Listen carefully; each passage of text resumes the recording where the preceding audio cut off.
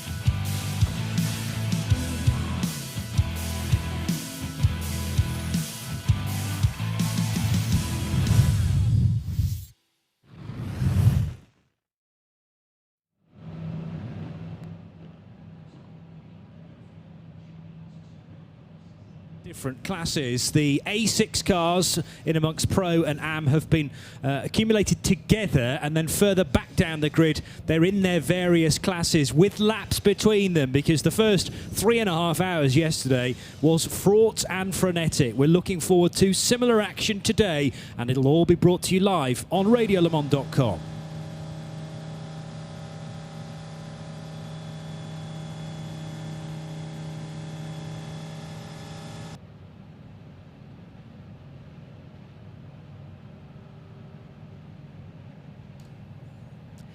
And it is a beautiful day in this part of Austria. We're in the foothills of the Styrian Mountains on this 2.6-mile Red Bull Ring circuit for the first ever 12 hours of Red Bull Ring. 3.5 hours already under our belts. A mere 8.5 hours to go today then. We're due for a 9:15 a.m.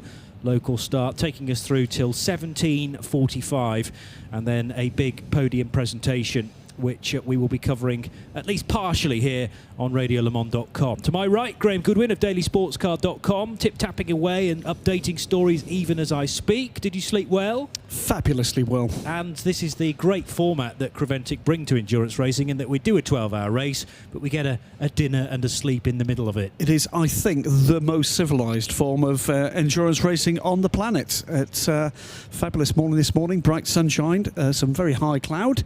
But certainly I think the nicest weather we've seen so far this weekend. So that's the voice of Graham Goodwin. I'm Johnny Palmer, and the third of four voices you will hear, and indeed see if you're watching the live stream, is Nick Damon. Good morning, Nick.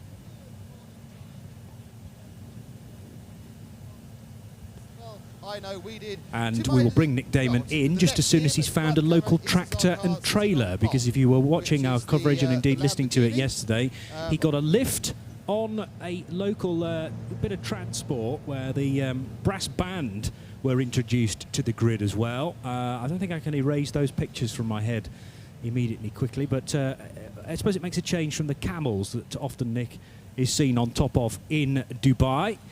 So it's taken a while for the grid to become alive, but the covers of the cars, Nick Damon, are being taken off, and slowly cars being wound up. They've been in Parc Fermé overnight. Hello and this there. is a chance to check one or two things. Here's Nick. Hello again. Welcome to all. Yes, we are now clear of cars. There's a small bit of wetness just down here. Look, the track's still wet, but this is the only real place on the grid. The rest of the track is pretty much dry, so a bit of a wheel spin, but of course it's a rolling start. And here is our pole-sitting car, the 964 Lamborghini of Grasser Racing. As you can see, we've had 3.5 hours of racing. A few little scuffs and busts for the leading car. Now, whether I can meander around and find one of the drivers of that machine, and indeed I can find two drivers of the machine. It's Christian Engelhardt and Rolf Van. Christian, that was a very, very good first session for your team. Are you surprised to be on pole against the Ferrari and the Porsche? Yeah, we're definitely very happy with the work we did yesterday, with the strategy from the team. Everybody did a really great job to achieve this starting position for today. Really happy with that. We're lacking a bit on the straight line, so we're really happy that we're still in first. Rolf, I mean, the question now is, you know, the three of you are all on the same lap. You're only covered by a few yards, but do you know who's got the most fuel, who can go longest for the first stop? Oh, this we will see after 1 hour, but we definitely know roughly whose car is having what in, but it's always a guess, and then we will see. But it's still a very, very long race. A lot can happen, and yeah, we are happy to be here now, and we do all the best that we can stay in front, but we will see. Rolf, thank you very much. That's the car that finished on pole. Now, the thing to remember is that whilst everything's reset after the first session, the three cars, this one, the Porsche just here, and the Ferrari, they're all the same lap. So they start a couple of yards apart, and we find a Renauer. Robert, thank you. It's impossible.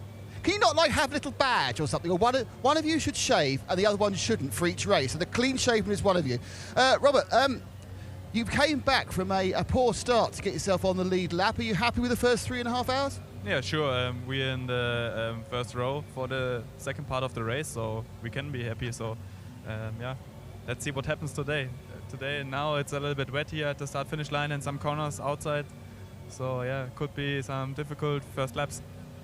in the last half hour, you and your brother your brother and the Lamborghini had a big battle for the lead, but it's not that important really, and you kind of think, why didn't you all just calm down and just stay on the same lap? It's not important, but it was nice to see. Good fight for the last half hour, so hopefully we continue today. Thanks, Lee. That's Robert Renau. Of course, it's his twin brother, Alfred, who was taking the car to the end yesterday in third place. The car that started on pole, led a lot of the race, lost a lot of time, 3 laps down halfway through for some reason. And I think it's, so we can have a quick word with Joseph Krell. Joseph, you took the car in yesterday. You finished about 7 or 8 seconds back. But the question I was wondering was, why didn't you just ease right back in that last half hour? Because you only had to be on the same lap. You didn't have to be 5 seconds behind. Well, I have to say the only reason was because you never know what can happen. That's the only answer, because that's what happened to us. We got stuck in the refueling station for quite long, and we lost nearly 4 laps. So we really had to push a lot, and sometimes something happens to someone, sometimes it happens to you. So we just wanted to get to the same lap, as you said. We managed to, but anyway, it's better to finish the race on the pace, otherwise you make more mistakes and so on, which we didn't do. Luckily, we finished close, but today we have to go to the refueling station quite soon. That's our little disadvantage. Yeah, so you did a long stint at the end. You have to refuel in the first 20 minutes or so, but you're fighting both the Porsche and the Lamborghini. Does it make it more difficult that it's 2 different makes of car ahead of you?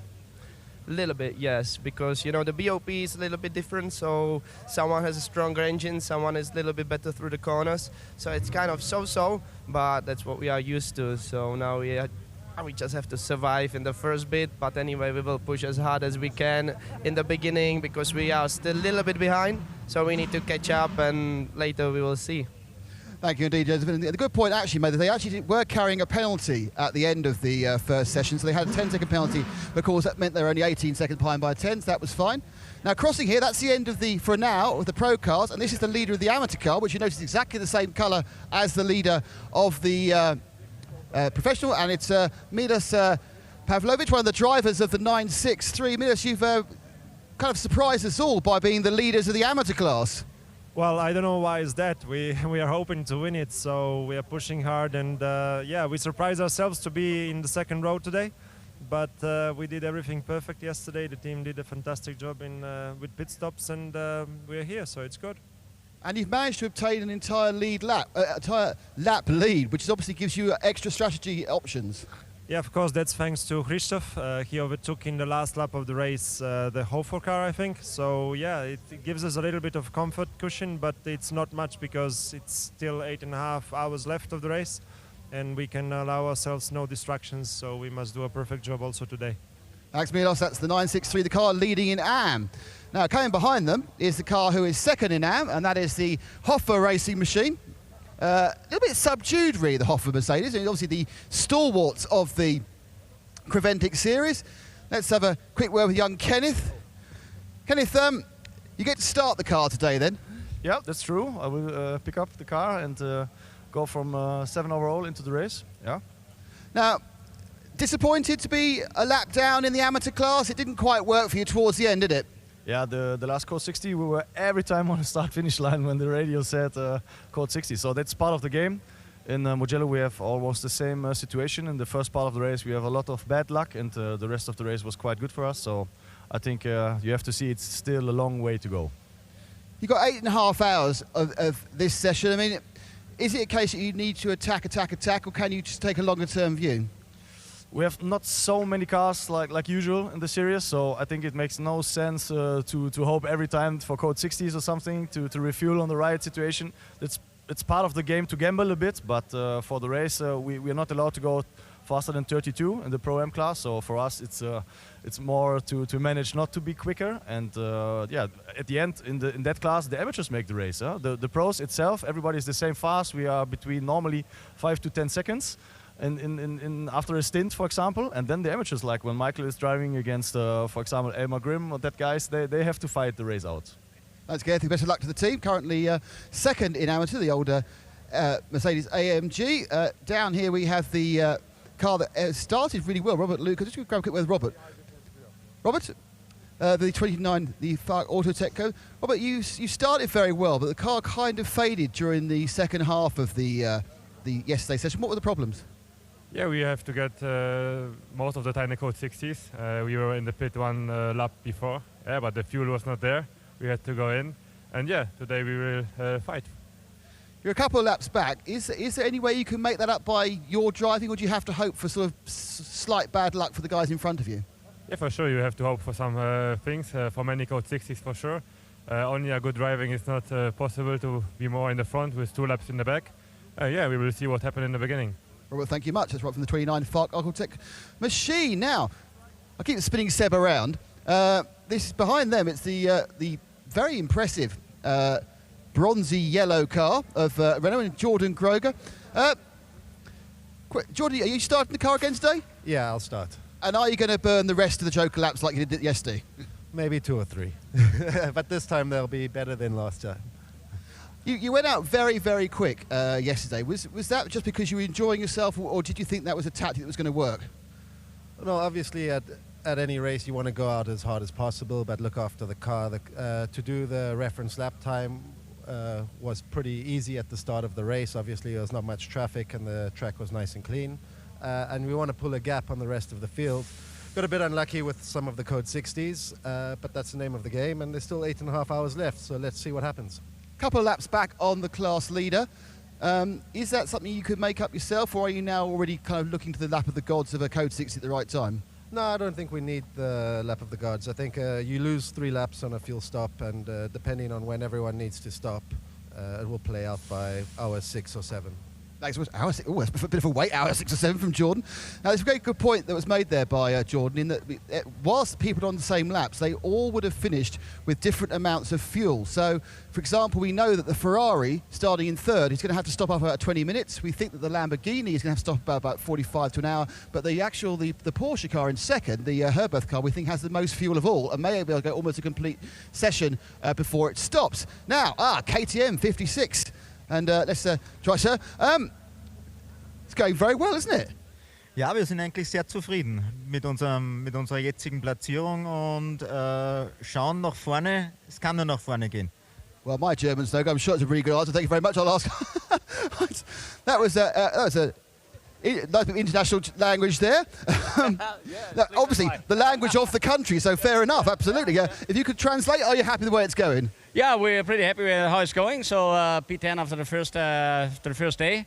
So, but it's still 8.5 hours to go, and that's quite a lot of racing to do. And but we're looking forward, and we like to be here, and like to race with the Crewantic. It's a great series. So let's see what the day brings.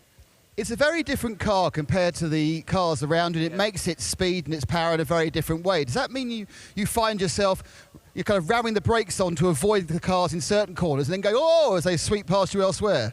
No, we go a different strategy. So we have a very much focus on the power-to-weight ratio. So our engine is smaller.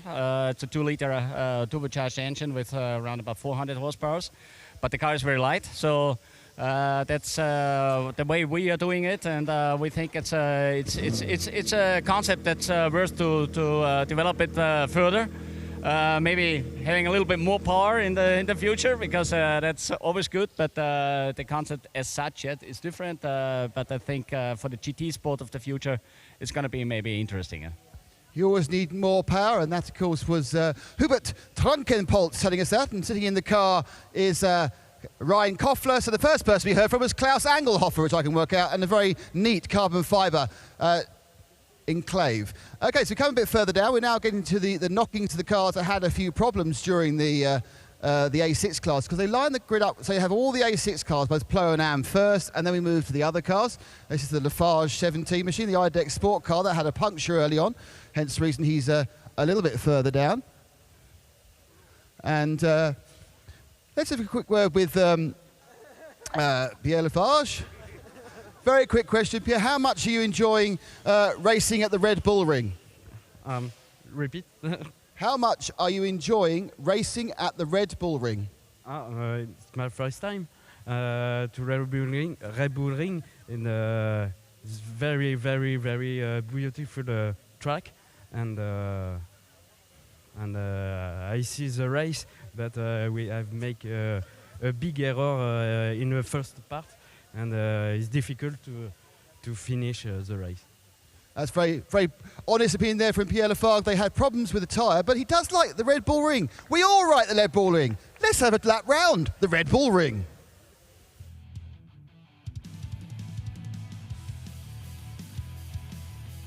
Thank you, Nick. This is the fantastic venue to go motor racing. The old Österreich Ring, used in that format last in the 1987 Grand Prix, but this is a shorter version of 2.6 mile circuit, very steep uphill towards turn 3, and the Remus corner, the 59 km/h dip in speed. So 232 you reach on the downhill section towards Rauch corner, and it really is downhill to a sharp right-hander. Hug the apex on the inside of turn 6, still heading downhill through a fast left-hander at 7, but straighten the car up for Voestalpine corner, which is the right-hand kink at 8, over the crest into Jochen Rindt corner at turn 9, and then into 10, which is the compression corner, into the bowl. The car bottoms out, and it's very easy for your car to run out wide over the curbs, and we've seen on several occasions bits of suspension and certainly tyres being damaged because of the curbing on the outside of the bend. That's a lap of the Red Bull Ring.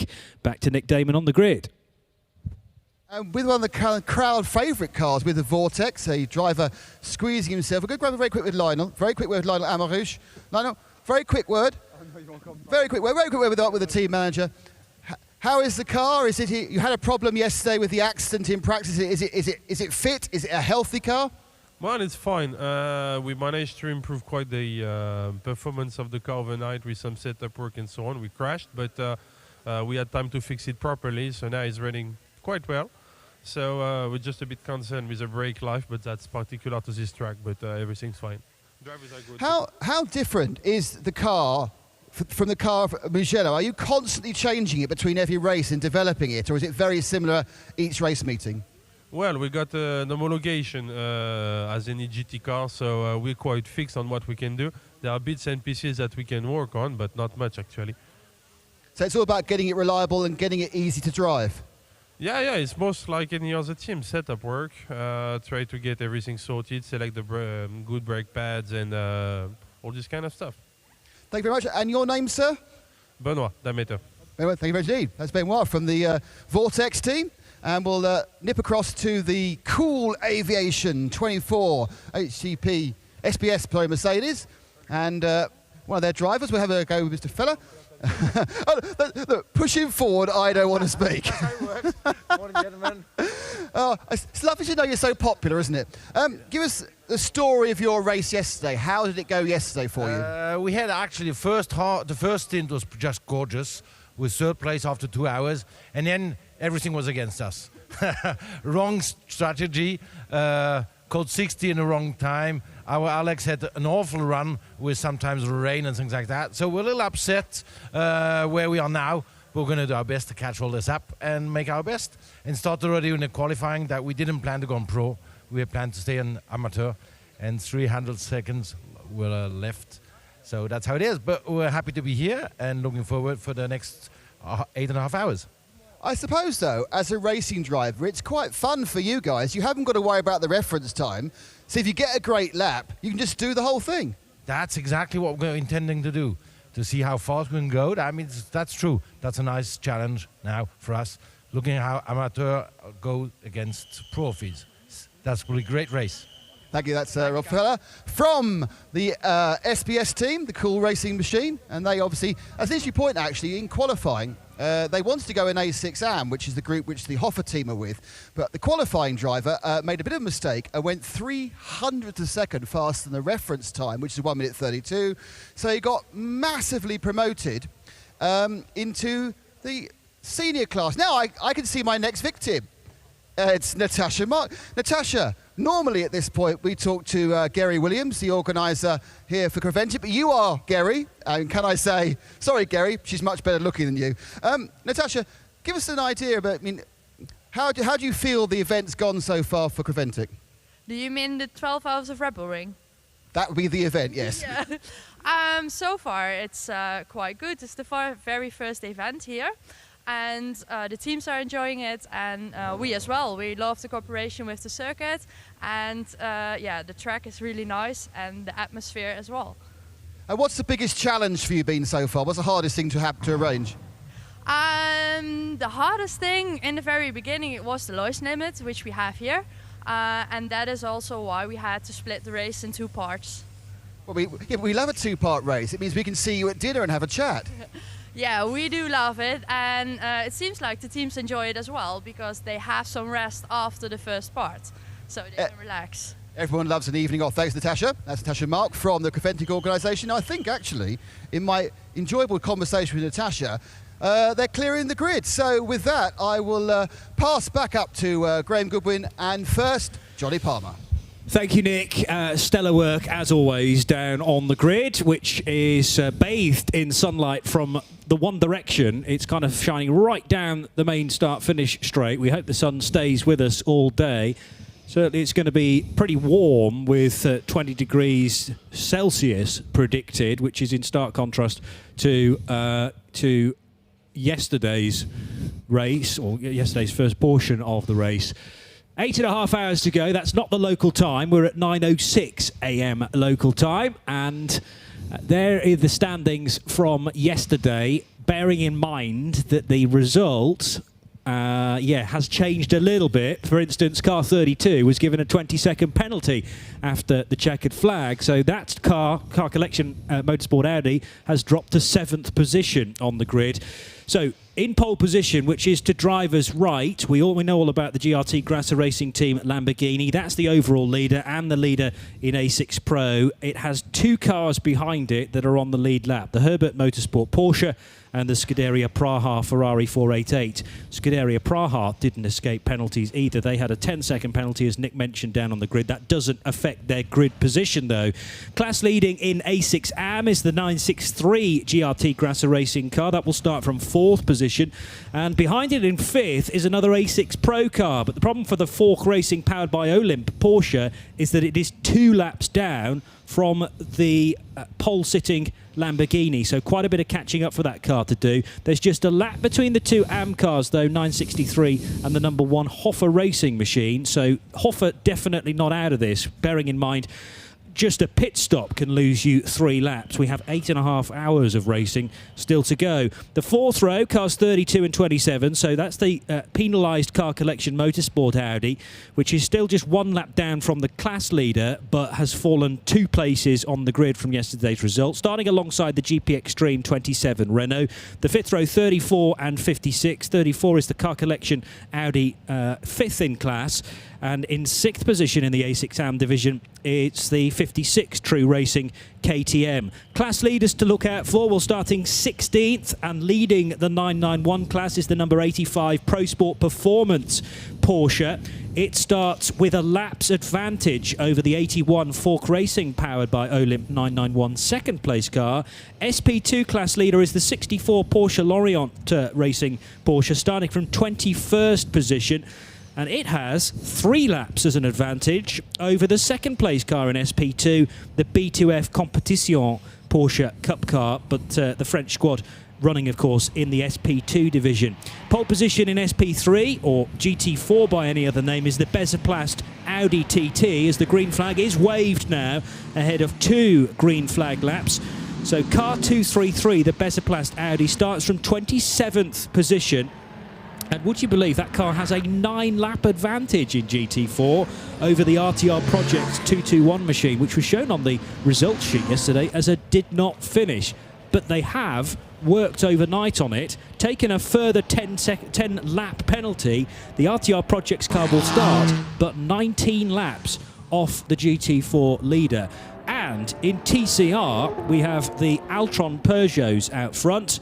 It's the 908 from the 308. There are 4 laps between them. They start 32nd and 33rd. It was not a good day yesterday for the 109 Speed Factory Racing Audi. 3 different offs, all at Remus Corner. And I'm not sure, Graham Goodwin, whether you spotted on the Optimum Performance, the Optimum Motorsport Twitter feed, but there was an on-board bit of footage of the Ginetta minding its own business, heading through the kink at 2, turning in at the normal point at 3, and I have to say, getting assaulted from the rear by the Audi, smacked in the rear right wheel, spun the Ginetta on the spot.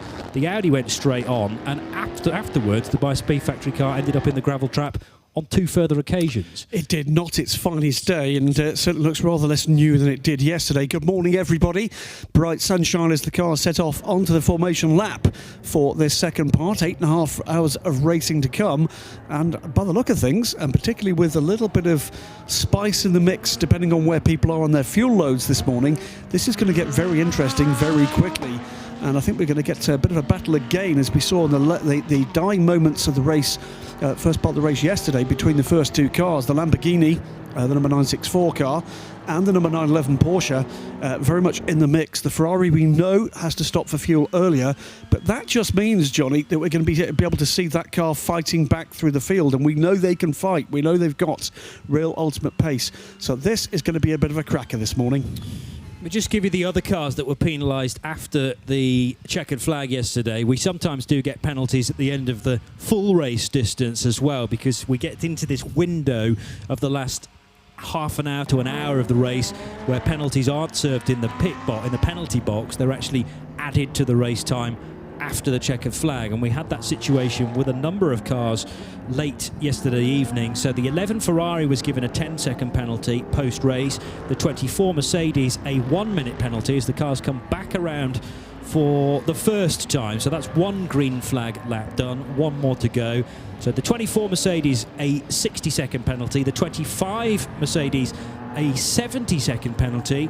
32 got given a 20-second penalty. That cost it 2 positions on today's grid. The 67 Porsche got 20 seconds. The 81 Porsche got 10 seconds. The 92 Porsche got 10 seconds, as did the 93 got 24 seconds. It's a strange number, isn't it? 24 seconds for the 93 MSG Motorsport Porsche. The 109 got 70 seconds, which is the Speed Factory racing car, and also they asked for dispensation to work on that car overnight, which costs you a further 10 laps. So I reckon the Speed Factory Audi will start 30 laps off the TCR class leader today. And finally the 204 car, which is the Vortex, got a 10-second penalty. Plenty dished out. Race control and timekeepers were busy into the night yesterday. Well, lots of bad news in terms of penalties for the cars there. The good news is we only lost 1 car in the first 3.5 hours of action yesterday. Sadly, one of the local entries, the number 46 KTM Crossbow, suffered, I'm afraid, some mechanical issues after contact. So that car, I'm afraid, will not restart this morning. But the other 34 will, albeit in a slightly reshuffled order, as Johnny Palmer was saying there, with a number of penalties being doled out after track action yesterday. But the car's now well onto their second green flag lap. The final cars just passing through turn 3 now and heading back down the hill towards us. So it's not going to be very long before we go from, well, neat and tidy formation lap to what might well be rather less neat and tidy, but far more exciting track action to come in just a few moments, Johnny Palmer. Yeah, it was a tricky run down onto down the main straight and into the first corner yesterday. Everybody managed to get through. There were some unconventional lines used. I'm mainly thinking of Robert Renauer in the Porsche, the 911 machine. He's starting again today. Let's give you some starting drivers. Christian Engelhardt will be at the wheel of the 964 Lamborghini Huracan. The 911 Robert Renauer driven Herbert Motorsport Porsche. In the 11 car, it's Matteo Magliucelli. You don't get any prizes for guessing that the Italian would be at the wheel of the Scuderia Praha Ferrari for the opening stint. Roberto Pampanini in the A6 AM leading Lamborghini Huracan. He starts 4th on the grid. Horst Felbermayr in the 32 car collection Audi. Robert Lukash is at the wheel of the Forch Racing Porsche. We have Kenneth Heyer in the number 1 Mercedes for Hoffer Racing. Jordan Groger starting the GP Extreme Renault. Ingo Vergler in the 34 Audi. And Hubert Trunkenpolz, we heard from him on the grid, number 56, starting the True Racing KTM. Now the cars are starting to form up in their 2x2 rolling grid formation. The pace car peels off into the pit lane entry, which the pit lane entry peels off just before turn 10. So it's an early pit lane entry. Remember that when we get to the pit stops later on. But for the second time this weekend, we're about to get the 12 hours of Red Bull Ring underway. These cars have paused overnight. They've been in parc fermé conditions, but the drivers are well rested. And I'm getting deja vu feelings here because we have Robert Renauer, Matteo Malucelli and Christian Engelhardt all up against each other. Track is damp to drivers left. It's drier to drivers right. Robert Renauer trying to find an inside line, but it's been a good getaway from Christian Engelhardt. Easily ahead. The Vortex tries to turn in there close to a car collection Audi. Cars way out wide, including the Vortex V8, which now just about rejoins. A big wiggle as it does so, though, and goes over probably a really greasy white line as it does so and loses briefly the grip on the Hankook tyres up to Rima's corner for the first time. Then 964 leading it from the 911 Porsche, then the Ferrari driven by Matteo Malucelli, and the A6 AM leader is in 4th place. That's Roberto Pampanini, who's got a good jump on the Hoffa Racing Mercedes. Neat and tidy stuff. The guys will be finding out where the grip is this morning, but the damp patches on the track, particularly on the start-finish straight, where some of the track is still in shade, that will be gone, I'm sure, in just a few minutes' time. We've effectively got more or less full dry track, with the exception of the start-finish straight still in shade of this very impressive grandstand here. But it was very neat and tidy, very orderly starts, and quite sensibly so. Renauer now, I think, beginning to just gather himself for what will undoubtedly be a bit of an attack on the Lamborghini ahead. The interesting thing here is going to be, what does Malucelli do? Does he just does he pit as soon as he possibly can to have a good run at this morning? Does he do the maximum, we think, between 20 and 30 minutes before he needs to fuel? Does he wait and see whether or not we actually get straight away into a Code 60, the early part of the race? Robert Lukash making swift work of Roberto Pampanini in the background behind these top three. You would expect the 29 Fork Racing Porsche, which is an A6 Pro car, to get by the A6 AM leader pretty quickly. Of course, the 29 car will have to work quite a bit harder to get the 2 laps back that it needs to. After yesterday's race, the top 3 finished having completed 120 laps in A6 Pro. The 29 car could only manage 118 laps, though. Here's the battle for A6 AM, and this is Kenneth Heyer, is it not? Yes, in the number 1 Hoffa Racing car on the outside of Roberto Pampanini. These cars again are not on the same lap. The number 1 car trying effectively to unlap itself on the green Lamborghini. There's a big queue forming up behind as well, including many cars. And one of them is Rahel Fry in the 33 car collection Audi, heading down towards Rauch corner for the second time this morning. But Kenneth Heyer under attack as well from a car on the same lap. That's Jordan Grogor making his way and looking to take that position. A6 AM up to 3rd, I think, potentially out of turn 3 there. It was side by side as they came through the turn, heading back down towards the hill. And it is a bit of a battle at the moment. A6 AM is where it's at, Johnny. Absolutely right, and I didn't expect, I have to say, Jordan Grogor to be on the same lap because he is. Yeah, he is on the timing screen this morning, but that car only completed 117 laps yesterday, whereas the number 1 car completed 118 laps. Need to go back to my notes to see whether the Hoffa Racing car has actually been pinged for an extra lap. So Kenneth Heyer, having completed 118 laps now, is well, it will be 119 coming round this time, and the 120 laps completed by Roberto Pampanini. Well, 27 has gone by the number 1, has also got by the 4th place 963 car, so he's taken the lap back from the Lamborghini ahead. So Jordan Grogor at the moment is the man on the charge in A6 AM, and he's making hay. Yeah, looking at yesterday's result, 27 completed 117, the number 1 completed 118, so somewhere along the way, Hoffa have lost a lap rather than the 27 gaining one, because that wouldn't work, would it? Yeah, it has to be the one that's been penalised somewhere. I've missed that memo. Anyway, let's concern ourselves with 4 Porsches and an Audi piling into Rima's corner at turn number 3. Jordan Grogor has got ahead of Kenneth Heyer. So it never rains, but it pours for Hoffa Racing. I made a big deal about Chantal Kroll staying ahead of the Lamborghini 963 yesterday. As it turned out, the overall leader had got between her and Christoph Lenz. So Lenz, in the end, did get ahead of the Swiss, but he didn't need to in reality, because it would have still meant that the Lamborghini was a full lap ahead of the Hoffa Racing car. all down to the location of the overall leader. It's quite complicated, but once you run it through in your mind, it makes perfect sense. 5 Porsches heading out of turn number 7 now and to the kink at First Alpina. There's the Kirchhoff-sponsored Car Collection Audi and this line of 4 Porsches. 78's been worked on overnight, so that car has had to take a 10-lap penalty. That's the Belgian run. Speed Lover Porsche had a big crash at turn number 1 and came very close to be clashing with the 221 KTM. The Seika is back again, the 222. 96 laps completed yesterday. Is that car struggling? car. Is that car struggling, Johnny? I think it may. That's not up to speed. This isn't exactly headline news, I'm afraid, because the Seika has struggled for reliability all weekend. And you're quite right. It's supposed to have that amount of smoke coming out of it, I'm reliably informed, because it is powered by a 4.2 turbo diesel engine. But yes, looking pretty slow. Also, Petar Matic in the number 93 MSG Motorsport Porsche has just come to a stop beneath our feet here in the commentary box. So an early pit stopper this morning from the number 93 car. 4th in 9.91 class, Johnny.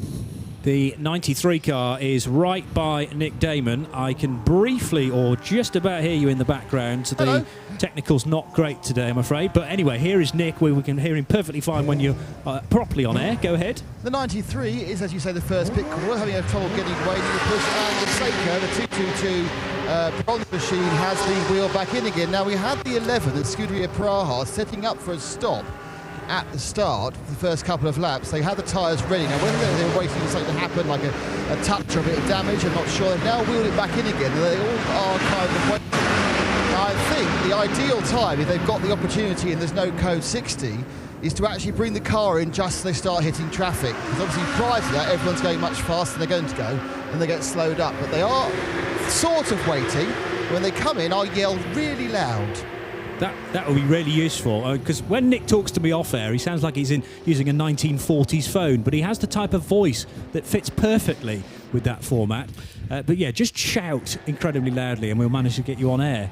So 93 stopping, and also the 222 car coming down pit road. This is the battle for the lead, though, and Robert Renauer starting to turn the screw a little bit on the race leader, Christian Engelhardt. 0.317 of a second. This is lap 124. We have 3 cars on the lead lap, remember. Yeah, it was 7/10 as they passed the start-finish line. The Ferrari, those dropped back just a little. They're now getting into the first parts of traffic with the 150 Seat dealt with no drama at all by the lead 2 cars. But Renauer, a bit of a twitch there through turn 9 and down into turn 10, but looking racy now and looking like he's going to be looking to get away by that Lamborghini as quickly as he can. We know the Porsche up the hill, turn 1 through to turn 3, is the quicker car. We know that car's got an advantage, and I think the Ferrari's on the pit lane. It is. So the number 11 car pits very early on this morning. We expected it would need fuel. So up into 3rd position on track now. I'm with it! Oh! I got cut up there, right, still shouting my 1940s phone there. So the Lamborghini is a full tyre stop as well, so obviously Matteo Malucelli will stay on board. Now the interesting thing is, a full service with a driver change is about 5 minutes and 8 seconds. He'll now trundle down and take a full slug of 100 litres of fuel. So he will now be 2 or 3 laps off the lead, and he's got about 8 hours, 21 minutes and 34 seconds to put it right. Nothing at all. Nothing at all. To 20 kilometres per hour, because this is one of those races where you've not only got 1 speed limiter to worry about, but 3. 60 k's for your code 60, which is the caution speed on the main track when a incident is being dealt with. 40 kilometres per hour down the pit lane, and 20 kilometres per hour through a pretty tight fueling area, which is clockwise. And bearing in mind that the fueling area is to driver's right as you head down pit lane, you think, well, clockwise, does that work? Because you have to come back out and cross the part of the tarmac that you've already used. There is a crossover point, if you imagine your old scale X-Trick, and that has to be heavily marshalled to make sure no contact, no incident is made. Here are the leaders, and they're heading underneath the bridge. It's still very damp on this part of the start-finish line. And the Lamborghini seems to be able to cope with the pace of the Porsche. Great thing about GT3 racing and the equalisation of the various different manufacturers means that the Porsche is slightly stronger on certain parts of the lap, the Lamborghini stronger on others. And yes, Christian Engelhardt has got the hurry-up call because he's the first man under 130 this morning. 129.969 from Christian Engelhardt means he pulls out just a tenth or two on the chasing Robert Renaud. He's done that in the last couple of laps now. So he has got the message. He's had the team on the phone to say, you're under threat here, and this is a battle for the lead. No laps between these guys. It's 6/10 across the line to start their 126th lap across the two parts of this race thus far, and with a long time still to go, well over 8 hours still to go of track action here.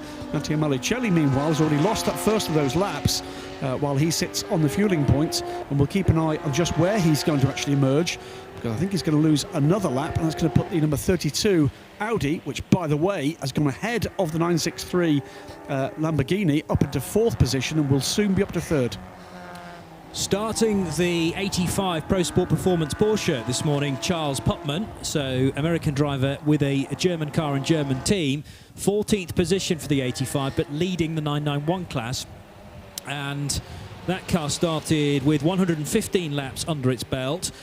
Therefore, a lap's advantage over the number 81 car that finished second yesterday evening, and the 67 car, which was a further lap behind. So you've got 85 that started on 115, 81 that started on 114, and 67 that started on 113. So the 85 car's going to take a bit of distracting here to lose out on a really good position. Still 81.67, and the 4th place car in the 991 class is the 93 of Petar Matic, just having made a stop with MSG Motorsport. So currently on an out lap, 115 laps now completed. Back up, by the way, onto the first page of Tubbingen scoring, and second now in GT4, the SP3 class. It's Abe Bauerwick is at the wheel of the 231 Optimum Ginetta. This was the car that Johnny was describing being rather rudely assaulted by the 109 Audi yesterday. But back up to second place in class, long way back from the class leader in SP3. That is the 233 Audi, the TTRS of Besseplace Racing. In fact, it's 13 laps is the gap there. So I'm afraid the Ginetta, whilst up into a strong second position, is going to be rather waiting to see whether or not any misfortune affects the class leader at the moment. Meantime, back at the front, and that lead's come down again. It's 0.2 of a second now. So nose to tail almost. Yeah, the Ginetta finished 4th yesterday. It's got ahead of the Seika already because clearly that GT TDI has issues. And the 221 RTR Projects car that finished with 5 more laps under its belt than the Ginetta had work done on it in part firme conditions yesterday, so had to take the 10-lap slap on the face for that, or slap on the wrist. So effectively the 221 car finished having completed 91 laps, and that means that the Ginetta started with a 5-lap advantage. We have Ferrari versus Vortex. Not said that phrase before, I don't think. Down towards the first corner. So Ferrari 488, which is in now 8th position. How quickly that Ferrari has fallen down the order purely because of the refuelling necessary at Scuderia Praha early in the piece today. Vortex V8 is in, that's the 204 car, 18th position. Amaury Bonduel at the wheel of that. Belgium. Oh. Nick, here's Nick. Hello there. Yeah, we've got 2 more stoppers. The Besseplace, the car that's leading its class by 4.5 days, has travelled down to get fuel only. But the 56 KTM, the all-Austrian car at the Austrian race with an Austrian entrant, has hit the pits. He had a wayward bit of bodywork already after just a few seconds, which was a bent-out bottom arm of the rear wing. But the key point about this stop, I think they are doing discs and pads. They are very early. It's 3.5 hours in. In fact, they had to do one stop, and it should be on Sebastian's camera that they are doing a full disc and pad stop. And as you can see, the steam coming off the hand. That steam is actually the gloves melting. They're doing the whole thing where they actually take the whole disc off, and they will then put that back in. Again, the discs are probably not too bad. A bit of a lip, and you can see a wear lip. If you look on the actual disc itself, there's a very small wear lip they've already got there, which is on the new one. They will have bedded this set of pads to this set of discs, and that would have been done probably in private testing 2 days ago. We have seen a disc and pad change done in Dubai in about 120 seconds. This is a bit longer. They are doing both sides at once, but This is the first team to do it before 4 hours overall. So will they have to do it again, or is it just because they knew they had to do it at some point? Well, I can tell you that the team certainly knew they needed fuel earlier this morning. A bit of a kind of a comparison here between a couple of different sorts of international racing. I had a chat with Hans Reiter a couple of days ago about that little KTM. We were talking about brakes, and I asked, well, come on, what does a brake set cost for a KTM Crossbow GT4? And he said, well, a disc is around £100. That compares with a conversation I had with LMP2 team in Monza last week, where they told me that a set of brakes, brake discs and pads costs £20,000 for an LMP2 car. Okay, difference between steel and carbon, but that's some difference.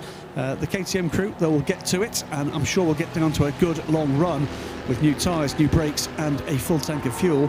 Christian Engelhardt, meanwhile, is still fending off Robert Renauer. Those cars still separated by 10, still into the 130s, the pair of them, and with the number 11 of Matteo Malicelli, as Johnny Palmer said, down into 8th position and looking to fight back now.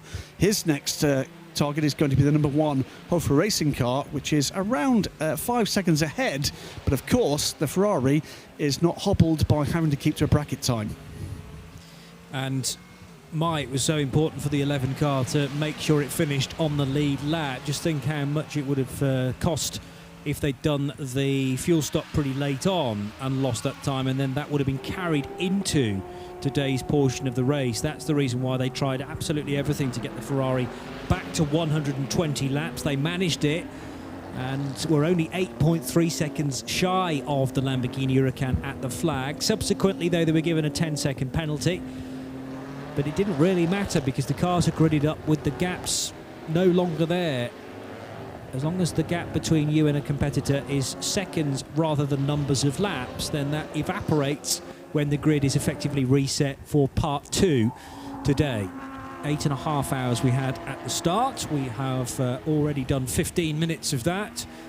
Number 85 Porsche, class leader, into the pit lane. This is the 991 Pro Sport Performance class leader with Charles Putman at the wheel.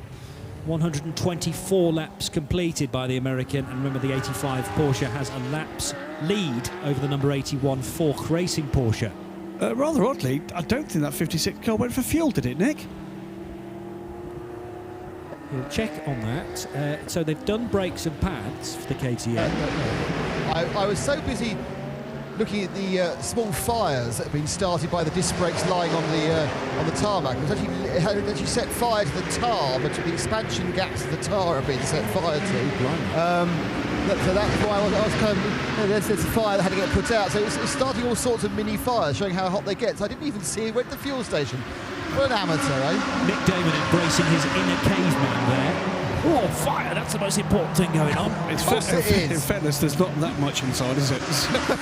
But might be worth having a word with the crew there, Nick, to find out what the strategy is for the 56. This is the upgraded version of the Crossbow, not in GT4 spec, but with something like, I believe, about 400 horsepower from the car.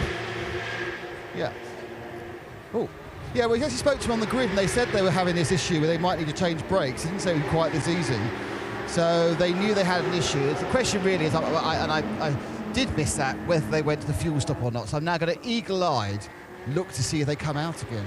Or are they on the track? That's easy for you guys to find out. Yeah, I think they are, Nick. We're also focusing on... Does it say F next to them? It doesn't. They went straight out. Yeah, exactly. Well, the 56 is right behind the 2 leaders, which obviously we're concentrating on, the 964 versus the 911, but there is the True Racing KTM that has rejoined the party right behind all this excitement. Christian Engelhardt and Robert Renauer not quite close enough to go side by side, depending on how late Robert Renauer is confident to go on the brakes up to Remus corner. That's a great corner when you get it right. Obviously, the very much uphill nature to its approach helps with your braking. And then it is very easy to get wheel spin mid-corner because you're still climbing uphill at the turning point and afterwards as well. And then you finally get to the highest point of the track, go across the top section between turns 3 and 4, and then downhill into Rauch, downhill into this left-hander, hugging the inside red and white curbing. Plenty of curb taken on the outside. There are some large sausage curbs, the yellow ones, again, that will catch you out, though, if you push it too wide into turn 7. And then at 8, the right-hand kink at Voestalpine, you head over the hill and into the right-hander at Rindt Corner. And Robert Renauer trying to force a mistake here from Christian Engelhardt. That will be a long wait, I would suggest. These cars clearly burning fuel with every lap, and they'll be getting closer and closer to the period of time when they need to stop for certainly fuel, possibly not tyres, because what we found from most drivers is that with this track being resurfaced in the last couple of years, it's very kind to tyres. Far from an abrasive circuit, unlike Mugello that we were at a month ago, where they were getting through Hancooks at a fair rate of knots. A little bit of a wiggle there from the front end of the Lamborghini, powered by a mid-engine 5.2 litre V10. It's the same car that's in the Audi R8. And built on the line at Audi, the big V10 in the back of the Huracan and the Audi R8 LMS. Bit of traffic ahead now. That could make life interesting. Both these cars under 1:30 last time through. Fastest lap of the race for Engelhardt and a 1:29.830, with the Porsche just a tenth or so shy of that mark. And the leaders going past us on the main, heading into turn 6 rather, whereas more cars are heading past Nick Damon, who's in the pit lane. Well, I had a brace of Mercedes AMGs, the 17 car, the IDEX Sport, and the machine from the Hoffa Racing, but all of them just going for fuel. So as you say, I think we saw that actually on our drive around the track on Thursday. There were no marbles. There were no marbles because it's not a very abrasive track, which means they can run a lot longer on the tyres. So we are seeing fuel-only stops this morning. In fact, the only teams who've taken tyres so far have been the leaders, Lambro and Scuderia Praha, though it looks like we've got a couple of teams setting up with tyres at the moment. Thank you, Nick. Leaders back at the right-hander at OMV, and plenty more curb taken that time through by Robert Renauer. Now, he was pushing the envelope of the track limits. However, that will have given him much better grunt out of the corner because he went deeper into it, was able to apply the throttle slightly earlier than the Lamborghini Huracan. A good run this, although you could argue how legally he's managed to get it. Over the crest and down towards Rauch Corner away in the distance. And again, trying to overlap the Lamborghini Huracan, but good positioning of the car by Christian Engelhardt. Not quite to the inside line, but certainly keeping the car in the middle of the track. And Robert Renauer cannot find either an outside or inside line into that downhill right-hander on lap 134. Yet looking very racy all of a sudden, Robert Renauer. Looking still, by the way, at progress. The number 11 Ferrari has taken 7th position with that pit stop for the Hoffa Racing car, and is now closing and actually right with Jordan Grogor and the Renault for 6th position, so making his way back up the order. Matteo Malicelli. He has something like 25 seconds to make up to gain 2 places here. The second target after Grogor, and Grogor, of course, hobbled by the bracket time for the A6M car. Next target will be the 29 Porsche. Robert Lukash at the wheel of the Porsche racing car. And traffic into turn 1 here. Is this going to give Renauer an opportunity? Well, not there. But gets good traction out of turn 1 and up the hill. We know the Porsche is strong here. Not close enough, I don't think, unless there's a traffic or a mistake from the Lamborghini. Looks to the inside again. No room through there for the number 911. So try as he might, he cannot get by Christian Engelhardt. I just sense that maybe the Porsche's a bit faster than the Lamborghini in this phase of the race. Were he able to get through, he might be able to stretch his legs, but for the time being, Lamborghini perfectly within its rights to defend into the 3 hard stops on this Red Bull Ring circuit. Turns 1, 3 and 4. There's the Felbermayr Audi, which has started well today in the hands of Horst Felbermayr, and the car is up to 3rd position. 133 laps done. Leads A6M. It will owe us a pit stop, I reckon, because Roberto Pampanini led A6M overnight by a lap from this car, the 32. Despite the fact that the 32 was given a 20-second penalty post-race yesterday. The 963 is in the 134 bracket, isn't it? I believe. You might be right. I had heard that there weren't any takers for the 134 bracket, but I say that only because it's not done any laps quicker than a 133. Okay. Well, there is a chance of that. But then again, Roberto Pampanini may have been in traffic quite a lot as well. Closer here, and with a Porsche Cup car ahead, is this going to be the moment that gives Robert Renauer the opportunity? The cars go to the outside of the Porsche on the run through turn 2 up to turn 3. This time, squirreling on the brakes, looking for the outside line. No way through there. Can he get the cut back? Good traction out the corner for the Porsche, but still not able to find a way by the Lamborghini. Engelhardt again goes to the outside, covers off the desired line for the Porsche and retains the position, but nothing more than about a tenth of a second there between the two. So dust being kicked up there by the cars as they clip the apex at Rauch. And again, Christian Engelhardt being asked to use slightly unconventional lines away from the racing line in order to defend from the Porsche. So having said the Porsche looks quicker than the Lambo, if the Lambo was on its own, I'm sure it would be able to manage quicker lap times. 1:30.9 last time around, but it's done the fastest lap today in a 1:29.8. A couple of the pit stoppers.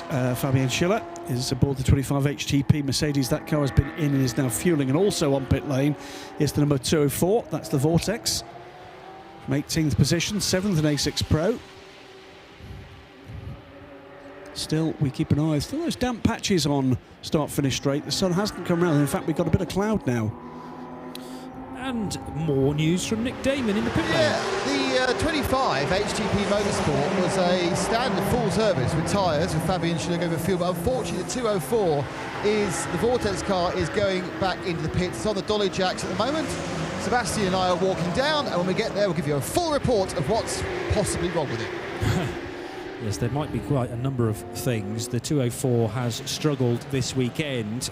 It is still being developed, although as described to us by Benoit from Vortex V8, they are restricted by the regular GT3 rules in that Vortex V8. Not strictly a GT3 in its truest form, because you have to have road-going counterparts, street cars if you like. And I've not seen many Vortex heading past me on the Birmingham High Street, I have to say. No, not that. I thought I saw one, but it turned out I was squinting. Yeah. I'm not sure whether it would pass NCAP safety tests with all those holes down the right hand side. There are, I mean, the holes in the bodywork are neatly placed because you can stare into that huge honking great engine in the back of it, which is, what did we say, 6.2 litres? I think, but therefore is almost certainly a Chevy V8. Yeah. Sounds fantastic as it Car weighs barrels past nothing you. at all, and literally nothing. Stupid. Not literally nothing. No, it does weigh something, but it's got a ridiculous sized engine powering it out of these tight and twisty corners. It must be a real rewarding car to drive. It's just a touch fragile. So still, the two leaders go through, tenths apart. So there must be an invisible tow rope between those two. It's been like this from the very start, or rather the restart of this race this morning. Keeping an eye to progress for both Robert Lukash and Matteo Malicelli. Lukash has responded to the threat from behind from the Ferrari. Ferrari up to 6th position now, and the gap is 24 seconds still. Bit of traffic that time around for the Ferrari. So the overall gaps and differences here, Johnny. Still, the 964, the 911, 137 laps under the wheels of those two cars now, and just under 0.4 of a second apart last time through. Then a lap down, number 32 car. That is Horst Felbermeyer Jr. in the car collection Audi, the 32 car, with the number 963 Lamborghini on that same lap, but dropping away about 20 seconds back. That's your top four, and the top two at A6 Pro and then A6 Am. And this is Nick Damon. Now, the 204 Vortex is in the pits, and of course you say it's not in a road-going car. And one of the advantages of that is they undid 4 screws, and all the bodywork at the rear came off, so they had to open access to the engine bay, which of course is based on the Sprace frame. Just going to wander into the garage now, which means I lose contact with base, but you can hear me, I'm sure. Yeah, we can. And they are working very hard on the exhaust system to get that out. And I think the problem they've got is, yeah, it's rear suspension on the right-hand side. Now, whether it's a drive shaft or suspension, I can't tell because you don't know what they were going to pull out. They are disconnecting all the suspension there from the rear right, so we'll wait a little bit longer and we'll probably find out what it is. They're getting the exhaust out of the way because they don't want to burn themselves while they're doing it, which is never a good idea as the engineers work away. And now they're getting, as you can see, reaching right into the outer edges of the gearbox outlets. But I'll tell you more when I know more. Okay, thank you for that. Hopefully you heard most of that as Nick worked his way deep into the Vortex V8 garage. We were on the very edge of the signal, but it's great to be able to have this kind of access. Not every series, Graham, would allow you to watch this work going on, but it's kind of all of the doors are open, it feels like, at Creventic. You know, come in, have a look, help us out if possible. Yeah, I mean, absolutely, grab a spanner. But if you did that in one or two of the factory efforts that I kind of cover from the press room, you'd be dragged out by a wild dog. Yes. Into the pit lane again. Just another quick moment on the progress for the number 11 Ferrari. 73 seconds back from third position, that car. So 73 seconds back with a couple of A6 AMs in the mix there. So that's the kind of gap we need to be looking at for progress this morning from Matteo Malicelli. Remember, new tyres, full of fuel, and installed Rapid Italian this morning. So we need to keep an eye on exactly how they're going. New fastest lap of this section of the race again, and again it's Christian Engelhardt. Both the lead cars under 130, and in fact both of them with 129.6. 129.656 for Engelhardt in the Lamborghini, 129.667 for Renault in the Porsche. Still just as close as it always has been for the lead of the race. The Lamborghini squirming and sliding under braking at Rima's corner. How's the Vortex work going on, Nick? We're still in and around the Vortex V8 garage. Yes, I am. Go ahead. Well, my new best friend Benoit came over and said, I spoke too soon. Things aren't going quite well. They had a little bit of side-to-side contact and it's deranged suspension. So it's an accident. Luckily, it's not a gearbox problem. They've taken a clunk on the rear right. Must be tyre to tyre because there's no obvious bodywork damage on that side. And so they've got to replace suspension parts after a deranging piece of contact. Okay, well, that certainly explains the further problems. Yes, the car may be fragile, but it's not helped when you start having contact. So that's actually a result of further car problems with another machine, and we need to check exactly which car that Vortex came into contact with. The gap is absolutely nothing at the head of the order after 4 hours of racing. 0.4 of a second over the line, helped because Robert Renault has just set the fastest lap of anybody today. And the Grasser Racing Team Lamborghini still under pressure then, driven by Christian Engelhardt from Robert Renault's Herbert Motorsport Porsche. Third position and leading A6 AM, but 2 laps off those pro cars is the Car Collection Motorsport Audi, driven by Horst Felbermayr. The 963 Roberto Pampanini-driven Grasser Lamborghini is in second in A6 AM and 4th on the road. Fork Racing is a pro car, that therefore is 3rd in class and 5th overall. Scuderia Praha, who were 3rd overnight, have dropped to 4th in the pro class, and 3rd in the AM class, 7th overall is the GP Extreme Renault RS01.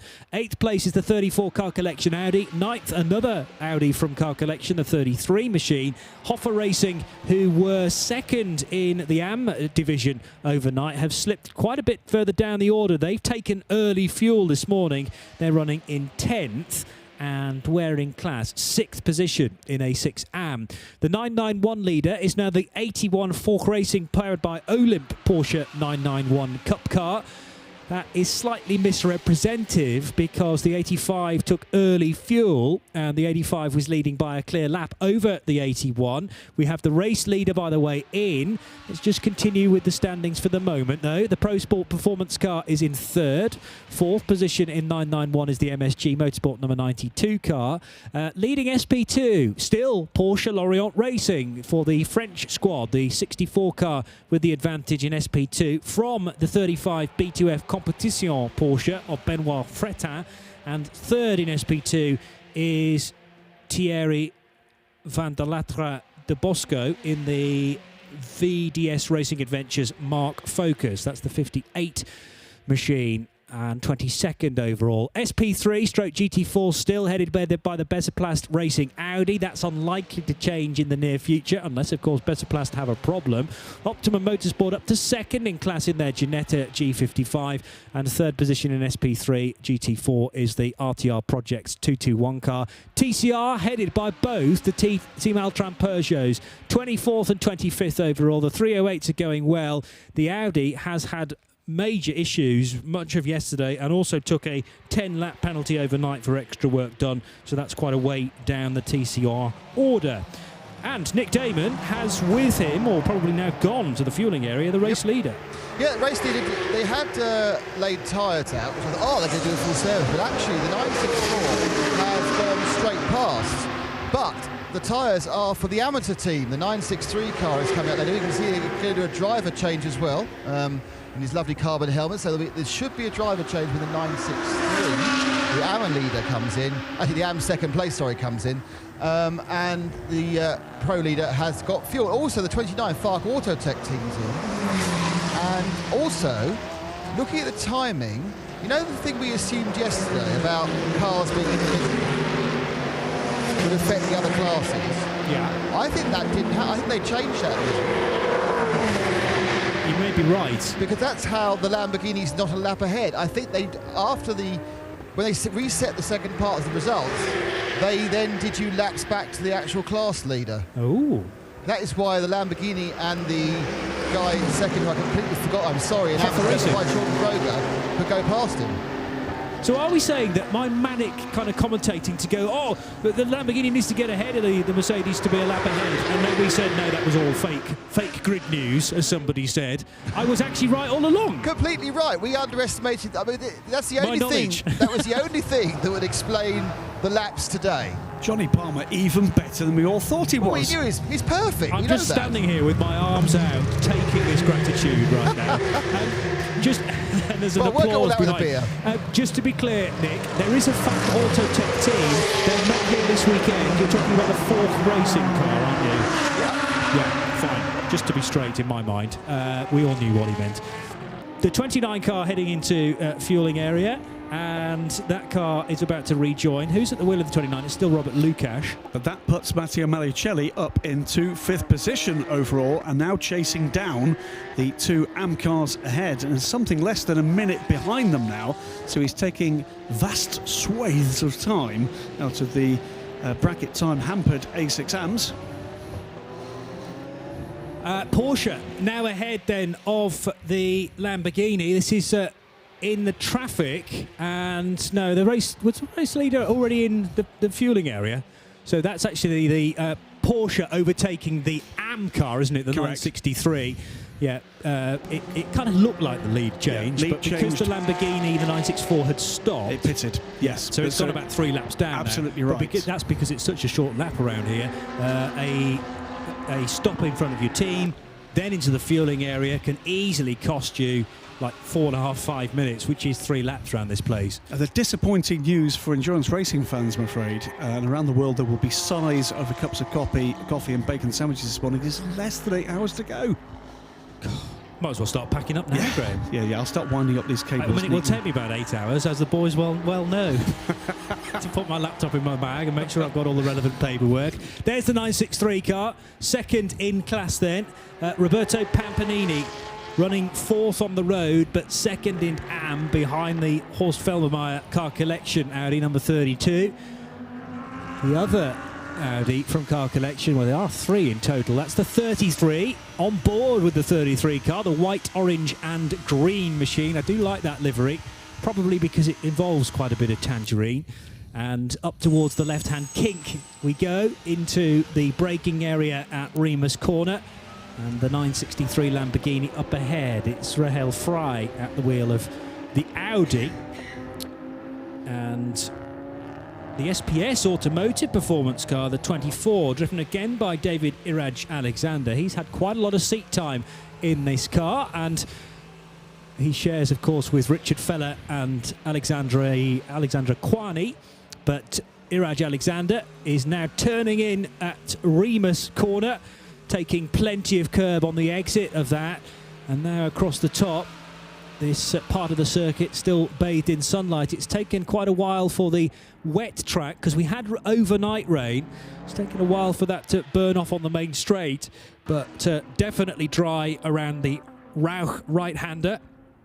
We have a neatly positioned curb camera on the inside of Rauch, and now he'll be working his way through the left-hander. Relatively late apex through turn 6, down the hill, and the car straddling the red and white curbing on the exit of 6. Oh, needs 2 bites of the cherry to get the big AMG turned in at 7. And then across the rumble strip on the inside of 8 at Vorst Alpina corner. Over the crest, there's a car off wide in the distance there. That's the little Seat Leon Super Copa.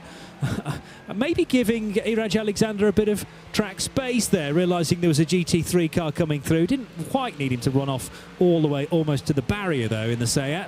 And I am pleased to say that that Seat has found its way back to the track now. No harm, no foul. And that is 1 lap in the cockpit of David Iraj Alexander, a master at work. But the 24 car for SPS down in 12th position. That is a pro car, by the sounds of things, inadvertently ending up in pro. They didn't mean to go that fast in qualifying, but if you break the 1 minute 32 second delta time, you're automatically put into the top class in A6. Yeah, just watching the progress after the latest round of pit stops from 1 or 2 of the leading cars. Christian Engelhardt has emerged in 3rd position, is about to go by Horst Filbermeyer for 2nd position. That means, therefore, that Matteo Malicelli is around a minute behind him on track after both cars have taken their latest pit stops. We'll keep an eye on that progress. Fastest lap of the race again, this time for Robert Renau, the leading car, 129.458, this time for the 911. 146 laps in the book for that car against 144 for effectively the second and third place cars. But of course the 964 Lamborghini and the 11 Ferrari have both stopped this morning. We're now a little way to go before he needs to come down the pits for fuel and anything else they choose to throw at it. The 908 Altran Peugeot heading through turn 10 now, and we may well be seeing the other car. Was it an optical illusion with the other Altron car coming down pit road? I think it might have been, yeah. 908 and 308 stay out for the time being. One is leading TCR, the other is second in TCR. Michael Carlson at the wheel of the 908 machine, and Thierry Blaise in 308. Very busy part of the track heading up to the kink at 2 and the slowing area at 3. Hard braking at Remus corner, and cars overlapping as the more souped up varieties like the 991 spec and the A6 are much better on the brakes than the TCR cars. Got the KTM just working its way alongside the B2F Competition Porsche there and managing to get through. Engelhardt back up into 2nd position, taken that position from Horst Filbermeyer on the last lap, and pulls away to the tune of a couple of seconds from the A6 AM leader. Here's the Forch Racing powered by Olymp Porsche 991 Cup car, which has come in, Nick Damon, from the class lead. So wasn't leading overnight, but has gained the lead because of an early stop from Pro Sport Performance. How's the stop going? This is the first full service with driver change. Chris Bowers got out, and another driver's gone in who's not Robert Lucas, because he's in a different car entirely. So it's either Felico or Harris, and they have trundled on down the 81 car. Quite impressive stuff, actually. That was a good stop. I'm very interested in how we've managed to have the Baricelli being a minute behind after the Lamborghini after the stop. Not quite how that happened. I can tell you it happened, at least in part, Nick, because the last pit stop for Christian Engelhardt was 2 minutes and 41 seconds. The last pit stop for the Ferrari was 3 minutes and 18. But that will be, I'm guessing, because the 964 didn't take tyres. Yeah, so was able to shortcut quite a bit of the pit stop as a result of that, not getting fresh Hankooks, and we are seeing quite a lot of double and indeed triple stinting on the tyres this weekend, purely because the Hankooks can last on this new asphalt on the Red Bull Ring, which was replaced either last year or the season before. Here's Nick again. With Christoph Bauer, fresh out of the 81 car. What's the track like this morning? I mean, it was a bit damp in the beginning, especially on the shady parts here. Had to stay off the wet, but we had a really good stint. Took the car from 3 to 1, I think, with bit of a gap as well. So really happy with that.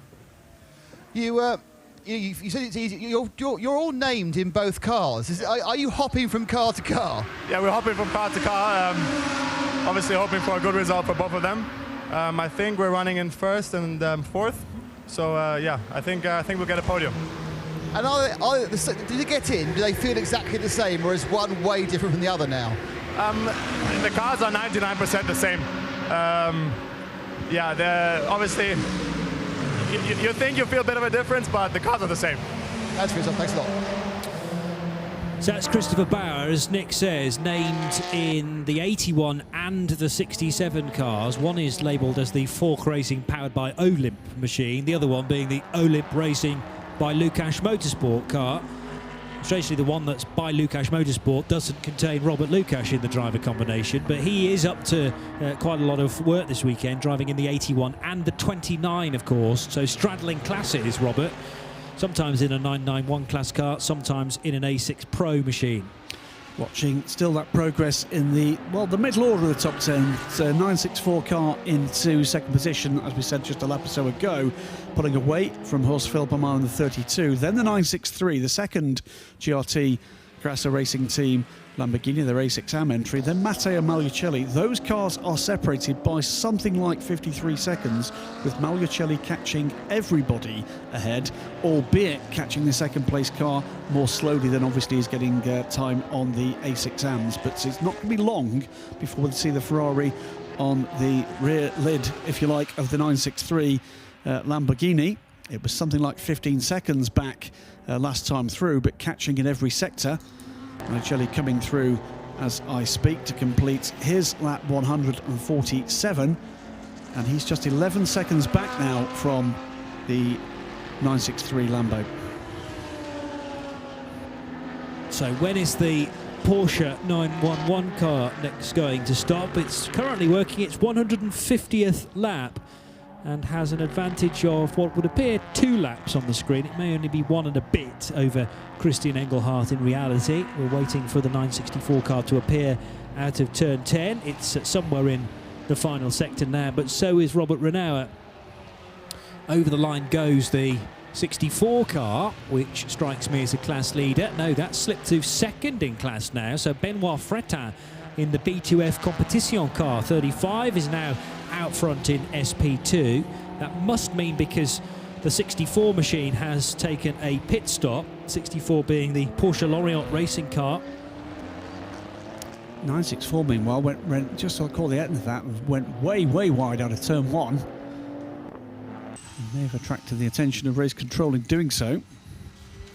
Just check back on my notes. Yes, the 64 has to have made a stop because it had a 3-lap advantage over the 35 in SP2 overnight. It's now fallen behind the 35, but does have a pit stop under its belt today, which could prove crucial much later on at about 5:30, 5:45 this evening, when we're thinking about back timing things. We've only reached 10 a.m. local time. That means we've got 45 minutes done, just over, today, of the 8.5 hours that are on the schedule, all going together to make the 12 hours of the Red Bull Ring. The first time this event has happened as part of the Creventic promoted 24hourseries.com. We've been to Dubai.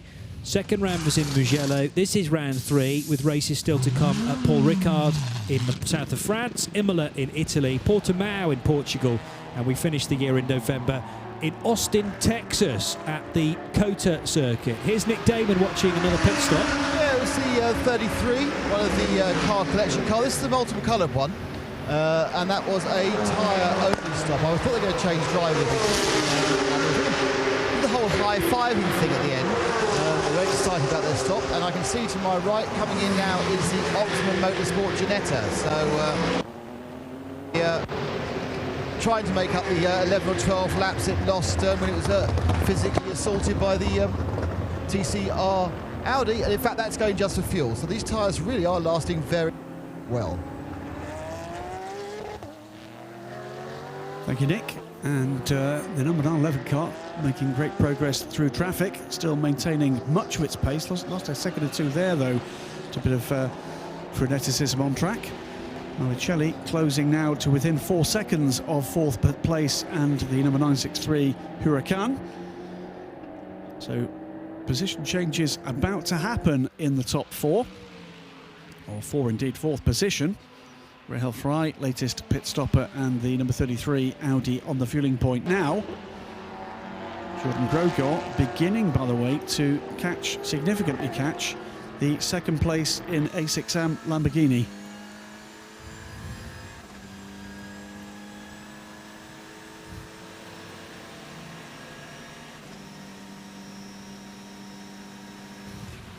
But Jordan Grogor on pit lane now for the latest stop for the Renault.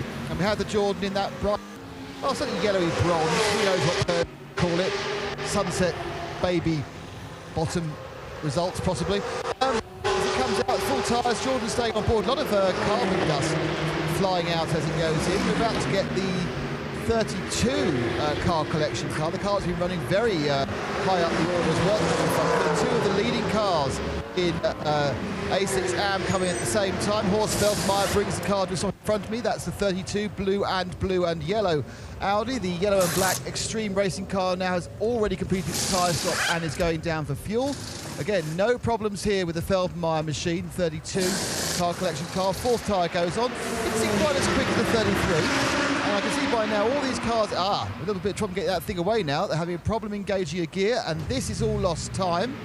And it's about 6-7 seconds there where they couldn't get the thing rolling. Now, whether that was probably a gear engagement situation, here they go, and he goes down to field. So the amateur class battle resumes, but this time at either side of a Tesco fuel pump. Thanks very much, Nick. And that really does shake up the order with a couple of pit stops and a pass on track in the last few seconds. Matteo Malicelli goes by the 963 Lamborghini. That gives him 4th position overall. And with the fuel stop there described by Nick Damon for the number 32 car collection car, that gives him 3rd. So 1, 2, 3 now back to the A6 Pro battle. With Malicelli having made that full service stop this morning, fuel and tyres. Also, we've seen a stop from Christian Engelhardt, but we think that was fuel only. No tyres taken for the Lamborghini. So what we're going to be waiting for now is exactly when does Robert Renauer have to stop, and I think he's got a little way to go yet. So this is falling quite nicely for the 911 crew this morning. Complete green running so far, with, well, knocking on for an hour now, just 8 minutes short of the first hour this morning. 3.5 hours of action yesterday, of course. So 911 from 964, now number 11, back up to 3rd position. And the 963 Lamborghini stayed out there, of course, and now takes the lead in A6AM and 4th place overall, with the 2nd and 3rd place cars in A6AM, at that point at least, both on the fueling point, the 32 and the 27. So that means the 34 car collection Audi is making progress up the field just now. So looking up and down the order for where we're seeing the potential for positional change. Next one, I think, is going to be Robert Lukash in the Porsche Racing 29 Porsche.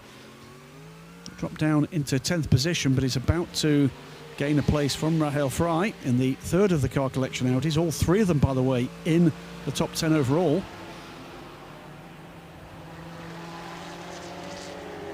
But beginning to just get hotting up here. And the next particularly interesting point is what is going to be the pit stop strategy from the 911 car. They've got that edge, but their nearest rivals did not take tyres.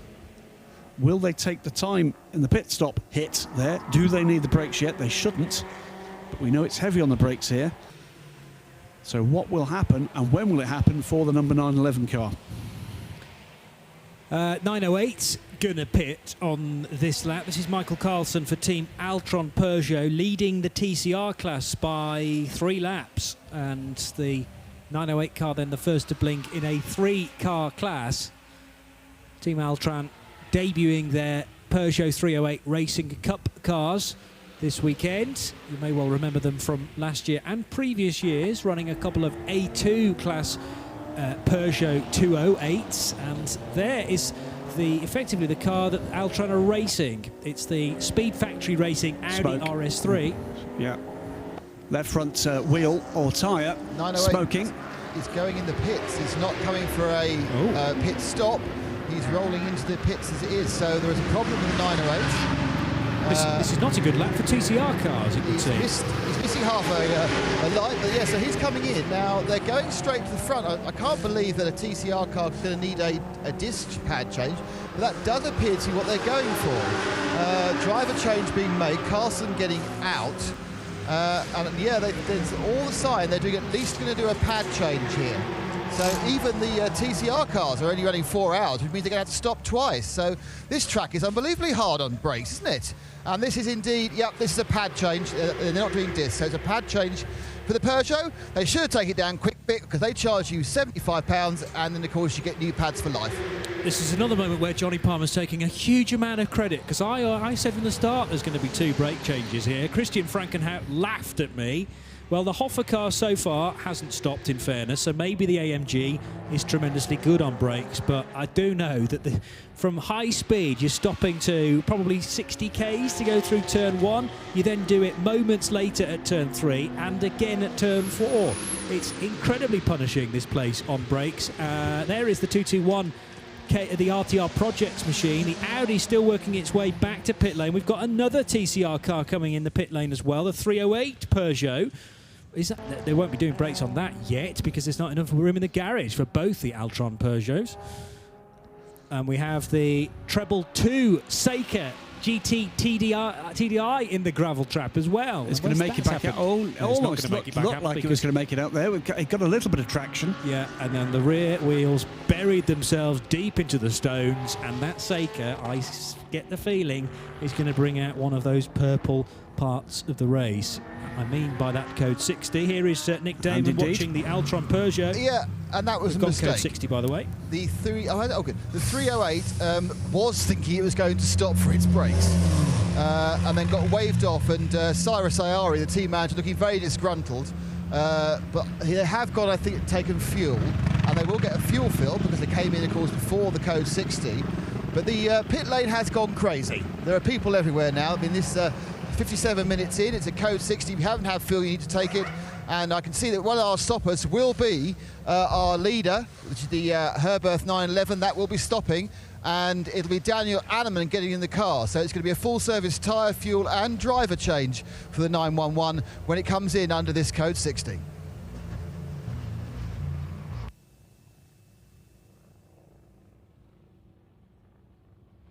'85. Sorry, I had started talking there and not put my microphone on. It's a schoolboy error there from me, radio broadcast. Anyway, the 222 car is still in the gravel. It's brought out the purple flags, and we've got the 85 car, which is in, former class leader of the 991 class, but it's slipped to second place. Joe's brought coffee. That's desperately needed. Thank you. And so this is the first code 60 we've had of the day. Were you keeping tally, Graham, of how many code 60s we got through yesterday? I think we had either 5 or 6. Got a bit frenetic towards the end there, didn't it, with the rain? But I think it was certainly 5. And I suspect we had one quite late on. We had one with an hour and 9 minutes to go.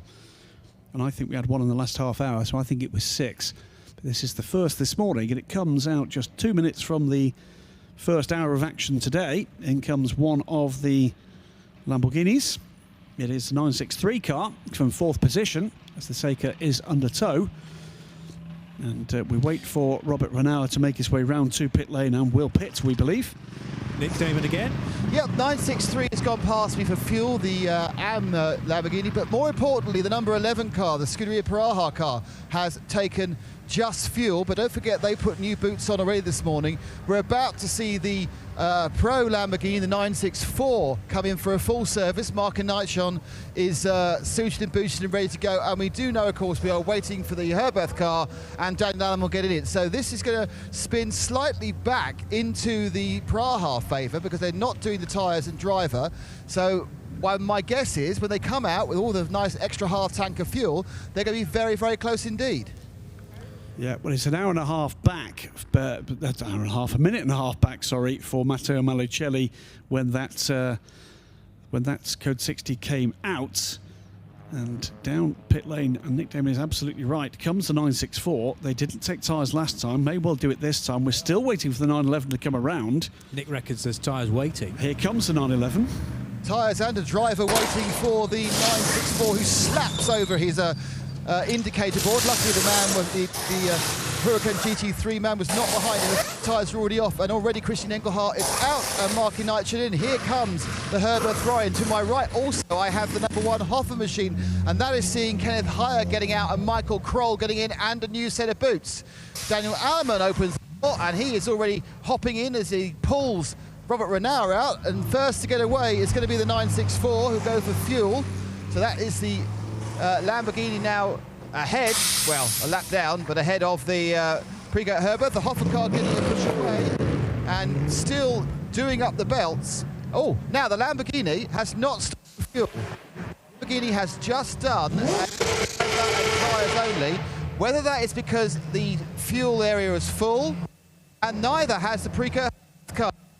Must indicate the tanks are full, because neither the first or the second place car overall has taken fuel at this stop. Both taken drivers, both taken new tyres, but have ensconced stopping at the fuel stop because all pumps are full.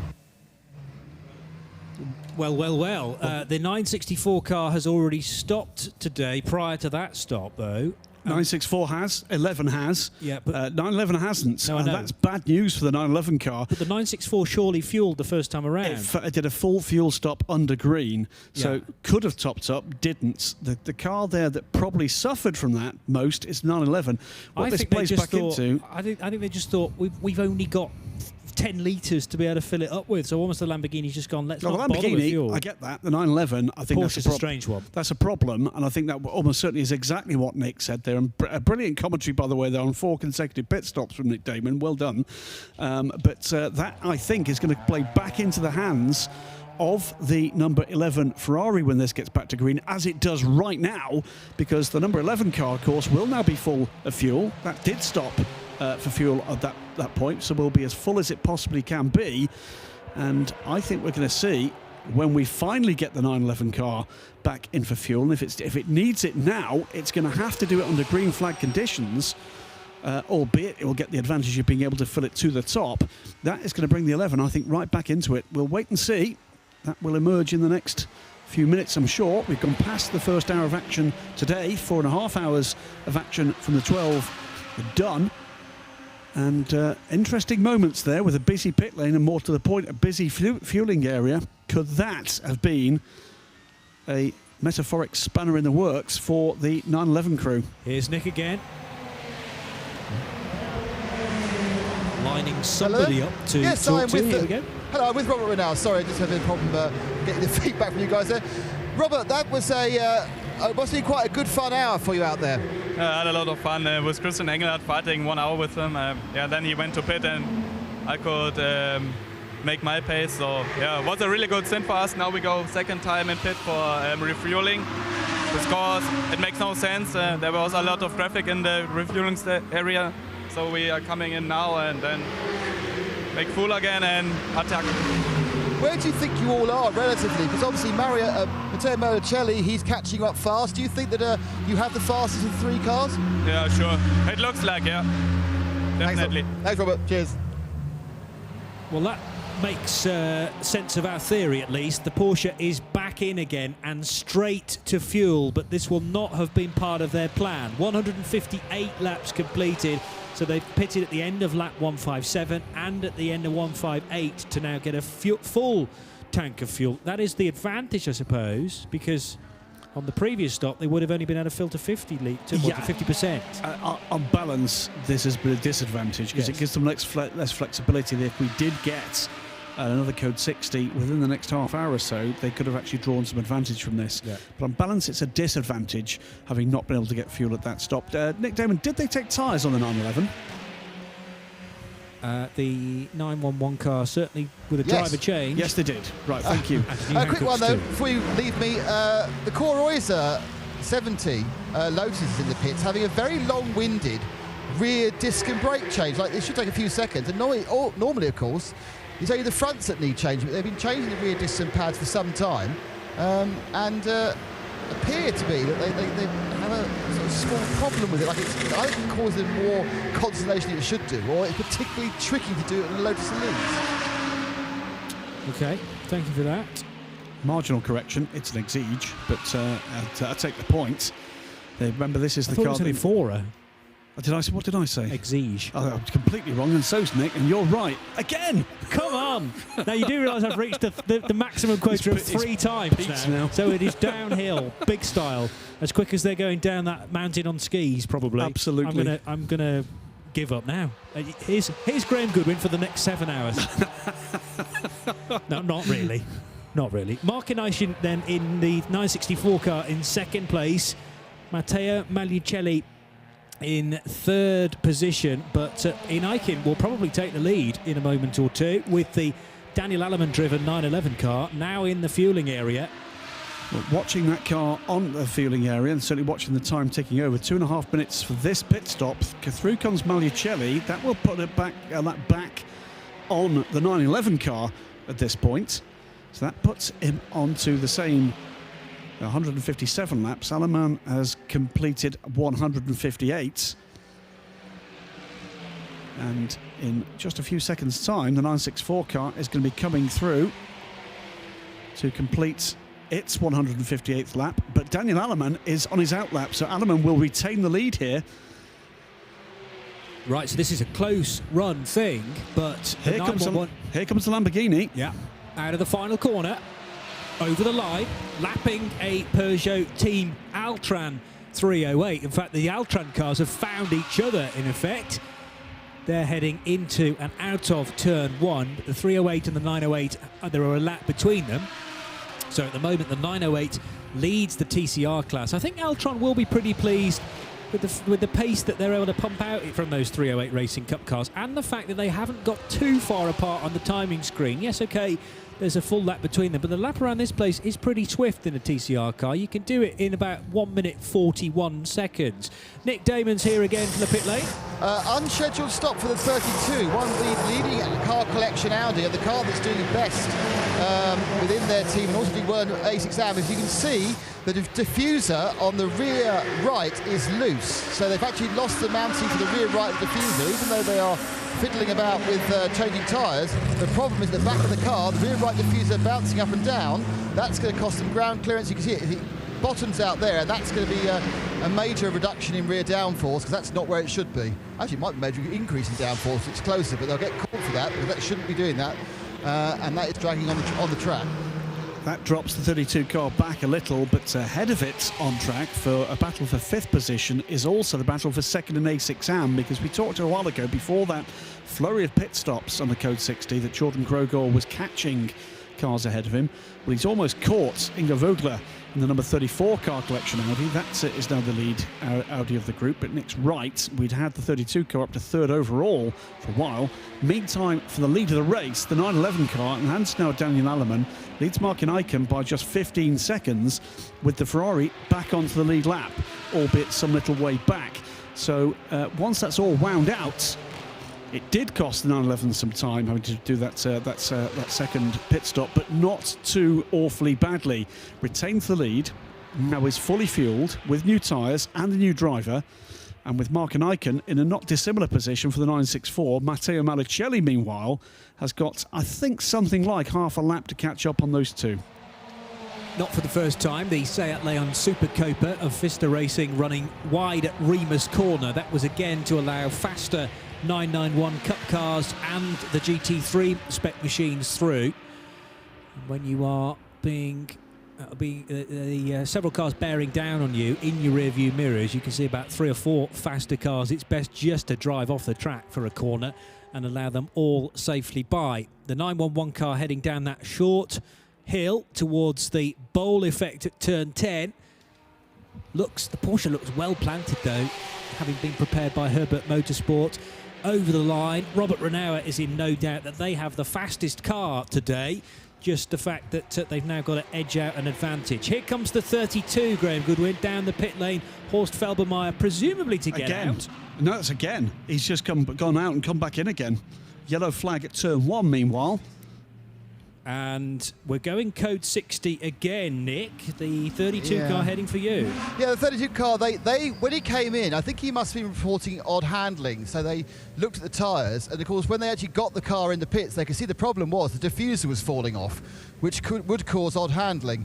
So they are now doing what they should have done that first time, which is fix the diffuser, and now we have another train of cars on code 60. The lead car I can see is one of the Altrans. My guess this is going to be the 3.8 who'll come in for his disc and pad change, which he'll need. He's going very slowly, and he's actually slightly annoying the Jordan Groger 27 car that's trying to get past him, and the 29 Fark Autotech Porsche. They're all saying you're going too slow. The reason he's going slow, of course, is because he wants to go in the pits. Now, both the Fark Autotech Porsche and Racing. The Fark Racing, Porsche and the Renault have gone straight for the fuel stops. They're not stopping. And the Car Collection 32 has 4.8 miles of duct tape on it. Fantastic. Brilliant. We'd have it no other way here on RadioLeMans.com. That's Nick Damon, Graham Goodwin and Johnny Palmer in the commentary box. The reason for this code 60 is that the Ginetta from Optimum Motorsport has crawled to a halt to driver's left out of turn 1. I can't see any damage on it immediately, Graham. It's going to be though lifted rather than towed. I'm not sure whether that's telling or whether it's just down to the Snatch tractor technology at turn 1. There's a very nifty tractor up at Remus Corner. And you're a big tractor fan, aren't you? I just like the different styles of recovering cars. That's all. I thought that the one flatbed that's called. The one that Nick Damon actually took a ride on down the grid, well, that was classic. It was classic. I'm not sure whether they ever use that for recovering cars, I have to say. But they can never use it again now. Now Nick's been in it. They can never use it again. It'll be in a museum on a pedestal, and it will have a plaque there saying Nick Damon was here. Well, it is Aid Barwick, by the way, aboard the Ginetta. Now not aboard the Ginetta, has got out and is, I wouldn't say supervising, but watching recovery of the 231 car. It'd have to have, I think, a cardboard cutout version of Nick Damon, which I presume, Nick, was at Silverstone last weekend because you weren't. Yes, obviously, yes. I was doing the Morris dancing at Silverstone, and now I'm doing the Umpire band here. The wheel guns you can hear are those of Scuderia Praha, who've obviously changed tactics and are not going to run the full 2 hours. Malicelli, and they've actually put Yuri Pliziak in the car and another set of new boots, and obviously half a tank slug of fuel will be happening as well, I would expect. So they've decided to do another driver change as the car just fails to get underway. Car's still looking absolutely pristine. They've managed to avoid the little nicks and bumps everyone else seems to have had. Let's just make sure they go for fuel. They're behind one of the black Mercedes, which I assume is the IDEC car. And they do go for fuel. So, a out of sequence, not what they were going to do, but reacting to the events. Now, there's a Porsche coming down pit lane. Is that the 911 coming again, or is that just a car, one of the many white Porsches? It is the 911. So the 911, that is a good spot. But that had a full slug of fuel just recently. But remember, a full slug of fuel is still on that car, about 100 litres. They have a 120-litre tank. Yeah. So you can go super full with the fuel now. And so they probably decided it was on fumes before, and they decided they're going to put it absolutely, massively, totally full during Code 60. So I think they changed the tactics again. Full.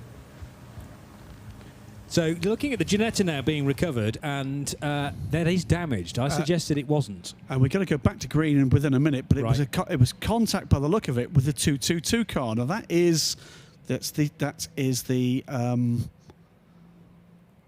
which is the 222? The Seika. It's the Seika. So there's been a problem on track between the Seika and the Ginetta. Ginetta has got a right front suspension issue.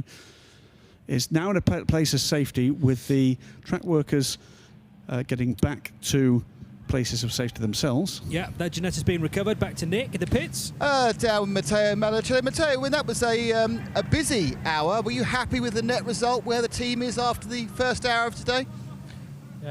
We never know. Now we stopped 2 times with code 60. So yeah, you never know, because you also need lucky. But for the moment the car is still going well, and still 7 hours to the end. So. And that code 60, we've gone green. But do your strategy, and does your team need less code 60s or more code 60s to have an advantage? it's difficult to say because we need code 60, but when we are on the last part of the track, because if we have code 60 when we are in the first corner, it doesn't matter. So we need a bit of luck, but I think everybody needs it. Thanks, Matteo. So effectively, none of us know what's happening yet. Come back in about 6.5 hours. Yeah, I seem to remember he said similar things in Mugello as well. Gives very little away, Matteo Melucelli. This was before powering off to a win by 47 laps. Of course it is. But you're still even then speaking too soon with half an hour to go. Anything could happen. Well, both the number 911 and the number 11 car are out from the fueling point and back out on track. But I think Iniken has taken the lead. We'll keep an eye as they come through. We'll take just a lap to wind this out because what we don't yet know, just looking at the pit stop times, it was a much shorter pit stop from Daniel Aleman than from the number 11 car. And Jiri Bizarik is aboard the Scuderia Praha car. So 1 minute and 45 down pit lane from the Porsche, 2 minutes and 36 from the Ferrari. Most, but not all of that, was done under code 60. So the 964 now leads because the 911 car came in for that additional stop. There will be rare points, I would imagine, in the race where you actually do run with a full fuel tank. At the start of the race yesterday at 2:15, yes, but as Nick quite rightly says, normally the maximum quota is 100 litres for a GT3 car. But I think they will have brimmed that. It's dropped to second position, but is therefore in a good place. Nick is again here from the pit lane. I have the least surprising news ever. Go ahead. The Seika is in the pits.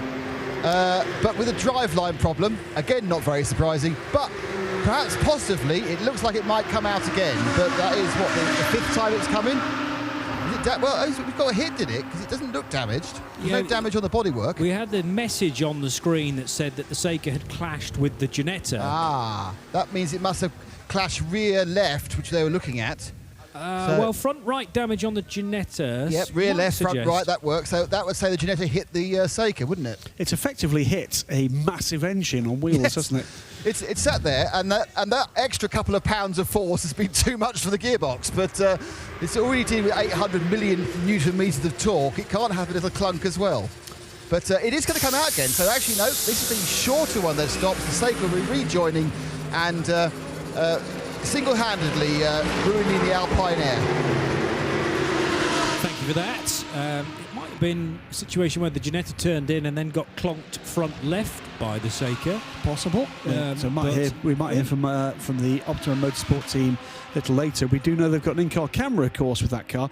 Interesting moments here with the Ferrari ahead on track of the 911, but a lap down now. It's Mark Iniken leads the race, 17 seconds ahead of the 911. Porsche, Daniel Aleman at the wheel of that car, but catching the leader pretty rapidly. Up into third position after that flurry of pit stops is the second of the Grasser Racing cars, the number 963 car and the A6 AM leader, and 10 seconds back from that car, but losing a bit of time to the second Lamborghini in the hands now of Jiri Pezarik is the number 11 Ferrari. So we're about to see, certainly the Ferrari has gone a lap down to the leader, is about to go a lap down to second place. Just headed past 10:30 in the morning here in the Styrian Mountains. We're live on RadioLeMans.com. It's Johnny Palmer and Graham Goodwin live trackside in this very swish commentary box. Everything seems to be pretty swish at this venue, I have to say. The press room opposite us is a great treat. If you ever get the opportunity to visit there, just say that you're working for RadioLeMans.com. I don't think they'll mind. Just sneak in the back, maybe for a Grand Prix. I'm sure the doors will be open for you. But if you ever do get in the chance of seeing it, I mean, we're talking about windows that are from floor to ceiling and offer pretty much a view of the whole track from that Vosges Alpina sponsored press room this weekend. Also, there's a lot of Red Bull memorabilia, particularly in the basement and the welcome centre, which is on the other side of the track from us. Great place to come motor racing.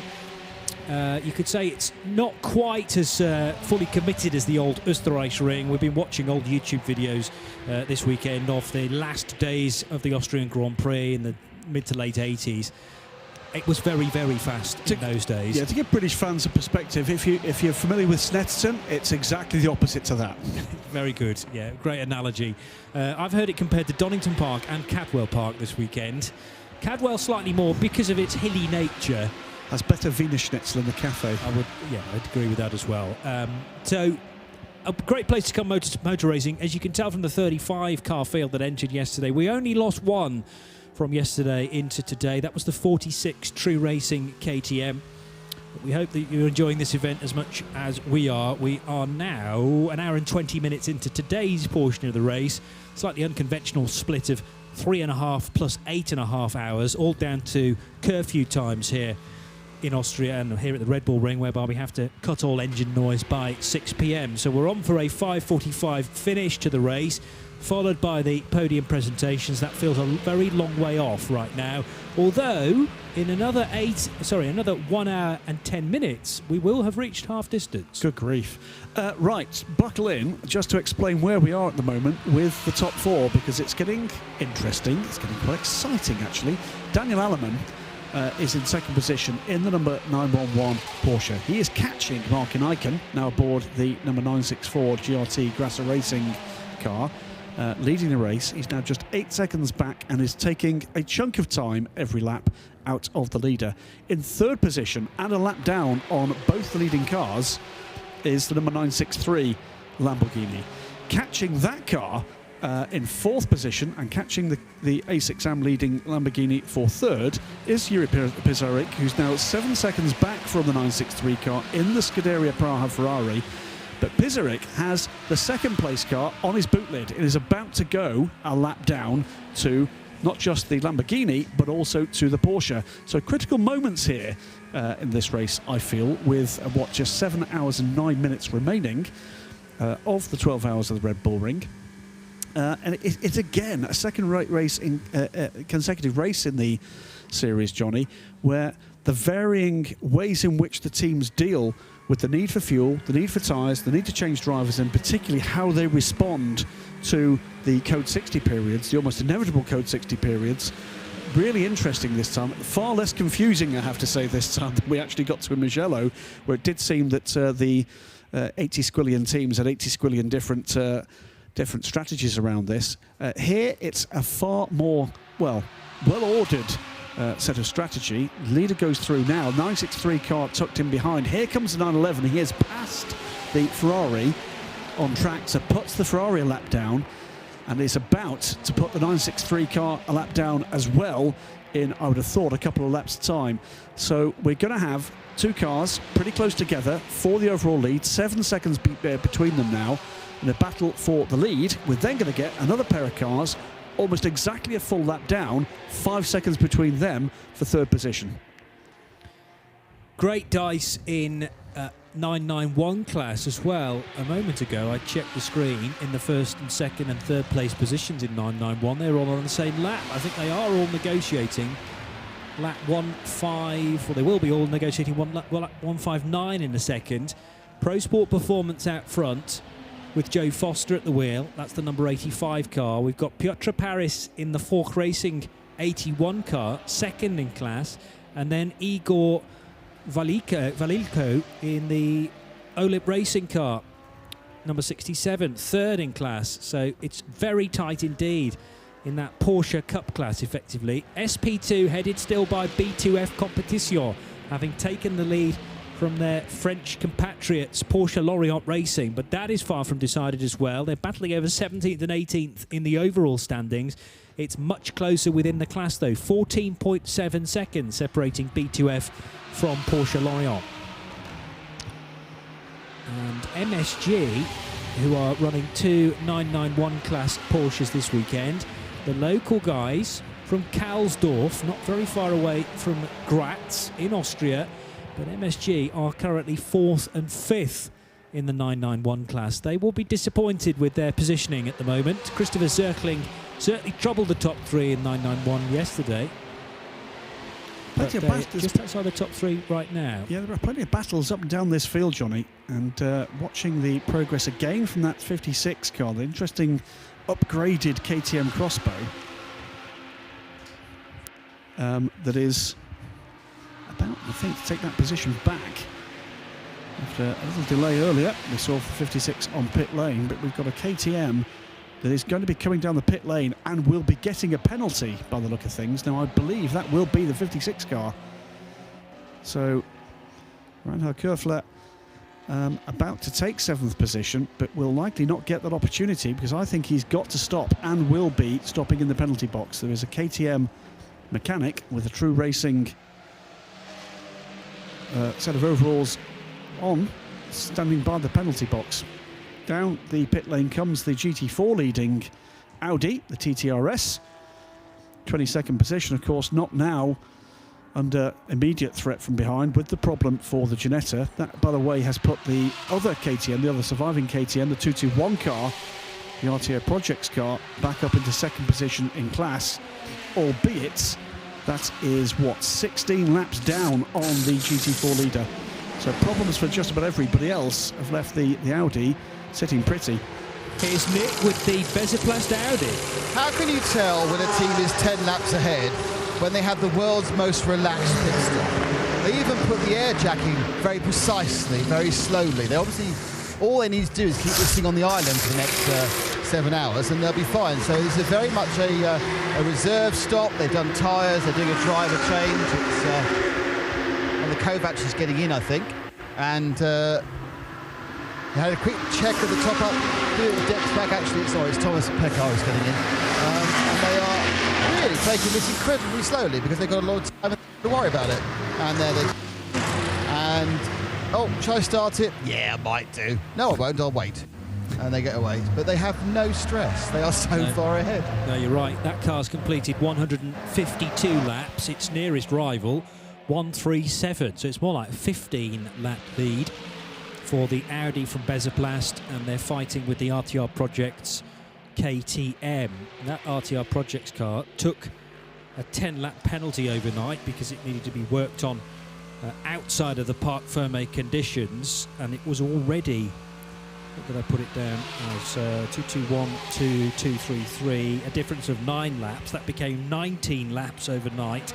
So actually RTR has done pretty well to get it back to 15 laps deficit. Graham, looking puzzled. Looking puzzled because it seemed very slow past the pits from the 963 Lamborghini as it lost 3rd position, and indeed it lost 3rd position overall to Jiri Pizarnik. The 56 car, meanwhile, as predicted, is in and in the penalty box.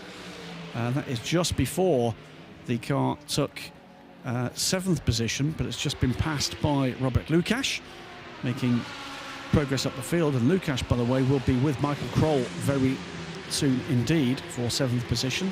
Rover Racing car running 4th in A6 Am and being caught by Lukáš in the 29 car running 4th in A6 Pro and able to course to lap rather more quickly without the bracket time for that car. Meantime, the lead battle is down under 1.5 seconds, so Daniel Aleman is right with Martin Eichen now. And Nick Damon is right with the 56 True Racing team. Indeed, and this is their second full stock. They stopped earlier to change the front disc brakes. This time they are changing drivers and tyres.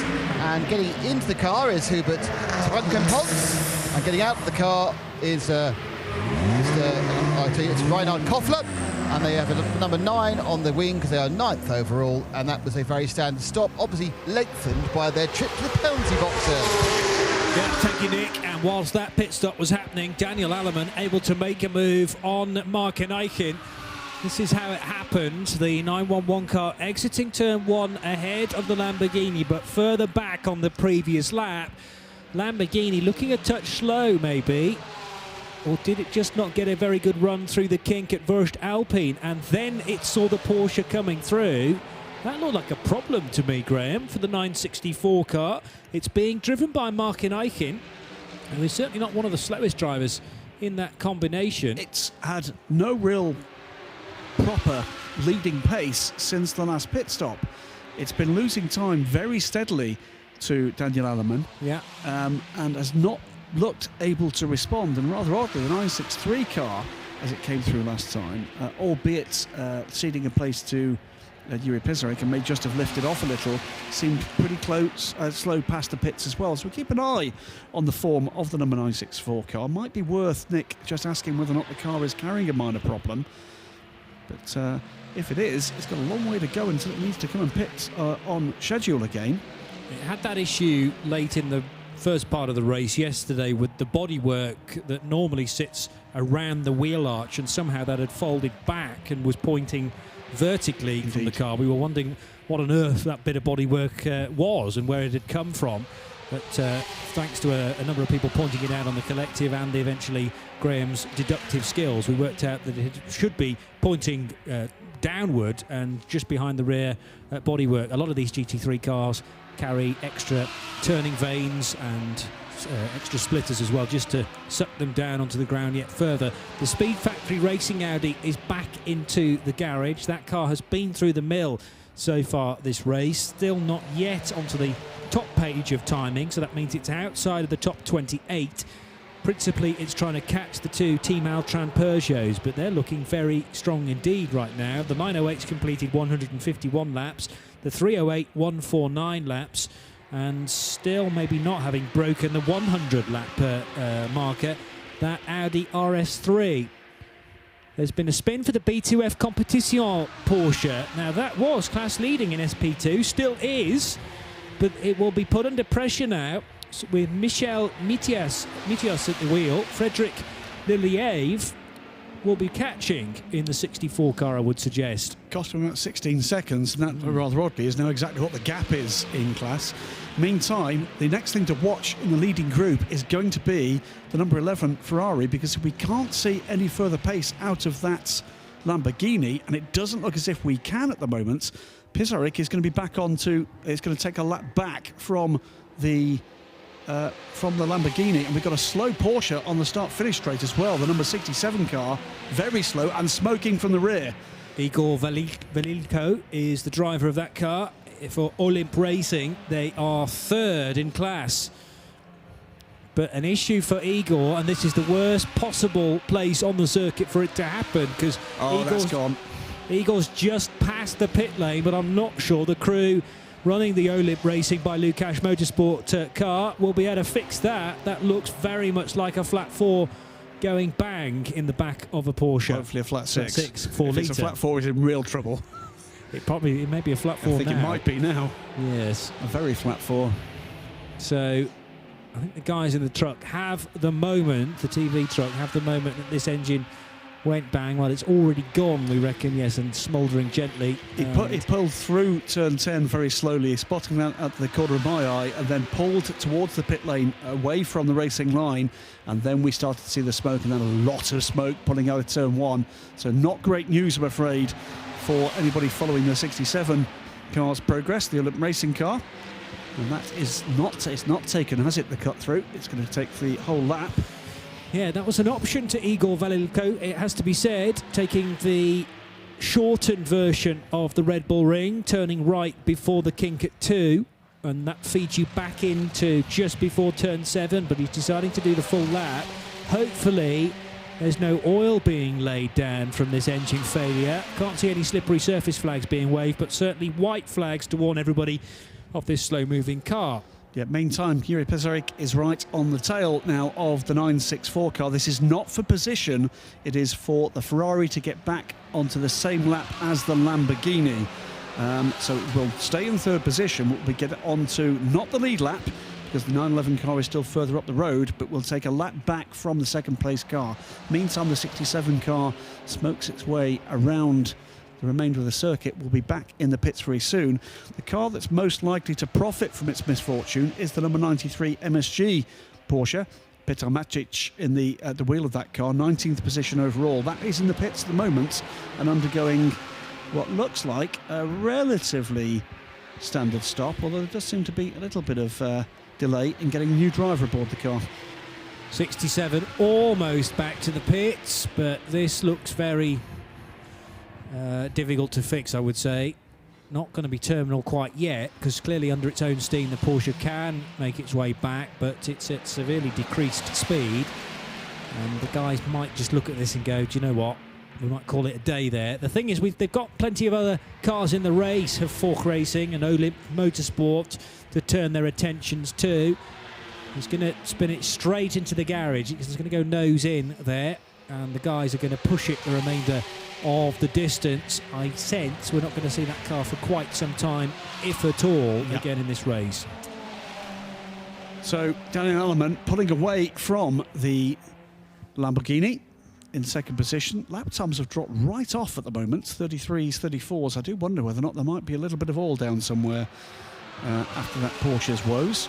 So 5 seconds is the gap. Jure Pisarik, and just keeping an eye on, see whether or not he did get by. He did get by Martin Eichen there, so is back onto the same lap as the 964. Will now need to push as hard as he possibly can.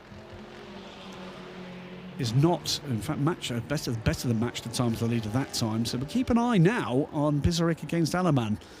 Not sure that normally we would see Pisarik being able to do much about the pace of Daniel Alleman, but we'll keep an eye on that, because that could start to make things very interesting with the potential for 3 cars to be back on the lead lap at pace.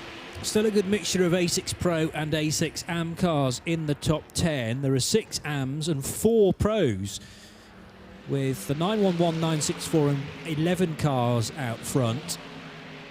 Then there's a bank of 3 AM cars, the 963 Lamborghini from Grasser, the Ingo Vogler-driven Car Collection 34 car, and then Jordan Groger in his Renault RS01 from Team GP Extreme. Robert Lukash in the Fork Racing number 29 car is in 7th place. That is a Pro car. And then 3 more AMs, Hoffer Racing and the 2 Car Collection Audis. Well, Dimitri Engelbert aboard the number 17 car. Early problems with that car, remember, yesterday with a puncture in the car that finished second overall at Mugello.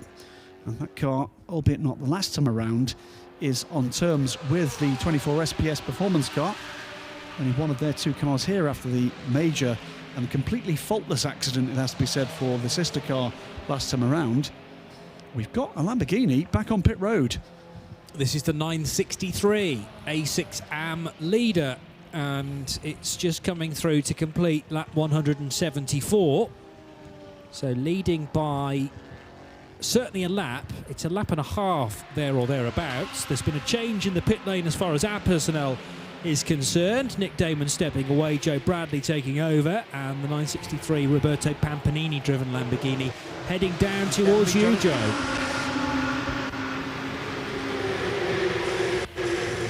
Joe just watching what's going on with the 963 car. Johnny, I'm not sure if you're getting me. We absolutely are, Joe. Yeah, go ahead. As you described, the 963 just rolling onto pit lane. It's already had its tyres changed, so brand new Hankook rubber going on this A6 leading Lamborghini. We've had a driver change by the looks of things.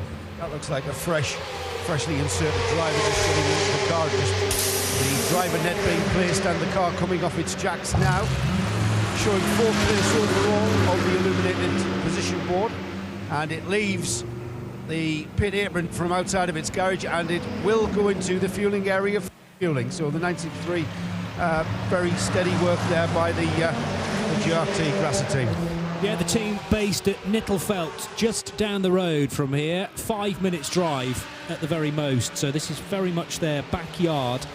And they have 2 of their cars in the overall top 4, as Joe says. The A6 AM leader coming in from 4th place behind the 3 Pro leaders, Herbert Motorsport, the sister GRT Lambo, and Scuderia Praha in their Ferrari. A lot of national pride at stake here for Austrian drivers, Austrian teams, and in the case of the KTM's, Austrian cars. And that's great to see, isn't it? It's a true racing team. With started the race with a pair of KTMs, different classes, with all Austrian driver lineups. Sadly, we lost the 46 yesterday. But the 56 has been going well today.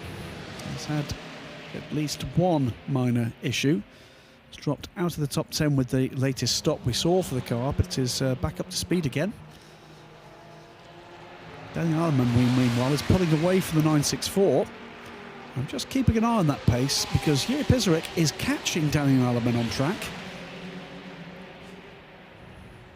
We should mention actually all of the Austrian drivers here this weekend. Christoph Pichler, Ferdinand Stuck, Gerald Kiska, Horst Felbermeier. We know all about Horst, of course, through the various echelons of sports car racing. Hubert Trunkenpolz, well, it's his initiative to look after True Racing and bring those KTMs here this weekend. Johannes Stuck, Klaus Angerhofer, Luca Rettenbacher, Marlo Kral, Martin Gasser, Philipp Sager, Reinhard Koffler, Wolfgang Kriegel and Zico Dermich.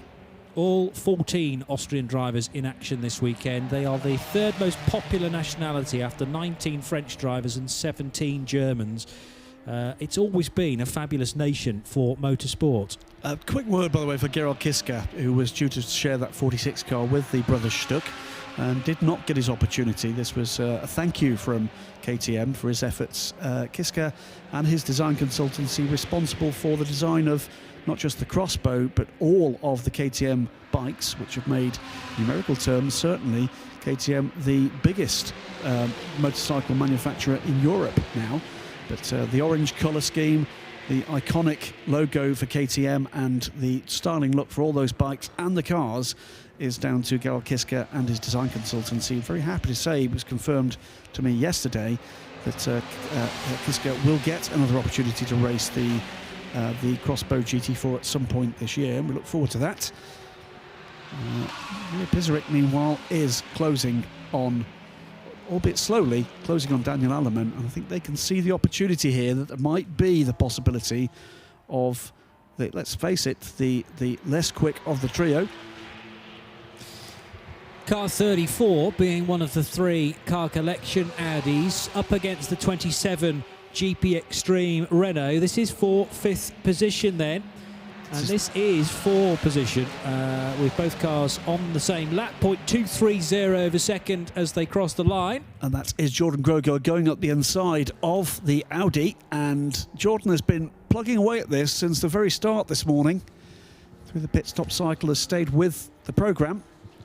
Yeah, these 2 cars started on the same lap this morning, but through various different pit stop cycles, it's put the GP Extreme car behind the 34. He's now picked that machine off. There are issues though for the SPS Automotive Performance car. David Iraj Alexander at the wheel, sharing with Alexandra Kwani and Richard Feller, and well, there is a chance of a Code 60 here, Graham. I think it will definitely be a Code 60. It's in the gravel trap. They'll need an intervention vehicle immediately to the pit lane, having just taken the position as a result of the 24 being in the gravel is the 17. Now, have they anticipated a Code 60, or is it possible those 2 cars actually got together somewhere on the circuit? They were fairly close when they came through. The 11 car immediately to the pits as well. So Jiri Pisarik heads for the pits from 3rd position, as does the 964 Lamborghini. The 911 carries on around in the hands of Daniel Allemann, and this could shake things up pretty dramatically, couldn't it? Yeah, certainly will do. The 964 car with Martin Eichen at the wheel then comes down pit road, and Joe's watching the start. We've also got Jiri Pisarik in and to the fueling area, but to Joe for the Lamborghini pit stop. Yeah, it's not a pit stop at all, Johnny. Both the number 11 Scuderia Praha Ferrari and the 964 Lamborghini straight past their pit boxes and into the fueling area. So no tyres or driver, just fueling, taking advantage of the Code 60. Yeah, to take 50% of their allocated quota. And quick work there by the team managers. They will have been straight on the radio as soon as word got through that the SPS Automotive Performance Mercedes was in the gravel. Right, chaps, chance of another caution. What's our strategy going to be? And it does seem increasingly in this Creventic series to be a no-brainer to come into pit road and fill up with half your fuel allocation. There's also going to be a driver change at GP Extreme. I know that because their pit box is immediately below our commentary position. So Jordan Groger is going to be out of that car after, again, a good stint. In taking that position, both those cars, the 27 and the 34, both come in for the pit stop on this round of the Code 60. It's a driver change 2 for the number 34. This is a busy time in the pits, Joe. I'm just thinking, great team management from the number 11 of the 964. perhaps they saw an opportunity where the fueling stations would be clear so they could get straight on them. We might see those cars could return after refueling and come back into the pits to take on tyres and the driver in a reverse of what we saw earlier. Yes, interesting strategy. So making sure that there are vacant fuel pumps and wasting no time with the team on the apron and effectively doing back-to-back pit stop. You could also then do another fuel stop, couldn't you? As you come in for a second time and get serviced by the team, maybe do a driver change the tyres, stop again at fuel. That's a way of doing it. Unfortunately for them, it has to be said, the marshals here have been incredibly efficient at actually moving cars out of the gravel. So we've not had very many of these Code 60s that have taken too long to get the cars back underway. Now, we've not seen the recovery for a little wee while of the SPS car. 25 car grinds by. But again, this is going to shake things up more than considerably. Daniel Alleman, meanwhile, is still out on a full lap under Code 60 and has not pitted the first time around. Are we going to see the 911 car down pit road? We'll know in just a few moments' time. It's another stream of cars coming down, some Porsche Cup cars, the Porsche Racing car heading past us, the 81, the B2F car, the 35, the 65 car from Porsche Lorient, and the Mark Focus V8. Plus the Pro Sport, the American Crude car. All of those cars rolling down towards Joe Bradley.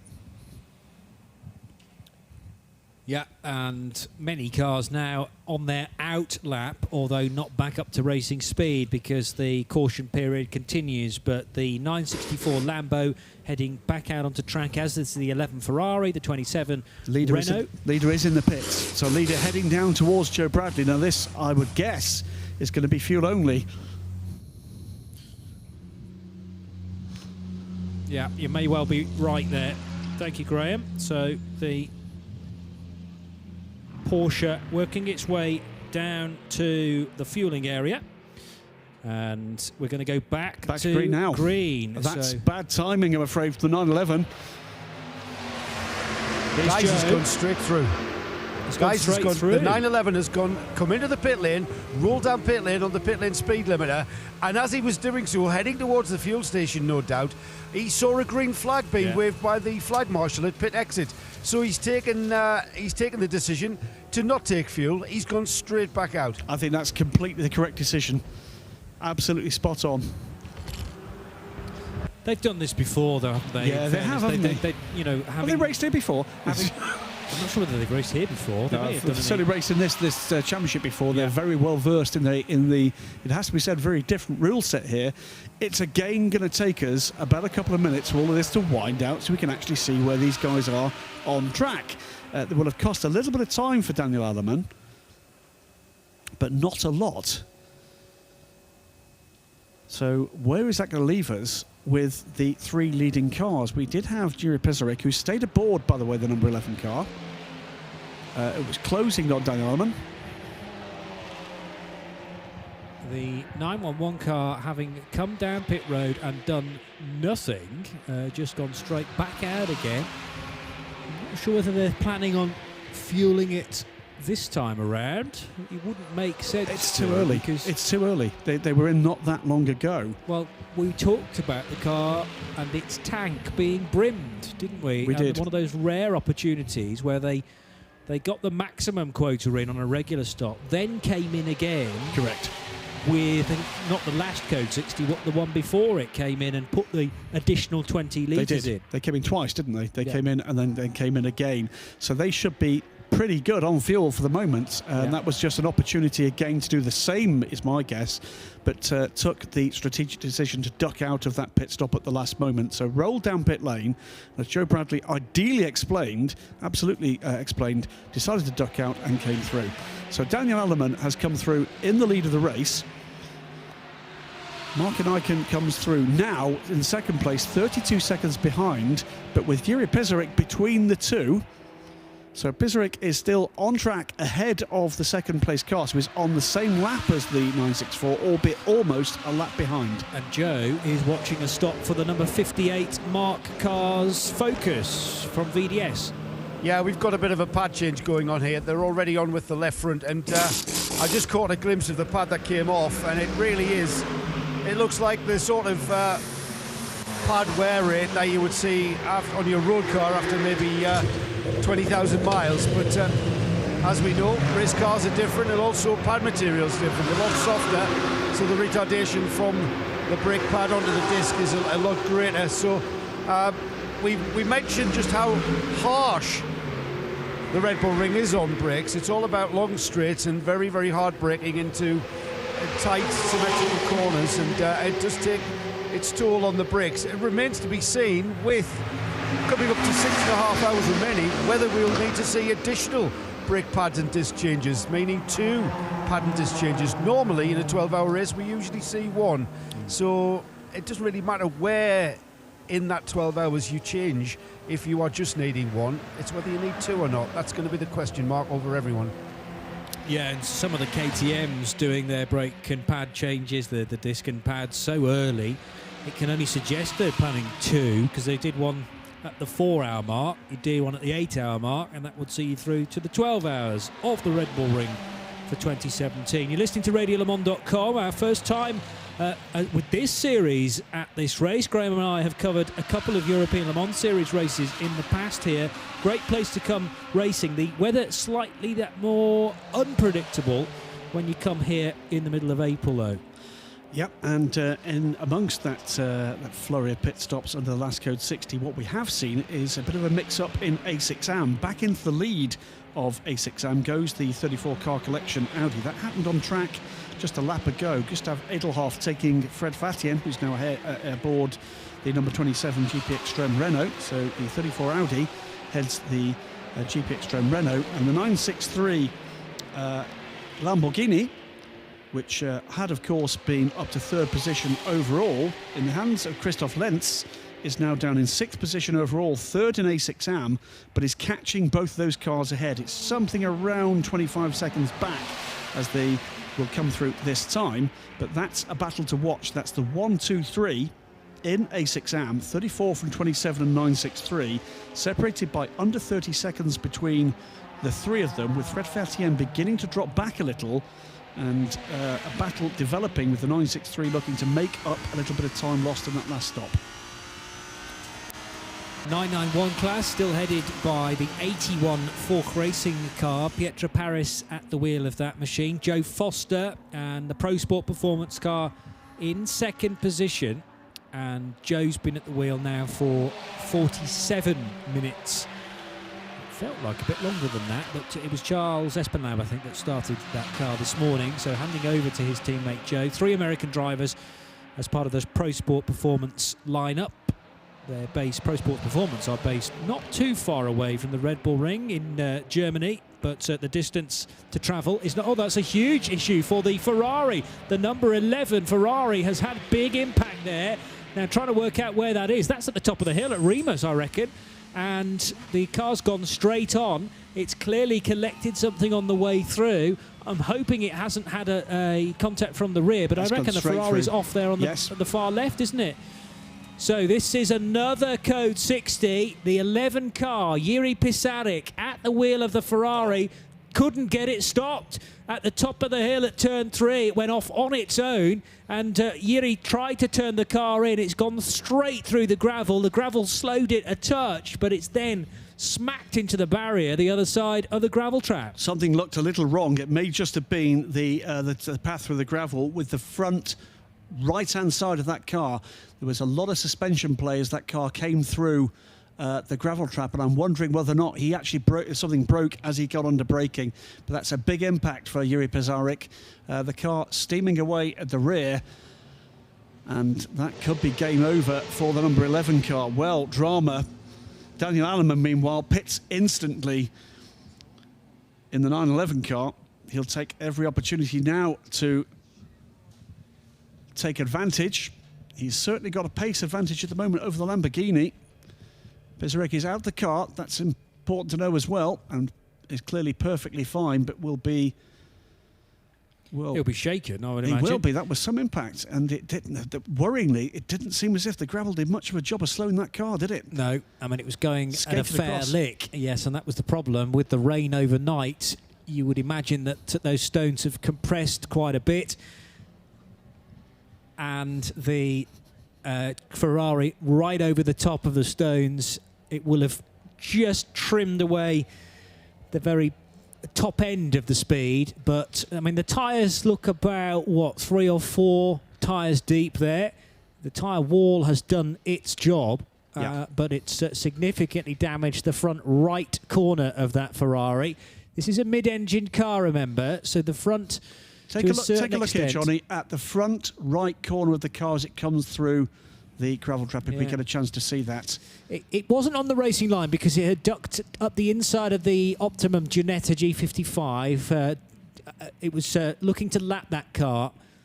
And that was normally the line that you can take with no problems at all. But for whatever reason, I mean, that wasn't just leaving you late, you're braking just a bit too late. That was almost as if he didn't have any brakes. It was... Juri Pesarik is not the professional driver. No, he's but a non-pro. He doesn't make that level of mistake. That was a big mistake, if it was a mistake.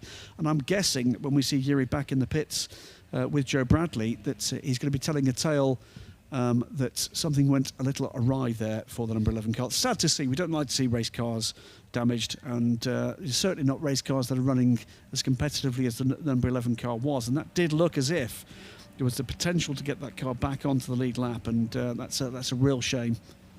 Joe Bradley's far more technically minded when it comes to race cars than I. He's run race teams in the past as well. I'm sure he's got an opinion on the incident. The other thing, of course, for Joe is that the pit lane's going to be very, very busy now. We're under code 60 again. Marshall's doing a good job there of with the tractor already with the Ferrari, hooking the various connections up to each of the wheels, and just carefully winching that Ferrari up into the air. It's all on the front right corner. The front left looks okay. Yeah, but there is a lot of fluid on the floor. Yeah. I think that Ferrari, I'm afraid, is done. Well, all of the cooling, obviously, is dealt with at the front end. And that's where the air intakes are as well for this twin-turbo 3.9cc mid-engine Ferrari. The team will get it back. I remember an horrendous shunt in, was it Barcelona for the Ferrari last year? And also, well, they came here, of course, after a great result at Mugello, taking the victory, and a dominant one at that. But it looks like it won't be repeated here at the Red Bull Ring. Meanwhile, teams that are still competing in this race, making their stops. It is a busy pit lane, Joe. 2 Mercedes pitting together. They're not part of the same team, but they look like sister cars, the 25 and the 24. One is the SPS Automotive Performance car. That's the one further back in the shot. The 25 car, relatively late entry from HTP Motorsport. And both the Porsche Lorient cars, too. One going straight for fuel, the 65, the 64, comes in for a driver change. The HTP car also on its way for fuel. And that's when the Audis comes out the fueling bay. With that, as you were describing earlier, Johnny, the kind of clockwise but potentially conflicting path out through the last of the pit garages, but well marshalled there. Yeah, only in the sense that you pass the fueling area exit before you then turn right into the entrance, and then you loop back around into part of the paddock, effectively, through the garage, an open garage door, and then back into the pit lane. But all of the drivers will have had a chance to do that on at least on one occasion now, so should be well rehearsed, well practiced. The almighty flatbed is there. I think my phrase yesterday was a maze of pneumatic splendidness. I get quite... Is that the really, really impressive one, or the slightly less impressive one? Well, it's the one that stopped right outside our commentary box to deliver a Speed Lover Porsche yesterday. And I was impressed with the length of extension on his jib, I have to say. But this is one of those trucks that I think needs to deal with recovering big rig trucks. Yep. you know, the significant tonnage of the cabs that race around here as part of the FIA European Truck Racing Championship on the shortened version of the Red Bull Ring. But those races can be brutal, and you need something of industrial strength to recover trucks from the scenery at times, from the gravel trap. So the Ferrari, it will make swift work of. The truck's actually parked the other side of the Armco barrier up at Rima's corner to stretcher that Ferrari away. They'll get it back to the team, and Scuderia Praha will try their darndest to get that Ferrari fixed. Back to green. Should say, by the way, that we also saw in that replay of the Ferrari incident, I think that kind of failure. If we can get the replay again from the TV truck, that would be great, just for us to see it for one final time. Well, two things to note from this replay when we see it again. One is that the car on the right-hand side here is the Ginetta back out on track. And, yeah, we'll see that there. Wonderful. Now Ginetta watch the wheels. lapped. Watch the wheels here. I just can't. I mean, he would be locked up. He's not locked up. My foot would be flat to the floor there trying to get the car stopped. I'm sure Yuri's is. Yes, I'm sure that's right. So I think that car has had some form of failure, and it would be good to hear from the team as to what Yuri has told them. We've got back to a yellow flag, by the way, at turn 3, as we've gone back to green. But we know this track is particularly hard on brakes. The Ferrari haven't yet changed its brakes, and there's another car off at Rima's corner. The 64, which is the class leader in SP2. That's just been into the pits. That's on its outlap in the hands of Philippe Paulette. Yes, so that car is on its outlap. Has got back underway. We won't need a code 60 there. So it's just yellow flags to allow Philippe to gather up his thoughts and get back on track. He does that without any further drama. But we've had a spin earlier on in the race today for the BTF Competition car, which was leading its class at the time. We've also now had a moment for the current SP2 leader, number 64. It's part of the fun of racing a Porsche Cup car. The SP2 situation, the 991 situation, looking a little brighter for MSG Motorsport now, because they've got 2 of their cars into the top 4. They were running 4th and 5th last time I checked. It's now 3rd and 4th behind the Fork Racing 81 machine. And that's, well, due entirely because of the issues for the 67 car, which blew its engine.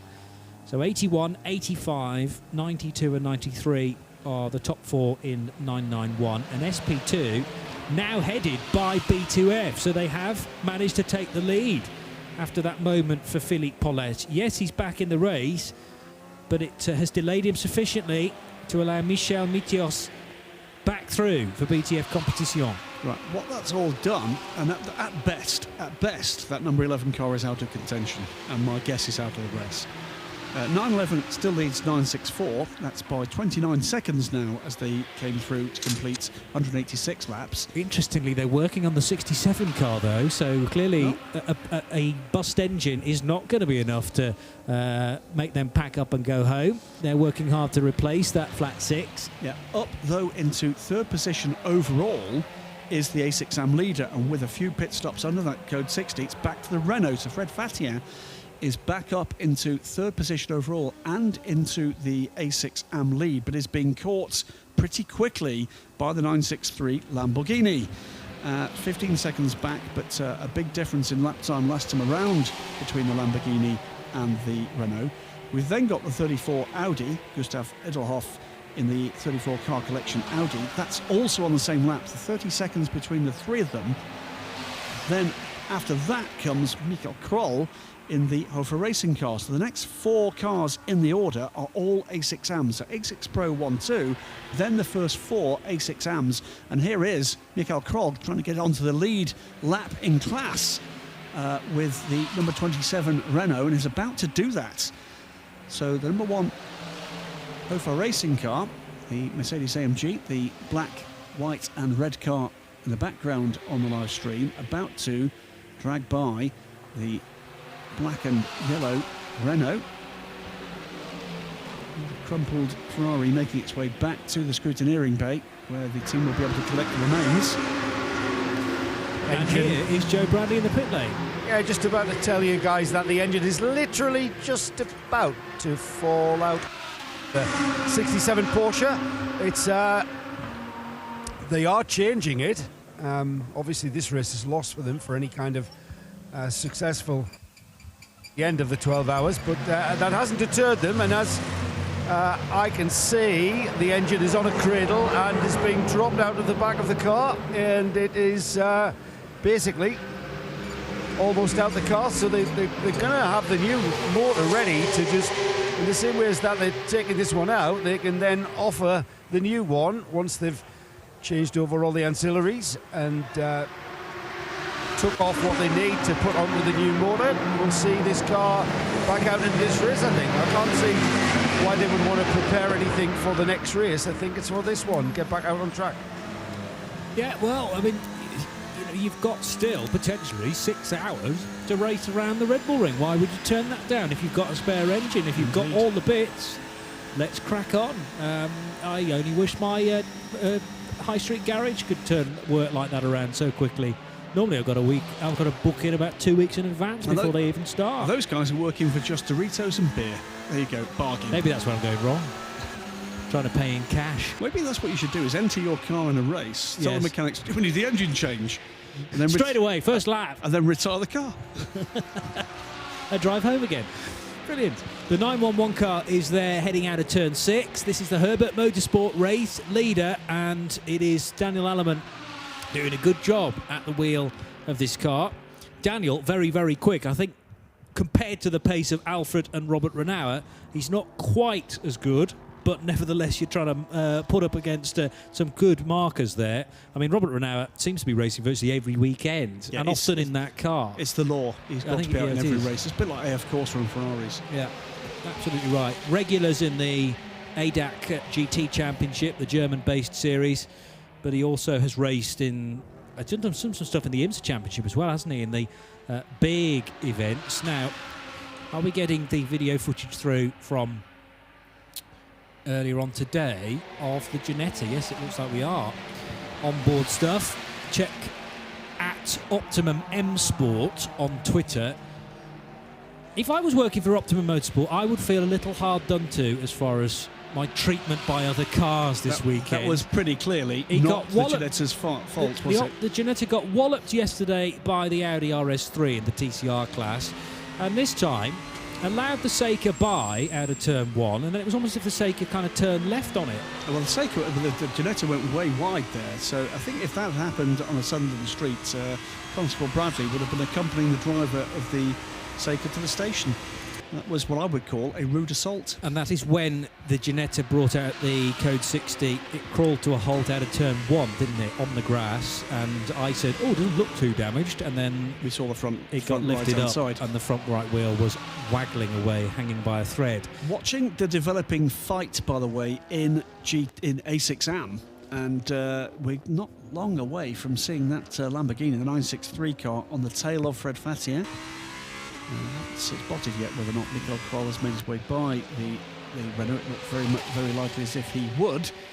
Keep an eye on that as they come back through, but also making their way back up through the field and getting onto terms with Michael Kroll is the 29 Porsche Racing car in the hands of Zeiko Djumic, 7th position and looking for 6th.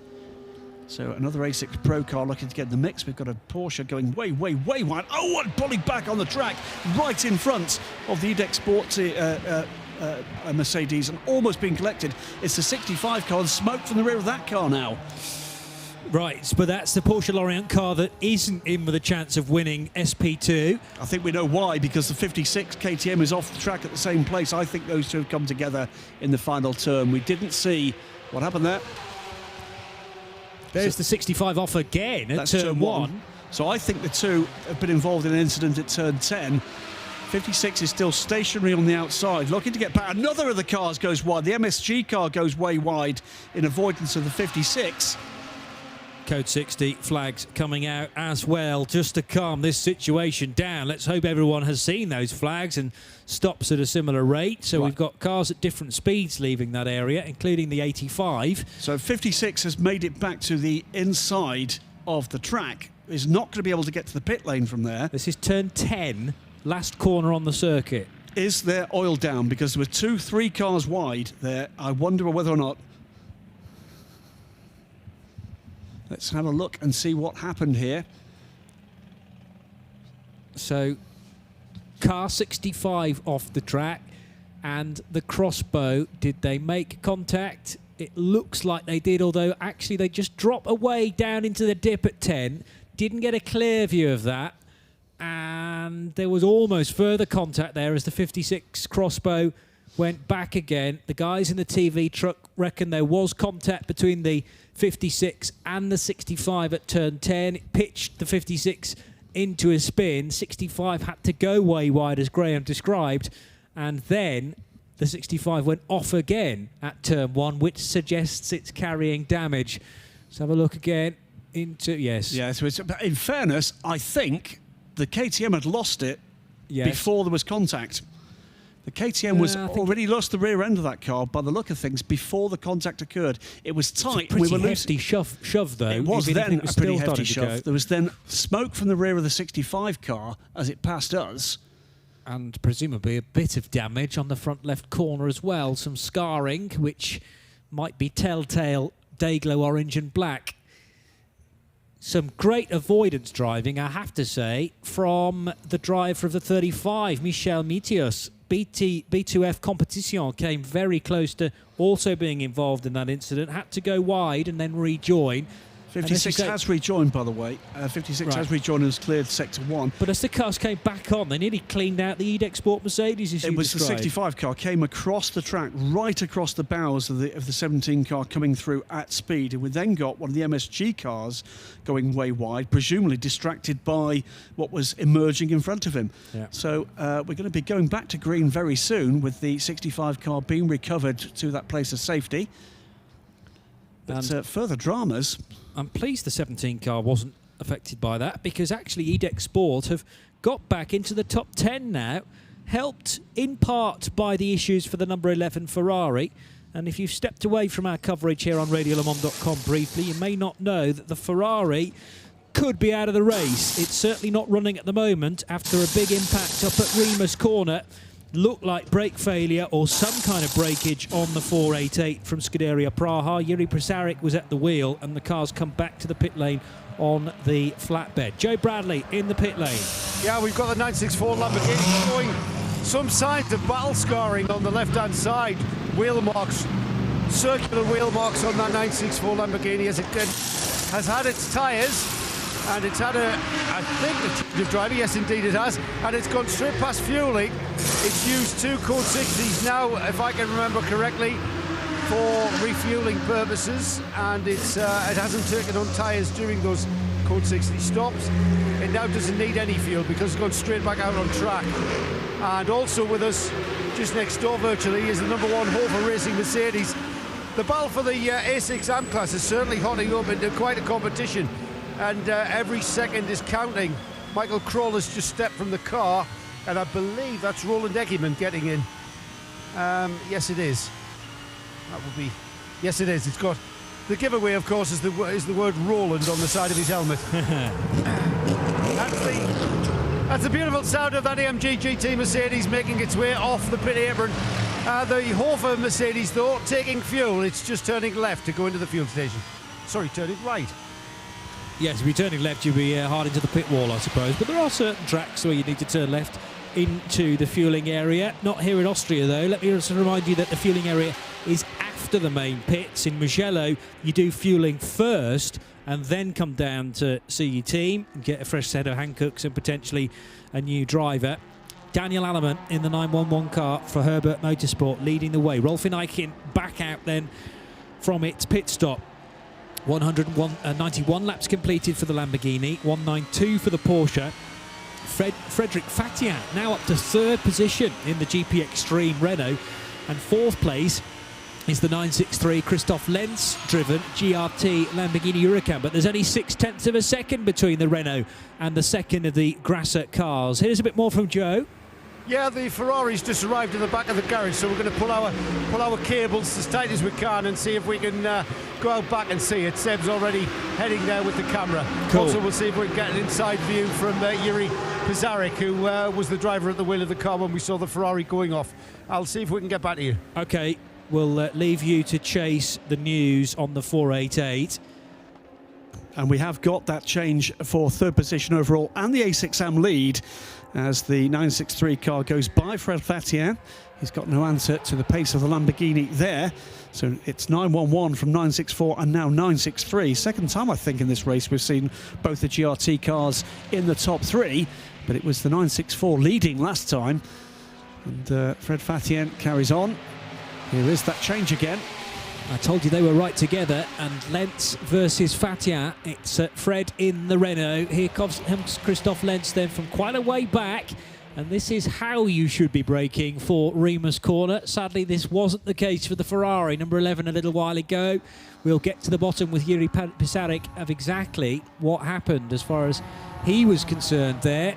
The 963 Lamborghini, though, the second of the GRT Grasser cars. This is the AM machine, now up to third place. So Joe Bradley, we know, is on this mission to try and find Jiri Pisarik. Sebastian, the cameraman, has found the Ferrari, or what's left of the 488. Joseph Kral watching on as well, not looking too hopeful that this Ferrari will rejoin the race. There's a lot of damage there, Graham. I can't see the front right wheel in amongst that. Yeah, I can see it's pushed back. I mean, I think that's done. But there's two possible explanations. It's either a failure or somehow Jiri just had a foot slip off the brake pedal. It can happen. It can happen in the track extremis. Before that had got a little greasy because of the oil laid down by the 67. We were seeing other cars as well slip sliding off, but I don't think there was anything that significant to chuck it off at such a speed. That was either a breakage or a major error. And we've spoken before, of course, to Jiri Pisarik. We know he's an honest guy. He will be telling us, I'm sure, exactly what happened. There you go. There's something to warm the hearts of the local race fans. 964 ahead of 963 on track. That is exactly the way they run on the timing and scoring, albeit with 3 laps between the two cars. But the 964 in the hands now of Rolf Eichen, and 193 laps under the wheels of that car, about to come through for its 194th lap in just a few moments' time. And we'll see the real world gap from Rolf Eichen to Daniel Aleman ahead. The Herberth Motorsport, the pre-coat by Herberth Motorsport car, leads the race. Through come the two Lamborghinis. The 964 has a 35-second deficit now to the 911. So there does seem to be a bit of a fashion here for cars starting with 900. 911 from 964 and 963. Aleman from Eichen and Lentz. And GRT, second overall and second in A6 Pro. Third overall and leading A6 AM for the local team. And Fred Fatien, meanwhile, is not with that much longer at current pace before he's got his mirrors full of Gustav Edelhoff in the 34 car collection Audi, currently something like 17 seconds back, but is catching the Renault to the tune of something like 3 seconds a lap just now.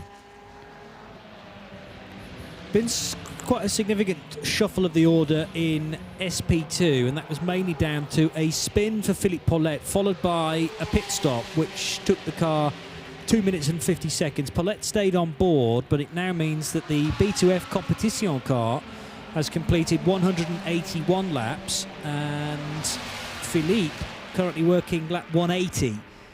So as a result of that just less than 3 minute pit stop, sounded pretty normal actually. They may have done tyres and maybe a bit of fuel on the Porsche Lorient car, but I'm sure after a spin up at Rima's corner they will have wanted to replace the Hankooks on all 4 corners.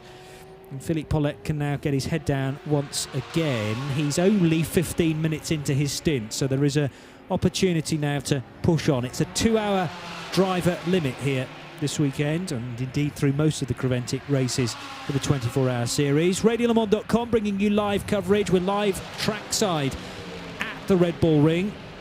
It's the 12 hours here in Austria, and in another 12 and a half minutes we'll have 6 hours done, which is a crucial milestone at half distance. It feels like a lot longer than that because, of course, we started at 2:15 yesterday afternoon, went through till 5:45, stopped for dinner and a sleep, and then woke up at bright and early for a 9:15 restart. We're racing through till 5:45 p.m. local time.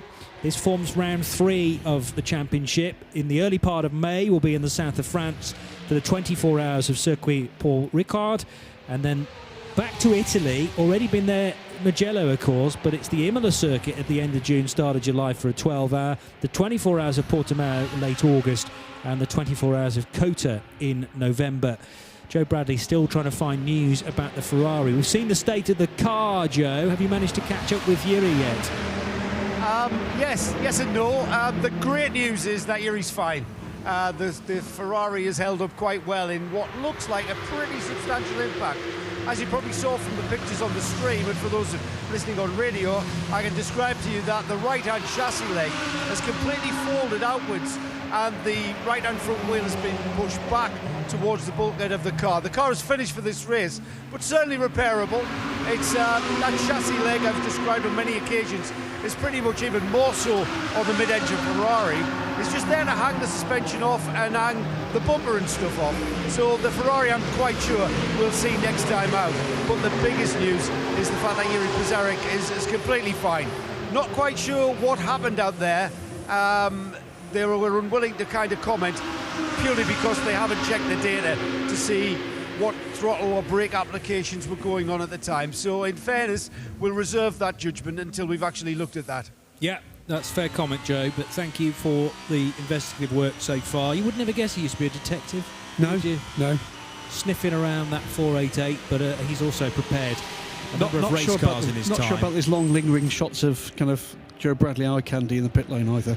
People like that. Do they? Oh yeah, the collective are well up for a bit more of that, in the world, they really are. But all good, and particularly good news. We saw Jiri walking away from the car, apparently unharmed, but good to hear that he's completely okay. And we will get to the bottom of exactly what the issue was there, if indeed there was a mechanical breakage or whether it was just a mistake. I mean, it can happen. It can happen. It's a tricky lap round here, and all very well to do 5 laps seamlessly, but you try a 30-lap stint around this place. I'm sure the cameraman here had a bit of a frightener there with the car heading towards his camera position. We've seen this before back in the days with the GT1 World Championship, and it was Natasha Gashnang, I think, at Abu Dhabi. It was an error. It was basically Natasha hadn't realised she was fully on the brake, but was also still on the accelerator. Right. And the car, with smoke pouring from all 4 wheels, but still under power, hit the tyre barrier at the runoff so hard, I think broke the cameraman's nose with the impact on the barrier there, and the subsequent energy transferred through. So mercifully, everybody okay.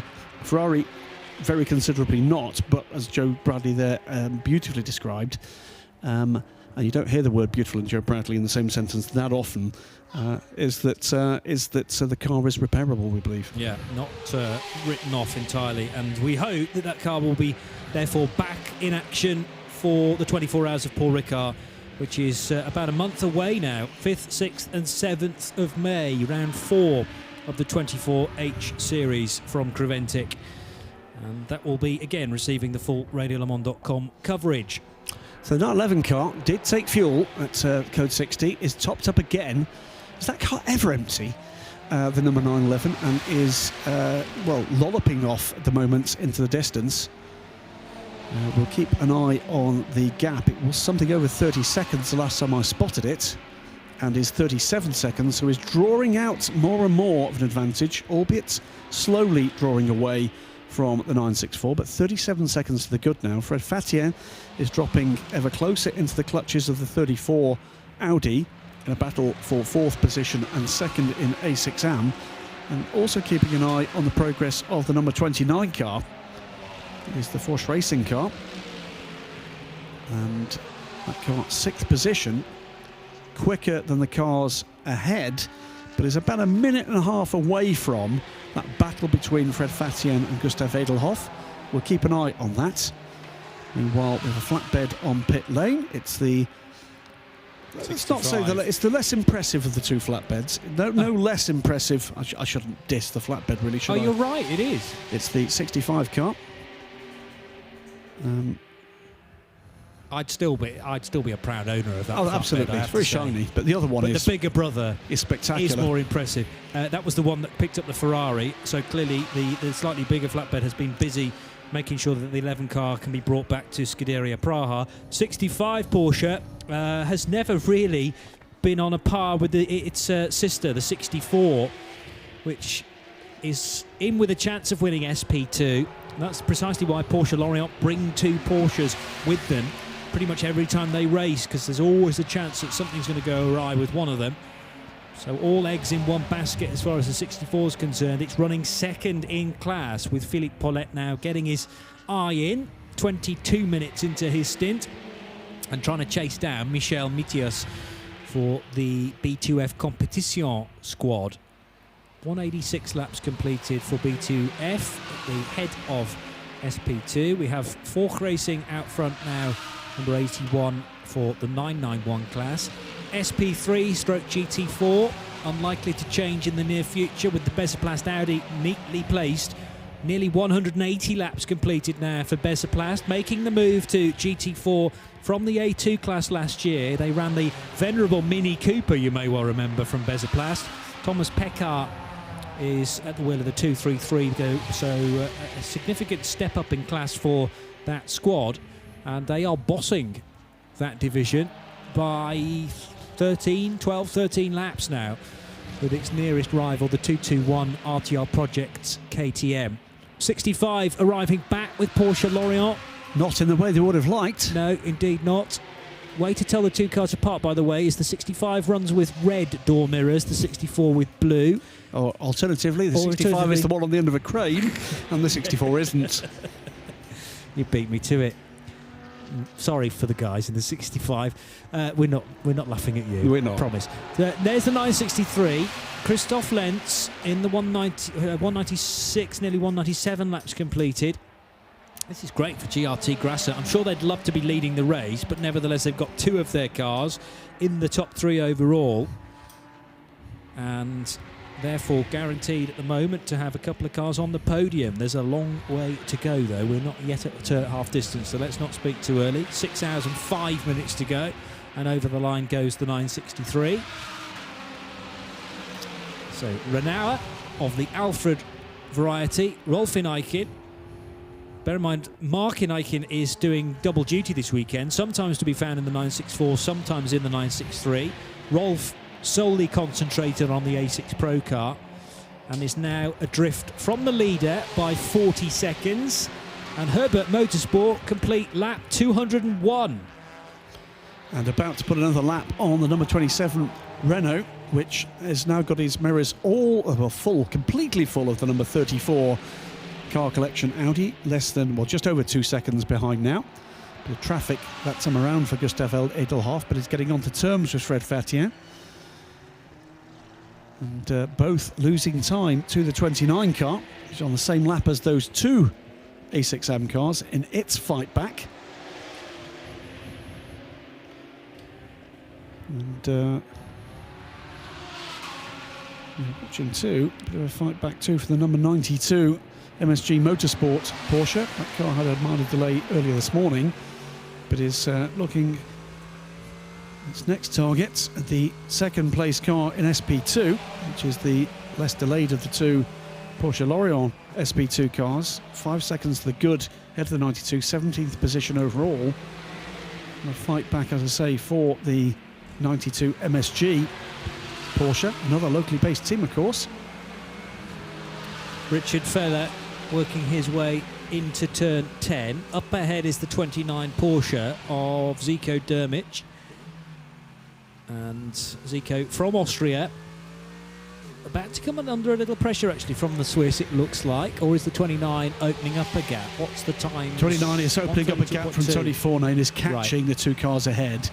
And we've now got that battle for 4th position, nose to tail, past the start-finish line. So Zico finding quite a bit of pace on the 2 cars up ahead, and Gustav Edelhoff a smidge faster than Frederic Fatien. So this is the battle for 4th, 5th and 6th, getting ever closer. Yeah, 29 is about 70 seconds back from that battle, but is on the same lap, as I say, and is taking between 4 and 5 seconds out of the 2 AM cars ahead.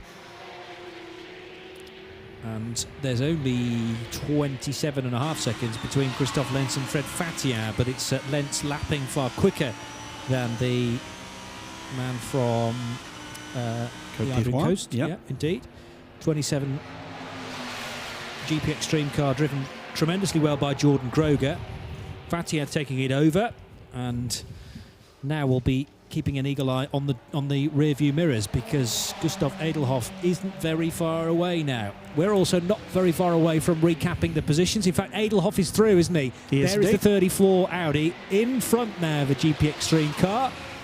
So caught and overtaken in very quick measure, and the Kirchhoff sponsored car with Gustav Edelhoff at the wheel now has clear road in front, with Edelhoff into 4th position. Can that car start to hunt down Christoph Lenz? The tricky thing is there's a good margin between the two of them. I think they're all on the same lap. It's about half a minute to try and find. Also a positional change inside the top 10. For 9th position, Paul Lafargue goes by the number 1 Hofer Racing car. So the A6 Pro EDEX Sport car goes past the Hofer Racing, it's very similar Mercedes-AMG GT3 for 9th. So we have now 6 hours very nearly done, just another minute to go, and we will have reached half distance. This is how we're looking then, halfway through the 12 hours of the Red Bull Ring. It's Herbert Motorsport who lead the way by a lap, although it's actually in reality 40.6 seconds. Alfred Renauer at the wheel of the 911, Rolf Eichen driving the 964 GRT Grasser Lamborghini. Another Grasser Lambo in 3rd, and the A6 AM leader, having completed 199 laps, so about to come round for the 200th time. It's Christoph Lenz driving 963, and trying to keep behind him, Gustav Edelhoff on a bit of a charge, having just got past Frederic Fatia in the GP Extreme Renault. So Audi 4th, Renault 5th, and then the Porsche of Forch Racing in 6th position, with Zico Dermich at the wheel of that car. Spaniard Tony Forney is driving the 32 car collection Audi in 4th position in A6 AM, and 7th in the overall standings, ahead of Dimitri Parhofer, also for car collection in their 33 Audi. Paul Lafargue's driving the 17 EDEX Sport car, so up another place since we last spoke about the EDEX Sport car, getting ahead of the A6 AM Hofer Racing number 1 Mercedes. Roland Eggermann driving that, and that car is 6th in A6 AM, 6 laps from the overall leader. 11th position is the SPS Automotive Performance Pro car. Richard Feller at the wheel of that, one of our camera cars. Pietro Paris leading the 991 class after 194 laps for Forch Racing. Then nearest rival in the 991 class is the Pro Sport Performance Porsche of Joe Foster and Charles Putman and Espenlaub. So that's the 85 car in 2nd place. 3rd position is Richard Gonda in the MSG Motorsport 991 class, and 4th in that division is Christopher Zirkling now, having just made a move on Philippe Paulette. More on Philippe in a second, because first in SP2 is the 35 B2F Competition car, 15th overall, ahead of Philippe Paulette, who is 18th, and then the SP3 GT4 leader remains the Beserplace Racing Audi, up as high as 20th position now, and with a mammoth 13-lap lead over the RTR Project's KTM. I'll tell you a little bit about the TCR cars as well on page 3 of the rankings. In 21st position, though, first of all, when you can kind of discount the Scuderia Praha Ferrari, that car we know is out of the race. It'll take a while for it to fall to the bottom of the rankings, though. Team Altron Peugeot will gain a spot because of that. They'll be up to 21st overall, leading the TCR class. So that's car 908, driven right now by Stefan Vanaglio. And then in 2nd position in the 308 car is Guillaume Romain, 2nd in TCR. And 3rd in TCR must be the Audi 109 from Speed Factory Racing. And the little A3 car that has kind of nobody to race with, but Vista Racing Team, their targets for this race, surely to get the Seat Leon Supercopa to the end of the race. Well, they're running 30th in car number 150, and crucially are still pounding round. The Seika is also still running, 31st position for car 222 from HTM Racing. Optima Motorsports Ginetta still in the race? I think it is. It's been fixed, hasn't it? Just gone by, yes. Okay. It had an issue with the Seika and you can check all that out about the issue on their Twitter feed at Optimum M Sport. Speed Factory's racing Audi is there in 33rd position, the Lotus in 34th, and we didn't see a restart for the True Racing 46 car. That's the only car still to this point that has officially retired. We've had plenty happening then over the first 6 hours. Let's take a moment on the live stream to look back at it all.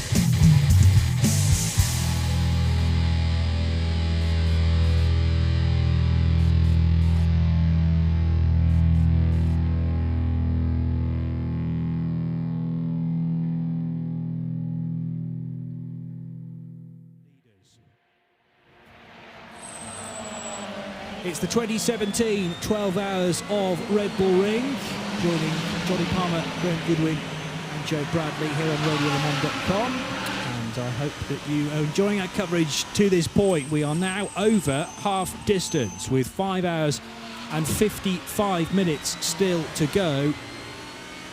And there are no more breaks in play. We will continue all the way through till 5:45 this evening, almost reaching midday local time. I sense there may be 1 or 2 more Code 60s to come, but this race, of course, is split into 2 parts. We enjoyed the 3.5 hours yesterday, where the name of the game was to stay on the lead lap within your class, and this is an 8.5 hour blast. There is the car in 34th position, which is the 70 Koroyzer Racing Lotus Evora. So proof, well, should it be needed, that we still have 33 cars in this race after the retirement of the number 11 Ferrari. But the 70 car going rather slowly, Graham. It is going rather slowly. Trouble again for another GT4 runners. It has been a trouble race for the GT4 squad, hasn't it? But by the look of things, as this car heads towards the pits with the problem, did I spot just a moment ago a quick shot of that engine change almost complete for that Porsche? Here's Joe with an update. Yeah, not only is it complete, but it's actually almost at the end of its fire-up process. Now, you heard me last time just describing how the engine was being lowered out of the bottom of the car, and I said to you, it's just a simple process of then offering the new unit up into where it's located in the car, which is at the rear, over the rear axle on the Porsche. Well, that car is now getting ready and pretty much about to be rolled back out. That's how quick you can change a Porsche engine, it seems. And you can hear from in the background on my microphone the sound of an engine. That's the new engine unit in this 67. That's the all-embracing by Lucas Motorsport entry that we saw smoking heavily, having destroyed its first unit. So with half of this race, pretty much half of this race still left to run, it's very much worth getting back out onto the track. And we're clearing a path at the back of the car, which is at the front of the garage. So we're about to push this beautiful Porsche GT3 Cup version out into this beautiful Austrian sunshine. So great work by this team. Yeah, and then some. Oh, you can hear it just revving away in the distance there, in the background of Joe's radio mic. I still remember a couple of years ago at Le Mans when I was watching, I think the Gulf Racing crew changed their engine in the Porsche, putting the race engine in effectively. And just to give you an indication of how Porsche deal with their customer racing crews, this engine was delivered on a trolley and it had taped to it a little polythene bag akin to the sort of thing you might get with a wardrobe you've bought from a Swedish furniture store, and it had all the various Allen keys that you would need and the screws and whatever. It was kind of like, right, I bought my Porsche engine and there's the little bag I need to just fit it correctly. And it brought it all kind of down to my level, I suppose. If I had That's enough fairness, that's a hell of a long way down. It is. It is. But it just, you know, the fact that how accessible it is. I That's suppose customer service. That's what I mean. There you I mean, go. Always, you know, it feels like you. I mean, I wouldn't have the knowledge of how I could take a Porsche engine out and put it in again, but it feels like it wouldn't take me half a day to learn it. Can I just say It's all it would be very good fun watching you try. But that, I have to say, that was impressive stuff from the 67 crew. I'd get to the end of the process and then realise the gearbox was pointing out the back of the car, probably. Yeah, it's in the wrong way, chaps. No, I could just see, I just have this mental image of you trying to force the engine into the front luggage bay. It goes in there in my Audi. We can't get the boot shut. But yes, I think, you know, as I say, maybe a couple of days training and I could be a Porsche mechanic. That's my hope. We can dream. There's a Porsche screaming for those kind of dreams. There's a Porsche with an engine in it, in the right way and everything. Wow. And it's leading its class, the 81 car. Alfa Renault, by the way, has gone through to complete the 210th lap for the number 911 car, is pulling away still from the 964, has taken that lap for another lap, by the way, from the 963 just a few laps ago. Something over 30 laps of the good now ahead of the 964 car, which should be the next leading car through, and has not yet appeared stage left out of turn 10, but shouldn't be too much longer before it does. And we can't be getting a million miles away from some routine pit stops, actually. Here comes the 964. We'll now see the gap. The gap now is 42.5 seconds. So 911 is beginning to just draw away there into the 130s again last time around from Alfa Renault against the 131 from Rolf Van Eycken. Looking for where the next progress is going to be made. The next progress is going to be made by the 29 Porsche racing car. Under 30 seconds now back from Fred Fatien. And still taking about 4 seconds or more out of the advantage of the third place car in A6 AM, the Renault. So 1-2 are the leading cars in A6 Pro, 911 and 964. Then we get into that three-car train of A6 AM runners, running third through fifth overall. Christoph Lenz, Gustav Edelhoff, Fred Fatien in the 963 Lamborghini from GRT, the 34 Car Collection Audi, and the 27 GP X-Treme Renault RS01, respectively. But catching all three is Sergio Dernich, and is 75 seconds, behind the third place Lamborghini, but with cars rather closer to him on track for positions to be taken in the overall standings. So it's the 29, the progress of the 29 car is the one to watch. Quicker than the three AM cars ahead of him. Not hampered by bracket time, of course, that car. And also keeping an eye on the pace of Paul Lafargue, who is getting onto terms with the 8th place 33 Audi, and is now just 16 seconds behind that car in what is going to be a battle for 8th position, I think within probably the next 4 or 5 laps. Yeah, Zyko Dermich really pushing on here, just done a 132.1, and that is kind of being matched by the Car Collection car driven by Tony Forney, but the Spaniard is 44 seconds further back from Dermich, so the Austrian just needs to concentrate on trying to catch those two cars up ahead. They're in A6 AM, but he's driving a 29 A6 Pro car, and that is one to watch during this stint. Now, another 3 minutes or so, and we'll be heading towards midday local time.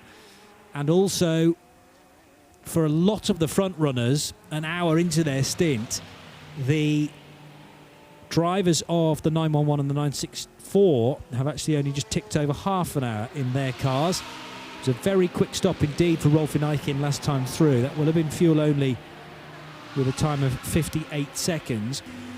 And the 964 car trying to get some of that time back again on the Herbert Motorsport machine. Tree Racing head over the line. Their 56 car still going strongly with Hubert Trunkenpolz at the wheel. Sadly for True, the 46 car didn't make it into day 2 here at Red Bull Ring. Audi RS3 just heading by us in the main commentary box. That was still carrying scars from yesterday. Front left damage and a couple of trips into the gravel at Remus Corner.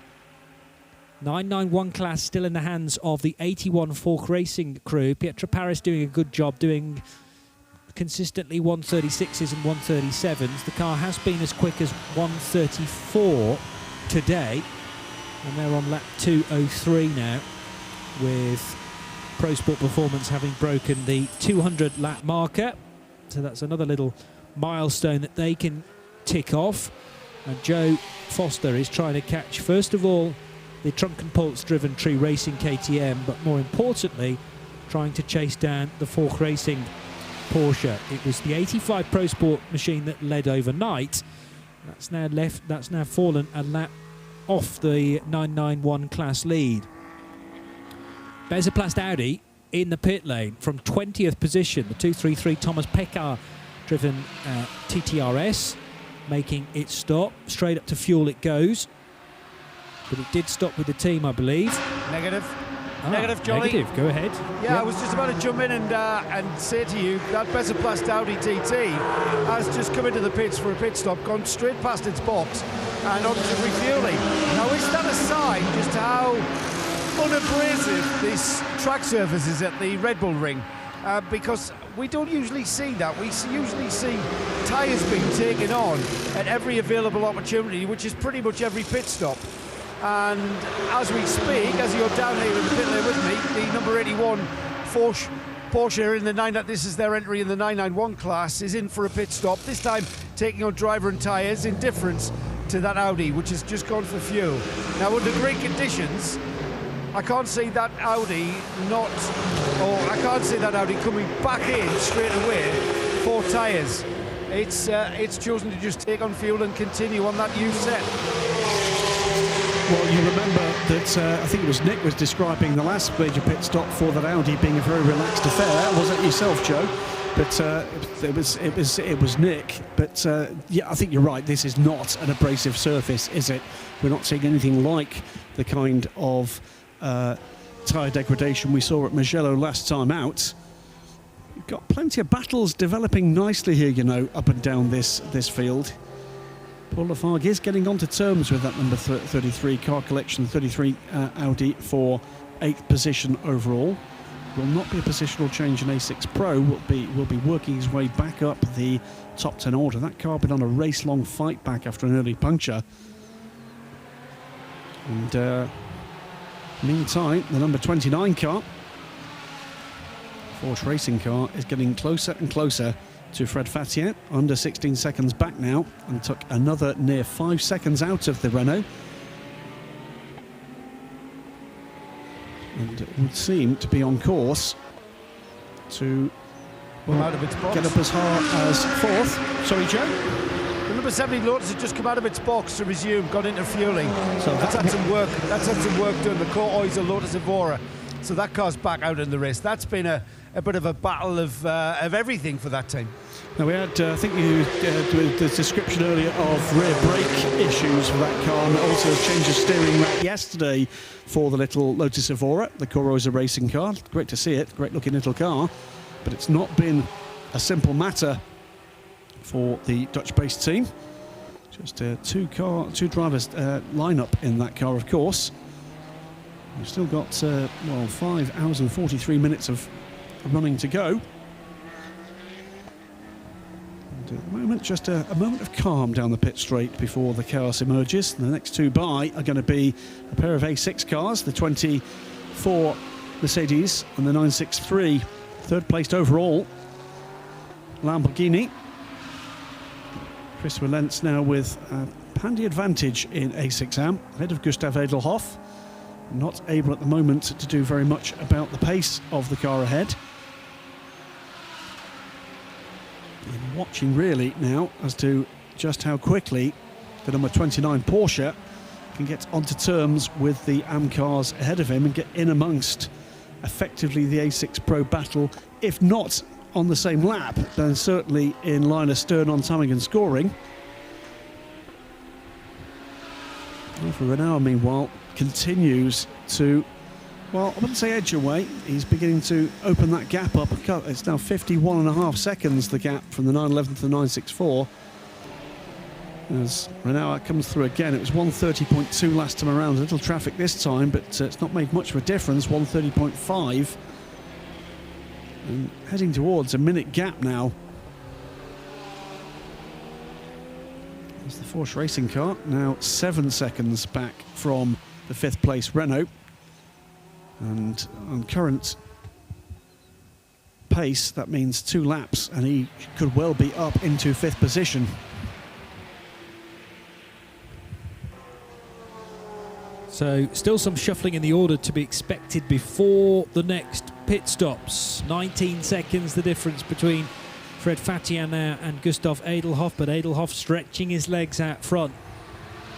With the car collection car doing a 1:35 last time around, the Ivorian not able to keep up with that pace, at least in this phase of the race, and Zyko Dermic, the one to watch, in 6th position. Car Collection have slowly but surely brought all 3 of their cars into contention here. They're all amateur cars, as in A6 AM cars, non-pros. But nevertheless, we have Car Collection in 4th, in 7th and in 8th positions.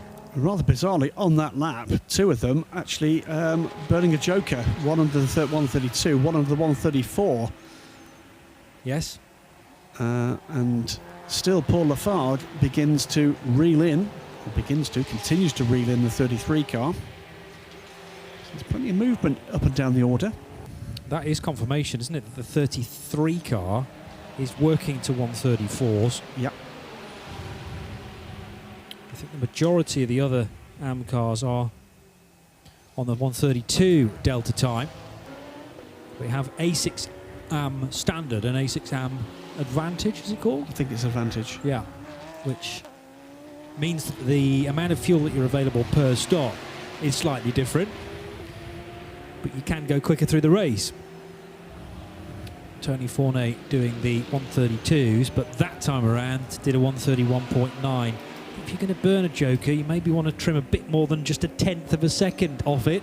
There is the 29 car then of Zyko Dermic going through and past Fred Fatiat. And that is a move for position. 5th place then, going the way of Fork Racing. It may well be an A6 Pro car overtaking an AM. Nevertheless, you have to do it safely.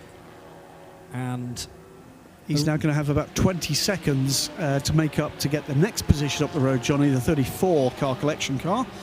And so Gustav Edelhoff, a further 20 seconds up the road. And he is taking around 2 to 3 seconds a lap out of that. So that's certainly doable in the easily foreseeable future.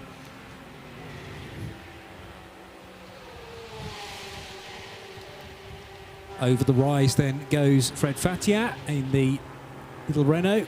Behind is the 85 car of Joe Foster, now leading the 991 class by 1 minute and 3 seconds. So Igo Valilko, who has taken over the Fork Racing car, dropping back behind Joe Foster.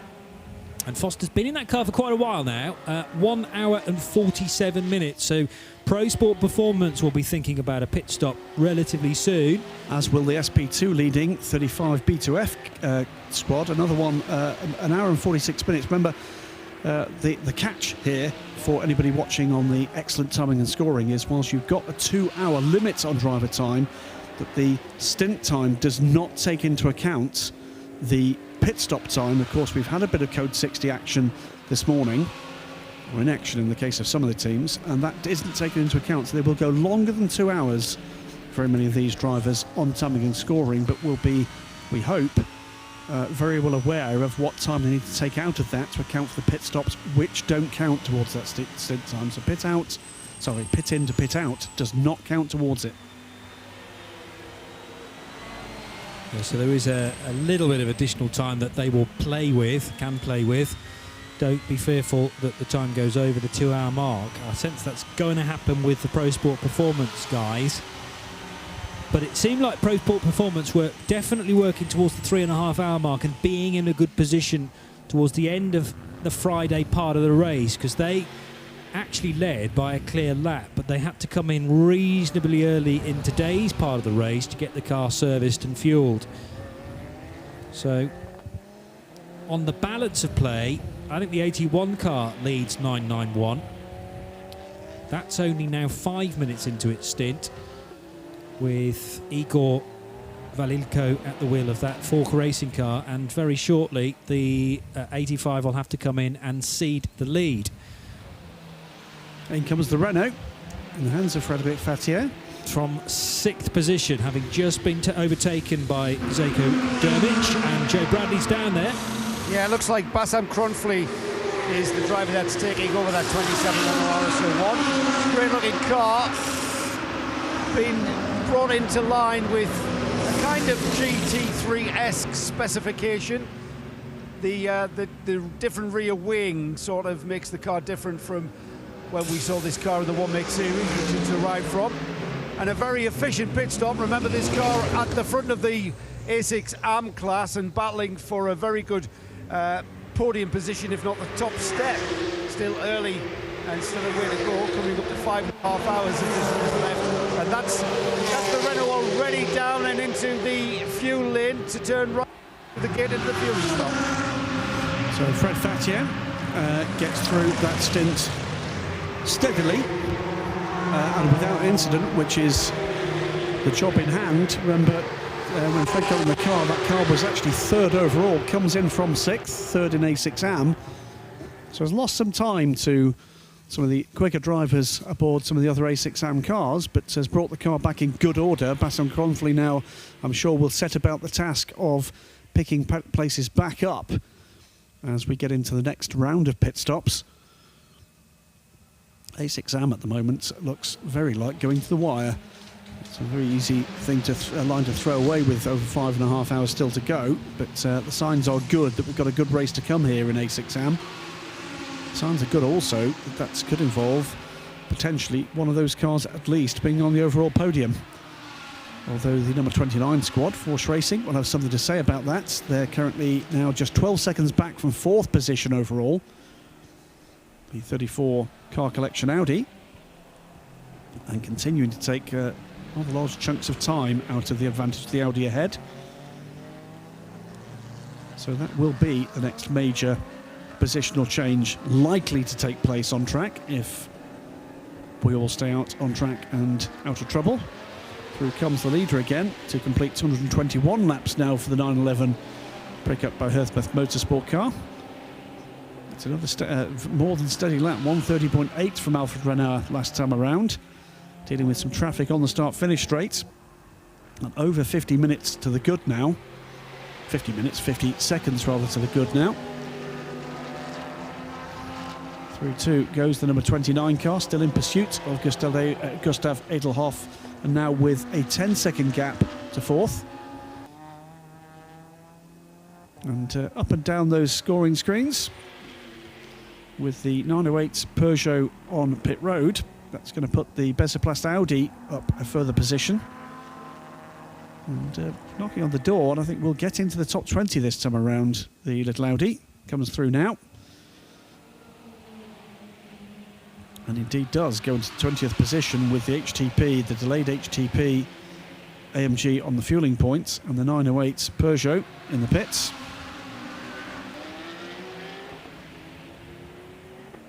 The SPS car, which had that gravelly moment a little while ago, pits with Richard Feller from 11th position overall, 5th in A6 Pro. This after the car broke beyond the bracket in qualifying, and is therefore automatically promoted. They may not well have seen it that way, into A6 Pro. So Fred Fattier now out of the car, still shown aboard the car, but we know Bassam Cronfley got aboard the 27 car. They want to make sure that driver ID system shows the correct driver after the dramas that happened at the end of Mugello for the Conrad Motorsport car. And eventually were very lucky to retain their podium position by dint of the fact that the leading car, not the Conrad Lamborghini, but the leading car overall, overtook the Ram Racing car on the final lap. So the time penalty judged to the Conrad Lamborghini did not make a positional difference. Ram Racing, I think, both confused and a little upset with that, but them's the rules. So Porsche from Lamborghini, Renault from Icon Lens, Herbeth Motorsport from GRT, Grasser Racing and GRT Grasser Racing. And the gap steadily edging out towards a full minute now for the lead of this race.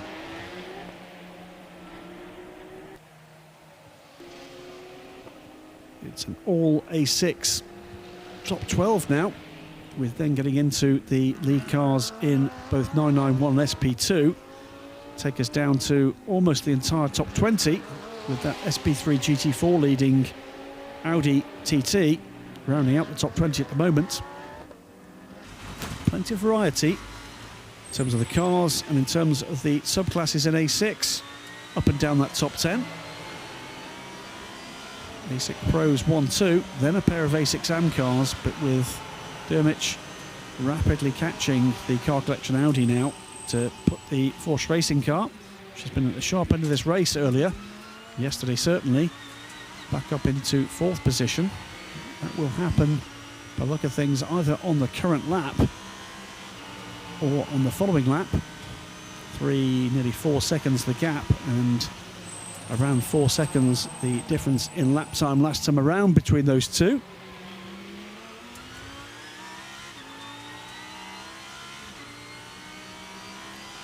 Joe Foster, meanwhile, continues to lead the 991 class, but it's Johnny Palmer said is on a slightly different pit stop cycle to the chasing cars.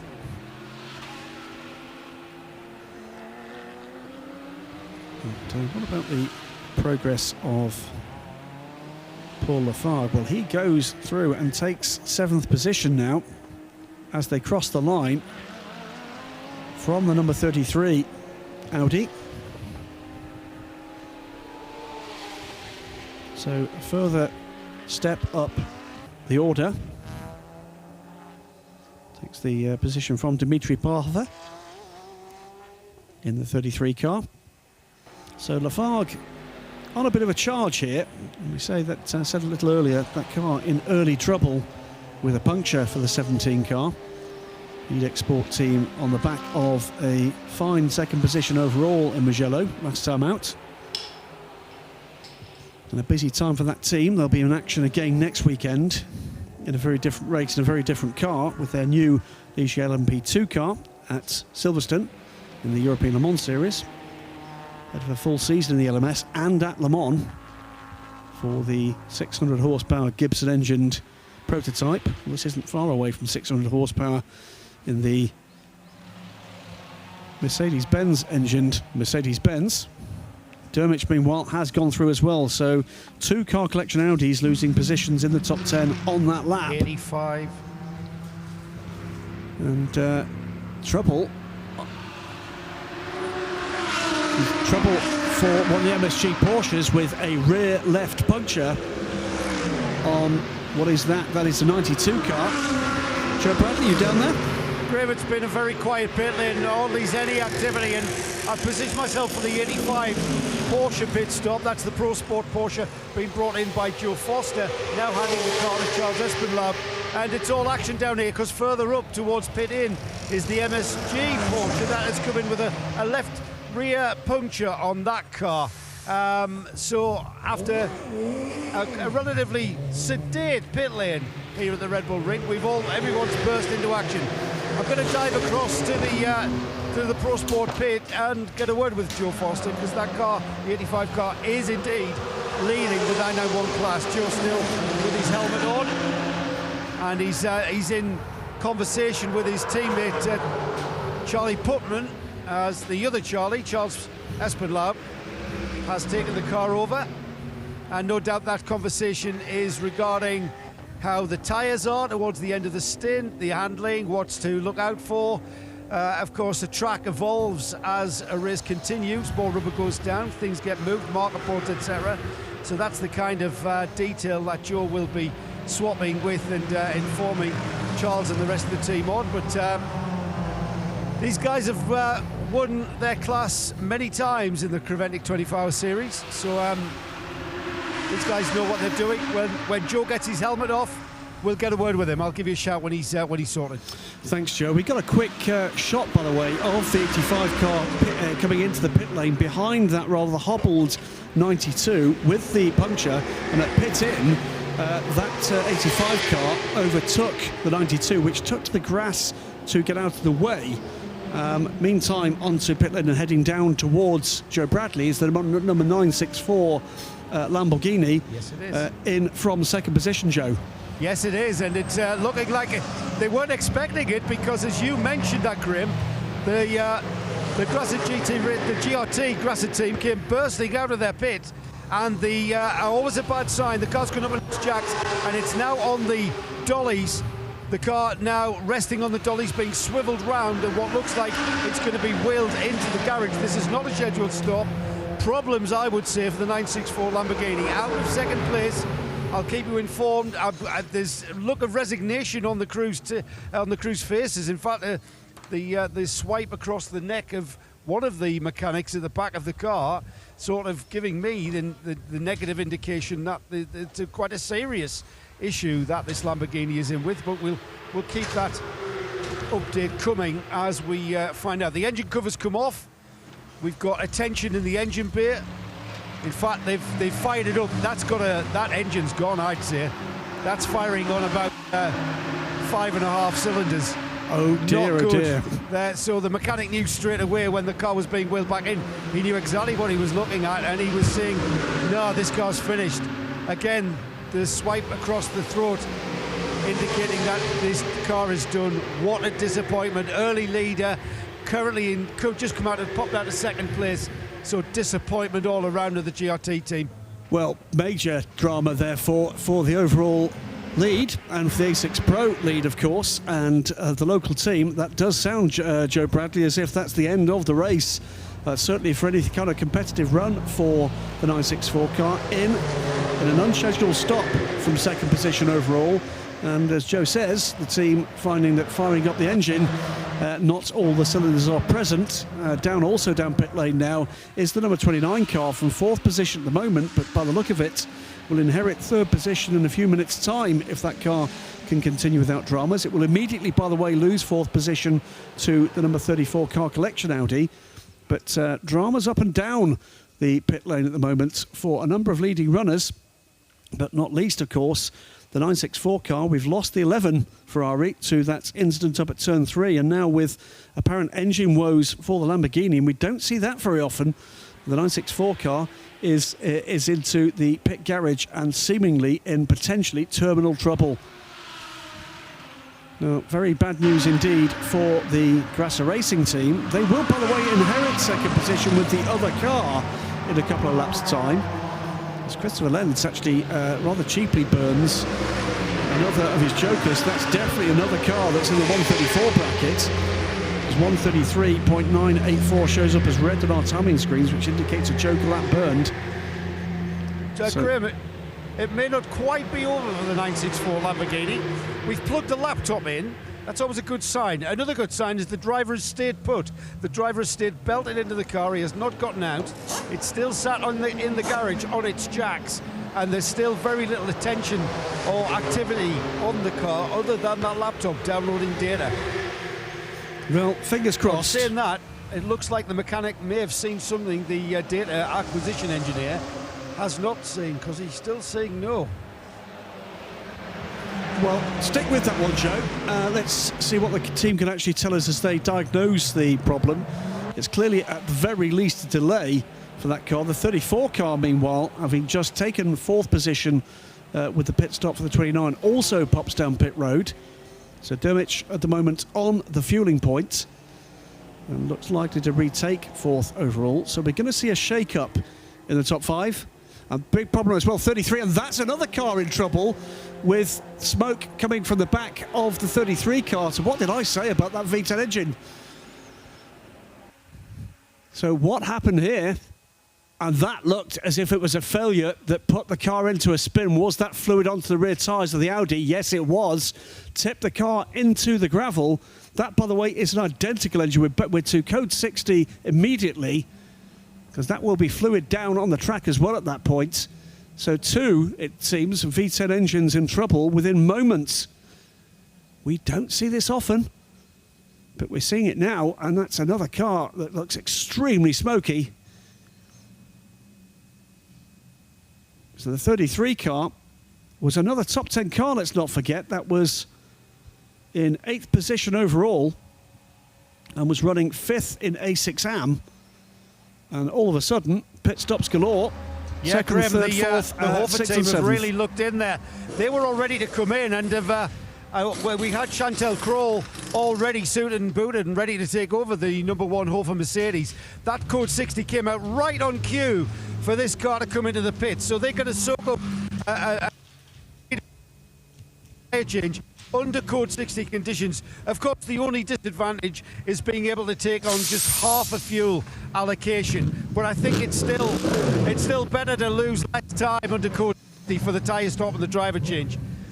And I have got an opportunity, I think, to talk to Joe Foster, who, as said earlier, had just gone out of the 85 car. Joe, don't really want to hex anything, but you guys are going really well at the moment. Well, you know, it's a battle of the fittest at this point. I think everybody's having problems, mechanical problems. Honestly, we are too. We're managing something that actually broke yesterday that we haven't been able to fix, and so we're driving around it right now, and that's why our pace is a little off compared to what you saw in the first part of the race, because it occurred actually about 15-20 minutes into the race yesterday. So at this point, we're just totally focused on our own plan, which is to finish and not hurt it any worse. And so it's like in anything, you're sort of always managing your weakest link. So we have a very weak link at one point in the system, and we're just trying to drive around it right now. Not giving too much away there is Joe Foster. Joe, we see drivers get out of the race cars. Doesn't matter what what kind of endurance racing it is, and immediately we see you go into conversation with your teammates and your engineers. Not giving too much away, but what sort of information are you passing on to? I saw you talking to Charlie Putman there, and what sort of information are you passing on? Well, obviously Charlie started the race this morning when it was much colder, so what he wanted to know and what I should tell him and what I had already relayed to Charles was the massive difference in track temperature has changed the behavior of the car dramatically. It went up 20, 25 degrees Celsius. In other words, if you just watch, I was watching the water temp as a gauge of what was happening with the air, and it went up quite a bit, and the handling of the car changed quite a bit. So I'm trying to tell. Change positively or negatively? Well, in our case, it was negative in terms of the balance. We had tuned the car to be better when it was hot at the end of the run. That's normally been our MO, honestly, for a year, is to be good in the last half of the stint. That's why you see us where we are in the beginning and hopefully where we are at the end. In this case, though, it's not working that way, again, because we're managing something else that's distinctly more weak in the whole process. And so we're just kind of trying to make it to the end and let's work on strategy, use a strategy in the Code 60s. This particular Code 60 that just happened actually hurt us because we pitted under green just now. But there's 5 hours something left, so it's fine. We just have a plan and to drive it around and have four wheels on at the end. I'm going to try not to ask you anything more because you're about to give it away as to what that Achilles heel is at them and what you're nursing. But once again, a great competitive 991 class is what we're seeing, Joe. This is a fantastic class, and the 92 guys, the 81, the 67, are all driven by fantastic drivers, young whippersnapper drivers that are really up and coming. So it's really fun for myself and Charlie and Charles to drive and race against them. So we're having a great time with these guys, and we wish there were more. I don't know, 3 up and coming drivers, you three? Yeah, absolutely. We'll leave it at that. Thanks, Joe. Joe Foster, always a great insight from Joe. Thanks, Joe.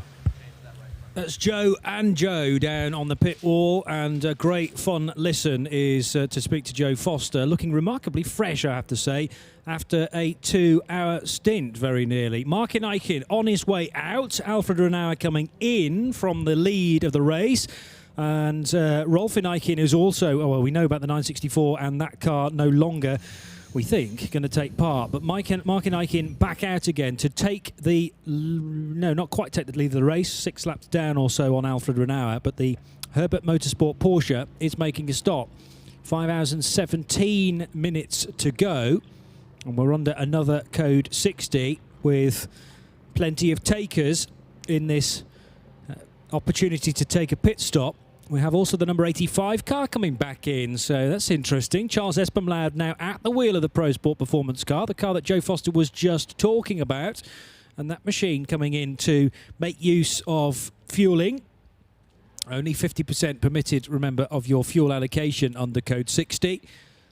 But the stricken 33 Audi is now being recovered. By the way, it was Dimitri Parhofer at the wheel of that car collection car. Medical car out on circuit as well, heading through Remus Corner. Dimitri Parhofer was out of the 33 and conversing with marshals to tell them how best to recover the car collection Audi from the gravel trap. It's a straight lift by one of the tractors here at the Red Bull Ring that at certain corners have been working very hard. Mainly at the first corner, OMV, and Remus at the top of the hill, turn 3. But where is that medical car going? Heading into Rauch Corner. We're also going to see a stop for car 34, Gustav Edelhoff. And this was an out lap, so out, loop around, and back in again for more fuel. 50% and 50%. We also have a car. No, we don't have a car in the penalty box. I'm getting confused with the circuit vehicles that are positioned in chevron formation to driver's right just before the pit lane proper begins. But there is a massive activity around vehicles like the Bezeplast Audi, comfortably leading its class SP3 and GT4. And Joe Bradley is down with 85. Yeah, we were just talking to Joe Foster, who really didn't want to give too much away, but the thing that he was trying to avoid telling us was that the car had a broken right front spring. Now that was that's going to be a complete disadvantage to the way that the car was handling. And as you heard him say, they were driving around the issue. Well, they've kind of taken the decision that during this code 60, they are going to change the front right-hand suspension. That's going to put the car back under a competitive lap time. And whatever they lose here, they're going to try and get it back. And in a complete change of team, just walking out of the garage, is just out of the number 1 Hofer Mercedes is Roland Eggingman. Roland, again, the A6 AM class, very competitive. How are you guys addressing that? Are you flat out? Or as fast as you can be with regard to the delta time, I mean? It's fast. The class AM is very, very fast. Yeah, it's only in this race. And your car is perfect and we can push to front. And I noticed that you were able to pit just as the code 60 came out. Is that an advantage to you? Sorry, I'm not... I know, it's very loud here. I noticed that you were able to come into the pits just as the code 60 came out. Is that an advantage to get the pit stop done whilst we're under code 60? Yes, this was perfect. Code 60 was in the Tamar Trotting turn 6. And I come to a pit in and directly code 60 was perfect from the box stop, yes. Perfect, great stuff from the Hofer Mercedes there. Roland Eggingman, as we thought, it is an advantage to that number 1 Mercedes. And just to finish off with where I started, work still going on the 85 Porsche, but we hope to see them back out onto the track and able to drive, as Joe described off mic, flat out to the finish. Thank you, Joe. Yeah, the Roland Eggingman car, the number 1 Hofer Racing Mercedes, the only car this weekend driving with, rather, 5 drivers. Michael and Chantal Kroll, the Eggingman who we've just spoken to, Kenneth Heyer and Christian Frankenhout represent the pro part of that lineup, and they have been a driving combination for a good couple of seasons now. It works well. Michael, Chantal and Roland as the non-pro element. Kenneth and Christian get it so close to that delta time and obviously can breach the delta time on 10 separate occasions through the course of the 12 hours. But Hofer Racing a bit further down the order than we would ordinarily expect. Christian Frankenhout said there was an opportunity, that said there was a possibility of getting their car into the overall top 3 by the end of this. Still not necessarily ruling that out, but at the moment their priority is getting onto the AM podium. They're running in 4th behind the 963 car of Martin Eichen. That's the GRT Grasser Lamborghini, now the only Grasser Lambo surviving in the race. Second place in AM is Tony Forney in the car collection Audi, although the 32 car has just stopped for a pit stop, and why not when you were under code 60? And third position in A6 AM is Chantal Kroll in the number 1 car. Now, the fluid is being mopped up, which suggests it's a little more than water. Nick Damon to our right was suggesting that it had perhaps been an overheating issue and gone off on its own water, but that's either coolant or oil, which is having to be mopped up by the marshals at turn 6. There is the 33's sister car, and the best placed car collection Audi actually in the order, with Tony Forney most recently at the wheel of that Felbermayr Audi. Horst Felbermayr did a cracking stint earlier on today. 81 Porsche, last driven by Igo Valilko, and the Fork Racing car leading its class, the 991 division. MSG also running a couple of 991 class cars this weekend, and they are 3rd and 4th in that class, behind the 81 and behind the 85. But with Pro Sport Performance basically replacing the whole front right corner of their 85 car, broken spring is the issue, and the whole suspension assembly being whipped out of the 85 car and being replaced by new parts. That's going to put them down the order in 991. And this is a real opportunity now for the locals, the MSG Motorsport crew from Graz, to gain maybe one of those cars, one of their 92 or 93 cars, a position. Back to green we go after the latest code 60 then. 5 hours and 11 minutes, just less than to go. And 5 cars all as one work their way up the hill into turn number 1. There's one of the Team Altran Peugeots, car number 908, which is second in the TCR class behind the sister car from Altran, driven now by Kim Holgaard, who is the Danish driver. 308 from 908, and then 109 is your top 3 in TCR. The 58 Mark Carr's Focus from VDS Racing Adventures, turning right at Remus Corner. That machine now driven by Rafael van der Straten, and the car is 3rd in the SP2 class, behind Bruno Fretin for B2F Competition, and behind Frédéric Lelièvre in the number 64 car. 35 and 64 have been trading places though throughout the race. That's been a really good dice in SP2. There is just over 2 minutes between the 35 and the 64 right now, as Igor Valilko comes out of the fueling area for the Fork Racing crew, and the 991 class leader is back into the race to start lap 218. And on lap 232, Alfred Renauer for Herbert Motorsport leads the way now by something like 5 laps over Martin Eichen, who goes into second position, overtaking the stricken 964 car, which is in the garage and pretty much retired. So GRT Grasser down to 1 car, the Nittelfelt-based team, and Martin Eichen can concentrate solely now on mastering the setup and behaviour of the 963 car. He's been hopping between the 2 machines up until this point. Gustav Edelhoff goes over the line in the 34 car, and we also have the sister machine just heading up towards turn 1 as well. So car collection down to 2 cars, GRT Grasser down to 1 car, True Racing down to 1 car.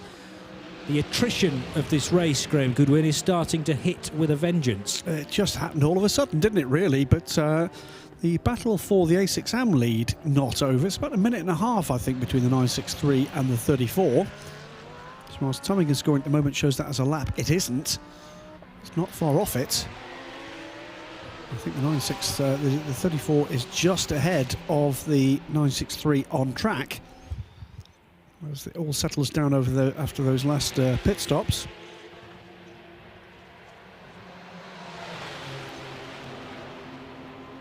Meanwhile, Richard Gonda is in the fueling area now for MSG Motorsport, and MSG have managed to get one of their cars on the provisional podium behind Fretin for B2F and behind Lelièvre for the Porsche Lorient Racing crew.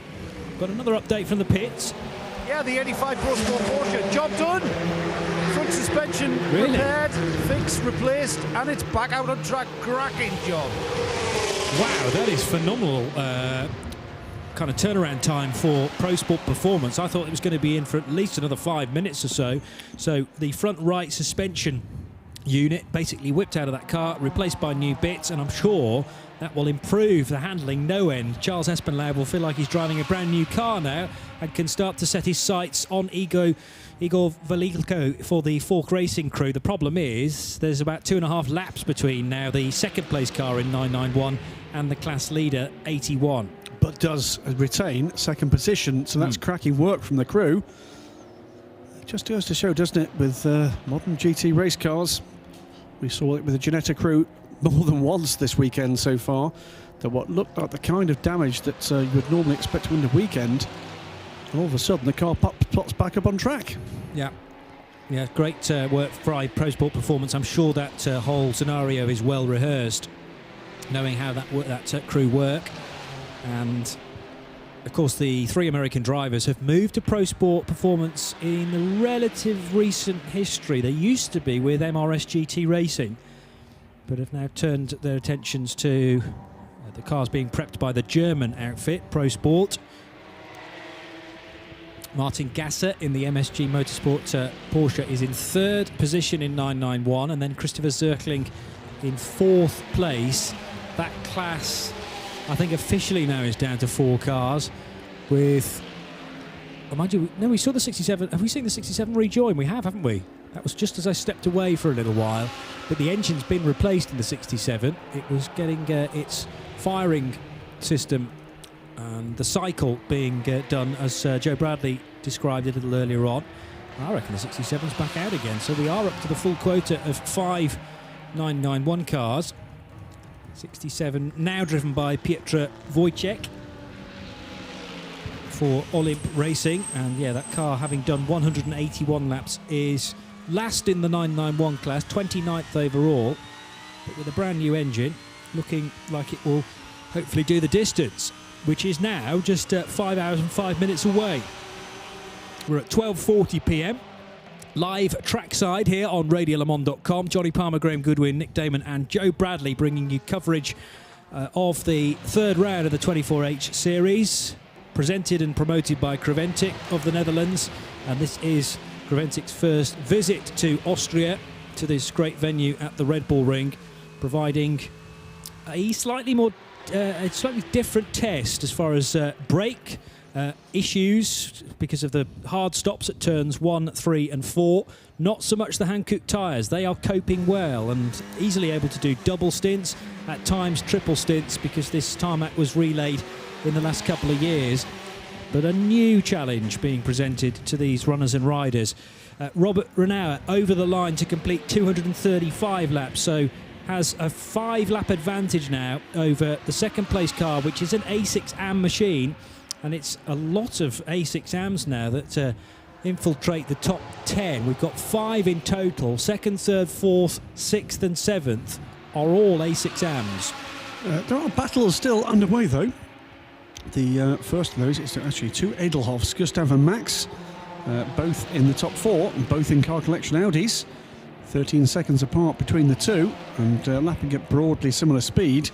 But looking a little further down, Patrice Lafargue and Basson Cronfleet for 7th position overall. 27 Renault 5th at the moment in A6AM. Patrice Lafargue now actually back into a podium position in A6 Pro after that early trouble for EDEC Sports. And that following the woes for both the 964 Lamborghini and the 33 Audi. I really shouldn't have said that about the Audi V10 engine, should I? But it all happened very quickly. # blame Goodwin. But yeah, it really has shuffled up the order, and we still do have some battles underway. Still watching that 29 Porsche Racing Porsche making its way back up the order. Now 23 seconds to make up on Max Edelhoff for 4th position. It's now the 2nd position car in A6 Pro, so it's a Porsche 1-2 in Pro all of a sudden again. Yes, it is. But you have to look at a fair way down the order to find in 5th place Patrick Eisman.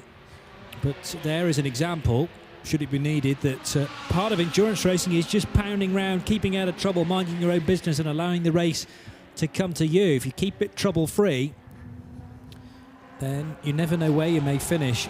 And with engine expiry, the word on most people's lips over the last half an hour, there will be one or two concerns, I'm sure, as we're reaching the sort of middle third or third quarter, if you like, of this race, where the stresses and strains of 3.5 hours yesterday, and now, what have we had today? 3 and a bit hours already today.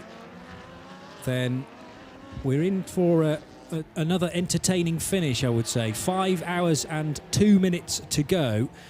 And that is the lion's share still of a World Endurance Championship race. So the checkered flag is a long way off yet. And if we've already had problems with brakes and the need for those to be changed on the little KTMs, we've had V10s in both the back of the Audi and the Lamborghini expire. There'll be nobody counting chickens just yet. 5 laps is the difference between Robert Renard and Martin Eichen. Johannes Dr. Gerhoff now at the wheel of the 34 car in 3rd position. So that has just been changed on the driver ID, hasn't it, rather than a pit stop having been made for 34. We initially thought it was the other Edelhoff, Gustav Edelhoff, but that's been changed to Mr. Dr. Gerhoff, and Max Edelhoff doing the chasing. Patrick Eisman in 5th place. Chantal Kroll back at the wheel of the number 1 Hoffer Racing Mercedes. Bassam Kromfli driving GP Extreme's Renault RS01. And Patrice Lafargue, as you say, in a surprise now, potential podium position for EDEC Sports. Well, they'll take that after the misfortune very early in the race left them laps down. They've been gradually making their way back up the overall order. But I think, in truth, we didn't expect to be talking about EDEC Sports on an overall, on a class podium at this stage of the race. And still plenty of time for them to make further progress up the overall order. Just to give you an idea, EDEC Sports started this morning as the 5th placed A6 Pro car, but 5 laps back from the 964 Lamborghini Huracan. Well, they're further back than that now. And yet, strangely, have gained 2 positions. Yes. But we all know that endurance racing, a test of man and machinery, a test of teams as well, and the officials, let's face it, too. The stewards, the clerks of the course, the marshals who look after us around this 2.6 mile circuit as well. And big shout to all the marshals, whether they are Creventic regulars or brand new to this type of racing, perhaps local here to the Red Bull Ring. Without you, we would not be able to do this race. So thanks again for all your efforts across the last 3 days, really. We're into the final day of our meeting. Strange to say that on a Saturday, but with the Friday-Saturday split that is so popular in Creventic racing, that is what we've become used to. And there's been plenty of action, certainly for the crews down at turns 1, 3, 4, and at times at Rint Corner as well. And most recently for the 33 car falling off the road, due mainly to the fact that the car was spewing oil or coolant onto its rear wheels. But that car spinning off on the outside of turn 6. So Bassam Kromfli in the GP Extreme car. He's been in that car for a little under half an hour now, having taken over from Fred Fatia, crossing the line now in 7th position. Now, you said that Charles Espinal might feel as if he's got a new car underneath him. Fastest lap of the race for that car as Charles gets up to speed at 1:35.004 and trying to set about the 3-4 lap gap he has to the now 11th placed number 81 Porsche Racing. Porsche. It's going to be all about pressure now. Bring the pressure to bear. And as we've seen before, a couple of Code 60s at the right point in this race might make a big difference to that chase. Well, that's a shot in the arm for the Pro Sport guys, isn't it? I'm sure there will have been 1 or 2 doubts as the car trundled down the pit lane and headed back into the race. about the amount of work that had been done and the speed that it was done as well. And as soon as the car goes out, within the first couple of laps, it does the quickest lap of today. So Charles Espenlaub really in the groove. A change in the pit lane below us. Joe Bradley stepping away for a little break, and Nick Damon is back. Back after a couple of hours, and where have all the cars gone? You know, we had 3 for the lead, now 2 of them are broken down. I actually walked all the way down there to go and talk about the Vortex, and they fixed it. Ooh. Honestly, what we're going to do now is a nightmare. Right, so they were fixing the Vortex. rear again, were they? Or? Yeah, they did one of those things where they didn't actually take it into the garage. They did this really weird dance where they kept opening and closing all the scissor doors. So it looks like, well, you ever seen an assassin bug where it's looking for a mate? And it raises its arms up. And go, oh, are you a girl? Are you a girl? Are you a girl?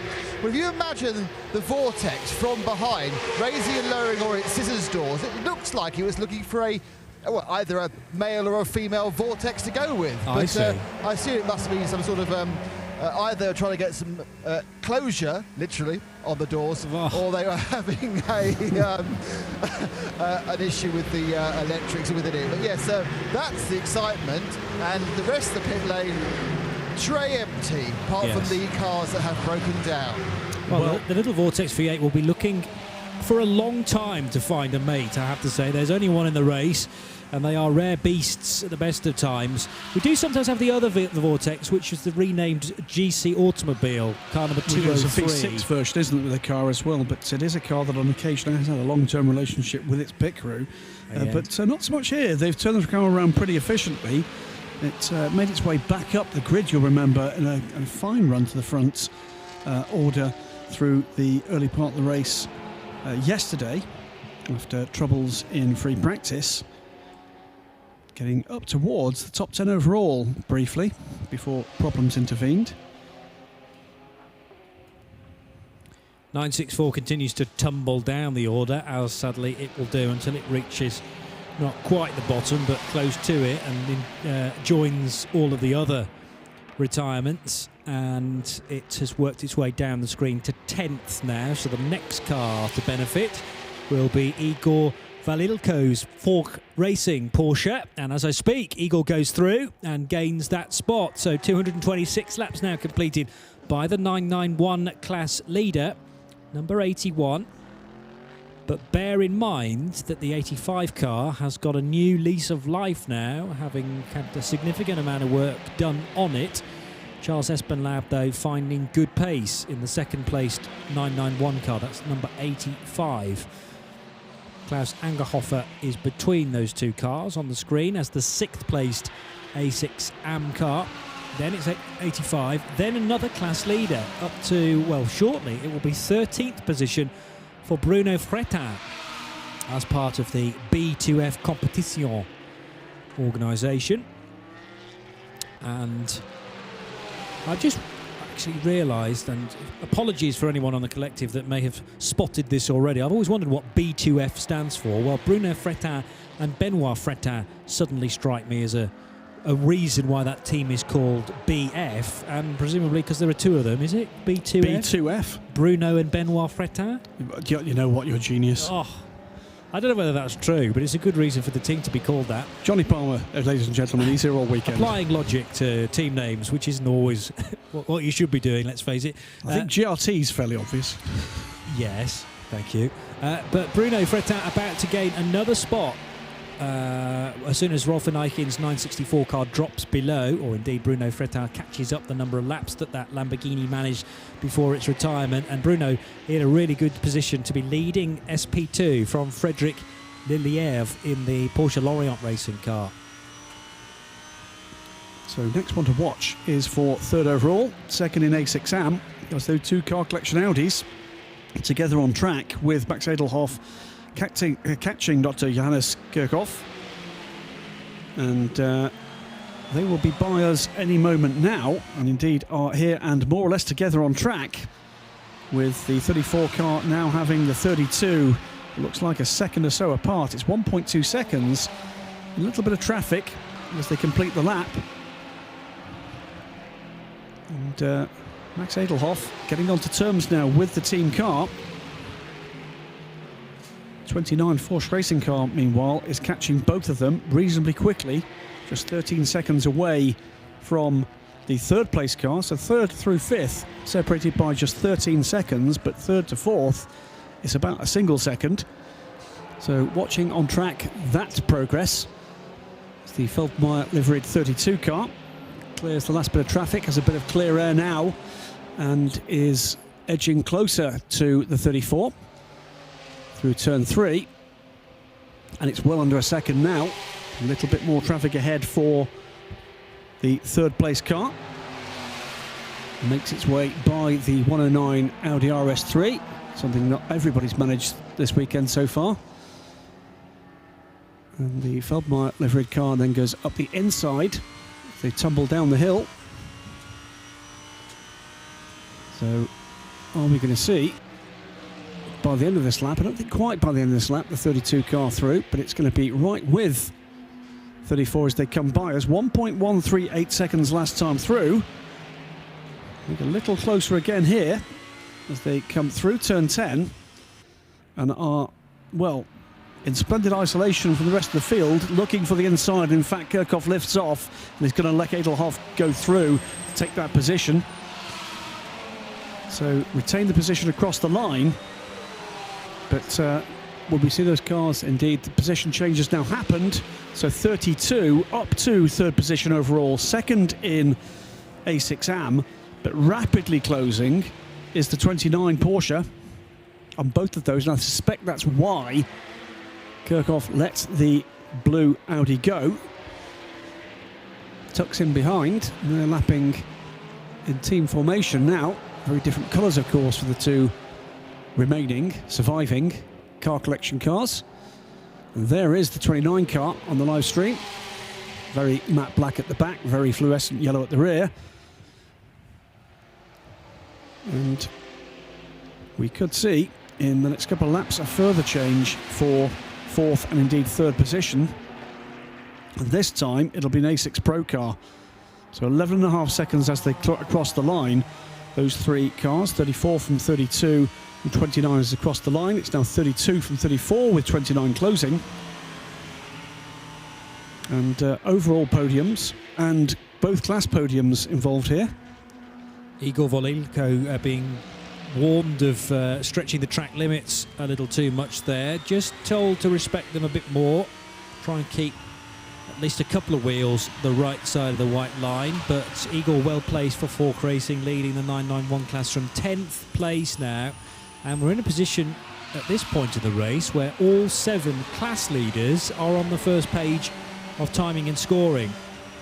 So Robert Renauer out front as the overall leader, but also in charge of A6 Pro. Martin Eichen is second overall and leading A6 AM. Igor Valilenko, as I say, leading Fork Racing's charge to take the 991 off of honours. 229 laps completed by Igor now, and 10th place for that car. 13th position, Bruno Fretat, leading SP2. The leader in the GT4 class is Milenko Vukovic in the Bezoplast Audi. That car 21st overall. TCR still Kim Holmgaard for Team Altran in the Peugeot 308. So that's car 308. 22nd overall, but a class leader. And just breaking into the top 28, Gerald Heigis driving the Pfister Racing Seat. It's the only A3 car in the field, but they're still heading around this circuit, which is good news for the 150 car. There was a trophy waiting for the A3 winner, and yes, okay, they might be the only one class car, or one car class, but they need to finish, obviously, to get that trophy.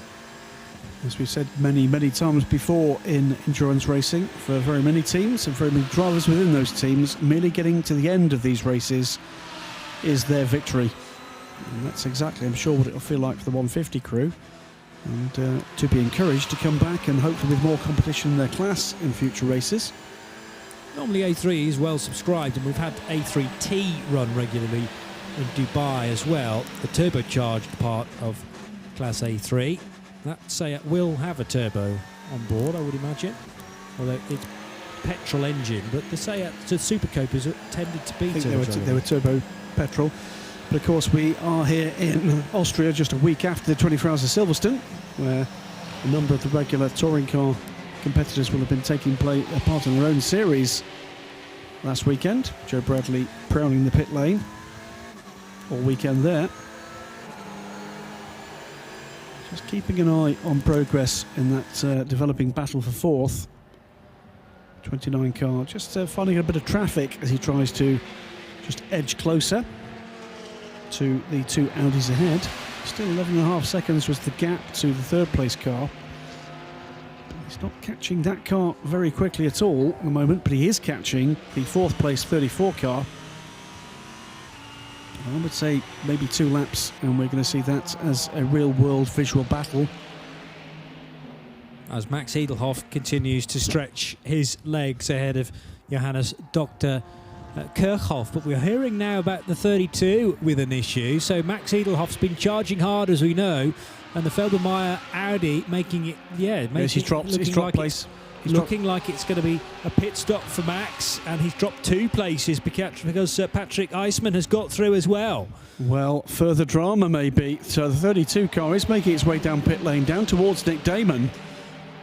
And we've already seen one of the car collection cars in woes very recently. Pretty mucky rear end of the 32 car. Team are ready for the crew. And so is Nick. Yeah, I'm not sure when it happened, but obviously it has in the intervening 2 hours completely lost the rear diffuser it had taped on. That is obviously reducing some aero. It's got up on the jacks. There's no direct work now. A bit of a fiddling with the rear right, a look at the front. I think this is obviously something where they are experiencing an electrical issue or a loss of power. They are having a bit of a push and a fondle with the wheels to make sure they're aligned, but the major work, as you can see, is the engine. This is gear selection.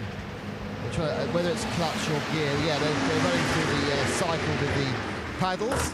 And, massive slap on the ceiling from the engineer. This could be much the equivalent of the finger across the throat from the Lamborghini. You slit the throat of an Italian car. For a German car, you smack it on the head. So Max Edelhoff is getting out. I will grab a word with Max in a minute. But that would seem to me to be gearbox trouble, or the mechanic is either very frustrated about life generally, had a bad morning or something, or is really not happy what's happened to the car. And they are wheeling this one back into the garage, so another car from the top of the timing sheets hits problems and, effectively retires from a chance of a win. Whether they can get this one going again, it has been the wars, will be a question. I don't think many people at Car Collection have had a very good morning, in fairness. They were really well placed with all 3 of their Audis, and now it looks like 2 of them might be out of the race. Well, we had all 3 in, I think, the top 6 or 7, albeit briefly this morning.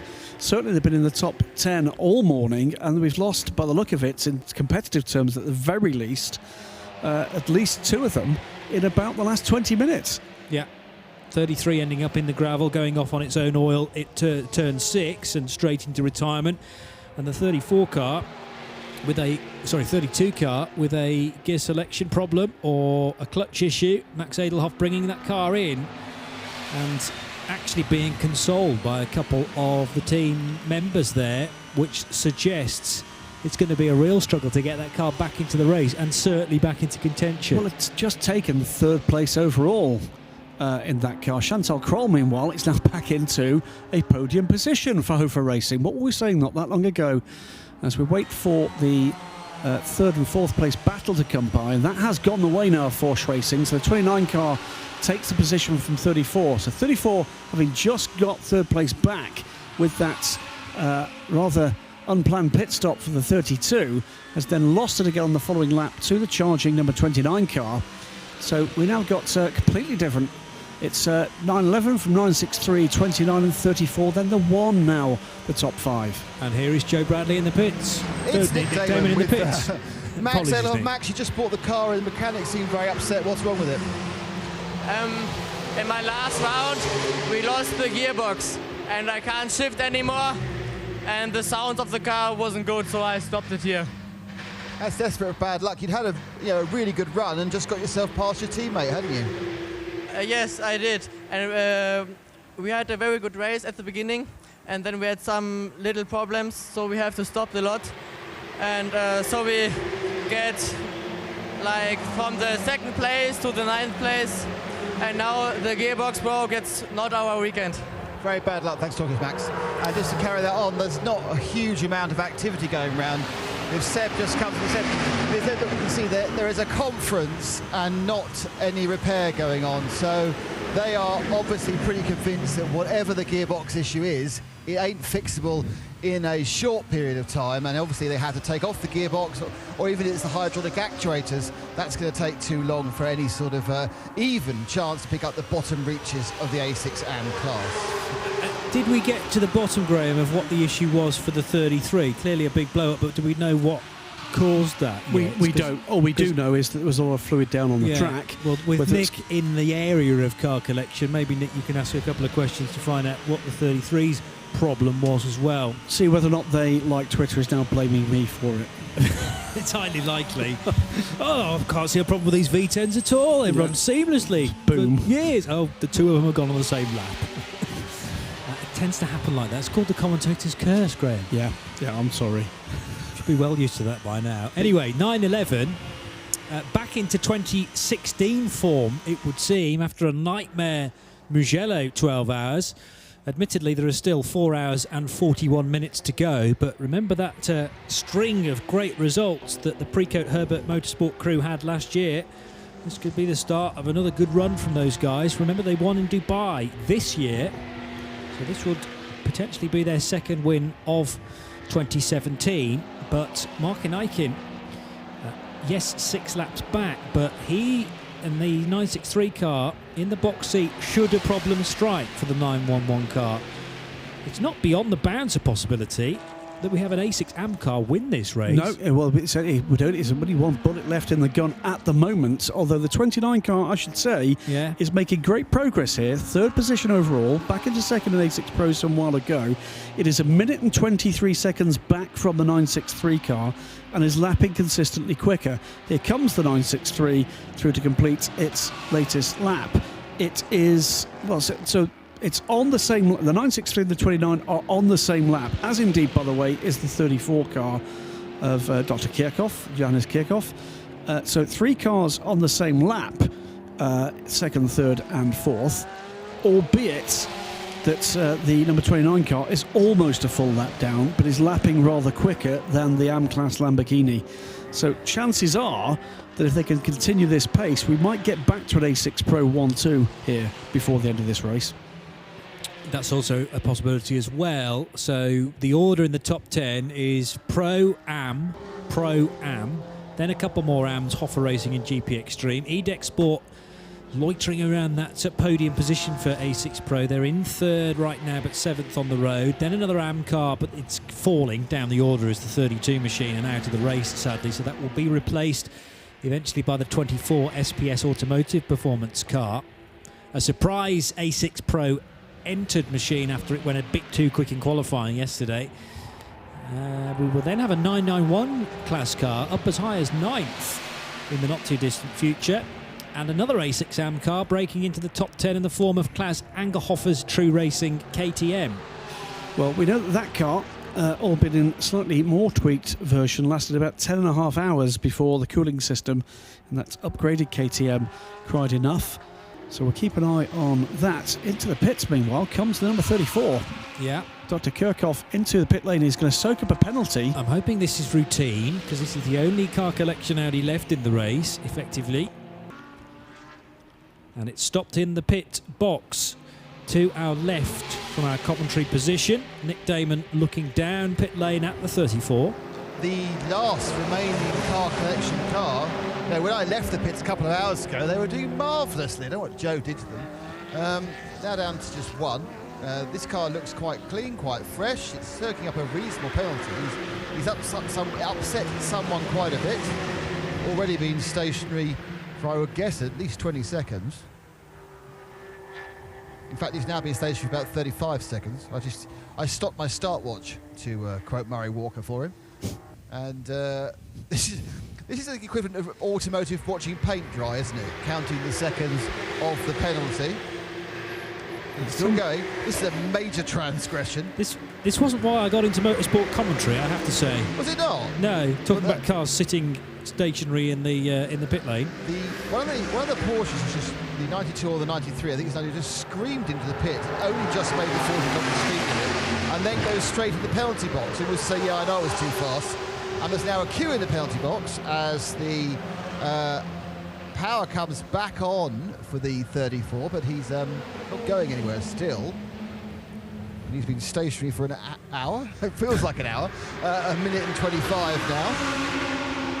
The 92, I think it is, Porsche, is also stationary and stuck behind 34, who now leaves after basically a minute and a half and does not stop at the pits and goes and gets some fuel. So that was I need some petrol and to pay my dues to the steward stop. Have you seen the Seika on your travels? So I noticed Henk Tyson brought that in 9 minutes ago. No. In the pit lane. Still there. Is it still on the track? It's still not, no, it's in the pits. It's in the pits. It's been there for 9 minutes. It wasn't the pits the last time I walked down, which was prior to the car collection excitement. But luckily, I'm not far from it. And there's a man underneath, sort of middle gearbox area. Right. These are things that should not surprise you. One of the wheels is off. They're taking it off, I assume. Yeah. And now, managing mobile phone. This is great, this stuff. He's going right under. He's a right kind of man jockey. Look at that. See, that's a job that certain members of our team currently in America couldn't do until their recent diet. They've now lost enough weight to go underneath the Seika. It's ever more like the HJ Motorsport, an episode of MacGyver, isn't it, really? Yeah, I can. Oh, look, yes, he's going to use some bits of rubber he's found and this nut to fix the entire gearbox. Oh, this is quite clever. They are using the mobile phone to take a picture of things they can't see. That's clever. I thought they were going to use bits of the mobile phone to start repairing the Seika as well. They've got a countdown on it. I'm not sure whether it's how long to the next breakdown. They have taken the exhaust out. I mean, this is the problem. The problem with this car is actually it's got not too much power. It's got far too much torque. Yes. Yeah. And they can't find motive components that can handle a mildly or quite reasonably tuned 4.2 litre turbo diesel, which is probably putting out 450 pounds-foot of torque when it's trolling around in an Audi. And once it's been tuned up, it's putting up a lot more. The thing to remember is, with gearboxes, it's the torque that is they are limited by, not by power. You can have as much power as you like. It's how much torque, how much twisting force is why you need to sort out your drive chains. Should say, by the way, with that very lengthy pit stop penalty for the 34, would be good to know, although I don't suppose you really want to ask anybody at Car Collection about woes at the moment. It must be a pretty dark mood there. But Chantal Kroll is now up to 4th position overall and 2nd in A6AM in the Hofer Racing team. So just by doing what they regularly do, which is going round and round and round and calling strategy really well, that car has come up as if attached to a bungee cord to the top of the timing and scoring screens. Quite astonishing progress in number 1, with misfortunes for just about everybody, with the exception of the leading car ahead of them. The number 1 Hofer Racing crew are now 2nd in A6AM. They are only a single lap down, by the way, from the class leader now, and they are, albeit 7 laps down on the overall race leader. There goes the A6AM leader, Martin Eichen at the controls of the GRT Grasser car. Chantal Kroll, I think you're quite right, is just hanging on to the coattails of the lap behind. Yeah, lap and a bit down. So 2:49 completed by Eichen, 2:47 completed by Chantal at the moment, but the next time around she will complete 2:48. So yeah, it's a lap and maybe a half. The Lotus Evora is back in. Now this is the car that's been troubled earlier on in the race. Was 34th the last time I checked, but it's climbed up the order to 32nd now, mainly because it's jumped ahead of the 65 Porsche Lorient car, which has been in the pits for quite a while now. That was 18 and a half minutes. It's been out again, hasn't it? That was the one that changed the engine. On the 65 as wasn't well. It? Yeah, it was the 65 that changed the engine, 67 had an engine change. The 65 came on the end of a crane. Ah, right, okay, yes. So that was a Porsche Lorient car, but it also had a terrible day yesterday too. but its latest stop has been 18.5 minutes, so it's been back out on track since. Here's Nick again. Standard stop for Lotus. Corois has got out. Another driver has got in. Which we'll find out in a second. Well, there's only 2 drivers in that crew. Well, it'll be the other one then. It's the other one. Yes, as I said. Hey, there's no tyres. They aren't making it the world's speediest stop, but I suppose when you've already lost about an hour and a half, it doesn't matter too much. They're checking a few points around it, making sure it's all right, washing the windscreen, and it trundles off down to the fuel stop to continue another hour or so of trundling fun. Who is the other driver? It's Erik van den Munkhoff. Well, good old and the girls at Creventic, Jolien and Natasha, are always laughing at the way I pronounce Erik van den Munkhoff's name. I think I'm very accurate. I think they find it just endearing.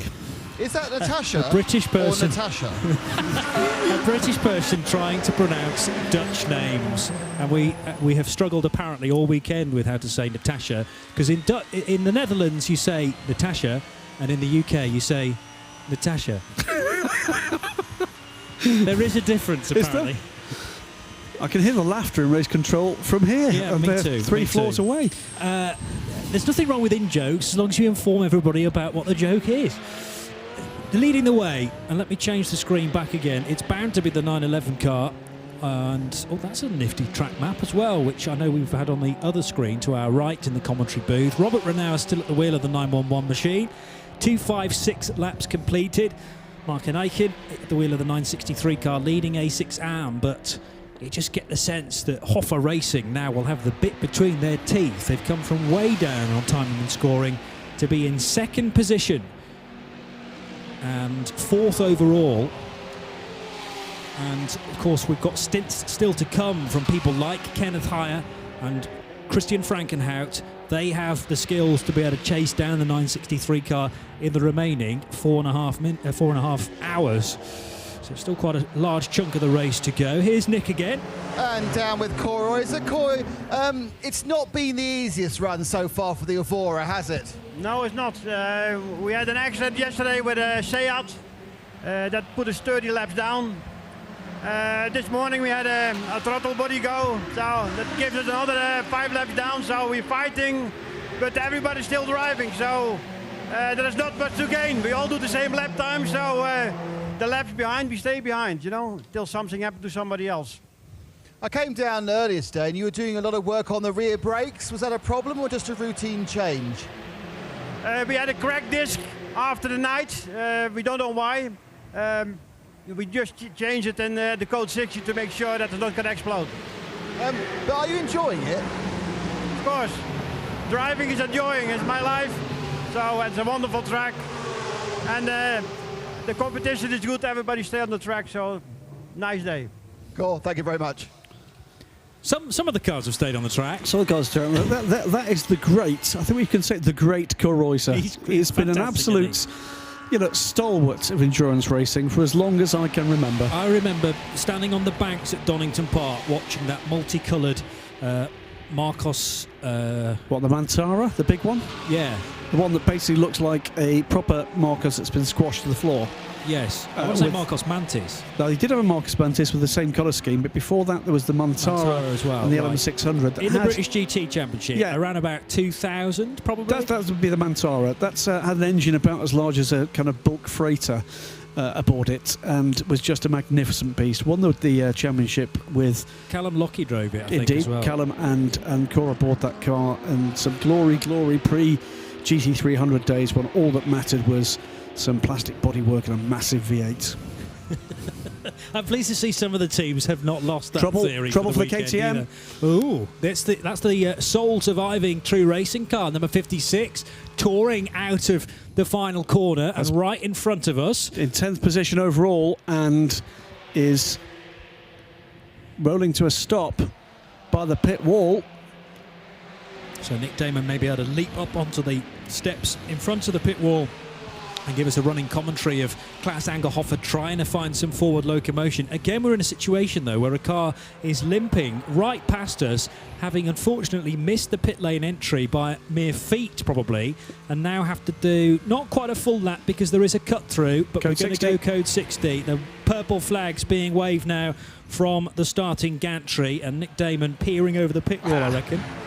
I am peering over like a kind of a very bad signaller. I've only got a clipboard that has no positions on it, but that car was crawling to a halt under no motive power whatsoever. It's not like he's trying to engage the first gear or trying to select something. There is nothing for him. He is going nowhere. He'll be on the back of a tow rope. Now the question is whether it's like a complete electrical failure or whether it's actually something rather more serious with the engine. But there's no smoke either, so it's a contained problem, whatever it is. But he's currently not moving. There's a couple of marshals are now trotting down the track, the pit lane marshals, to, I suppose, try and push him. But of course, there's no entry into the pit lane. You can't. There's no cut through. You have to go right round the corner and push him all the way up the hill, and that's a very steep hill. Happily, it's a very small car and very light too. That's one of the big advantages of the Crossbow. He's got going again. Oh, good. He managed to get... Basically, it's one of those things where just as the marshals who'd run about 100 metres got to him, he suddenly got going again, going, ha-ha, caught you out. And he's actually been rather amusingly followed around by the rescue truck in a strange sort of Keystone Cops type thing. So I expect we'll see him again in a lap's time. Well, let's wait and see whether or not we see the number 56 car down onto pit road, or whether or not that was a bit of a Control-Alt-Delete moment. Remember, the 34 car is back onto pit road. Yeah, this is the car collection Audi from 5th position, circulating behind Chantal Kroll and behind Martin Eichen, who are 2nd and 1st in A6AM respectively. But Johannes Dr. Kirchhoff just about hanging on to 3rd place in that division, and Bassam Cronfleet a bit further up the pit lane, but laps behind, 1 lap behind the number 34 car. Is being fueled now. So GP Extreme car also in pit road. It looks like Dr. Johannes has headed straight to fueling, in fact, Nick, the 34. Yeah, fuel only for the Doctor. We are looking like we may see a pit stop for the leader, the 911 car. Daniel Alleman is suited and booted. There are tyres thinking about being offered. They're kind of a bit indecisive. They're all rolled out and going for it, and they've just rolled one of the wheels back in again.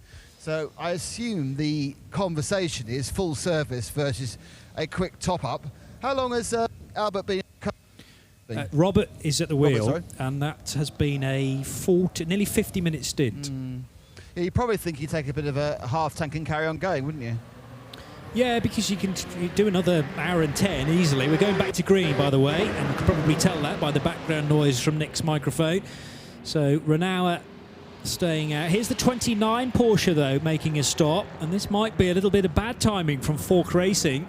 Now, I'm sure the 29 car came down pit road initially, or made the decision to make a stop under purple when it broke the beam at the start of the pit lane, though. I think we might be back to green. So we were definitely back to green by the time he crossed the by the time it was in the pit lane proper. The 29 has. Abandoned the whole thing. He came down. I would have stopped and got full quota. The long top man waved desperately at him to come in and stop, and there were tyres there and everything, and he didn't even go for fuel. He just literally was on the drive-through on his own. So that must have been a miscommunication, or probably several communications at once, and the driver went, well, all right, I'll go that way. Yeah, well, they thought they were going to be able to do the stop under purple as the True Racing KTM comes right by us at full speed. At full speed. I think that was a Control-Alt-Delete moment, or, as we've seen before now in race cars, just that the driver managed to catch the wrong switch. It's happened before. Like the kill switch or something, and then managed to refire it whilst he was able to just gather his thoughts right in front of Nick Damon by the pit wall. But yes, a strange one. It does look like the KTM is fully back to speed now. Klaus Angerhofer, one of the quicker drivers in that combination, and heads back up the hill again. Yep, it happens to the best of them. Happened indeed last year at Silverstone with none other than Lucas de Grassi. Not a hybrid failure, by the way. Just pressed the wrong button and switched the entire car off. I do that all the time in this job. Thankfully, we're all just about on air right now, but who knows what's going to happen in the next half an hour.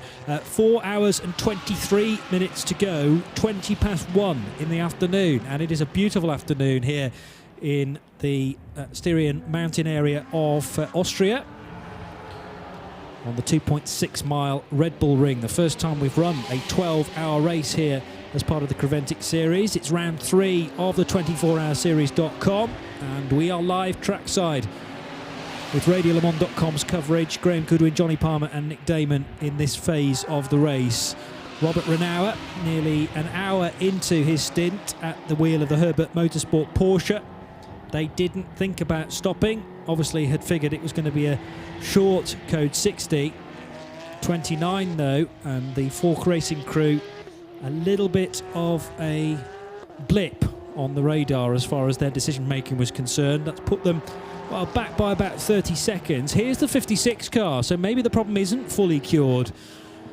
And the KTM tours past us, still with the 1-0 numbers illuminated on the side to tell us that it's running in 10th, 5th place in A6 AM.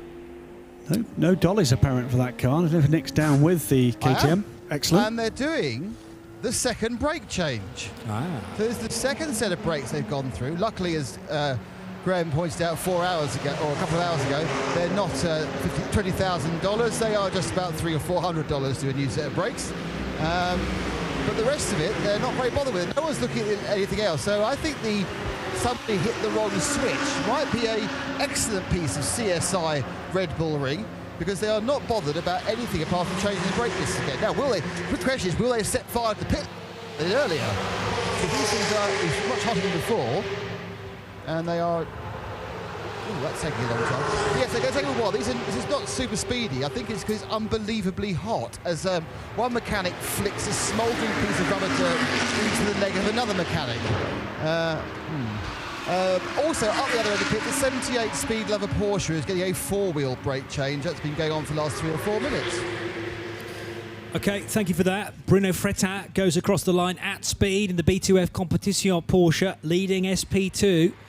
And actually only 40 seconds now off the back of the second place 991 car, although Charles Espenlaub a bit further up the road is lapping quicker than the SP2 Porsche. What's the pace like from Frederic Leliev?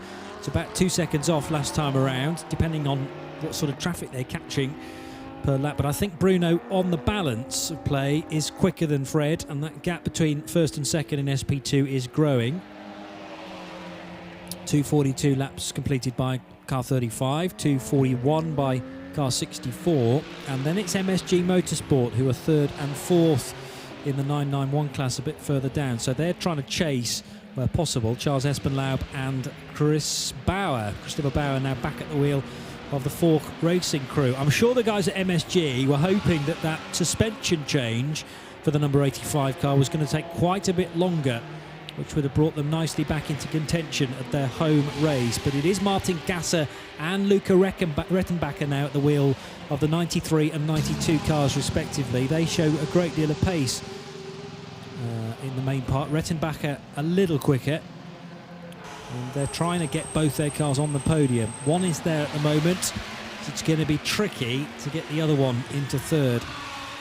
Meantime, some bad news for the car 17. The first, the bad news that car's seen so far today, and that's a time penalty for not obeying track limits at turn 9 for the now 7th place car overall and third at A6 Pro. Has a bit of an advantage over the chasing 24 SPS Automotive AMG. 3-4 laps almost. So some gaps really beginning to build up now. It's a bit bad news though for the 17 car. It's in close contention with Bassam Confley in the GP Extreme Renault. 6th overall, those two cars separated by just 10 seconds, but there will be a penalty to soak up by the EDEC Sport team. Next time they need to come down pit road. Confley meanwhile comes by and passes the 109 car. And it's not quite the length of the pit lane.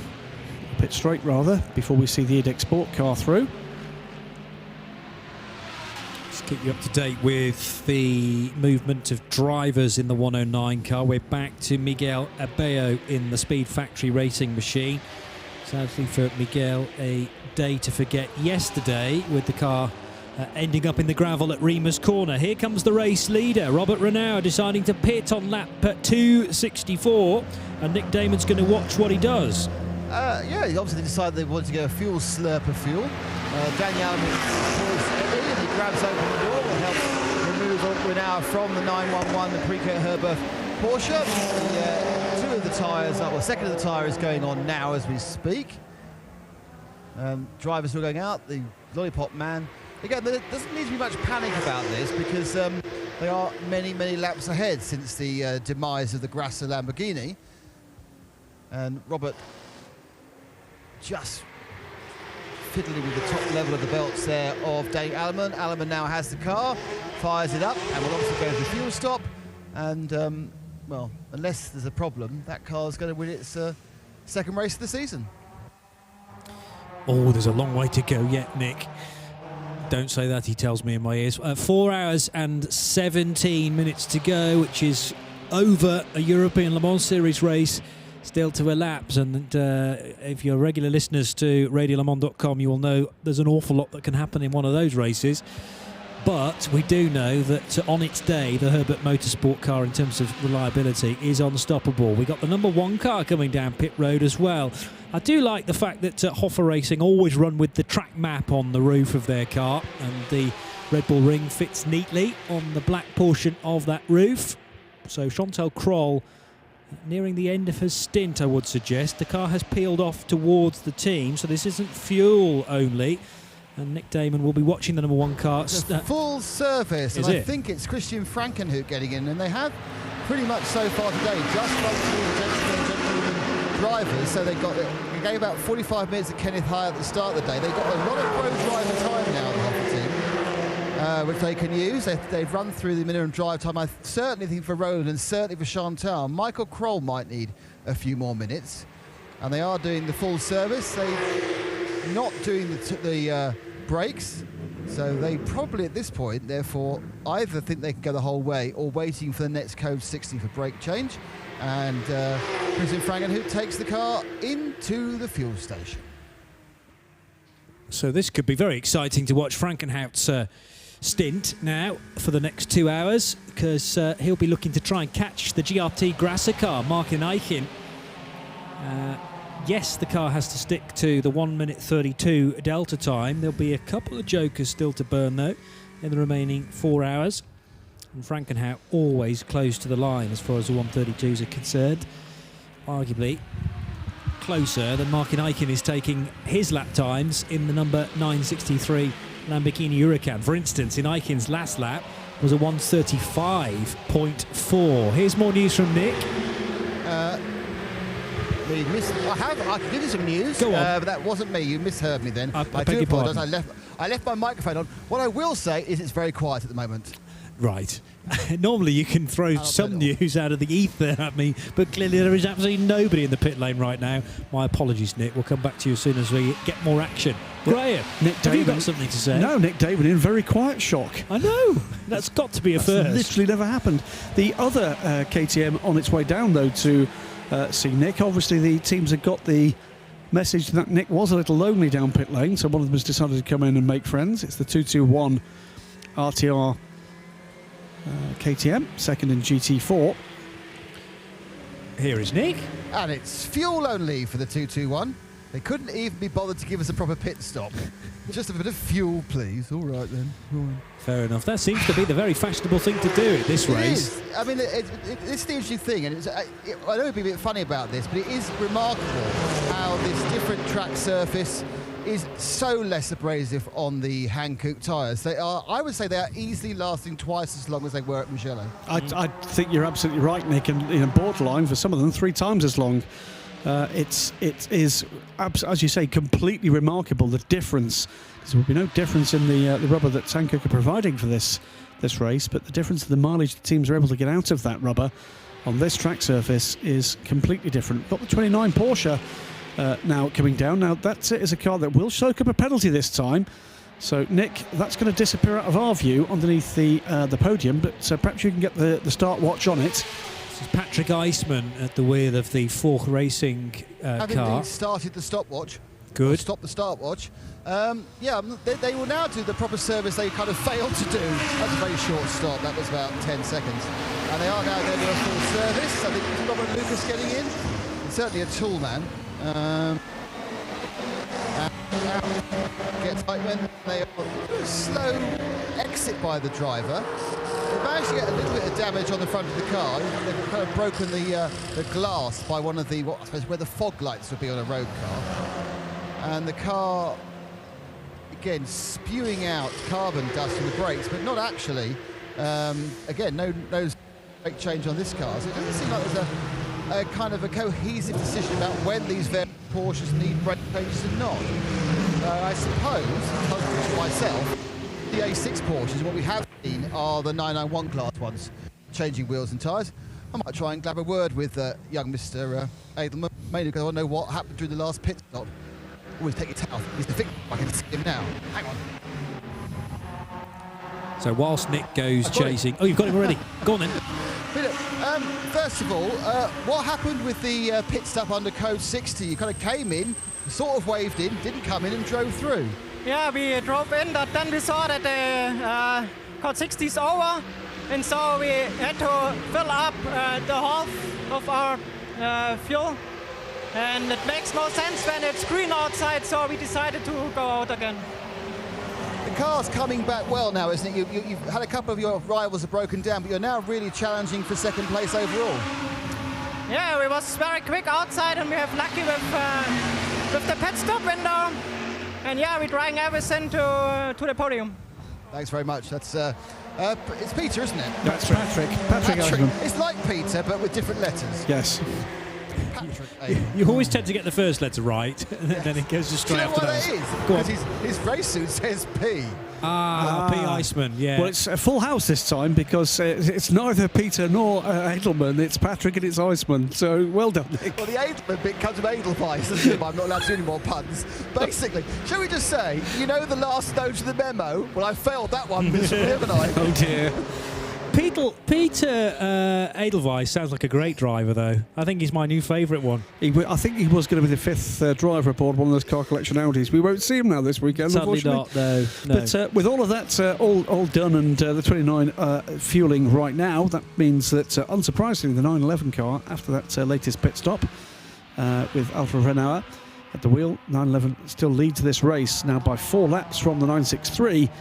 Grasser Racing Team, the sole surviving of the two. Second position overall and leading A6 AM, the 963 GRT Grasser Racing Team Lamborghini Huracan. Still in third position, but still fueling, is that 29 Force Racing Porsche. And second in A6 Pro. Second in A6 AM is the fourth place car. That is the Dr. Kirchhoff car collection Audi. Though I thought that car had a driver change. I certainly saw a driver after that last stop making his way to the pit wall with a towel, looking as if he just got out of the car. Right. So might be one for Nick to check if it stays quiet in the pit lane, because if they haven't changed that driver ID, that's a penalty. We're talking about the 34 car. They haven't changed the driver. The thing to remember is there's 3 cars there. Now, whilst the cars are painted different, all the uniform, all the overalls are the same. So there's a plethora of, currently there are 6 or 7 disgruntled drivers and only 3 who've still got a car to drive.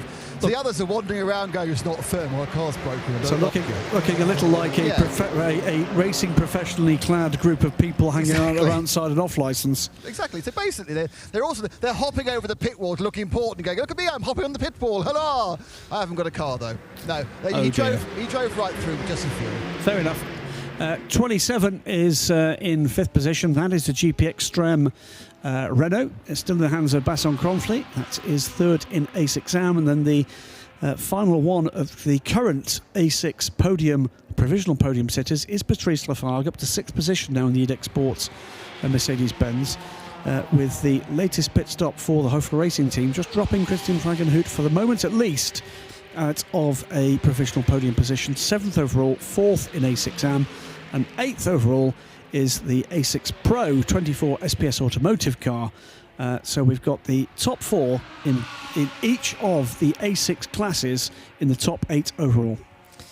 I'm hoping we've still got the 4 drivers for the 34 Audi, by the way. We've got Dr. Kirchhoff at the wheel at the moment, Gustav Edelhoff, Elmar Grimm, and Ingo Vogler are the driver combination for 34. But otherwise, yes, everybody else looks very frustrated. Actually, just look at Tubman scoring. We have what may be a unique pattern here. We've got A6 Pro first and A6 Am first and second. Then we've got the A6 Am and A6 Pro second, third and fourth overall.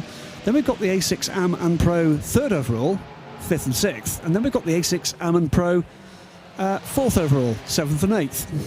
So it reads Pro Am, Am Pro, Am Pro. And to break that little pattern, Robert Lukash is back in the pits in the Fork Racing car. That's out of sequence, surely.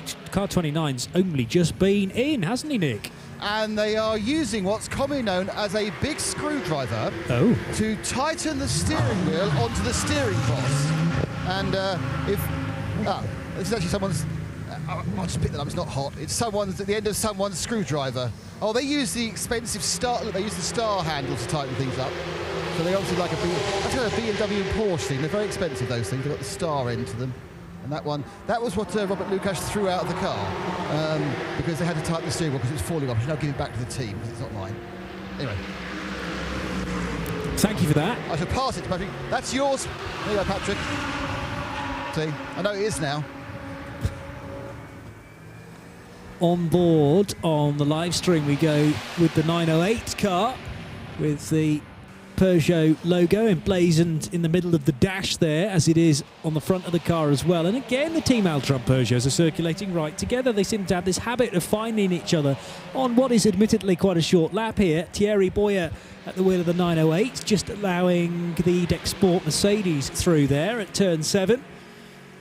And there's an indication of quite how much quicker a GT3 car is compared to a pseudo TCR car. It's allowed in the TCR class as this 308 Racing Cup car, but it only has a 1.6 litre engine and is a sort of up-tuned one-make class car, if you like. But Creventic have done the equalisation process, the balance of performance, to make sure that this car is going to be competitive in the TCR class. It's very much competitive because the 908 and the 308 are first and second in that class.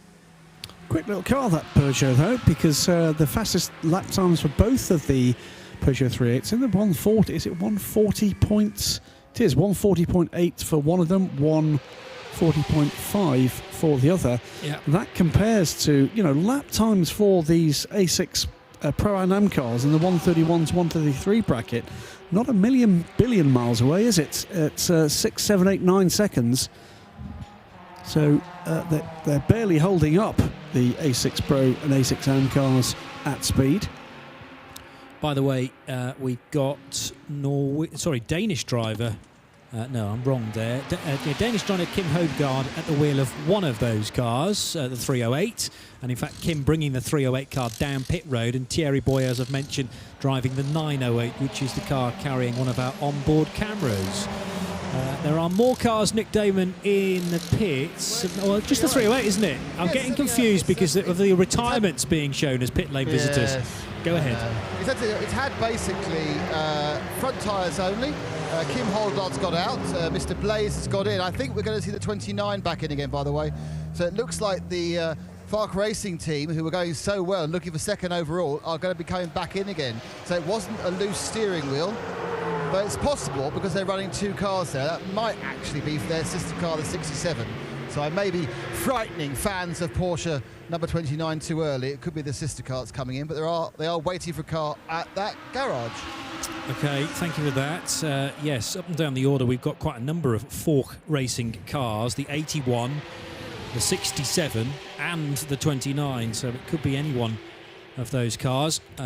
But the 29, we hope, they've sorted that steering wheel problem out. It goes through. It goes through, and 67 car is due through in moments. Not quite yet. We'll keep an eye out as to which of those cars is going to be with Nick Damon on pit road. Must have been quite an unsettling feeling for Robert Lukash, though, to suddenly think this steering wheel is quite loose. And this track is quite twiddly. 67 goes through as well. So the running order, 911 still reads. And with some gap there between them. The 56 car, by the way, back out on track after that brake change. And retains a top 10 position, the little KTM. 254 laps under the wheels of that car. Now, problems for the VDS Racing Adventures 58 machine. Trying to look, see whether that's down on any one side. The tyres are inflated on the right-hand side. Maybe something loose at the rear left on that car. And on the left, it is Thierry Delettre de Bosco at the wheel of that VDS Racing Adventures car. Another crew doing the 12 hours with just 2 drivers. Thierry joined by Rafael van der Straten. And I wouldn't be surprised to see that car coming down pit road at the end of this lap.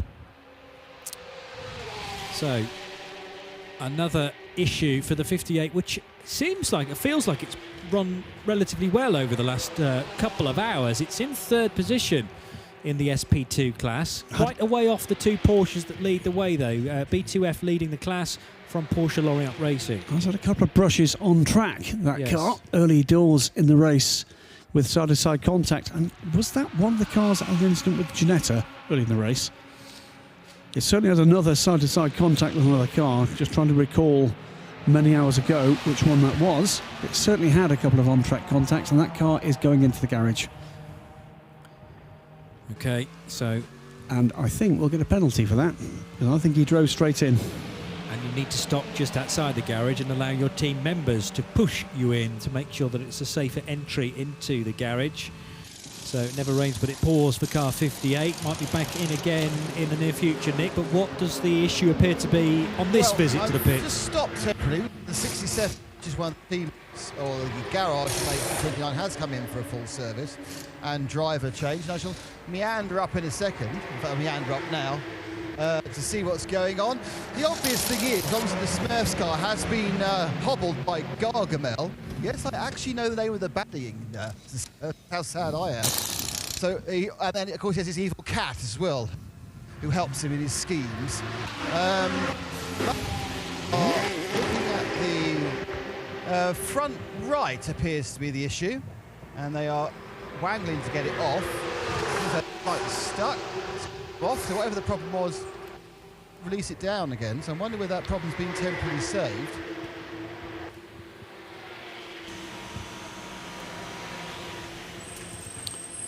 Have we lost Nick? Well, I think he's disappeared into the innards of the VDS garage. And Magicked away by the evil Smurf kingdom. Maybe. We're hearing Nick again now. Are there anybody? Is there anybody blued up doing work on the car? Let's find out. I'm sorry you lost me. I got too inquisitive and too far away from Seb's camera. So I was just where am I all coming from? Too far from the camera where I don't belong. For the Strumpfs, so the French side of the car is fine. De Schmerfen is having more of an issue. And they are having it. The issue, in all seriousness, the issue is a front left problem.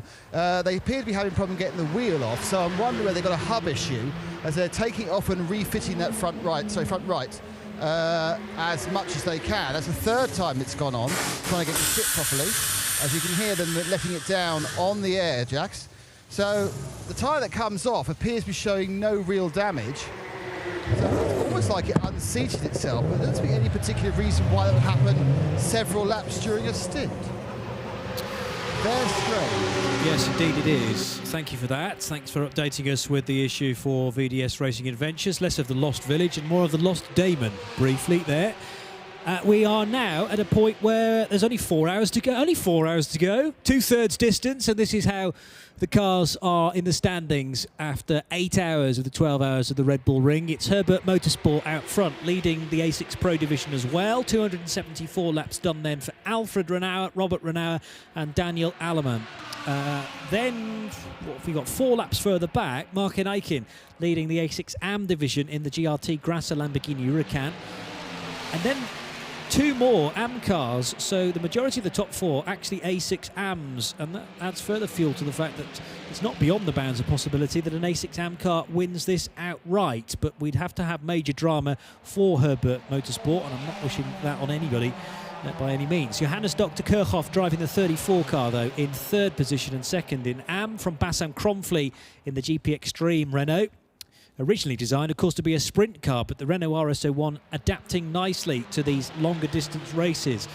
Patrice Lafargue has just brought the E-Deck Sport Mercedes into pit road, but that car stays in 5th place and 2nd of the pros, ahead of Robert Lukash, despite the steering wheel issues and its attachment to the rest of the car. They seem to have sorted that now at Fork Racing, and that car is in 3rd position in A6 Pro, ahead of Christian Frankenhout, back at the wheel of the Hoffa Racing Mercedes. That car 4th in A6 Am and 7th overall. Alexandra Kwani at the wheel of the SPS Automotive Performance car is 4th in Pro and 8th on the road. Then the first of the 991 cars, so Christopher Bauer leading that class for Fork Racing, car 81. 10th place is the True Racing KTM, which is 5th place in A6 Am. And then into 11th position, it's the second of the 991 cars, 18 laps off the overall lead, but Pro Sport Performance well placed as far as a 991 result is concerned. 2 SP2 leaders, B2F Competition, the French crew, looking good in their 35 Porsche Cup car, but they're battling their French compatriots, Porsche Loriot Racing. Feels like it's been like that since yesterday afternoon. 35 from 64 from the 58 car that we were just talking about, 3rd in SP2. The SP3 stroke GT4 leader is still the Best of Class Racing Audi TTRS, car 233. 18th position overall, and right behind it the 2 Team Altram Peugeots, 19th and 20th on timing and scoring. They are out front in the TCR class with a lap between Thierry Boyer and Thierry Blaise. 21st position, well, that's going to change because the 32 car we know has retired from the race now, so we're looking at 22nd place, and Sergei Pavlovec is still at the wheel of the RTR Projects KTM car. That machine still pounding round in 2nd position in the SP3 class. 3rd place in SP3, the Ginetta G55 from Optimum Motorsport. Tom Hibbert back at the wheel of that car. And who else can we tell you about of interest in the classes? Well, A3 is the Pfister Racing Team Seat Leon Supercopa, leading that class by virtue of being the only car in that class, but the 150 car still wanting to get to the end, and I suppose looking to break into the top 25, even better, the top 20. It's got a fair way to go before it can do that, but the 150 car is still trolling round. The 70 Coroiser Racing SP3 machine has been in and out of the pits throughout the race with difficulties, as has the Seika, which is the 4th placed GT4 car. However, they're both still running. And then we're into the retirements, I'm afraid. The 11 car with a big incident up at Remus. A chance at this 8-hour mark to look back on what this race has offered us up until this point in Austria.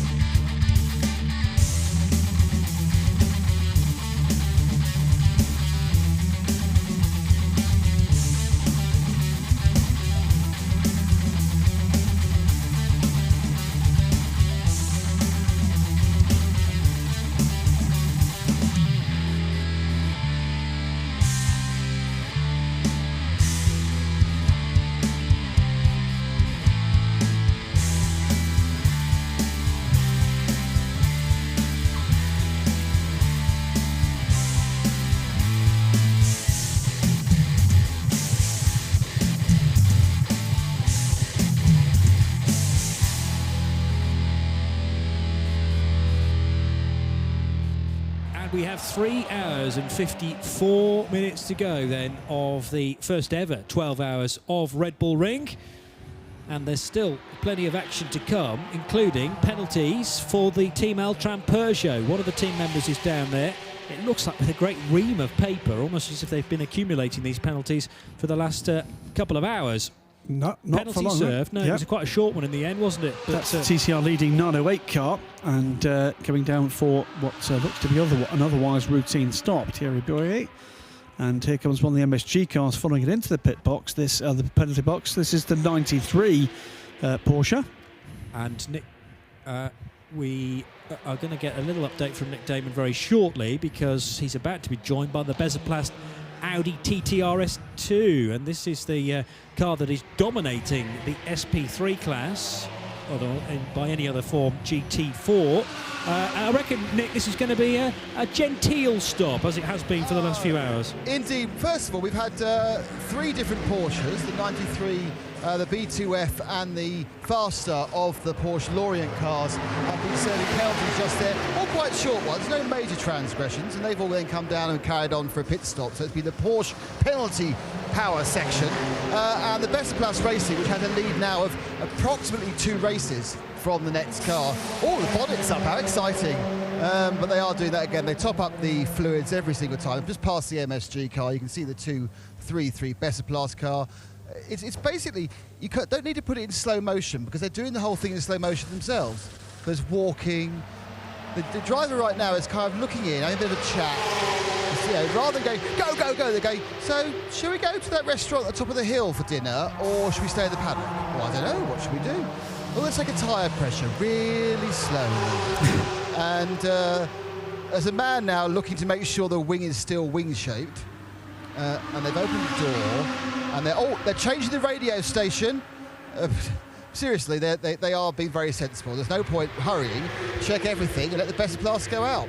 They're listening to RadioLeMans.com. They will not be changing the radio station, Nick. They've got internet radio in there. Go you. Well, there are, of course, 3 alternative programmes this weekend on RadioLeMans.com with VLN underway in Germany and IMSA Radio. So it could just be switching from one to the other, find out what's going on the other side of the pond. That was seamless, Graham. If you're listening to the wrong one and wondering why you're not in that race. Yes. Where are all these cars? I don't remember Chevrolet Corvettes being in this one. What's this about Dallara? Where's Flugplatz? What's going on? That's the 963, the leader in AM, A6 AM comes in, and that's going to be a full service, certainly a driver, and tyres. So this is I assume this is probably pretty much on schedule now. They are just doing the tyres, a little more hurried because they haven't got a 27-lap lead, and they are just slightly cycle through the electrics there. All the lights came on and off. I like the fact he's got his indicator on to show he's going into the pits. And the 4th tyre comes off, so it'll be Marky Neitchin who got out. Not quite sure who will have got in, but we'll no doubt find out as soon as they leave the pits, because obviously I was at a different end. And it's all looking pretty standard for the A6 AM leader, but that lead is not, of course, necessarily secure with Christian Frankenhoit released in the Hoffa Mercedes number 1. Okay, yep, thank you, Nick. And with Christian doing a stint, Kenneth Heyer probably going to do a stint before the end. And Nick was suggesting that maybe Michael Kroll will need to be put into that car for a bit longer to make sure that his quota is reached. But it promises to be no holds barred as far as the pace is concerned from the number 1 car, I reckon. Still having to stick to the 132s, and last time around the 132.4 offered by the Dutchman Christian Frankenhout, trying to chase down, well, first of all, Robert Lukash. Lukash not below the 132s, although that car can legally do quicker times. Another update from Nick. Yep, the 963, we caught up with it, and they are having a long stop because they're doing the front pads and discs. So it's interesting. I don't think the Hoffa team have done theirs yet. It's likely that the Lambo certainly has. That's a longer stop, so my guess is they're going to be very, very close when they come out in a few minutes' time. Okay, we'll keep our eyes peeled as to where the 34 car is. Over the line goes the race leader, Alfred Renauer. Another lap in the books. That's 281 completed now. Our next battle to watch is going to involve that 34 car, but it's not going to involve the 34 and the 963 just yet, at least. It's going to involve the 34 being caught by the 27. couple of seconds a lap being taken out of the 34. That Audi, remember, is in a 1:34 bracket time, we believe. The 27 Renault can go a couple of seconds quicker. That's exactly what the moment Bassan Cronfley is doing. He's taking a couple of seconds a lap out of the car ahead, something like 45 seconds back. So time to go before we start to get into any kind of nose-to-tail action for third position overall and for second in A6AM. But there is ground being made up by the 27 Renault on the 34 Audi. Last bullet in the Audi gun, indeed, in certainly in A6 terms. We still, of course, have the TCR Audi way further back after all sorts of woes to the 109 car. So the 911 leads the race. On the fueling point now, Martin Eichen in the number 963 GRT Grasser Racing Team Lamborghini Huracan. And is he going to be able to get out from the fueling point before we see the 34 Audi power by? He's got another lap before we're going to see that. And eagle-eyed Ian Rogers has let me know on Twitter, addressing a tweet to @BlackpoolJohnny, and you can fire it towards @DSC Editor as well, talking about the Renault RS01 from GP Extreme. The right rear brake light on that car not currently working, and Sporting Regulation ART number 3-7 says that both brake lights must be working for obvious safety reasons. So during the next stop, the 27 car and team may be looking to sort that problem out. Instantly comes off the GP Extreme Christmas card list. Yes, sorry about that, Ian, but well spotted nevertheless. We might have just dobbed those guys in because the clerk of the course tends to listen to RadioLeMans.com as well, although he's normally several steps ahead of us. So Robert Renauer onto lap 283. Martin Eichen in the fueling area, 963 in the GRT Grasser car. Dr. Johannes Kirchhoff is onto that lap at the wheel now. of the 34 car and catches up with Eichen, as you say.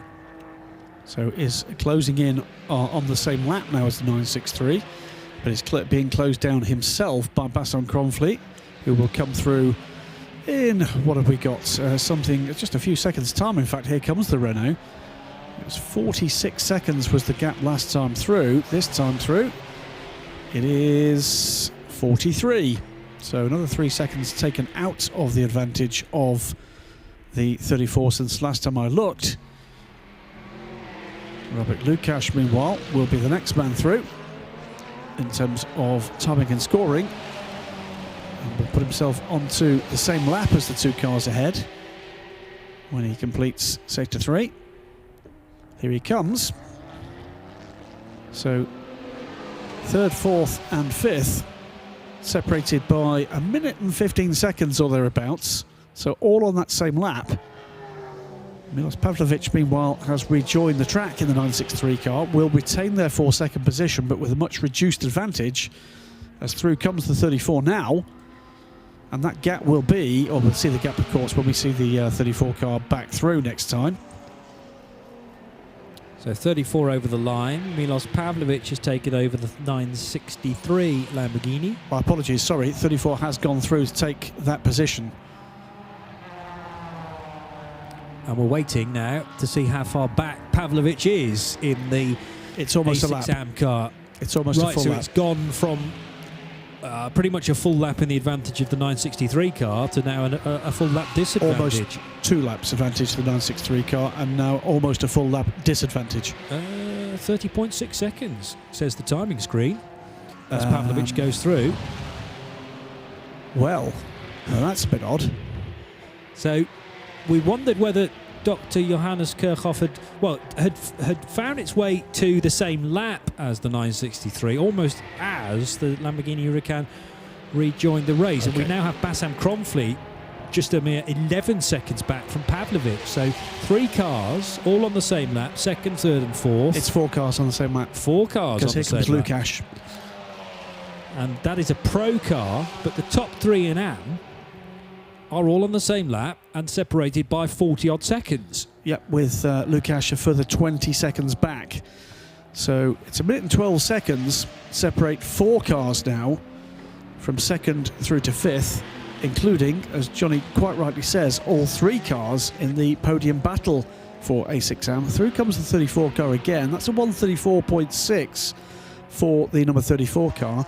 It should be around 30 seconds before we see the bright green Lamborghini come through.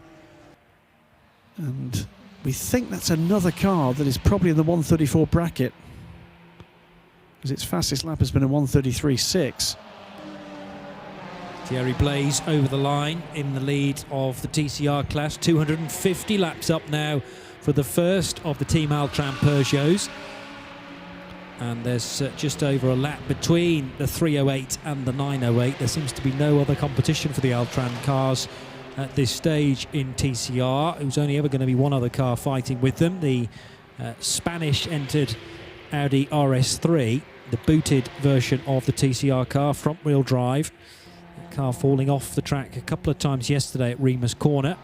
Bassan Cronfley, meanwhile, decides to blow one of the Joker laps for the Renault. It'll be good to know how many they've got left in the locker.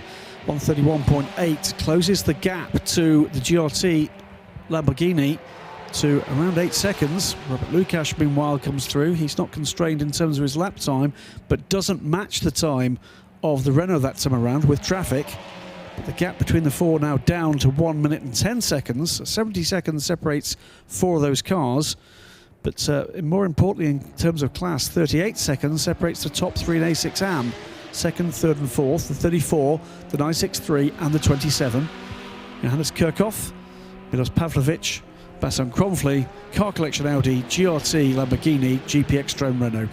Alexandre Kouani bringing the 24 SPS Mercedes right past the team. Didn't stop with them, but did stop in the fueling area. And he's getting a full quota of fuel, if the tank will take it, for the 8th placed car and 4th in Pro. So the Pro cars are currently in the overall positions: 1st, 5th, 7th and 8th. That's 1st, 2nd, 3rd and 4th in the Pro class. 911 from 29, 17 Edex Sport, and the SPS car that has just peeled off to the fueling area. We'll have a 991 class leader as far up as 9th overall now. Christopher Bauer in the Fork Racing 81 Porsche. Second in that class is still Pro Sport Performance, Charles Espenlaub, just going over the 90-minute marker as far as his stint time is concerned. And third in 991 is Luca Rettenbacher in the 92 car. Again, a driver that's been in the wheel of that car for over 90 minutes. So further closure for the 27 on 963. Takes another second out of the advantage of the second place in A6 AMP car. Second or third. Now just under 7 seconds. And also closing in now, and did make some gains that time around, Robert Lukash. He is 40 seconds back. Apologies, 30 seconds back from the Renault. SP2 leader heading out of Remus Corner. The Dayglow yellow with white and orange and blue detailing on the B2F Competition car. And we have the second placed car peeling off to make a stop. This is the 34 Car Collection Audi, and but Nick's fuel there. Only again. Ah. I'm not sure if I have got my various car collection cars mixed up as they blew up left, right and centre, but you can't keep taking fuel and not coming in. How long is this driver still? Annoyingly, of course, you get the pit stop time now, replacing the driver's stint, until Johannes goes back out again, and it will resume in that column with the stint time. It does feel like Dr. Kirchhoff has been at the wheel of that car for quite a while, though. Yeah. Anyway, so he's got fuel again, and he got a big thumbs up from his teammate as he was waved past. So it's all going particularly well for them. That one of the car, the other two cars just had sulky drivers and overalls trying to confuse Graham. Yeah, 3 other drivers that he could hand over to, but it's going to be at least another half hour in that car, I would imagine, for Dr. Kirchhoff. And as soon as the car re-emerges, we will be able to tell you how long that driver's been at the wheel. 279 laps completed for the car, and this is going to mean a change in second place, isn't it? Because Milos Pavlovic will jump up, as will Bassan Cronfley, as will Robert Lukash. So it's going to drop the number 34 car to 5th position at the very least, because with just over a minute between those 4 cars, any kind of fuel stop was going to be enough to drop it out of the top 2 in class. and down below those chasing trio. The gap, meanwhile, between the 9.63 and the 27 now down under 7 seconds. And with Lukáš still closing, under 30 seconds now back from that pair. Through comes Bassan Kronfli to take third position. 5.2 seconds now is the gap in what is now a battle for second between the 9.63 and the 27. Well, I reckon that sees Christian Frankenhout back onto the class lead lap. I think you're absolutely right. For A6 but Dr. Kirchhoff comes out rather. So a pretty efficient stop there. Now that should put him out on track. On track just ahead of Robert Lukáš, but now almost a lap down, wasn't it? From Milos Pavlovic. No, from Lukáš is ahead on track on timing and scoring. Yeah. But Kirchhoff is ahead on track, albeit almost a lap down with that fuel stop. Okay. So Lukáš will be looking to put a lap on the 34 car. That will be his next target. He's now 29 seconds back from Bassan Kronfli, up into 4th place overall. Of course, stays in A6 Pro 2nd place. Christian Frankenhout, meanwhile, has now got a lap to attack the 34. No question about the race leader, Robert Renauer, sharing with Alfred Renauer and Daniel Allemann for Herbert Motorsport, now enjoying something like an 8-lap lead over Milos Pavlovic, and Pavlovic is in the final sector. Quite like to count these cars through. So the 963 car is in second position, 281 laps completed, 5 seconds back, Bassan Kronfli, 4.8 seconds back indeed. So that's the battle for second and third. 4th place, Robert Lukáš, is on the same lap as Milos and Bassan. As is Christian Frankenhout. I reckon so, He yeah. is about a minute and 42 seconds, sorry, a minute and something back. He's at the end of that lap, but is, I think, on the not the lead lap. There's Lukáš going through. So the gap between Pavlovic and Lukáš is 32 seconds. 28 between Kronfli and Lukáš. And then the next car through will be Christian Frankenhout. And that car will also be about to complete 281 laps. So we have 2nd, 3rd, 4th and 5th all on the same lap here. And the potential for place changes. The 35 car goes over the line, still leading the SP2 division. 25 way down. Fabian Schiller back at the wheel, though, of the 5th placed A6 Pro car. But sadly for them, it's going to mean a lot of work to try and catch Alexandra Kwani, who is heading back out again. I said to you I would give you an update on Johannes Kirchhoff's stint time. Well, it's 1 hour and 32 minutes, Nick. So Dr. Kirchhoff has been at the wheel for a little over 90 minutes, but still within the legal limit of 2 hours. And have we seen Frankenhout through? Yes, we have. To complete 281 laps, as now Pavlovic has looped round again. And we're still waiting for the 34 Audi to come through. So 34 Audi's not quite on the same lap as those other 4 machines. Indeed. Through comes the 911 for what would be the 290th lap. Just ahead on track, by the way, of the 34. So you're absolutely right. It's Lukáš, Frankenhout and Kirchhoff are on the same lap. But also Pavlovic, Kronfli, Lukáš and Frankenhout are on the same lap. Yes, depending on where you count it from. Correct. Really. But I'm interested in the battle for A6 AM, and we have 3 cars within that division all on the same lap right now. The 1st, the 2nd, the 3rd place cars are all within touching distance, particularly Bassan Kronfli, who's put in a great time that time around to catch Milos Pavlovic again. The gap's down to 3.6 seconds here. He's caught up by 1.2 on a lap. But he's running out of time because he's already at 1 hour and 51 minutes on his stint now. It'll go longer than 2 hours. Of course, he's got those pit stop times to soak up, and they can extend that just a little. So it may well be that he can get to the stage where he's on terms with Milos Pavlovic before having to pit the car. Maximum of 2 hours driving time, of course. Apologies, I was looking at something else. Had you covered the fact that Dr. Kirchhoff has been at the wheel for 1 hour and 35 minutes? Yes. Yes, only briefly, and obviously we're working our way now through the final half an hour to 40 minutes of that stint, because the chunks of time that he's been in the pit lane don't count to his stint time. Hopefully we've hammered that point home enough now. Christopher Bauer goes over the line, still leading the 991 class from 9th place overall. Lotus Evora back into pit lane. The Bassam Cronfley, by the way, under 2 seconds now back from Milos Pavlovic, who is he's obviously listening. He decides, I'm definitely going to be with and by the Lamborghini before I need to pit. So an hour and 52 minutes behind the wheel now for the Renault driver. Great stint from him here. This is the battle for second overall and for the lead in A6AM, of course. Robert Lukash continues to catch the pair ahead of him, but he's only really taking 10ths out of Cronfley at the moment. 29 seconds back from the Lamborghini. Lukash just exiting turn 3 now, and away in the distance is the 34 car. The Evora reaches the feet of Nick Damon. Yes, under its own power, but straight into the garage, engine cover off, which of course is at the back for the mid-engine Evora.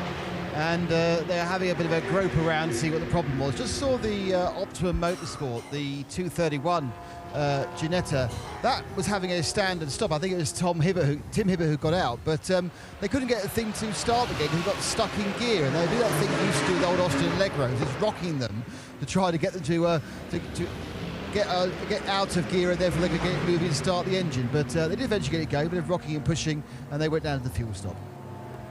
And the Evora, I would assume, will keep Eric von den Munkhoff at the wheel. Eric sharing just with one other driver, the legendary Koreuser. It was a Marcos Mantis that I used to watch. It was the LM600. Yeah, Mantis LM600 and AK Mantara at various points, that car. But she raced at Le Mans. He raced the LM600 at Le Mans. Oh, right, okay. So you had a Mantis, an LM600 and a Mantara. I don't ever remember seeing the Mantara in the flesh, but you're right, the paint job was very always similar, the same. And he raced like the kind of Dayglow orange, green, yellow and blue. Yes, used to looked like he'd basically picked up some paint samples and flung it. But a fantastic looking thing. On track, by the way, Robert Lukash is closing in to put a lap on Dr. Kirchhoff. So Lukash now 26 seconds back from the second place car, but Milos Pavlovic has lost second place now and lost the class lead to Bassam Cronfley. He's gone through. The 27 up to second position overall. So a Renault, or the Renault, GP Extreme now, the closest competitor on track to the overall leader, who I'm afraid is romping away here. 8 laps to the good now.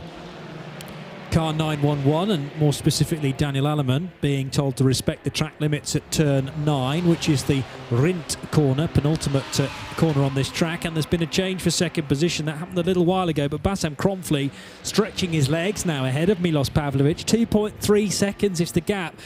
Change of lead then for A6AM, and GP Extreme's Bassam Cronfley might be nearing the end of his stint, but he's looking to try and extend that gap for as long as possible.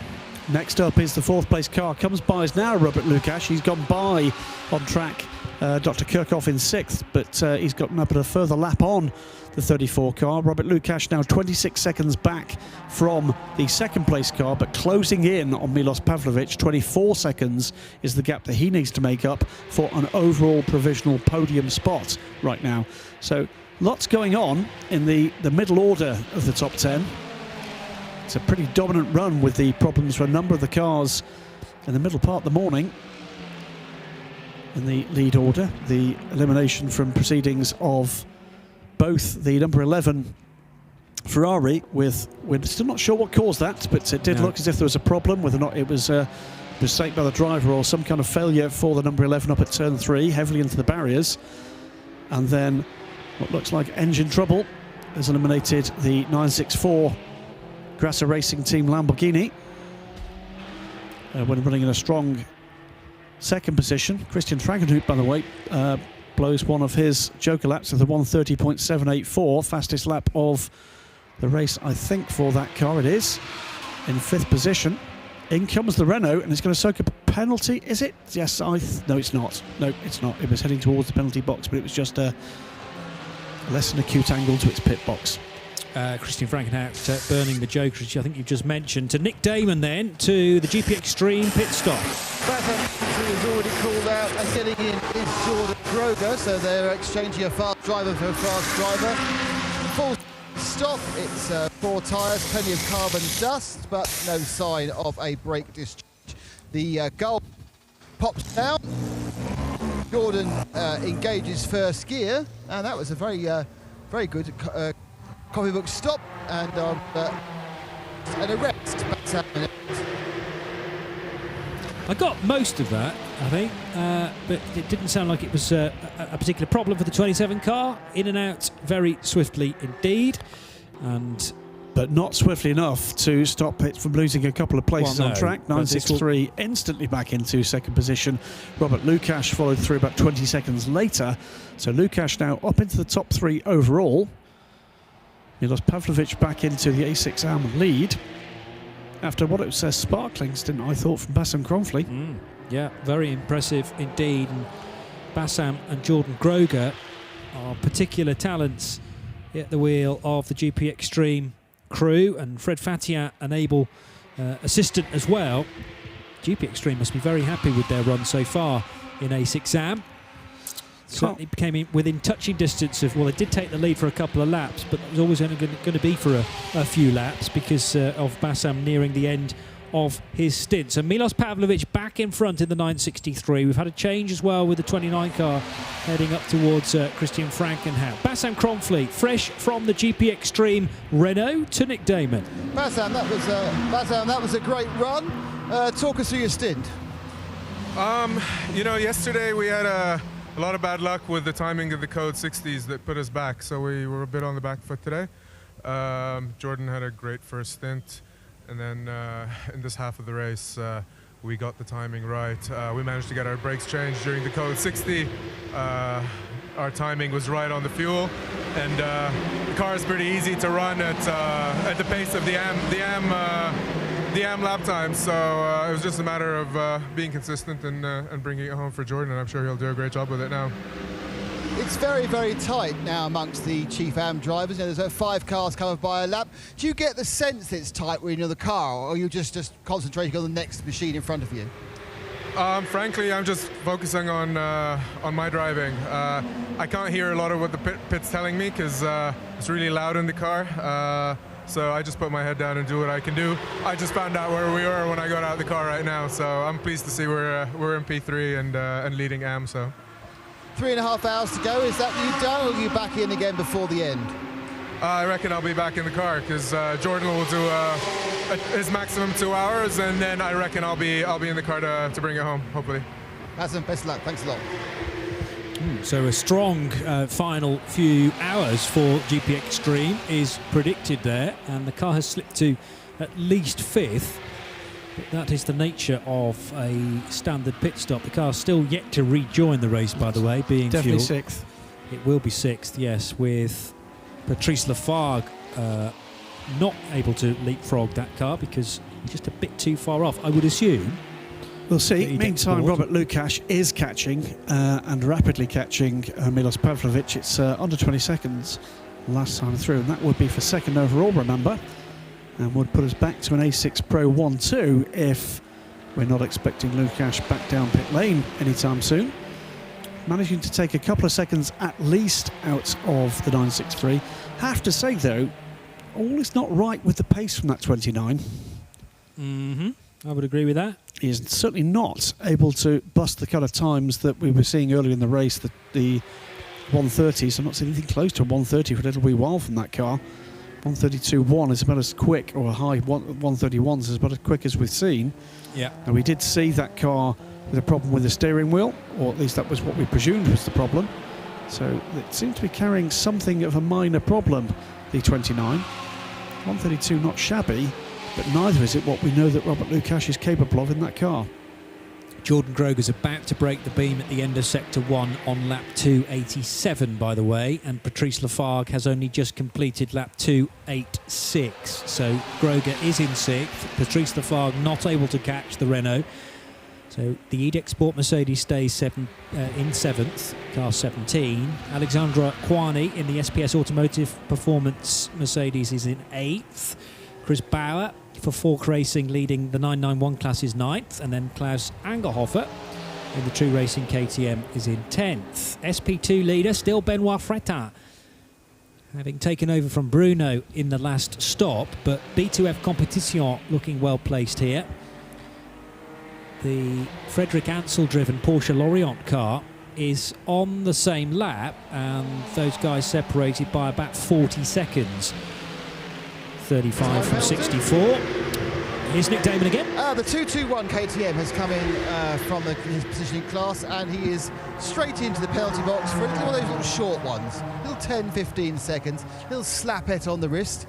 He will troll down to where he is baked, and there will be a full service. Get a new driver in, you're going to get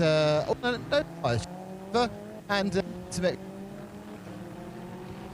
Slapette was a great word. Unfortunately, we only got bits and pieces of the other words after that, but most of the message received, and that car heading away from the penalty box. Luca Reckenbacher heading a bit further down the order then, and we've got the 221 car down pit road too, but 233 kind of unstoppable at this stage. 10 laps is the advantage for the Besseplast Audi in the GT4 class. Interesting comparison as to two cars came by as the 233 GT4 class leader and the 308 TCR class leader, 2 laps apart, but alongside each other down the pit straight, and no real difference in straight line speed between those two cars. If anything, the TCR car had just a little more than the Audi TTRS. So that could be interesting later in the lap. That is actually 18th and 19th overall. As I say, a couple of laps between the two. At the moment, the Peugeot the quicker of the two. But as Nick Damon and Joe Bradley have noted, the 233 team into a somewhat conservative race strategy now, with a big lead in GT4 with problems for all the other runners. In comes the 56 KTM again, by the way. This from 10th position. Klaus Angerhoff in the True Racing car, 5th in A6 AM, 280 laps under the wheels of the little KTM. And Nick Damon watching the stop. I am. I can see 3 KTMs, so I can also see the 46 that's retired in the garage. Now, interesting, they appear to have this on the track, jacks, but they are keeping the engine running, so I think they may have gearbox or clutch problems. They were very keen not to have it stopped.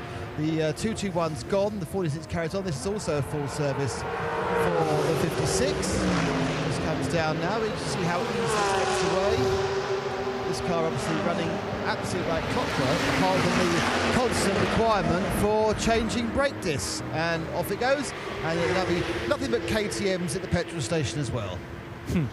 Yeah, a very popular time in the fueling area for the local team, or the local manufacturer from Graz. True Racing based just down the road. Daniel Alleman is a lap away from the 300 lap mark, which is another significant point in the race. We had a moment or two ago another half an hour whipped off the time to go. It's now 3 hours and 20 minutes. And we really are getting close now to a time where we can start to back time to the checkered flag, bearing in mind the maximum stint time is 2 hours for a driver, but that can be extended to about 2:15 because of the pit stop time not counting to the driver's stint length. So once you get within half of a stint of it then leading into the final stint, then that really is time to start looking at the checkered flag and how you can get there, how much fuel is required, how many more sets of Hankooks you will need. And there are 3, as Nick says, 3 separate cars now, all being fueled. Alleman over the line, 300 laps completed then in the 12 hours of Red Bull Ring. Nobody can touch that distance at the moment. The nearest Pro car has done 291 laps, but it's actually an AM car that's come closest to Daniel Alleman and the 2 Renaults. That's Milos Pavlovic in the 963 GRT Grasser Lamborghini, having completed 292. It's 292 as well for Robert Lukáš now. He's got the bit between his teeth, closing in now by about 2 to 2.5 seconds a lap on the second place 963, the A6M leader. 9 seconds back now. Also on that same lap, by the way, with the 963 and the 29 is the number 1 Hofer Racing Mercedes, under a minute back from the 963, losing a bit of time, of course, to the A6 Pro car ahead, but gaining a couple of seconds, staying in the 132s in the hands of Christian Frankenhout, gaining a couple of seconds a lap on the 963. So we're going to start to see that become a bit of an issue as time works its way through. Both these drivers have plenty of stint time left to them, a little less for the Mercedes driver, coming along to the end of the first hour for Christian Frankenhout at the wheel of the number 1. 54.5 seconds now the gap to his class leader A6M, that being that 963 Grasser Racing Team Lamborghini Huracan. Franjo Kovac, by the way, taking over the Audi TT at Bezoplast, and they are guys who are not putting any stress or strain on the little Audi, leading GT4 and have been for a significant chunk of the race. Came into today, indeed, with a 9-lap lead. Actually, that was extended yet further. It was more like a 14-lap lead over the Seika. Yes, the Seika GT TDI was the second best placed car, and that gap's now down to 10 laps, but still in no danger of losing out on the GT4 class lead. The fact that they are just easing back, making sure that everything is done properly, belt and braces attitude in the pit stops. It would take an awful lot of bad luck to send that trajectory off into the scenery, but we will wait and see how the remaining 3 hours and 17 minutes unfold, because you never know when endurance racing bites. It is a beautiful day here at Red Bull Ring now, the warmest of the week by far, as the 64 car goes over the line, second place in SP2 behind Benoit Fretin. And the gap's only 27 seconds between the two SP2 leaders. And he is closing 4 seconds, he found. He did. Did Fred Ansel last time around on Benoit Fretin. Also, with that latest pit stop for the little KTM, the 56 car, it means that we've got 2 991 cars briefly into the top 10, because down pit lane now comes Charles Espenlaub after a very good stint indeed in that refettled 85 car. Was up to 10th briefly. Across the line right now comes Milos Pavlovic, and well in sight now comes the 29. What's the gap now? It's 4.2 seconds for Robert Lukáš. He takes more time out. It's a better lap time again for Lukáš, down into the mid-31s, so maybe that car's coming back to him. And also into pit lane comes the EDEC Sport car. This will be the end of Patrice Lafargue's stint in the car. Well over an hour and 50 minutes at the wheel of the 17, including his pit stop times. And Nick's there.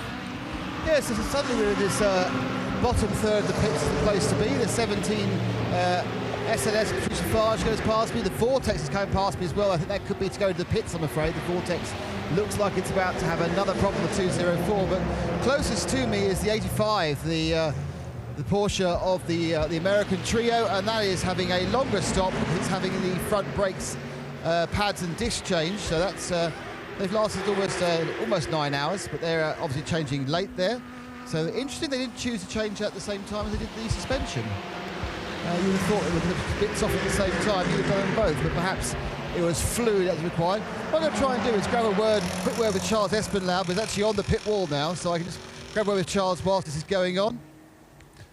Charles, was the car much improved once you had the new suspension? Yeah, absolutely. The handling was much better. Unfortunately, we didn't have any brakes left, so I've been trying to manage the brakes.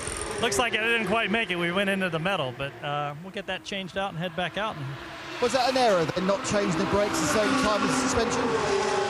Yeah, I mean, they were really busy with that, and we thought we would make it the whole way, but obviously not, so live and learn. It's certainly the story of this track is that, first of all, tyre wear is a lot less than normal, but brake wear is a lot higher. Yeah, absolutely. The tires, the Hankook tires are doing incredible. You know, single, double stints, no problem, but the brakes, we're carrying a lot of speed down into here, so the track is awesome, and we're having a great time. Thanks, Charles. Always an enthusiast as to wherever he goes. Absolutely. In Europe and indeed in the States as well, but they must put in some air miles, those three guys coming based in the States. to travel to Europe to do a lot of their motorsport. Big fans of the lounge, I think, is what it comes down to there. Lots going on in the top 5 or 6 places. Robert Lukasz now right with Milos Pavlovic, and there you go. Is it going to be up the inside there? Is it going to happen right here? This is for second position overall. The leader in A6 Am to the left, to the right rather, the Lamborghini loses second position overall to the 29 Porsche of Robert Lukasz. Well, that's all happening on camera there, and Lukasz pulls away now.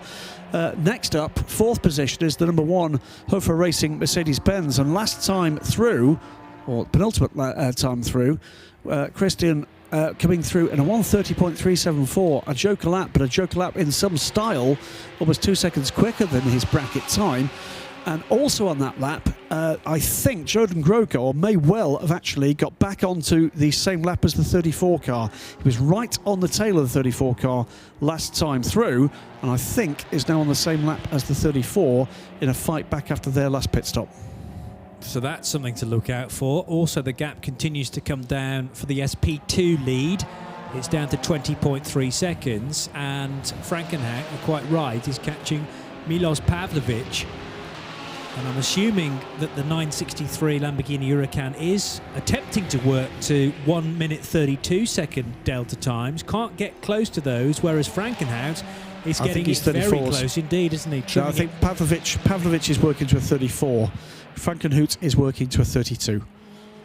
Okay, thank you for that. Here's Nick Damon with big news on the race leader. I know that the race leader has just served a penalty underneath you and has now driven straight into, though he was pushed the final bit, into the garage. Now my guess is this is probably not horrendously serious, but may well be the brake change. They've got plenty of time to do it, but they have pulled straight into the garage. Naturally, I was at the other end of the pit lane, so I'm walking down as we speak to find out what the issue with the Precoat Herberth 911 is. My guess is brakes. I'll get back to you in about a minute. Thank you. Do shout up as soon as you know that, because this could be crucial. Where they have 8 laps to play with. We know that the reliability of that Porsche is normally very, very good. Just think of the string of victories that car had last year. 12 minutes, broadly speaking, 12 minutes advantage they have over Robert Lukasz. Yeah. So nothing. Wheel brakes, John. Oh, no. It's all 4 brakes they're doing. They're doing front and rear brakes. As you can probably see, they're working away at the rear. At the front, there also actually there's some work going on that I don't think is brake related. Robert Renauer, or his brother, obviously, just fiddling with the bonnet as well. Maybe previously, remember, they had that bonnet catch coming undone, so they're probably trying to reseat the bonnet slightly. They have got tape all over it. If you look at the bonnet, Seb, you'll see there's tape all over the side, so they've had problems with the sealing of the bonnet. It's not been sitting properly. But the actual reason for this stop is a 4-wheel brake and caliper change, dry brake calipers, very impressive. And I think it's Albert Renauer is taking the chance, Alfred is taking the chance to try and reseat the bonnet that's been a problem for a while. But there isn't any major concern down there. They're not thinking we've got a problem here that we hadn't quite expected. This is all, for want of a better phrase, routine, is it, Nick?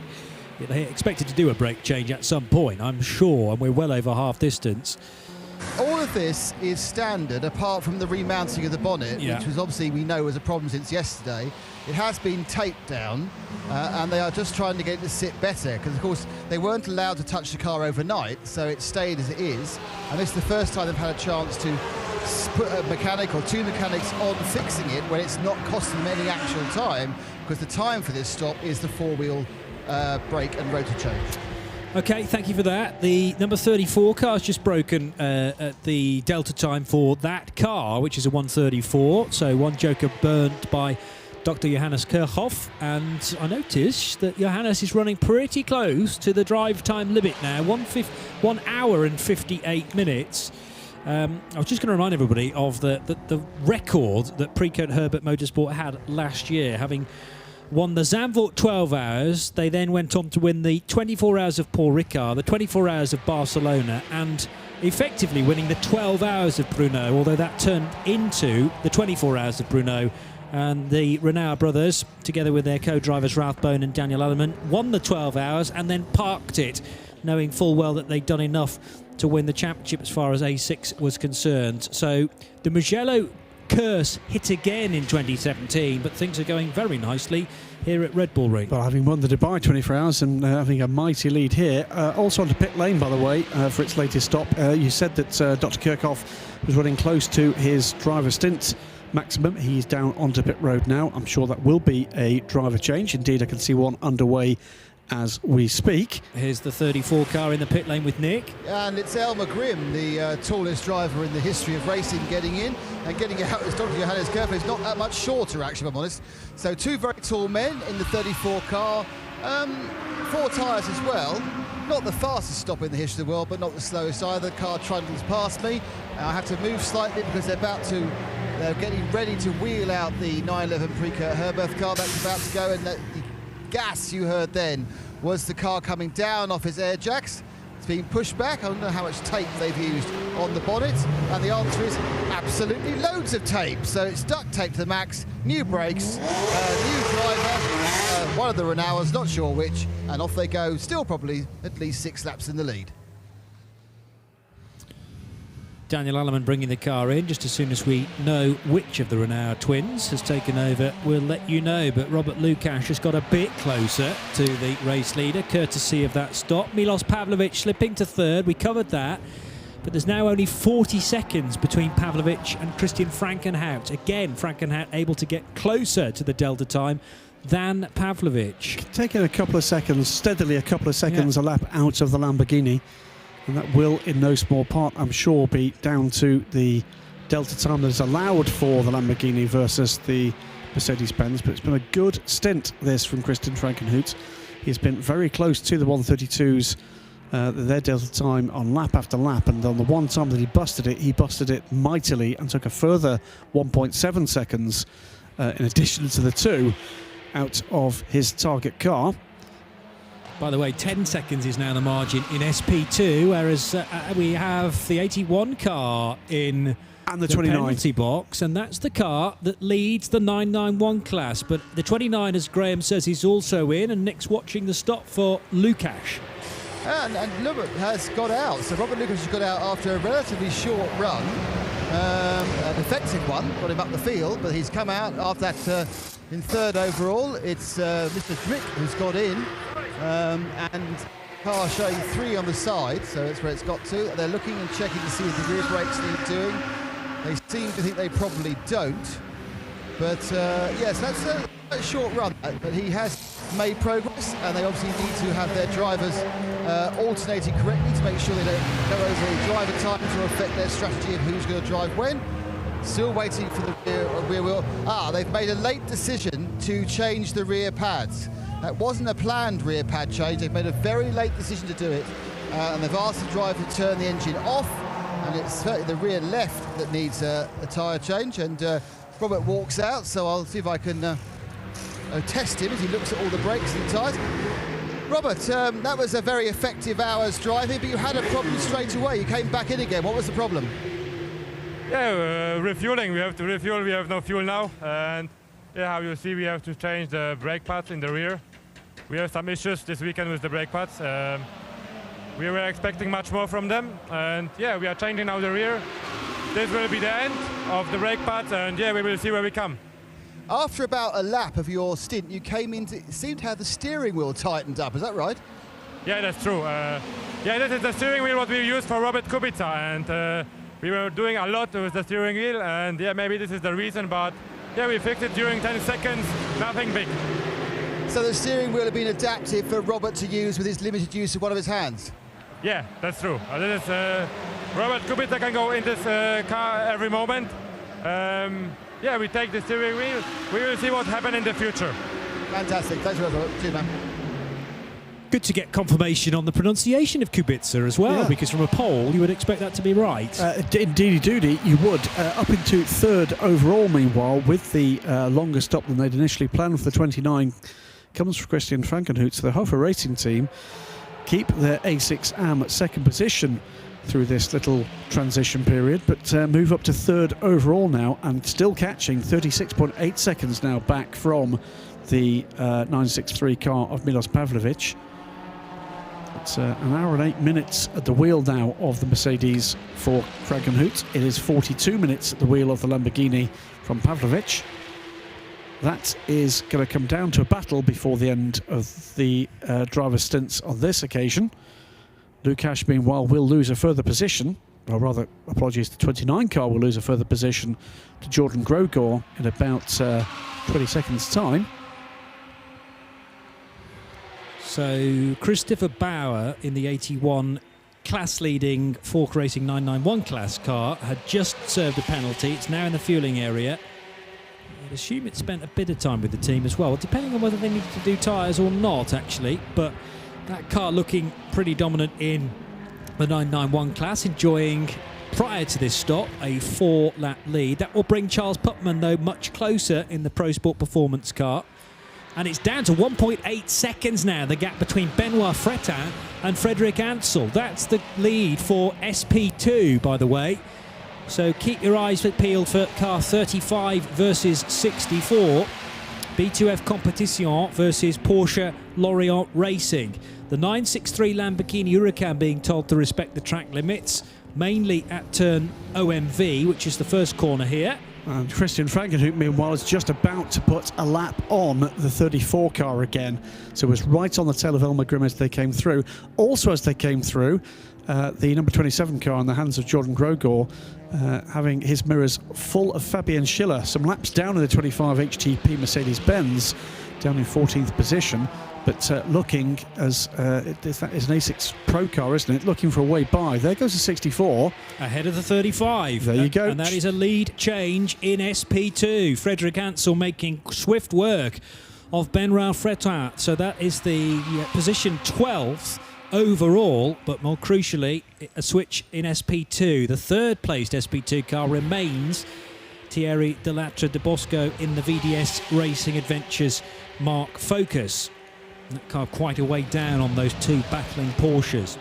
Fabian Schiller has made his way by the Renault. I have to say, if that 963, as we think it is working to a 134 Delta, and Milos Pavlovic doing a very good job. It's 2 or 3 I've seen in 134.0, 134.1. And I'm sure Milos, with his experience behind the wheel of Lamborghinis, easily capable of going quicker than that. Graham? Possible trouble for the 34 Audi, came past us, not at full speed, was taken easily by the number 1 Mercedes-Benz, and then seemed to lose some momentum and lost place 2 to one of the slower cars. So we'll keep an eye on that car on this lap. But Elmar Grimm seemed to lose quite a lot of momentum there. We'll have a look at, he's gone through just, well, it's not a million miles away from where he should be for a first sector, but we'll keep an eye on that. Unless he slowed up because he thought he was going to be too quick. The time was actually pretty good. It was pretty good, wasn't it? I think you might be exactly right there. 134.3, and I think he might have thought he was in danger of burning a joker. You might well be right, because he was under pressure from behind from the number 1 car to put a lap on him. And I think his discretion, the better part of valour there. I think you're spot on there, Johnny. Christian Frankenhout running in 3rd position now, and still obviously able to lap quicker than Milos Pavlovic, because one is an A6 AM Advantage car and one is not. But another great effort against that Delta, another 134.0 from Pavlovic. This is impressive stuff. Lapping to that kind of Delta, you know, a professional racing driver would tell you that's reasonably easy. It isn't. You are talking here thousands of a second. 400ths of a second to play with, effectively, as the car headed over the line. A 131.9 from Jordan Grogor burns a joker, but I reckon he's going to be a bit frustrated with that because it doesn't burn it more than a 1/10 of a second. And here comes Christian Frankenhout. Now, this is a sufficient portion into the stint. I don't think they're going to be changing the driver at this point. No, I think he's about just over halfway through. The car is going to stop with Hoffa Racing, though, for presumably Nick Damon, a new set of Hankook tyres. We've already had a pit stop, Johnny, and I'm taking over from Nick. And they are about to change the driver. And it's Roland Eggeman getting into the car. He's got that distinctive green helmet. And if I get close, I'd be able to see the name Roland on the side. Christian Frankenhout getting out of the number 1 Hoffa Mercedes. Always a good, gives us good insight, does Christian, so we will get a chat with him. New tyres going onto the car, and when it has completed this part of its pit stop. In fact, is there more work than just tyres going on? Are we having a pad change? I think we are. I think we're pretty much seeing the whole field now change pads. Some have changed pads all round. This Hofer Mercedes is having only its front pads changed. And the pads showing quite a bit of wear, not much material left on them. So they didn't have very long to go. So well-timed pad change for the Hofer team. As you would imagine, they know this car pretty well. Christian Frankenherd moving to the back of the garage to get off, to take off his helmet and his hands device, etc. When he does and he comes back, we'll get a chat and see just what it's like from inside that Mercedes-AMG GT. Yeah, really impressive stint that, and I think the only reason why they've switched the drivers is that Roland Egeman needed more stint time before the race is done. Nick's suggesting that maybe Michael Kroll would need to be put back into the car.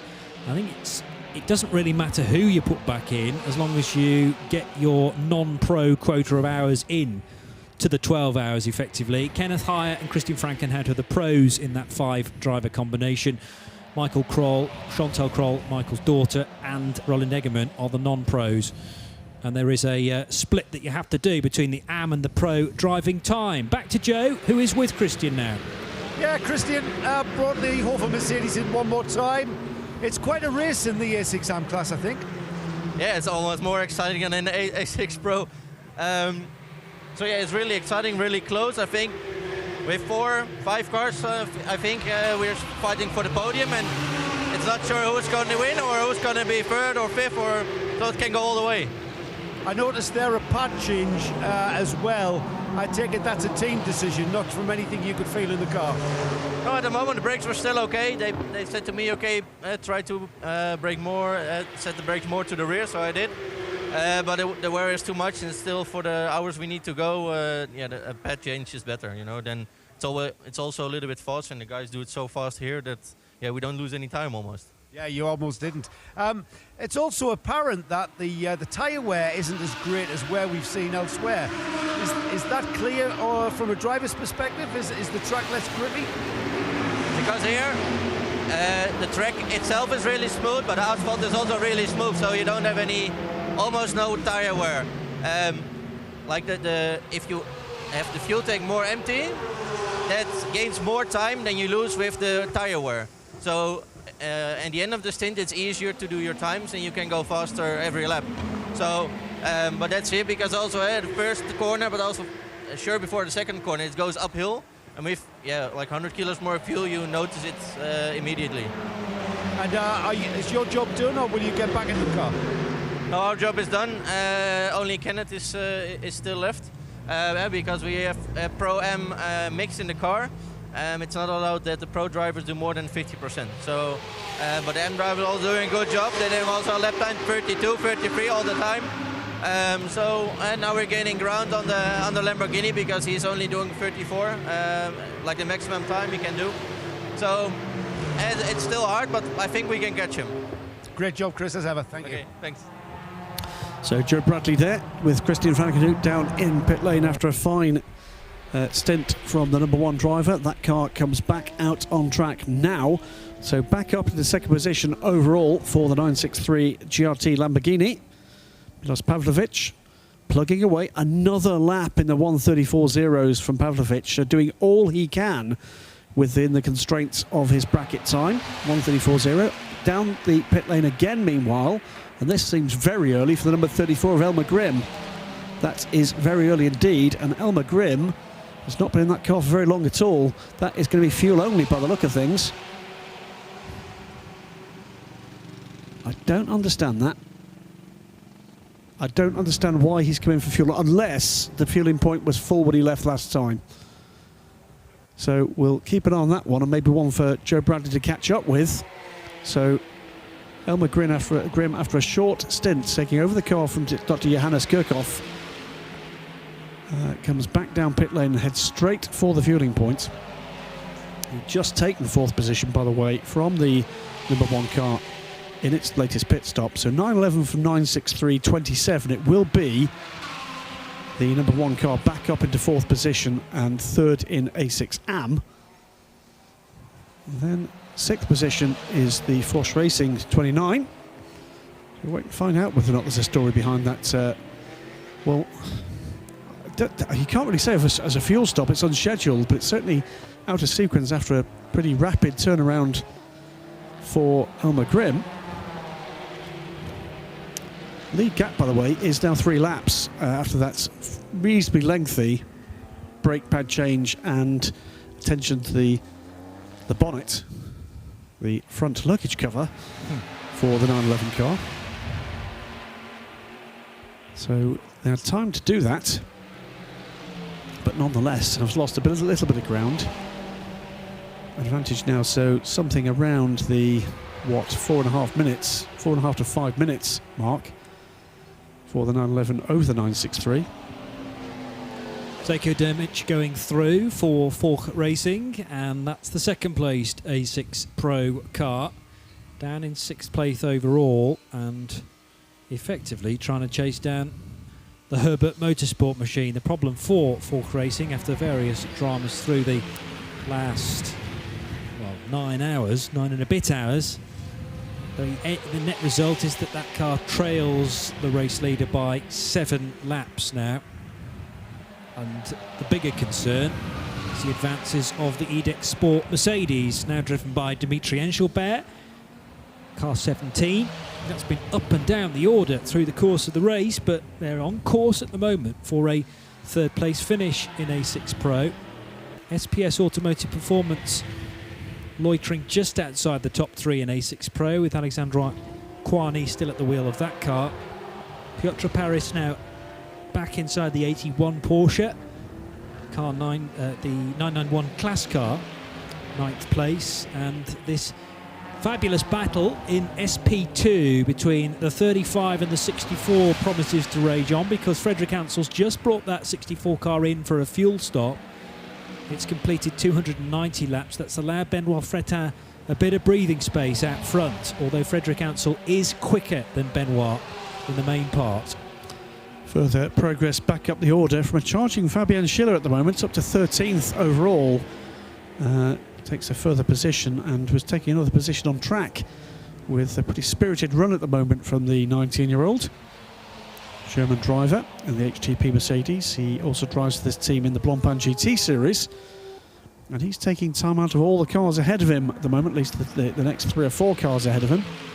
So potentially more ground to be made up by HTP if they can keep up the pace. But Fabien now beyond 90 minutes aboard the car, so therefore is running out of driving time. There's a further half hour or so to go. And we wait for the 963 in its latest pit stop. Won't be very far away, the 963. So at the moment is effectively a little out of sequence with the cars behind it, going longer on fuel than they're able to manage at this point in the race. Milos Pavlovic, though, has been really anchoring that 2nd position overall since the retirement of the sister car. So 3 laps down on the leader, but at the moment 2 laps up on Jordan Grogor, but will need to pit for fuel before the Renault does. Franjo Kovac still at the wheel of the Bezoplast Audi. Franjo's been there now for nearly an hour in the 233 Audi TT, comfortably leading its class by 12 laps now from Thomas Miniberger in the RTR Projects KTM. And RTR Projects have really turned their fortunes around from overnight. The 221 car on course definitely for a podium now in GT4, whereas it was at the back of that class early doors today. Adrian Barwick at the wheel of the 231 Optimum Motorsport Ginetta. For the last few hours, that Ginetta's kept out of trouble. It was involved in a lot of trouble yesterday, not of its own making, no, it's fair to say. Assaulted at least once, and I think twice, actually, that car. By the Seika today, wasn't it? And by the Audi yesterday, the 109 Audi. Yes, correct. So the guys at Optimum Motorsport been earning their money in terms of fixing track rod ends and other suspension bits. I'm sure there will be a local adult beverage on offer from the team for the boys after the race today. No doubt. Amaury Bonduelle in the Vortex V8, the 204 car, is still trying to break into the top 20 in their A6 Pro car. The Vortex V8 a tad vulnerable to the odd reliability issue there. Amaury Bonduelle, I don't think has raced for that team regularly, but proving to be pretty swift in that large-engined Vortex V8, the 6.2 Chevrolet engine. Yet again, by the way, Milos Pavlovic in that second-placed Lamborghini with that 1:34 bracket time. Yet another 1:34.0 for Milos Pavlovic. He is stretching the envelope within his available pace absolutely to the max. 1:34.033 last time through. Being caught by Jordan Grogor, but he's well over a lap behind and only able at a maximum to catch by 2 seconds without burning joker laps, and there can't be many of those joker laps left for 27. Petar Matic bringing the third-placed MSG Motorsport car down pit road, third-placed in the 991 class, that is. The class led by Fork Racing's Pietra Paris, driving car 81. Charles Putman in the Pro Sport Performance car is second in that class and trailing the class leader by 4 laps. But we have Petar Matic taking a breather, having completed 292 laps now. Over the line goes the team Altran Peugeot. It's still Altran from Altran at the top of the TCR pile. Thierry Blaise and Michael Carlson now are the drivers concerned in the 308 and 908 respectively.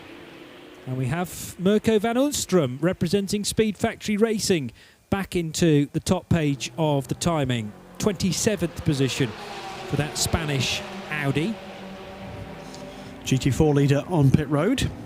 The Audi, it's a very slow in-lap. I don't think this is going to be dramas though. It's going to be a driver change. There's going to be tyres for this car as well.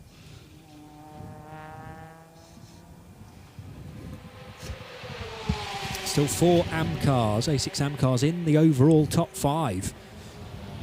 And the chances of an AM win overall, well, depend on drama for Herbert Motorsport. And at this point in time, that looks unlikely. 2 hours, 47 minutes to go. And I merely say that because of Herbert Motorsport's form last year. They've done brakes, so they kiss goodbye to a couple of laps as an advantage. But it is far more significant as far as the A6 Pro lead is concerned. You're talking 8 laps now back to Zeljko Dermic in the Fork Racing car. But the nearest AM machine is just 3 laps away. Milos Pavlovic's GRT Grasser car. Jordan Groger burning at least 1 joker a little while ago in the GP Extreme Renault. And that Renault RS01 coping with the punishment of this Red Bull Ring lap. It's certainly been put through its paces this weekend, and the Renault RS01, okay, not run by GP Extreme but by V8 Racing last year, did take a 12-hour victory at Mugello 2016. So we know that the pace of what is effectively a sprint car designed for no more than 70-minute races, adapting very nicely to a far longer race duration. And remember, as we said earlier in the weekend, the way in which the car is now balanced GT3 to another effect, reeled in a little from its available pace in GT3, rather more, shall we say, scientific than agricultural this year. So the team have a range of ways available to them to satisfy the race organisers. And 9.63 goes through now. Jordan Grogor gets back that first lap, goes by Milos Pavlovic as they cross the line. Milos Pavlovic having to lift off there to stay within his 1:34. But it's another 1:34.0. But Jordan Grogor, I think that is going to be just 1 lap down now, isn't it? 3:12 completed for Jordan and 3:14 for Pavlovic. And yes, when all that unfolds, you may well be right. I think that was just before the end of that lap. So we'll see, I think, the real gap next time through. Roland Egerman goes through to complete 311 laps. And the two cars in question, Pavlovic's Lamborghini, Groger's Renault, are both in the second sector somewhere, so we haven't got too long to wait. Yeah, Groger was passing the Lamborghini as they came across the line. Not for position, but to get a lap back. I see, yeah. So they are a lap apart, and it is a lap and actually almost 2 laps, just less than 2, effectively. So Pavlovic due at any moment. Over the line goes the 25 HTP Motorsport Mercedes, followed by what always looks like its teammate, but very different team, SPS Automotive Performance. 81 still leading its class, and there goes Jordan Groger to complete 3:13, and then right behind him, Pavlovic to complete 3:15. So it's almost 2 laps. Almost 2, yeah. But because Jordan just unlapped himself from Pavlovic, 1 lap's difference just feels like it's doable. Now we've got Edex Sports Mercedes heavily in the gravel. It's collected a tyre wall as well, and this is the car as we go per code 60. This is the car that was running 3rd as the A6 Pro machine, Dimitri Enschelper. A moment or two ago I saw that car cross the line with no troubles at all. It hasn't worked its way too far around the lap, I don't believe. No. Somewhere in the second sector, isn't it, Graham? It is. Now this could play into the hands of the 963 crew, and That's at Rauch I think corner. they would have liked rather for that to happen early in their lap.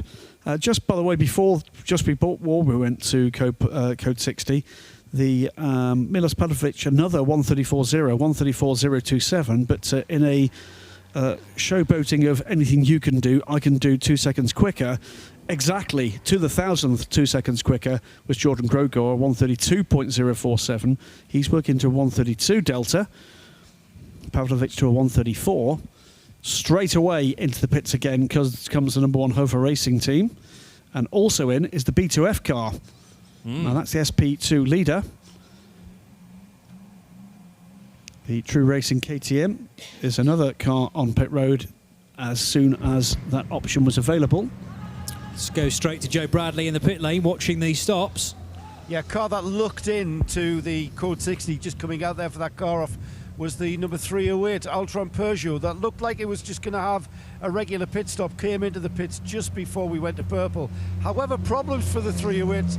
This is a new car, remember, brand new TCR car brought out by Peugeot for the TCR class. They're showcasing this 308 model in the 24-hour series, but hope to get the car involved in other TCR races throughout the world.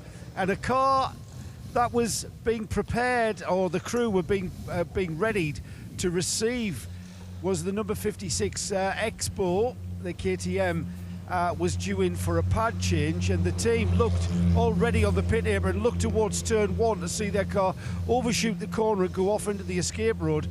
So no doubt the needed brakes are being sorted, because that car ran out of brakes going into turn 1 the previous lap. However, by the time the car's gotten to us, we are under purple, so that will be an advantage insofar as they're soaking up time changing the front discs and pads under purple, but it will mean that they'll only be able to take on 50% of their fuel allocation. So it ebbs and flows, and it's a bit of a seesaw when it comes to tactics under these regulations. And Joe, the race leader is in, we notice, from up here in our crow's nest. So I think Alfa Romeo has actually gone all the way through into fueling. Would you agree with that? Yes, straight through. Another example, Johnny, of the lack of tyre wear we have here. Yeah. It's something we hardly ever see anywhere else. I've never seen so many people just go straight through and take on fuel quite late into a stint. They always take the advantage of a new set of tyres. But here we are, here at the Red Bull Ring, we are seeing it time and time again. 963 just going beneath me, as is the number 34 Audi. So Lamborghini and Audi again copying the Renault Porsche and going straight through for fuel. Okay, thank you for that. Now, that's a tractor I've not seen before. I can't remember too many cars falling off at Rauch corner, not to that extent anyway. That's quite a lot of damage for that Mercedes. There's damage to the front left corner, yeah, and I think there's damage to the rear as well. Well, that is a very deep gravel trap. I don't mean deep as in, the amount of stones that you might fall into it, but as in the distance from the track to the barrier is significant. So again, a case of gravel trap not really slowing the car a great deal. We saw that with the number 11 Ferrari. Not quite at unabated speed, but barely slowed speed. That car smacked into the barrier at the top of the hill at Remus, and this is one corner further round at turn 4. Concerned looks from the KTM crew. Yeah. At the 56, yes, a little bit. They're looking at the front left corner. It's brakes. It's more brakes, isn't it? Yeah. So maybe that's taking a touch longer than the guys expected. 911 back out on track meanwhile as we watch the efforts to recover the 17 car. Dimitri Engelbert is aboard one of the intervention vehicles on his way back. It doesn't bode well for that 17, does it? Certainly not. Now that car was, by the way, running in a podium position for A6 Pro. So all of a sudden, Alessandro Quani and the SPS Automotive guys are in the hunt now for a podium. Well, that's something that simply couldn't have happened at the start of the weekend because it wasn't even in that class. True, yeah, and they said to Nick on the grid, I think Richard Feller it was, who said, hey, we didn't really expect to be in here because we went a bit too quick yesterday, if truth be told. We haven't got a chance of finishing on the podium in Pro, so we'll just pound round and see what happens. Well, so with the exception of Jordan Grogor, who has continued around, the driver, Dimitri Engelbert, is going to the medical centre for a quick check over, because that would have been some bang, but he got into the back of the medical car under his own steam, I should say. With the exception of Jordan Grogor, who did carry on round in the number 27 Renault, the next car that didn't stop under yellow is down in 16th position. So, he's had quite the car show, hasn't he, Joe Bradley? Absolutely right. Bear in mind, the 24 car, the SPS Automotive Performance Mercedes, started in 6th place today, 5 laps off the A6 Pro lead. And at the time, the 964 car was leading overnight into this morning. 964 is no more. The 911 leads the race. The 11 Ferrari doesn't run any longer in this race. 29 Porsche is there or thereabouts. Second in A6 Pro, but 6th overall. The 17 car in the barrier at Rauch. So the next car to take advantage is that 24. Looking pretty sorry for itself, that 17 car, with all sorts of bits askew. And my guess would be that may well be its race done. Dimitri Engelbert on his way for a quick check over at the medical centre after that impact with the barrier. And we're about to see, I think, the Snatch Tractor handing the 17 car over to its workmate, the flatbed, the little brother flatbed, rather than the big beast that I've always been impressed with. There is one of the Altran Peugeots working its way down to the fueling area. The other one is tucked in behind this circuit intervention vehicle. Indeed. And B2F Porsche down onto pit road. And Jordan Grogor, meanwhile, is not going to pit. He's come through again, so he's not going to take fuel. He's going to take the track position he can here. And why wouldn't he? And Zeko Dermich happy to stay out as well, just ahead of the... But did pit last time around. The Dermich car. Yes. Right. But GP Extreme pushing the envelope a little. And this is the car that is about to inherit at 3rd position in A6 Pro. Alessandro Quani at the wheel, sharing with Richard Feller and with David Iraj Alexander. So a little bit of a surprise for these guys. Came here fully expecting to be competing in A6 AM, the 3 Swiss drivers, but could be going home with a trophy from A6 Pro, and that will be the first, I reckon, for SPS. They turned up with 2 cars at Mugello, but from memory, they were both AM cars. It was the green Dino car, wasn't it? It was the Dino car that was the unwitting victim of a rather muffed move from one of the car collection Audis that collected the 16 car, I think it was there. Yes, correct. In the most terminal way possible. And a couple of cars ending up in the pit lane entry road, and we thought, deduced incorrectly, that they were both trying to pit at the same time. They actually just ended up on the pit lane entry road.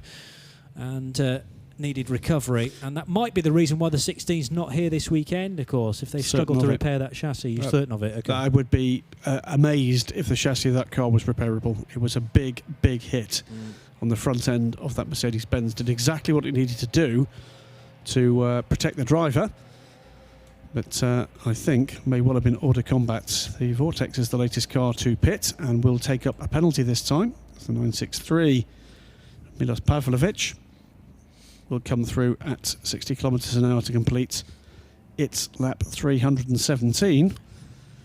B2F Competition have just completed a pit stop 3 seconds shy of 2 minutes. And that car working its 300th lap now. Out front in SP2. Frederick Ansel second in that class. I reckon that's going to put those two cars very close to one another again now. The 34 Audi running in 5th position. Another car to come into the pits. And another car to soak up a penalty. Also in the 25 HTP Mercedes-Benz, Fabian Schiller. And this will be, I think, a second fuel stop it is. So they will take a full glug of fuel. So there'll be plenty of cars here for a second fuel stop under a longer than regular Code 60.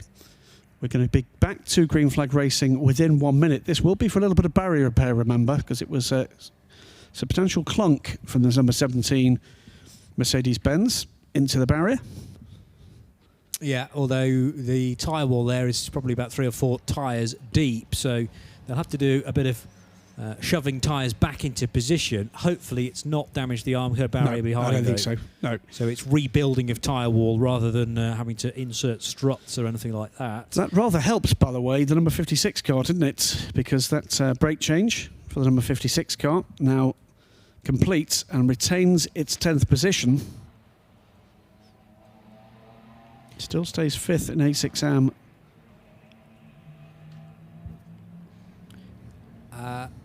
We're now in a position where 6 of the 7 class leaders are in the top 20, by the way. And back to green.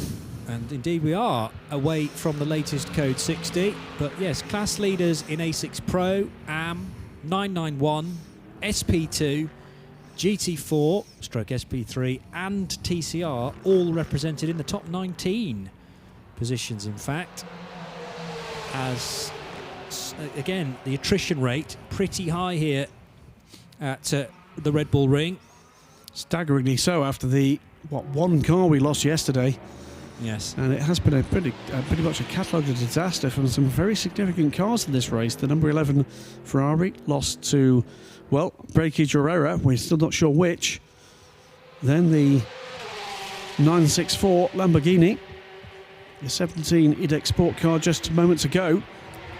And numbers of other cars too in minor or major problems. 2 of the car collection Audis in very short order, having had both of those cars, I think, in the top 6, or 3 of those cars rather, in the top 6 at least once. And we lost the 32 and 33 cars within more or less a lap. 32 car with gearbox issues, the 33 car with what looked to be an engine problem. And the 964 Lamborghini, remind me what the issue was for that. I know Joe was on shift and I'd stepped away for a bit of lunch, but the car came in. That was engine. That came in with, he said, 5.5 cylinders running. Oh, right. We had very little warning of its visit to the pit lane, I remember, and it went straight in the garage, and then they just said, nah, it ain't going to go any further. That was the moment I said that never really happens to the V10, and then immediately another one imploded. Yeah. Chris Renke at Audi Customer Sport is not going to be happy with me. No, there's a growing list of people that are rather annoyed with you, I think, because it works preempting. Chris Renke, my ex-wife. I'm going to move things swiftly on, I think. Before we bring out old skeletons there. Zeko Dermich in the 5th place position has gained a spot. Now that's because, I would presume, second fuel stop for 34. Yes, fine. So the 34 car stopped. Zeko Dermich didn't. And 5th place overall is gained, but that doesn't give Dermich any better a position as far as A6 Pro is concerned. Remember, effectively, he's chasing down the race leader. And that car is 8 laps in front. Milos Pavlovic goes through to complete another lap. 319 now completed by the leading A6 AM car. Jordan Groger within 1 lap's deficit, and that gap will be tumbling down because, of course, remember, Milos Pavlovic working to 1 minute 34 minimum times. Groger can go 1 minute 32s, and it's tended to be Jordan Groger breaking the 132s to burn jokers. You're allowed 10, remember, through the course of the 12 hours. The 67 car, the repaired 67 car, goes over the line. That car back into the top 25 now. Santiago Creel at the wheel of the Olymp Racing car. And Santiago, the only Mexican in the field, adding yet another nationality in this great race. Some fantastic representation from all across the globe here in this third round of the 24H series. Brought to you live on radiolemans.com in sound and vision once again. And we're set for the season with coverage to come at the start of May for the 24H circuit Paul Ricard event, 5th, 6th and 7th of May. 12 hours at Imola is a new one for 2017, as is the 24 hours of Portimao at the end of August. And then the big one we're all looking forward to. For the main part, a non-championship race, but nevertheless the subscription for that already looking very impressive. 24 hours of COTA across the weekend of the 10th, 11th and 12th of November. It's a long way to travel for many of these European-based teams, but plenty of those teams want to be a part of it. And included in that order, by the way, is going to be the first appearance in North America of the GT3 version, A6 version in 24-hour racing speak, of the Callaway Corvette C7. Never before seen racing in the United States. And that's down to a commercial decision by General Motors that says that the Callaway Competition Organisation are allowed to actually market that car in North America. But with private teams owning those cars in Europe and opting to ship them for racing at COTA, will give US fans the opportunity to see the spectacular GT3 version of the Corvette racing on home ground. Another half an hour, by the way, done in this race, so we're within the last 2.5 hours now as we tick through to nearly 3:20 in the afternoon local time. And a great representation of class leaders, as I mentioned, in the top 20. The one we're missing is the 150 Pfister Racing car, which is the Seat Leon Super Copa from Class A3. Wolfgang Kriegel has just taken that car over, by the way. That's been steadily going around its business, not particularly quick. I think fastest lap for that car is a 1:46, but is making its way up the order gradually as others stumble. There's a very wide moment, throws up the dust from the 81 Porsche. That is the 991 leading car, 9th overall. Peter Paris in the Fox Racing 81 car. But, tail out as it came through turn 10 at speed and threw up grass and dust as it did so with the left and rear wheel. Jordan Groger, meanwhile, is pushing on and looking to make further inroads into the advantage of Milos Pavlovic. Still a better part of a lap down on the 963 car. Took some advantage by staying out under, some track advantage at least, by staying out under that last code 60. But he's coming up to an hour at the wheel, Jordan Groger now. Puts in the fastest first sector of that car's race and is clearly looking to try to put the car ahead under pressure. If he's got a clear run here and he's got laps to burn, is this a point at which we see another substantially quicker than usual lap? Well, Pavlovic responds with yet another 1:34.0. The fastest third sector of the Lamborghini's race thus far. I think anybody looking at Milos Pavlovic's lap times in this stint will be very impressed indeed, because you've barely seen a lap outside the 134.0s when I've been looking. Yeah. That's astonishing stuff. Yeah, you talk about consistency being important in endurance racing, and average lap time is always a favourite of friend and colleague Paul Truswell. Well, and Paul's been on duty, by the way, elsewhere on RadioLeMans.com this weekend, covering the second of the VLN races from the Nürburgring. May well still be doing so, in fact. I think you're probably right, yeah. I think they're about done now. 20 past 2, isn't it, in the UK? But, yeah, Pavlovich, as you say, within that sort of 10th of a second of a window from 134 dead to 134.1, and rarely out of that. You think having to cover 2.6 miles of asphalt and to deal with traffic here and there in a very quick Lamborghini Huracan. It's exactly the same spec, remember, as the now retired 964 car. There's no difference in terms of homologation between an A6 Pro and an A6 AM car. It's merely down to the fact that you've got to stick to a bracket time. Correct. In the A6 AM machine. And it's to do with the driver combinations you use as well. And again, a 134.0. Some action in the pit lane. Here's Joe Bradley. Yeah, it doesn't rain but it pours. The number 67 Porsche was in with a left rear puncture.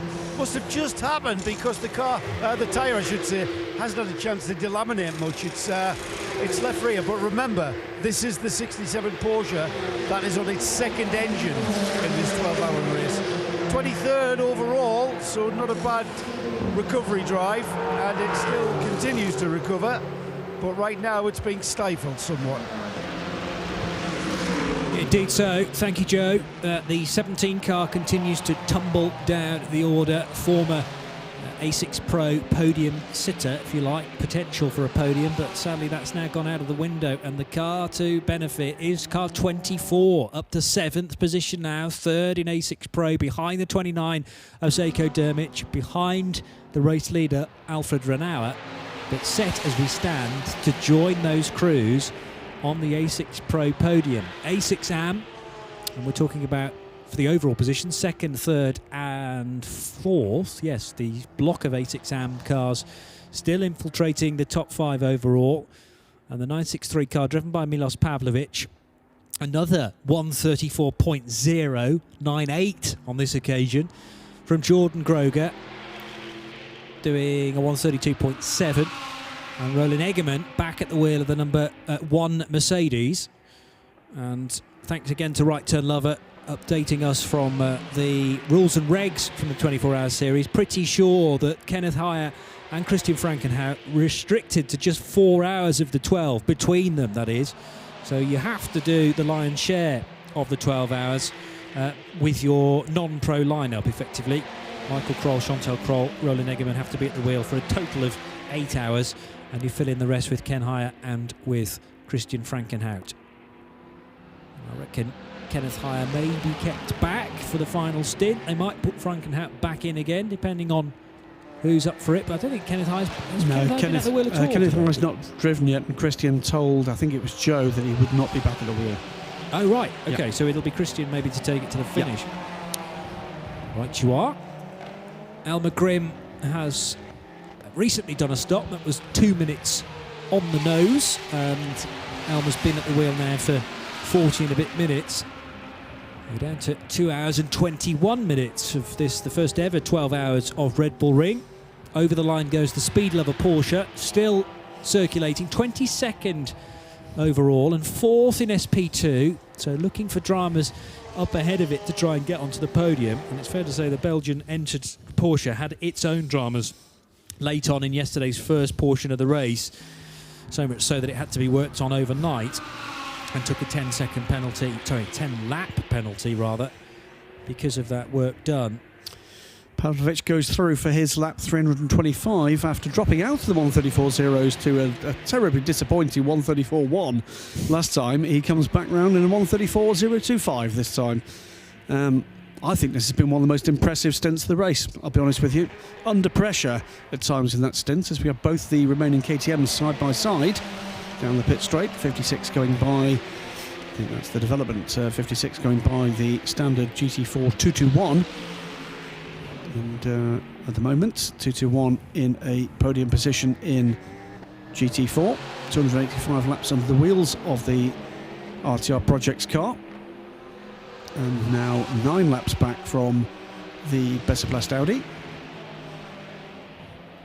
I would imagine that when you're in such a groove that Milos Pavlovic will be in right now, you'll just know every inch of the Red Bull ring, and you'll know where you need to be at each point of that 1 minute 34 seconds. So he probably knows when he's a tenth up or a tenth down. He's got sector delta times as well on his screen. Yes, so he'll know what he's looking to actually meet, and I'm sure you're absolutely right. Beyond that, you will have reference points through the lap. But it's almost like muscle memory, isn't it? You think, ooh, I was a bit quicker through turn 6 than the lap before there, so I'll probably just ease off a touch there. But as I say, you've been round here so many times now. Here we go, back again, 134.025, 134.178. That's a terrible effort. He just might as well get out of the car and give it up now, mightn't he?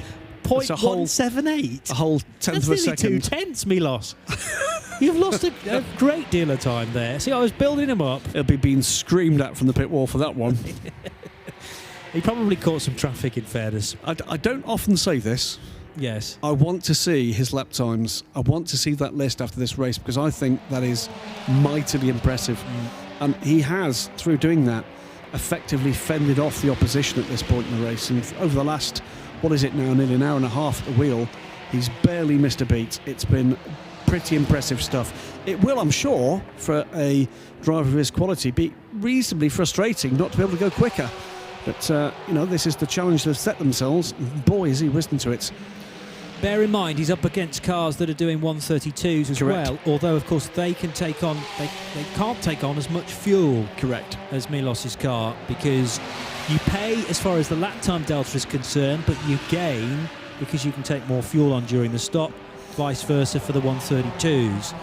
And that's, again, a little variable added into the A6 AM class. But that, Johnny, that is the challenge. The challenge is get as close as you can to your delta, keep doing it, keep doing it, keep doing it, keep doing it. Yeah. And as the other guys pull closer and closer and closer, you're getting closer to the point where you can regain some of that advantage. By taking on quite a bit more fuel than your A6 AM opponents. There goes Milos again. Much more like it.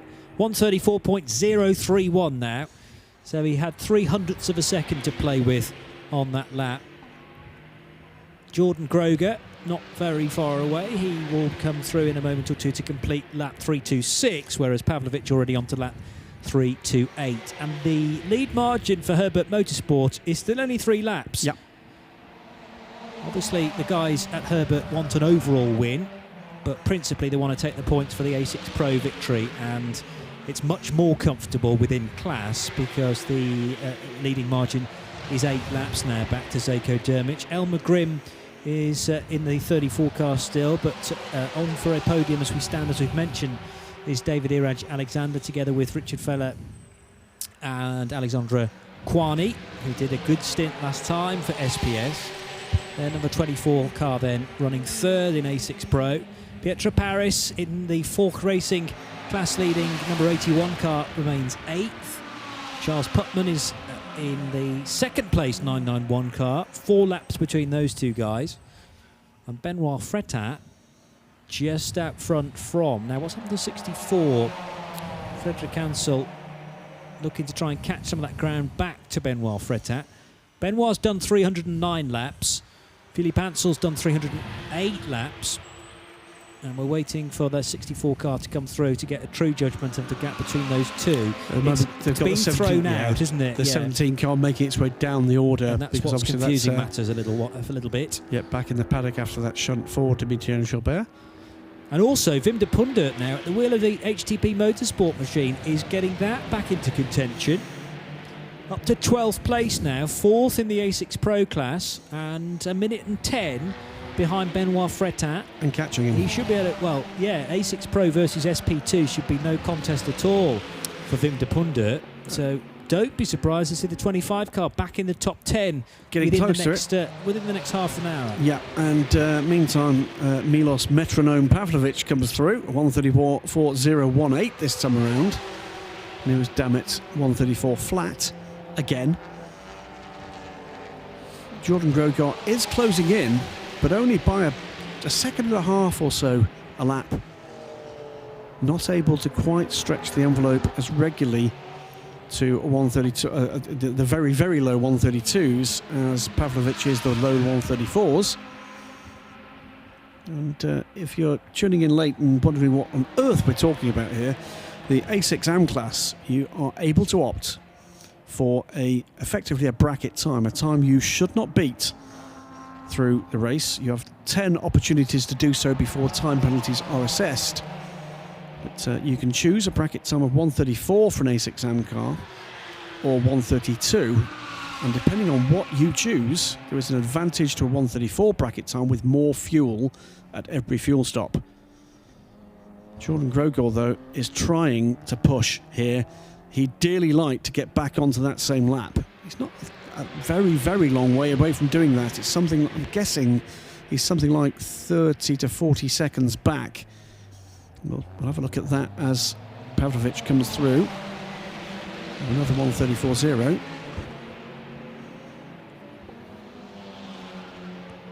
No, it's a little longer than that, I'm afraid, for Grogor. He completes his 328th lap now. We'll give them a bit of hand timing as they cross the line next time to see what the real gap is on this lap between the second and third place cars overall and the top two in A6AM. We've now got a true reflection, by the way, of the distance between Benoit Fratin, who leads SP2, and Fred Ansel, second in SP2, and it's about 1 minute and 25. So they're on the same lap, and they are currently being separated by Wim de Pundert, who is on the move and should be able to slot into 11th position ahead of Fratin, as I say, in the next probably 5 laps or so. And that will leave the two SP2 leaders on the same lap with no cars between them as far as timing and scoring is concerned.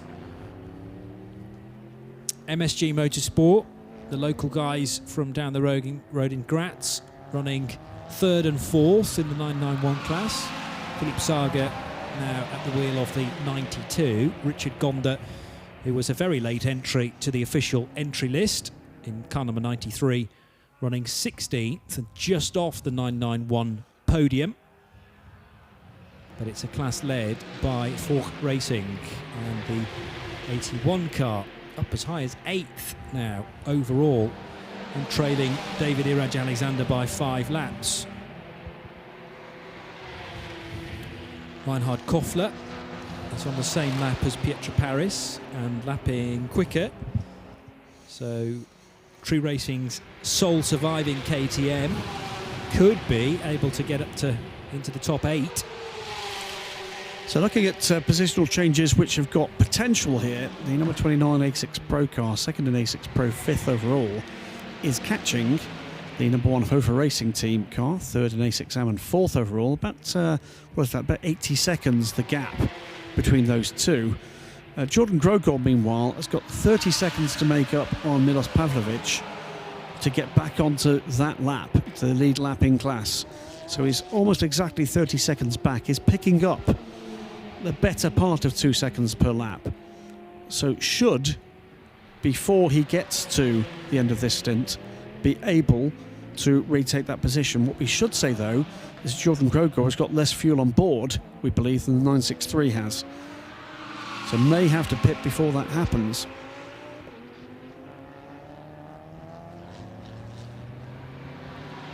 Alfred Renauer currently in the middle sector of the lap, and 52 minutes into his stint. So give that another 10 minutes. Will we be within then 2 hours of the race? And I wonder whether Herbert Motorsport have a plan to change driver, and if they do they want to give the new driver 2 hours, or do they want to give the maybe equalise the stints and do it 90 minutes each? So give Alfred another half an hour or so, and then possibly put Robert Renauer in for the finish. They have the luxury of 4 and a bit laps over the next car on the road to utilise their strategy however they see fit. Over the line goes Roland Egemann, with Christian Frankenhaupt due back in that car before the checkered flag. But with 10 minutes to go until the final couple of hours of the 12 hours of Red Bull Ring, this is crunch time now for many of the teams up and down the order. They will be using their spreadsheets to work out how best to finish this race off. Team Altran will be very, very happy with the debut of this car, the Peugeot 308 Racing Cup car. And an understated but really smart livery. I like that on the Altran car. It's different from the old school sort of maroon and black. It's very clean, isn't it? Very clean looking. It does make that car look. The royal blue nose and door mirrors, carrying the Altran backing on the side of that car, and there is the 221 RTR Projects car, is it? It's a 221 soaking up a penalty. Either 56 or 221, but there's a very slight difference in the paint scheme. Yeah, it's an orange paint scheme at the front of the 221. It's a more stunning pink orange, if you like, for the 56. Jordan Groger hurtling his way down towards turn number 1 in the third placed GP Extreme Renault. 331 laps now completed for the South African. And we have Milos Pavlovic again on the button as far as the Delta time is concerned. Last time through 134.0. So just to kind of review this, in the time that we've been talking about this, which is the better part of half an hour, yeah, he has broken out of the 134s once, 134 zeros rather, once, and that was a 134.1. Yes, I know. It is incredible to be that close. You're basically within a tenth of a second every single lap. With traffic, and okay, he's racing within himself. That makes it easier. Yeah. And you're right, the muscle memory and the systems on board will help him. But nonetheless, that's pretty remarkable. Here he comes again. So 134.042 plays 134.055. It's really good. I mean, every bit of coverage that we do on RadioLeMans.com, we try and come up with a Spirit of the Race award. I think Milos Pavlovic is well in the hunt for that. Maybe a bit too early to start nominations, but within the last hour, we'll throw it out to the collective, and by all means, start your thinking process ahead of nominating the Spirit of the Race award. You'll be needing to tweet that to @RadioLeMans and maybe also at Blackpool Johnny and at DSC Editor as well. But Milos Pavlovic, in terms of an average lap skill, this is phenomenal stuff. But that's what you get for a professional driver at this level, is a professional driver able to just bang out consistency lap after lap after lap after lap. Going to go down to Joe Bradley because we have a little bit of action in the pit lane. Tell me what you're seeing. Yeah, the 93 Porsche has come in unexpectedly. I say unexpectedly, not just me who wasn't expecting it, but its team wasn't. And it's another left-hand puncture. Now, rear puncture, that is. Now, remember, we've just only minutes ago saw the 67 Porsche come in with a left-hand rear puncture, and now the 93. That's a bit odd. Are they running over the curbs? Is there a bit of debris lying somewhere? The left-hand rear, of course, is the tyre that takes all the effort predominantly around here at the Red Bull Ring, predominantly right-handed corners. So it is taking a lot of load. And again, it looks like it's happened pretty late in the lap as the tyre wasn't quite completely flat. It was just devoid of as much air as it needed. The 93 having a bit of an inspection. The tyres have been renewed, and just looking under the engine cover at the rear of the car at the moment as we speak, it's off its jacks and it's back out into the race. But certainly the team weren't expecting that. They came dashing out pretty much as the car arrived. So I don't know what's happening out on track, guys, but the left rears are taking a bit of a pounding. Yeah, well, there are some big sausage curbs here, as we've talked about, and the rear left, obviously on a rear-wheel drive car, as Joe says, that's the corner of the car doing the turning and doing the accelerating as well, applying the power on a Porsche to the tarmac. And it's strange, isn't it? We've been talking about for so long how light this track is for tyres, how unpunishing, but at the odd occasion you do get a tyre going down, and that's either excessive curb use. For instance, there, Alfred Renauer using that long sausage curb on the exit of Remus corner. I think if you continue to do that with a little bit of lateral movement and then clonking the sidewall up against that yellow sausage curb, that's going to weaken what is a real stress point on the shoulder. Absolutely. And we're talking centimetres here. Yeah, oh yeah. But, you know, if you're doing it each lap, then it's just going to wear that tyre. And Hankook will kind of say to you, well, you've ridden the curbs a bit too much and you've been a bit too excessive on that with that right foot. The tyre is designed to take punishment, but not overly so. And I think Hankook will be very happy with their weekend. Oh, yeah. They expected the wear to be good around this place, but certainly compared to Mugello, it is night and day. Down into the bowl at turn 10 goes the 911 Porsche of Alfred Renauer. And in another 4.5 minutes, we'll have just 2 hours of this race to go. I should say, by the way, keeping an eye on Jordan Grogor's pace and his rate of closing to Milos Pavlovic, who, by the way, do I need to add another 1:34.0 last time around. So just over 20 seconds is the gap for Jordan to get back onto effectively the class lead lap. But with Milos Pavlovic beginning to run out of time here, he's been in the car now for an hour and 40 minutes. The 34 car exiting turn 10 now, and over the grid hatchings, Elmer Grimm at the wheel of the number 34 car collection motorsport car, and this is the sole surviving Audi R8 LMS with that 5.2 litre V10 in the middle of the car. And sadly, the 33 expiring, the 32 with the gear selection issue. So car collection pleased that they've turned up with 3 of these A6 AM cars. They still have one running, and it is in contention. 6th place overall, 4th place in class, so they're looking for drama for either Hoffa Racing, GP Extreme or the GRT Grasser Racing team in order for that car to get onto the podium. Elmer Grimm trails Zeljko Drmic by 33.7 seconds, but that gap is growing because Zeljko can go as fast as he likes, Elmer Grimm having to keep to the 1:34 Delta time. Here he comes into turn 6. The approach to this corner pretty tricky. Turning point crucial there. Some people go for a middle-ish apex, some people a later turning point. A very early turn in at 7, which spits the car out towards the kink at 8 at Wurst Alpina. Go under the Wurst Alpina bridge and pop up over the slight rise, downhill into Jochen Rindt corner. Little bit of curb taken there by Elmer, but not too much. And then, boom, the car almost bottoming out into turn 10. Deep compression. And that corner, one for the brave. Heading back over the line, underneath the lighting gantry and past the starting gantry, where the flags are waved from. And that is 1 lap with Elmer Grimm as your chauffeur. So back to on-track action from our vantage point rather than from the view from the driver. Round again comes the second place car of Milos Pavlovic. Terrifically disappointing 1:34.11 that time around. He's losing it. I mean, I don't think I've seen a time slower than a 1:34.2. 1:34.178 is the slowest time I have observed in this stint. Yeah.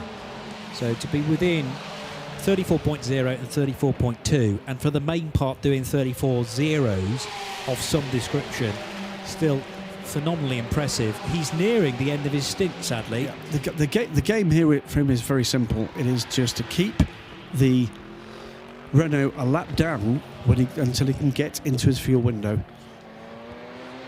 And they'll be handing over, or he'll be handing over, to one of his teammates, either Christoph Lenz or Martin Eichin or Roberto Pampanini, and there's plenty of talent there to call on, as GRT have all their eggs in one basket now, as far as the 963 car is concerned, on course for a class victory. It could have been an overall victory, could still be an overall victory if Herbert Motorsport hit trouble. This is how we look, though, heading into the 11th hour of the 12 hours of Red Bull Ring, and Herbert Motorsports are out front with Alfred Renauer, along with Robert Renauer and Daniel Allemann, completing 341 laps so far. And their lead, therefore, is 4 laps over Milos Pavlovic. Mr. Consistency in car number 963, the Lamborghini Huracan from the local guys based at Mittelfeld. GP Extreme and Jordan Groger in 3rd position, another A6 AM car. Hoffer Racing fourth and third of the A6 AMs. It's Roland Eggerman at the wheel and sharing that car with Chantal and Michael Kroll. Also Christian Frankenhout due in the car to take it to the flag, and Kenneth Heyer, who hasn't raced that machine today but did quite a bit of lappery yesterday. Fifth place, Fork Racing's powered by Olymp number 29 Porsche. Sixth position, another AM car. That's the Car Collection Motorsport machine of Elmer Grimm. We got a view from inside the car on the live stream a little while ago. Seventh position, the SPS Automotive Performance car. Surprise A6 Pro entrant, and could get that car on the podium, although trailing the overall leader by 12 laps. Fork Racing and the 81 machine is leading the 991 class. Ninth place for the True Racing KTM Crossbow. Again, Austrian entered, an Austrian built car. It's an Austrian team too, and the number 56 car is fourth in A6 AM. And second in the 991 class, 10th overall, is the Pro Sport Performance number 85 Porsche. Charles Putman currently the wheel, sharing with Joe Foster and Charles Espenlaub. 11th position, interesting this, because Benoit Fretin able to keep Fred Ansel at a safe distance. The gap between the two SP2 leaders is 56 seconds currently, so that's car 35 from car 64. Sandwiched between them is the HTP Motorsport Mercedes number 25, an A6 Pro car driven right now by Wim de Pundert, and Wim trying to chase down Benoit Fretin at a fair rate of knots. The MSG Motorsport crew are 14th overall, and that is third in the 991 class. The sister car driven by Richard Gonda is fourth in 991 and 15th overall. The third placed SP2 car still the 58 VDS Racing Adventures Mark Focus. The 17 machine no longer in it, sadly, slipping down the order after a big crash at Rauch Corner for EDEC Sport. Bezepas Racing's Audi TTRS leads the SP3 GT4 field, 18th position for that car, and then the two TCR machines completing the top 20. That is the Team Altran Peugeot 308 Racing Cup cars. 308 ahead of 908, so Guillaume Romain and Michael Carlson at the wheel of 308 and 908 respectively. Speed Lover Porsche almost back in the top 20 now after all that damage incurred late on Friday before we took the pause and the cars went into Parc Fermé for many hours. Car 78 in SP2, fourth place in that class. Thomas Miniberger still going round and round in the second placed GT4 car. That's the RTR Projects KTM machine. Santiago Creel driving the repaired and re-engined 67 Olymp Racing Porsche. 231 is Adrian Barwick. That car, the Optimum Motorsport Ginetta, third of the GT4 machines. And the sole A3 car is the Pfister Racing Seat Leon Super Copa of Wolfgang Kriegel in the 150 car, and that car 25th on the road. Just about completes all our classes. Further down the order, the Car Collection Motorsport Audi no longer running. The GRT Grasser Racing Team Lamborghini Huracan, former race leader, no longer running. Same goes for the Car Collection Motorsport. Big expiry of the V10 5.2 litre engine. Coroy's Lotus is still trolling round, I believe. Not seen it in a wee while. Okay.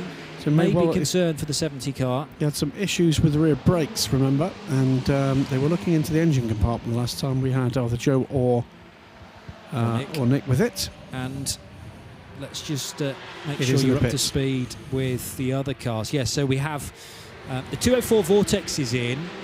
Max Edelhoff and the 32 Car Collection Audi we know is out of it, retired, as is the case for the 964, the 33, the 70 Lotus Evora, the Treble 2 Seika no longer running, and Jiri Pisarik, a big crash for the Ferrari, former podium position Ferrari from Scuderia Praha, crashing at Remus Corner. The 46 did not start the second part of the race. Here's Joe. Yeah, the number 92 MSG Porsche is coming for a pit stop. I've been standing with Christopher Zockling, who's just gotten into the car, and we stood and we watched that number 92 park up in the penalty box and basically stay there for what seemed like an eternity. Now, put that together with the fact that we're needing a pad change as well, which is going ahead on the front of the car. This is going to lose a lot of time. Now, the car was third in class, in the 991 class, when it's taken this pit stop, but what with the penalty and now a pad change, this could fall down the 991 class. We'll find out when the car rejoins and see where it does end up. Now, Christopher Zockley, as now in the car, could very well take this car to the finish. We've 1 hour and 54 seconds. Well, let's just call that 1 hour 55 to be exact. And I believe that these Cup cars, these Cup Porsches, can do up to towards 2 hours. Is that correct, guys? Can a Porsche do 2 hours? Porsche Cup car do 2 hours? I would think so. I think so too. And chaps, is it Sager who's just got out of the car? Philip Sager? Yes. Yes, the 92 car is indeed. Be interested to find out Sager Saga. What that penalty was. He may not even know. It was a huge one, at least 45 seconds. So maybe that was some kind of track limits issue, or maybe, I don't know, because these cars are not running to a delta time, are they?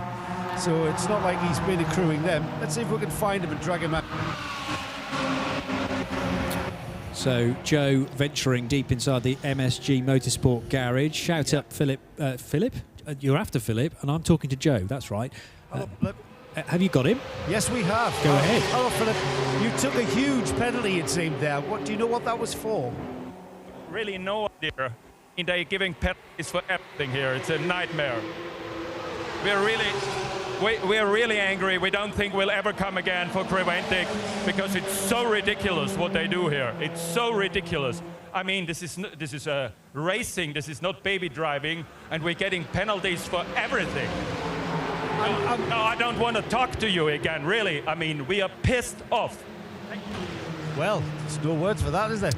I think he said it all. Certainly no mixed messages from Philip Saga, and I'm not sure whether we'll be speaking to him again either. But, well, a clear message from the locals, and this is the first ever 12 hours of Red Bull Ring. We certainly want to come back. Might be without MSG, though. He's not very happy, is he? And probably should apologise for language there as well. Absolutely right, Graham. Mike. Yes. Not much you can do with a live interview with a man as angry as that, but there you go. He's made his position very clear. But apologies for the language used, and Joe Bradley quickly whipping the microphone away from Mr. Saga. Alfred Renauer leading the way then after nearly 350 laps. Leading the way from Milos Pavlovic, who is 3 laps adrift. A6 Pro versus A6 AM. I didn't think I'd be commentating on a fight between those two categories this weekend. It was, looking at the entry list, slight favourable towards, in terms of numbers, A6 AM. We had 7 versus 8, and then with the movement of the 24 car, the SPS car from AM to Pro after they went a bit too quickly in qualifying yesterday, we have 8 A6 Pros that started this race, 7 A6 AMs, but it is by far the more A6 AMs we see in the top 5 right now.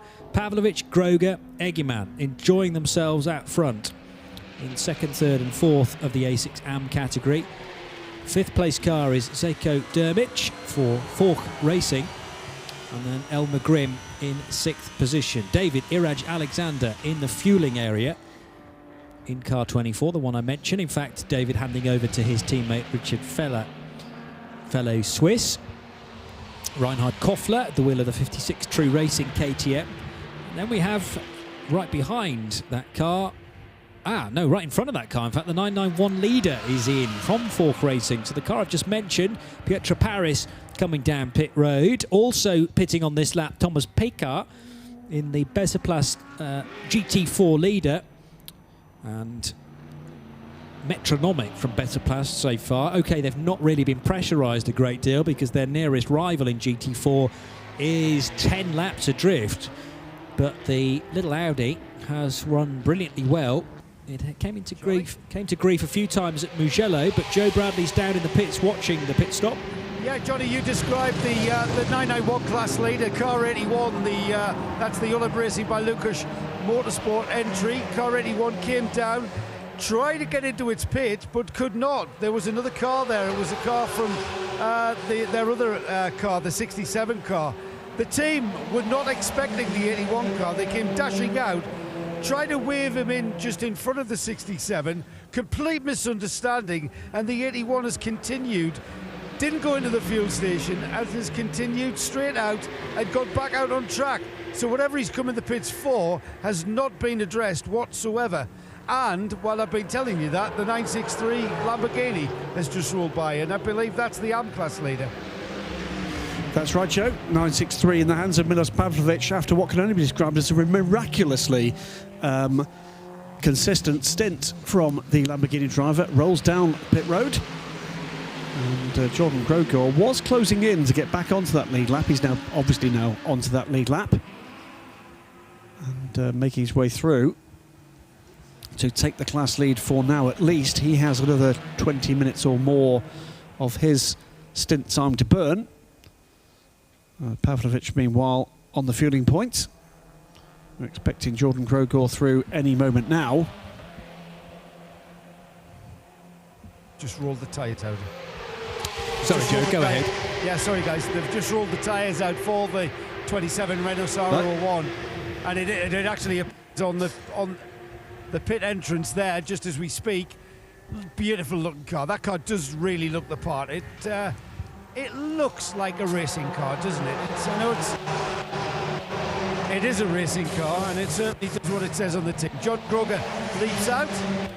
Not quite sure who is getting in. He's trying to fool us by using Karagati's overalls. And the wheels are being renewed, tyres being renewed, brand new. Looks like scrub rubber going onto the car. So, not brand new Hankook tyres. This car looking like it's been in the wars, certainly showing signs of contact with other cars. And Jordan Grogor slams the door, having helped his teammate belt in. Car off the jacks. And fabulous sound as the Renault just passed us. Thank you, Joe. Elmer Grimm is deciding to burn Jokers, or maybe not deciding to. He was just a little bit too fast there, but he's back well and truly off from the 134 the next time around. 133.9 on lap or 340, and now through to complete lap 341, doing a 135.7. But as Joe Bradley mentions, the GP Extreme Renault now heading up towards the fueling area. Milos Pavlovic is there as well. And they're on the same lap, so they're perilously close to one another. But Pavlovic due out of the fueling area quicker than Jordan Grogor, and so it proves. Pavlovic handing over to Christoph Lenz, indeed, during that stop. Another car coming down pit road. This is the 908 machine, second in TCR, and we're going to head back to Joe Bradley for an interview. Jordan Grogor, you've just gotten out of the number 27 Renault. We watched the pit stop. It seemed to go well, and everything appears to be good on track. Yeah, the team's great, the car's great. Holding figures for an hour, 47 seconds, hour, 47 minutes to go, and let's see what happens. Yeah, still, are you guys flat out, or as flat out as you can be, chasing down that Lamborghini? Yeah, we're going as hard as possible, trying to keep as close to the 32 minimum time as possible. And let's see, we might have a shot. And dealing with traffic out there, Jordan, you're in one of the fastest cars out there. Is everyone behaving themselves? Does the Red Bull Ring suit being able to get past traffic into the braking areas? Yeah, everyone's fantastic. I must give it to the organizers, the teams, the other drivers. They all done a great job, and it's a perfect race. And that's your job done for the race, yeah? Yeah, that's it. Job done. Jordan can relax now. Pressure's off him. Jordan Grogor offering us very different opinion from Joe's last interviewee, I think it's fair to say. Poles apart. Yeah, indeed. Maybe Philippe Sager and Jordan Grogor should get together and discuss. Alfred Renauer leading the way then after 350 laps, 351 in fact now in the book. I wonder how far through we're going to get. 400 marker? No, that may be a bit too much out of the grasp of the team leader. If we had Paul Truswell with us, he would already be working to the number of laps time, and that is assuming we stay green, of course. Might be a bit of an ask considering the amount of Code 60s we've already had in the first 10 and a bit hours. Still an hour and 45 still to go, but we're well and truly in the window now of final stints for these drivers and teams. Alfred Renauer has been at the wheel of that 911 Herbert Motorsport Porsche for an hour and nearly 18 minutes. My money would be on Robert Renauer to take that car to the flag. Christoph Lenz, we know, will be in that car to the finish now. having just taken it over from Milos Pavlovic, the ever consistent Milos Pavlovic, and we'll see whether Lenz can get close to that mantle set down by Pavlovic. Bassam Cromfleet at the wheel of the GP Extreme machine, rejoining now. I should say, by the way, on that last pit stop, the 963 picked up almost a full minute on the 27 Renault. Wow. It was a 3 minutes and 14 in the lane for the 963 car, 4 minutes and 4 with a full fuel stop for the 27. But now bear in mind the Renault did not stop under the last Code 60. But that's another big loss back. So the 963 with consistency out on track for Milos Pavlovic, now in the hands, of course, of Christopher Lenz. The 963 car comes through now. And then with good work on the pit lane and the fueling point from the team, cemented their position second overall in the class lead. Another battle to keep our eyes peeled for is the scrap at the top of SP2, because Michel Mitius is now at the wheel of car 35. Philippe Paulette for Porsche Lorient Racing back inside the 64 car, and they're good to the finish now as well.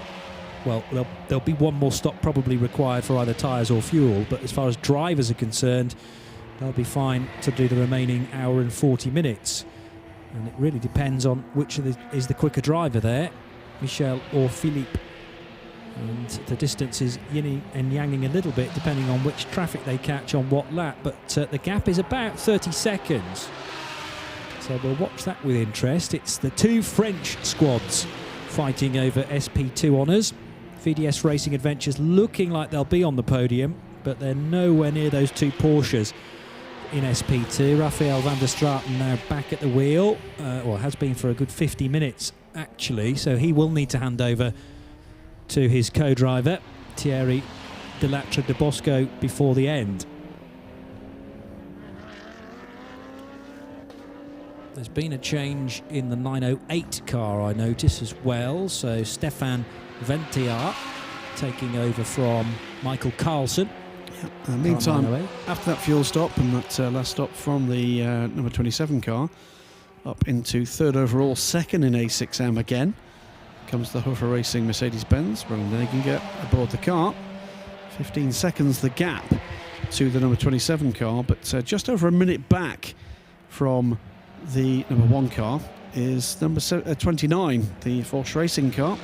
Not constrained, of course, by a lap time. The number 29 car is a pro car, so we'll keep an eye on that time too. 62 seconds to make up on number 1, 46 seconds to make up on Bassam Cromfleet in the number 27. Željko Dernić in the number 29 Porsche Racing. 20 seconds is more like it actually at the top of SP2.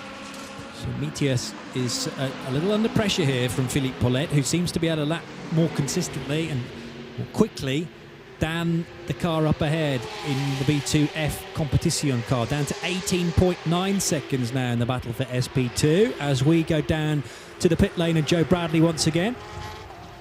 Yeah, Ed Barwick has just brought in the 231. Ginetta, Ed, it's got to be said, where do we start? You've had such a catalogue of a race, haven't you? Shall we start at the beginning? We can actually afford one more accident because we've got no parts for the rear, right-hand side. I mean, I absolutely love this series. I'm going to keep doing this series, but driving standards in the early hours are bloody awful, pardon my French. Dan got hit on the exit, just swiped in the rear. That destroyed that right corner. I got hit by the Seika coming out turn 1. I was letting two faster Porsches through, legally plenty of room, and he just, if I wasn't there, I think he'd have gone into the wall. He just carried too much speed. I know there's a lot of talk about brakes today, but I mean, yeah, we can feel our brakes are going off, but we still have brakes. I mean, I know the guys have just done a bit of a service just to make sure. But yeah, it's been a war. It certainly has. I mean, all right, you know, like you say, it's, you've got every right to be disgruntled when things like that happen. But I was about to say that. It's you've been around this business a long time to understand it. Yeah, well, just about. I've done a fair few now, including a few of these, and I do love it. I still think it's for an amateur endurance race, it's still the best format. It's still the best series. But it's quite easy to get angry today. By someone's going, everything out there actually right now, they're either not out there, or parked up, or they're just so tired from braking that everyone's actually a bit more orderly. The GT3s actually, I think we've now got the really good drivers out because there was less silliness. Right. You know, it was obvious when we left the room, they took the room, they didn't lunge in, they didn't jink like we were getting in the first early hours. It was just unpredictable. But no. I mean, there's something to be said about being at a classic track like the Red Bull Ring. Will we see the Ginetta out at Paul Ricard? Oh yeah, the plan is, but yeah, I mean, we've got 3 drivers already signed, including me, talking to a 4th. Yeah, I've never been there. I've never been here, I've never been to Ricard. Usually I hate going to Turkey, I don't know, because I'm such a slow learner, because I'm thick. But actually, I really enjoyed this place. It's an amazing circuit, apart from my brake leg is hurting. Yeah, it goes, I've never known so many cars you just stand on it. Yeah, it's great. It's fine. That's Ricard I've not been to, but I know it's a different flavour, a different character. And maybe there's a bit more room to get out of the way. That's what we love about the series. Thanks, Ed. Great to see you smile. Thank you. Thanks, mate. Cheers. Adrian Barwick there. Thank you, Joe. Yeah, Adrian Barwick in the 231 car, and that car now being pushed down the pit lane and almost holding up the Peugeot 308 on its route into the fueling area. So that's what the guys are doing. They're trying to get it restarted and fire it towards the fueling area. They've managed to do that now, the 231 Ginetta G55, but yet another hiccup in the catalogue of dramas for the Ginetta, and as Adrian Barwick was explaining, for the main part, not due to their fault or fault of the drivers. Apologies again for the language from Adrian Barwick. He also apologised at the time. They have been through the mill in that car, the 231 machine, but looking like the car will finish, and most probably on the podium in GT4. It's in the fueling area now. Thankfully that car was able to be restarted, push started by probably a very tired team now at Optimum Motorsport, but the podium result, should they get there, will be ever more rewarding, hopefully. They're circulating behind the Thomas Miniberger RTR Projects car, number 221, and behind Thomas Pekar in the Better Plus Racing Audi, which has been the car to beat for many hours now in GT4. So the number 911 Porsche, lest we forget, continues on its imperious way. 6 laps clear still in this race after the issues for its closest contenders in the middle part of this second section of the race. The number 11 Ferrari and the number 964 Lamborghini both hitting pretty terminal trouble. One in the way of the tyre wall for the Ferrari after it was still not clear whether that was a problem for the car or a problem for the driver. And the 964 suffering engine trouble for its V10. But after that, we've had, well, nip and tuck stuff in amongst the A6AM lead trio. And still Basson Cronfleet in the number 27 Renault in pretty close contention with the number 1 Hofer Racing Mercedes-Benz, which is very much closer to its next required fuel stop than the Renault. So it's just 17 seconds between the two, rather than they can go to Basson Cronfleet. Chasing, albeit, well, pretty distant chase now for the 963 Lamborghini. So 911 leads overall and leads A6 Pro. 963, the Grasser Racing Team, A6AM Lamborghini Huracan, second overall and leading A6AM. Then we get into the second 2 cars in the A6AM battle, which are the number 1 Mercedes and the number 27 Renault. Nissan GT-R twin-turbo V6. And mid-engine, of course, in that 27 Renault. Then the second A6 Pro car, the 29 Porsche Racing Porsche. 45 seconds back from the battling pair of A6Ams ahead, but not at the moment making an impact on them in time terms. Dropping back just a little. As we see on track now, that the True Racing KTM Crossbow getting ahead of the 81, I think. So that's not actually for a class position, but nevertheless an A6 AM car has been hunting down the 81. There's the 56. Now that must be the 81. If that was the 81, that's a problem. It is. Because it was 8 seconds apart. Yeah, eight there she seconds. is. It is a problem for the 81. That is. Oh, it's another. Is that just a puncture? It's a big one. If so, let's have a look. That is the 991 leading car. Yeah, it is. And it's starting to delaminate majorly there. So the tyre's down, and it's starting to break away. White flags out to warn everybody else there is a slow car on track. This is a class leader. The Fork Racing entered by Olymp Motorsport, Pietra Paris driven, 991 class leader. So Reinhard Koffler's got ahead. That still doesn't affect the class lead in 991.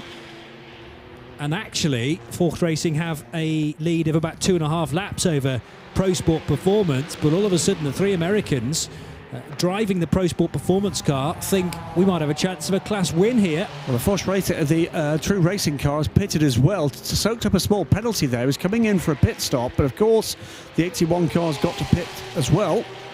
Comes in now with the rear left Hankook properly shredded. This is the 8th and 9th place cars overall, both on pit lane. Now, who's going to turn the car around more quickly? The 81 is also going to change drivers while they're there, and I can see Joe Bradley is there and ready to go. Make a log. Make a log of all these left-hand rear punches on these Porsches. This time car 81, as you described, guys.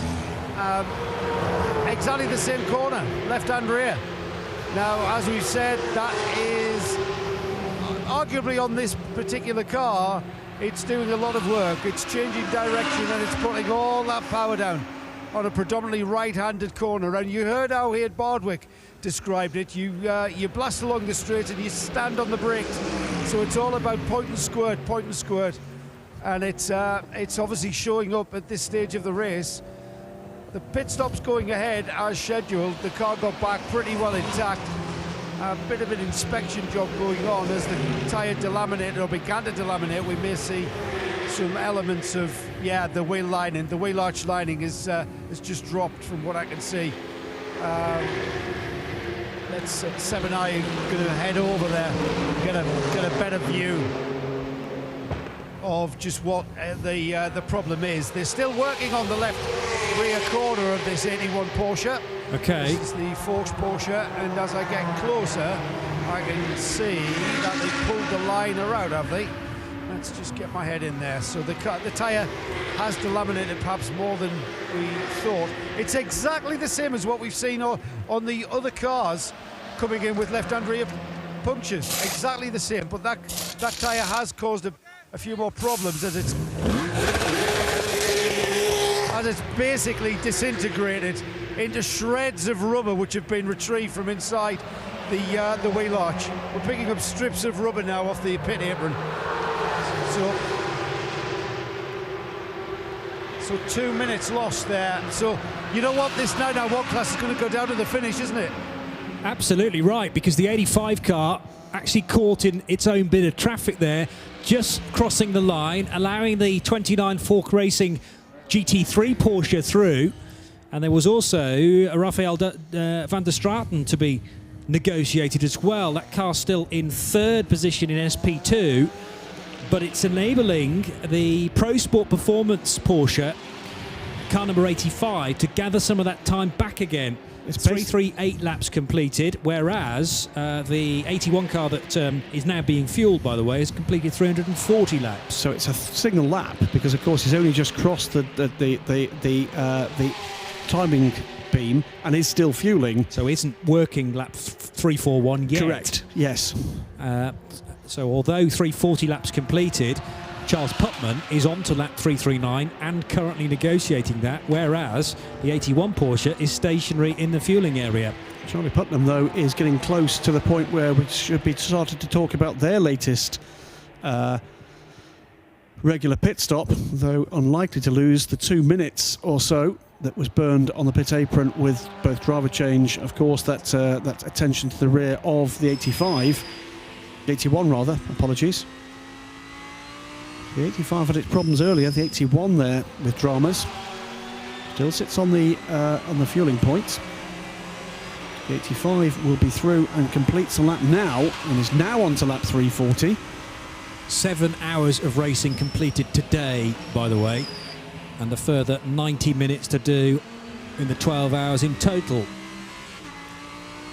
And the race leader is still Herbert Motorsport with the Precoat backing. Alfred and Robert Renauer, Daniel Alleman. No Ralph Bone this weekend, but it doesn't seem to be affecting the crew.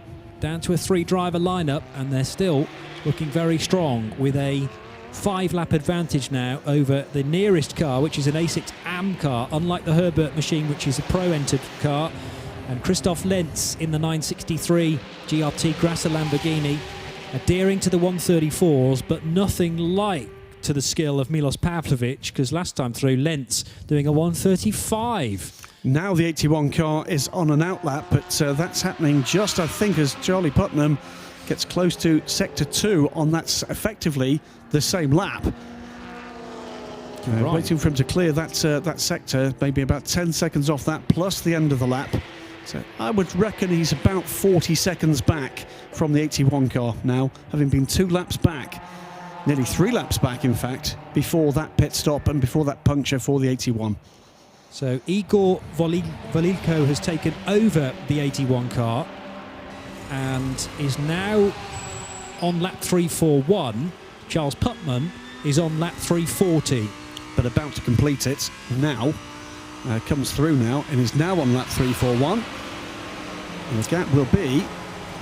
Well, we'll see that gap next time around, won't we? More representative at the end of Sector 1, I would suggest. So where is Igor? Still in Sector 1 and yet to break the beam at the top of the hill. Igor won't show the beam at the top of the hill on the first sector out the pits. Beg your pardon. Yeah. Right. So we're looking at Sector 2 then. I wondered why it had taken so long. There is it's a 45.7 second time through Sector 2. And in a moment or two, it will appear out of turn 10. And then once Charles Putman completes lap 340, that will be much more representative time. What's the gap between the top 2 in SP2? It's down to 15 seconds now as Philippe Paulette continues the hunt on the B2F Competition car. Alfred Renauer on lap 364. Christoph Lenz having completed 356 laps. Roland Eggermann still due to stop and hand over the number 1 Hoffer Racing car to Christian Frankenhout. And Bassam Kronfli installed into the GP Extreme Renault RS01 until the end of the race now.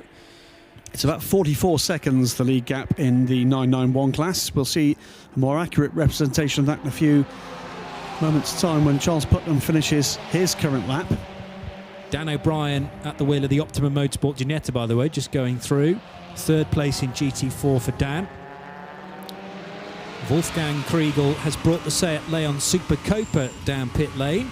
And there goes the 85 to tell us it's a 45.5 second gap for the lead of 991. So your hand timing worked a treat there, Graham. It's broadly speaking the time they will complete Sector 2 in. So they are separated effectively by Sector 2. So then, under 90 minutes to go of this 12-hour encounter. Still class lead battles underway in both 991 and in SP2. 45.5 seconds in the 991 class, 15.5 seconds in SP2. That's between the B2F Porsche 35 and the number 64 Porsche Lorient car. And they're swapping sector times in tenths at the moment in that class.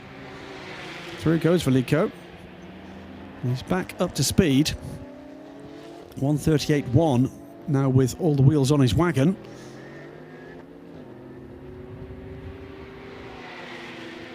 Meanwhile, 11.6 seconds is the... No, I'm looking at the wrong part of the screen, beg your pardon. It won't be far off that, though, for the 2 SP2 leaders. Michel Mitios and Philippe Paulette. It's about 50. It was 15 last time through. And actually, they did exactly the same lap time, pretty much. It's 14.7. As Paulette does a 136.5, 137.2, so a further 0.7 of a second gathered. And Alfred Renauer continuing to lead the way after 364 laps. Christoph Lenz in second position. Third place for Roland Egemann. And the leading A6 AM cars have between them about a lap and a half. Bassam Kronfleet is probably on the same lap actually as the Mercedes. So he definitely is. It's 10 seconds behind. Oh, there we go. Sorry, there's food been delivered. Yeah, I'm distracted, Graham. Absolutely. It's 10 seconds behind and now catching, by the way. I'm being offered various delights from a popular fast food chain. Yep. I can't be asked to concentrate on the timing screen at the same time. I don't know about you, but I'm loving it. This is very tricky working conditions. You either eat or you commentate. Can't do both at the same time. It's not worth even attempting it. There goes the 81 car. The memo said no in-jokes, so stop that right now, Gigi. Over the line goes the 81 car, and Charles Putman is in second position with the Pro Sport Performance machine in the 991 class, and it's about 45 seconds. So are we going to see that gap come down? The suggestion is that Igor Valilko can lap a little quicker than Charles Putman. There's the 64 car, gap down to 13.8 seconds now. And Philippe Paulet's actually got ahead of Jimmy Eriksson. That didn't happen on that lap. That's because the 25 car pitted. And we would expect to see quite a bit more pace from the A6 Pro car. That's exactly what's happening. Yeah, it's catching So Philippe Paulet will have to give the 25 car room to allow the Mercedes by, but also try not to lose time in this chase for the SP2 lead. I hear movement down below us. Joe Bradley, something to add to the broadcast? Yeah, bring the food over. The continuing tales of war for the 67 Porsche. It's back in. I'm not quite sure whether they've just chosen to wheel it into the garage to service it. That's what looks like is happening. Nothing else other than tyres going on. And also a visitor to the pits is the RS3 Audi, the car 109.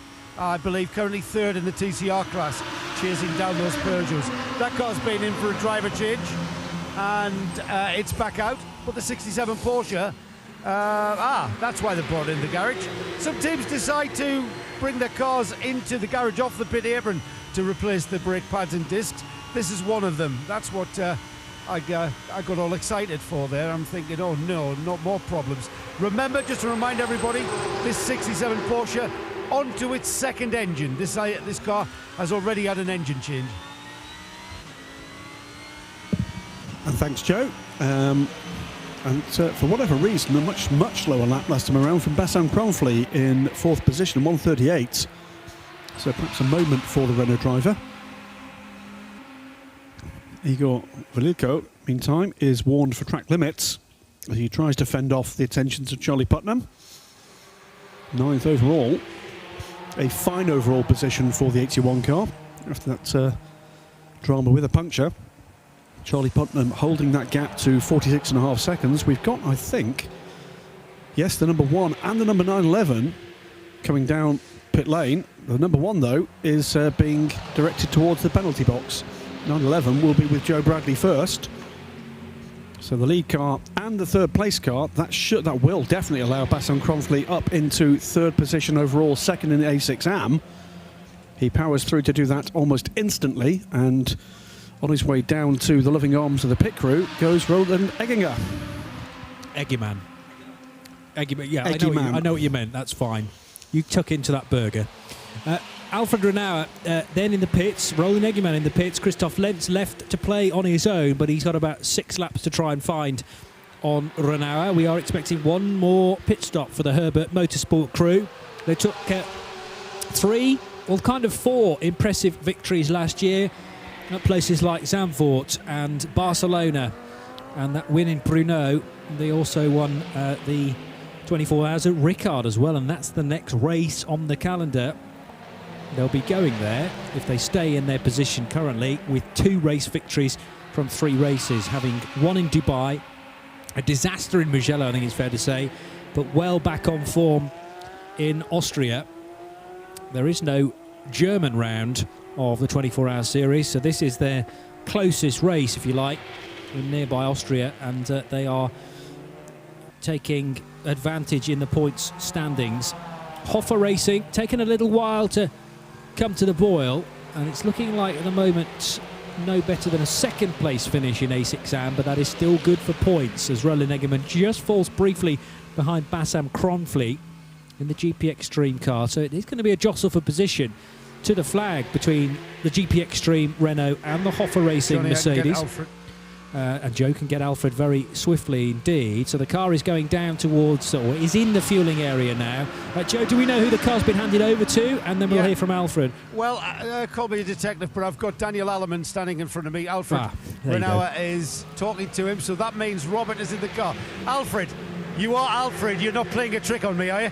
I'm Alfred, yeah. I know you are. It says here, but I know you guys. So, Alfred, you guys have only got yourselves to beat, really.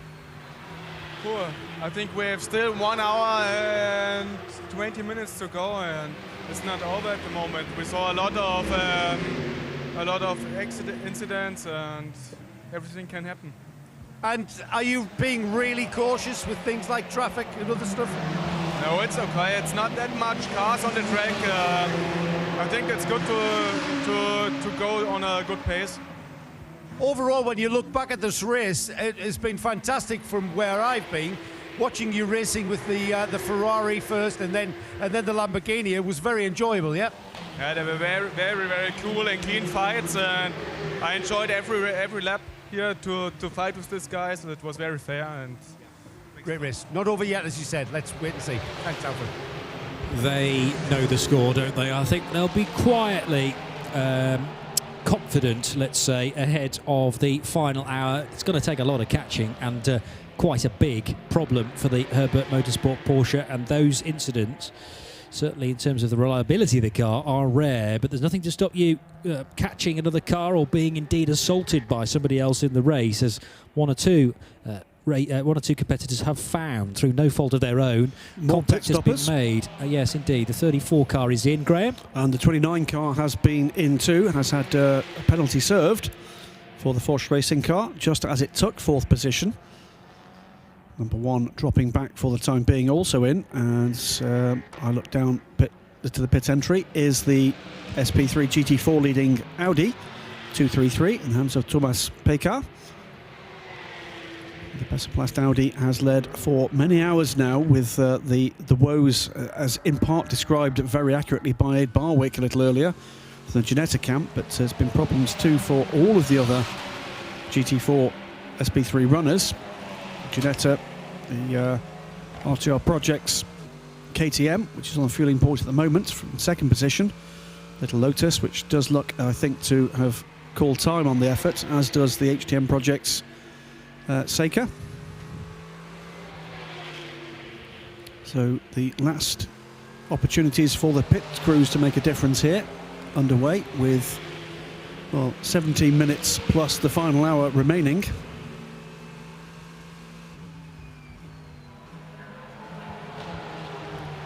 And Bassam Cronfleet has gained a couple of spots, by the way, on the two stoppers, as you would expect. So Zeko Dermich and Elmer Grimm falling to 4th and 5th. We have Kenneth Hyatt back out. So despite what Christian Frankenhout said and the fact that Kenneth wouldn't be doing any more driving today. No, he did say he would. He did. I got the mixed message. No, he said he hadn't been in. Right, and I thought you said he wouldn't be in for the rest of the day. He definitely would. I thought there'd been some kind of fallout at Hoffa Racing. No, big kind of, absolutely. Handbags. Fine. So Kenneth Hyatt is still very much flavour of the month and has been put in the number 1 car for the remaining hour and 16 minutes. So, and he's already been in there for a couple of minutes. The car will have been fuelled, probably not to the brim, but to their maximum fuel allowance, or indeed that will get them home to the checkered flag. We've done okay, at the risk of putting a commentator's curse on this, we've done okay as far as Code 60s is concerned for the last hour. We have. I don't remember there being a caution in recent times. Yeah, my eye's drawn immediately to a flag stand as Johnny speaks. Well, we've seen that happen, certainly. The Audi that is in the TCR class goes over the line with just one of its headlights working. And that's mainly because of the contact that was made yesterday. It might be that the headlight is working beneath several layers of tank tape. But that needed lots of sticky tape to keep the front left corner together after it came into contact with the Ginetta up at Remus Corner, turn 3. Zeljko Dermich still in the fueling area. Elmar Grimm, though, has rejoined and therefore will skip ahead of the Forch Racing Porsche, number 29. And those two have been switching places throughout the last few hours. Thomas Pekar still in pit road, being served by the team Bezeplast Racing. The Audi RS, the TT RS rather. Now, what's the gap between Michel Metios and Philippe Paulette as Metios crosses the line? 13.6 seconds. Can I just point out that GT4 leading Audi has been on pit road for over 3 minutes now? Yes, you can. Now, that's either a brake change or that's a problem. So a car that has something like a 12-lap lead over its nearest rival. If the engine cover is off that car, not the engine cover, sorry, the rear cover is off that car. Right. And if that was an R8, it would be of concern, but the TT, a front engine car. So attention being paid to the rear of the car, and that is a class-leading car. It's 329 laps under the wheels of the 233. Next closest, it is 10 laps back, is Eric Yanis now aboard the RTR Project's KTM. So plenty of time for whatever the issue is. The rear cover is being replaced on the Audi.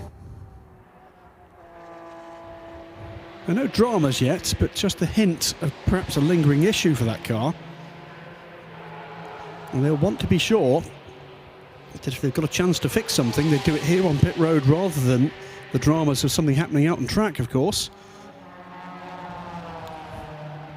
370 laps completed by the race leader Robert Renauer, and good times coming through. They're pushing without risk, I would suggest. That car capable of a mid 129s. I know it's just been filled full of fuel, but 132s is a safe time to be doing without dodging through traffic and risking everything. There really is no need to do that with the advantage they have. 233 is now underway and on its way towards the fueling point. Does that now, but it was stationary, or rather it was on pit road for almost 5 minutes. And I think what we're going to see as a result of this pit stop is that car being overtaken on track by the 908 Peugeot, which means that whilst we've got a 10-lap gap between, or 9-lap gap now, between the GT4 leading pair, they will be 19th and 20th position overall, at least. Yeah. Okay, so that's something else to watch. We've got a TCR leader as high up as 17th position now, the 308 Team Altran Peugeot, driven by Guillaume Romain. Well, they will be 17th and 18th with the GT4 cars behind. Yes. 19th and 20th. Yes. Fully understood. So that 233 car finally back out again with Milenko Vukovic at the wheel. Let's go down to Joe to get another update from the pit lane. Yeah, we've got the 85 car and the Pro Sport Porsche into the pits for what looks like it'll be its final stop, with just coming up to 11 minutes to the hour. So 1 hour and 11 minutes. Joe Foster is climbing aboard, and it's Charlie Putman who's climbing out. We'll get a word with Charlie. Remember, this is the car that lost a lot of time, was leading the 991 class, lost a lot of time with front suspension being broken, having collapsed. The car was being nursed by its drivers with that problem, and then they took the advantage of a code 60 to repair the car. It's now being driven absolutely flat chat as a bit of a recovery drive. You guys will be able to confirm where it is in the 991 class, and I will grab Charlie Putman when he takes his helmet off and gets in a position to talk to us. Well, I can tell you, Joe, it still sits in second position as the car came in. Just about a minute back from the 81 car. Lost up ground, of course, to the puncture not that long ago, and then a longer pit stop to repair that inner wheel arch, the arch lining. So about a minute was the gap as the 85 car pitted. So it is a battle. Just needs one minor issue for either car to either settle it in one direction or the other. 233, meanwhile, returns to the track down into 19th position, as we said. That last pit stop was 5 minutes and 5 seconds for the 233 car. That didn't seem very long in the fuel stop for that car. For the Besoplast Audi? No. It was 4 minutes and 52, I swear, when the car was it? No, it may have been a minute. May have been a minute. I don't think that's taken a full fuel load. We've got 5 minutes and 5 seconds in total for the pit stop. Bearing in mind it doesn't have to do 2 hours though, it's only have to do an hour and 10 minutes now. I'm wondering whether or not that car came in with the problem. So let's go down to, we'll update you again once we've worked out what's going on with the 233. In the meantime, Joe, an interview in the pits. Charlie, what with that suspension having to be repaired, it's kind of took the pressure off you guys. You guys can just drive flat out now, surely. Well, we had a little bit of a problem there. It wasn't a major issue, but it was just something we felt like we needed to change in order to continue to run the pace and to be safe on the track. So we took that little bit of stop. It made the car a lot more comfortable and more fun to drive for these last couple stints. How difficult was to drive with broken suspension? Well, it wasn't truly broken. It was just a bad spring in there, and so it was a little bit difficult. Just took a little more attention. And now we're getting towards the important stages of this race. You're in a good position in class. At what point of this final hour coming up do you start thinking about the podium and a potential win even? Well, you hate to have the bad karma of starting to think about those things, but yeah, I think the last couple of stints, the 81 car has sort of been pacing us. We've been pacing them. And there's not really, unless somebody breaks or there's a huge issue of some kind, it's really hard to make up that much difference on lap time, either for them to put another lap on us or us to gain a lap back. So I think everybody's still running a good pace because you never quit. You never know what's going to happen.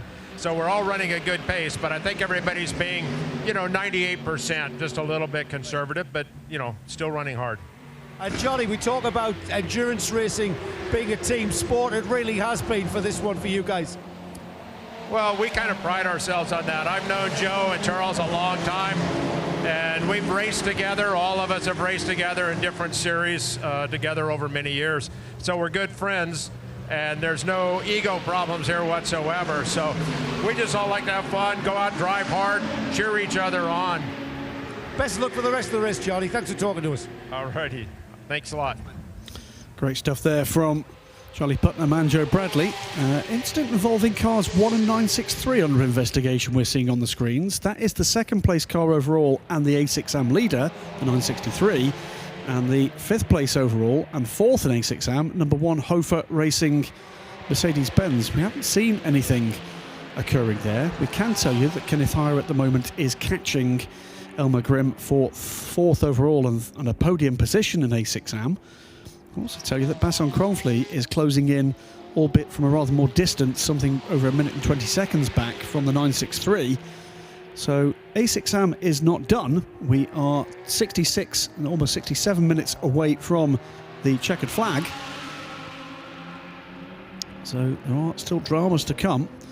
Should also say, by the way, the number 34 car is going to have to pit well before the end of this race, because Elmar Grimm, shown with 1 hour and 53 minutes on his stint. It will be longer than that. It will be longer than the 7 minutes to 2 hours, of course, for Elmar before he has to pit, with pit stops not counting.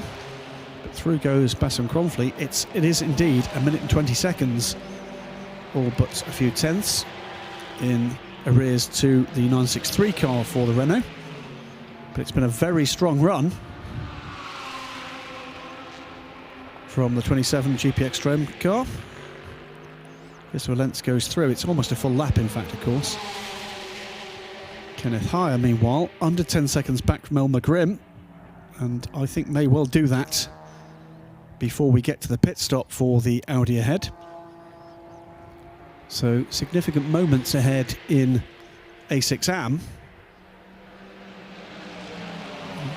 The podium positions there, and potential battle ahead in the final hour for an overall podium position. Meantime, I know you've been keeping an eye, Johnny, on the SP2 lead battle. That's under 10 seconds again.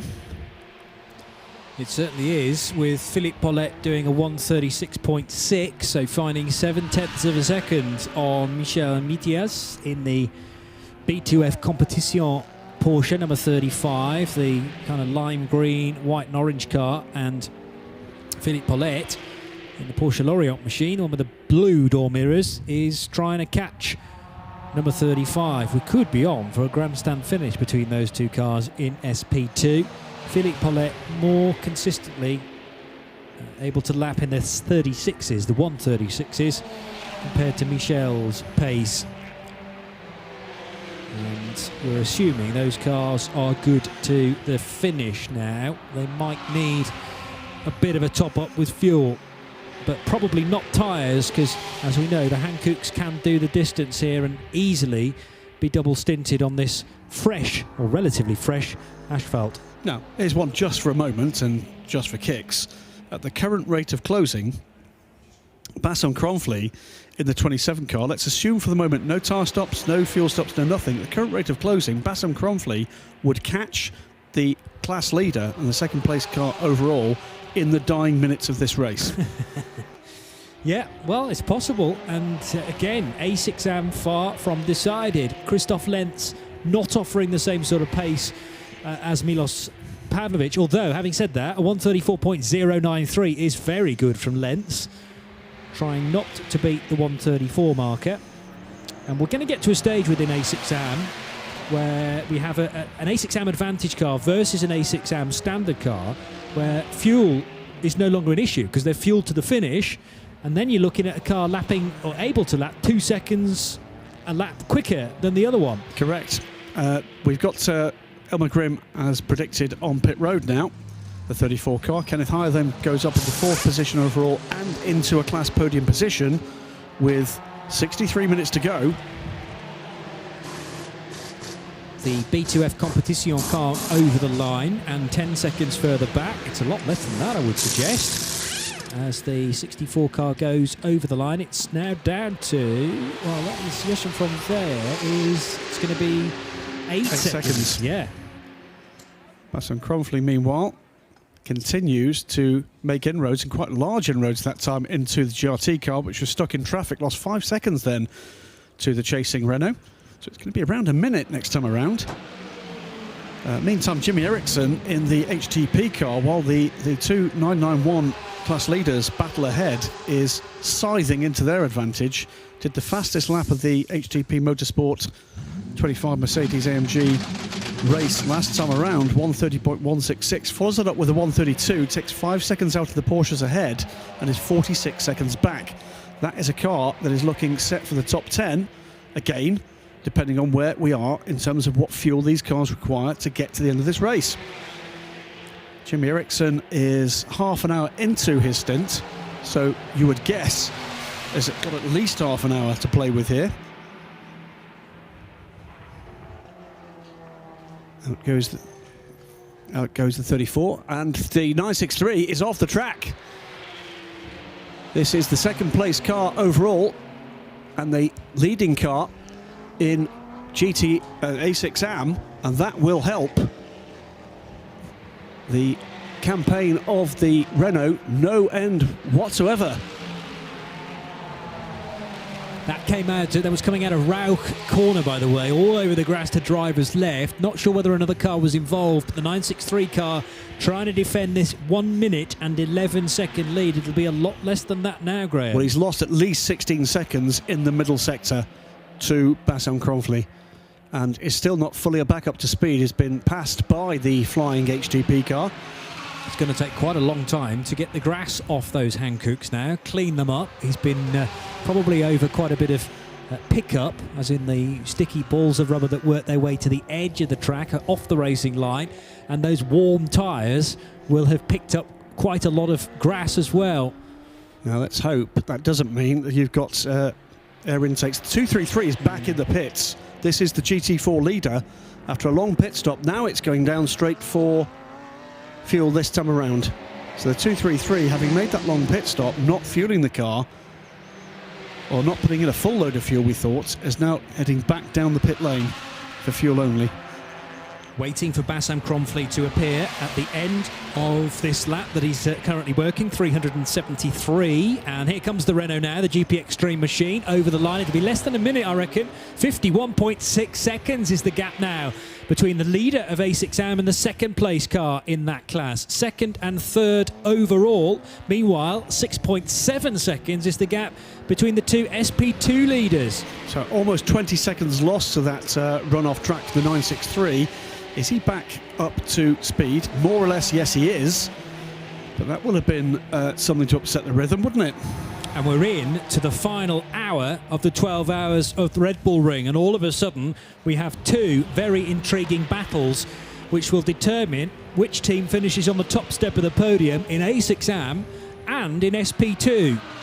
With B2F Competition under the cosh here, 7.7 seconds between Mitios and the Philippe Paulette-driven Porsche Lorient racing car. It's 7.5 seconds is the gap as the cars break the beam at the end of Sector 1. A change around in the pit lane below us again. Joe Bradley stepping away, preparing himself even at this stage for the podium presentation. So Nick Damon taking over for the final hour. Yeah, I was greeted by one of the Altran Peugeots, the 908, taking a gentle switch into the pits itself. It looks like they are getting a rear pad change. So it's quite surprising that a front-wheel drive car should burn through its rear pads, but we do know this track is very hard on brakes, and this is a very new car. So it's a rear change, and they are working on right now on the 908, but I'm sure they won't be troubled much by the chasing RS3. Thanks very much, Nick. 27 car takes another second out of the advantage. So we did say not that long before that run-off track for the 963 Lamborghini. But if nothing changed, and at the current rate of closing, the Renault would be with them in the closing minutes of this race. Well, of course, 20 seconds burned there in that run-off track from Christopher Lentz. Bassam Cromfleet then closes to within 51 seconds now. Didn't take too much time out of the Lamborghini last time around. Less than a second, in fact. Just over a second, sorry. And certainly appears to be no longer-term results to the 963. And in response, the 963 burns a joker, but just by under a tenth. A 133.924. Bassam Cromfleet, of course, can come down to a 132 if he chooses to do so, or is able to do so. And needs to get closer to it if he's going to make up the ground ahead that the Lamborghini currently has in its possession. Meantime, that's other battle that Johnny Palmer was talking about, the 35 and the 64. It's 7.1 seconds between the B2F 35 car and the 64 Porsche Lorient car.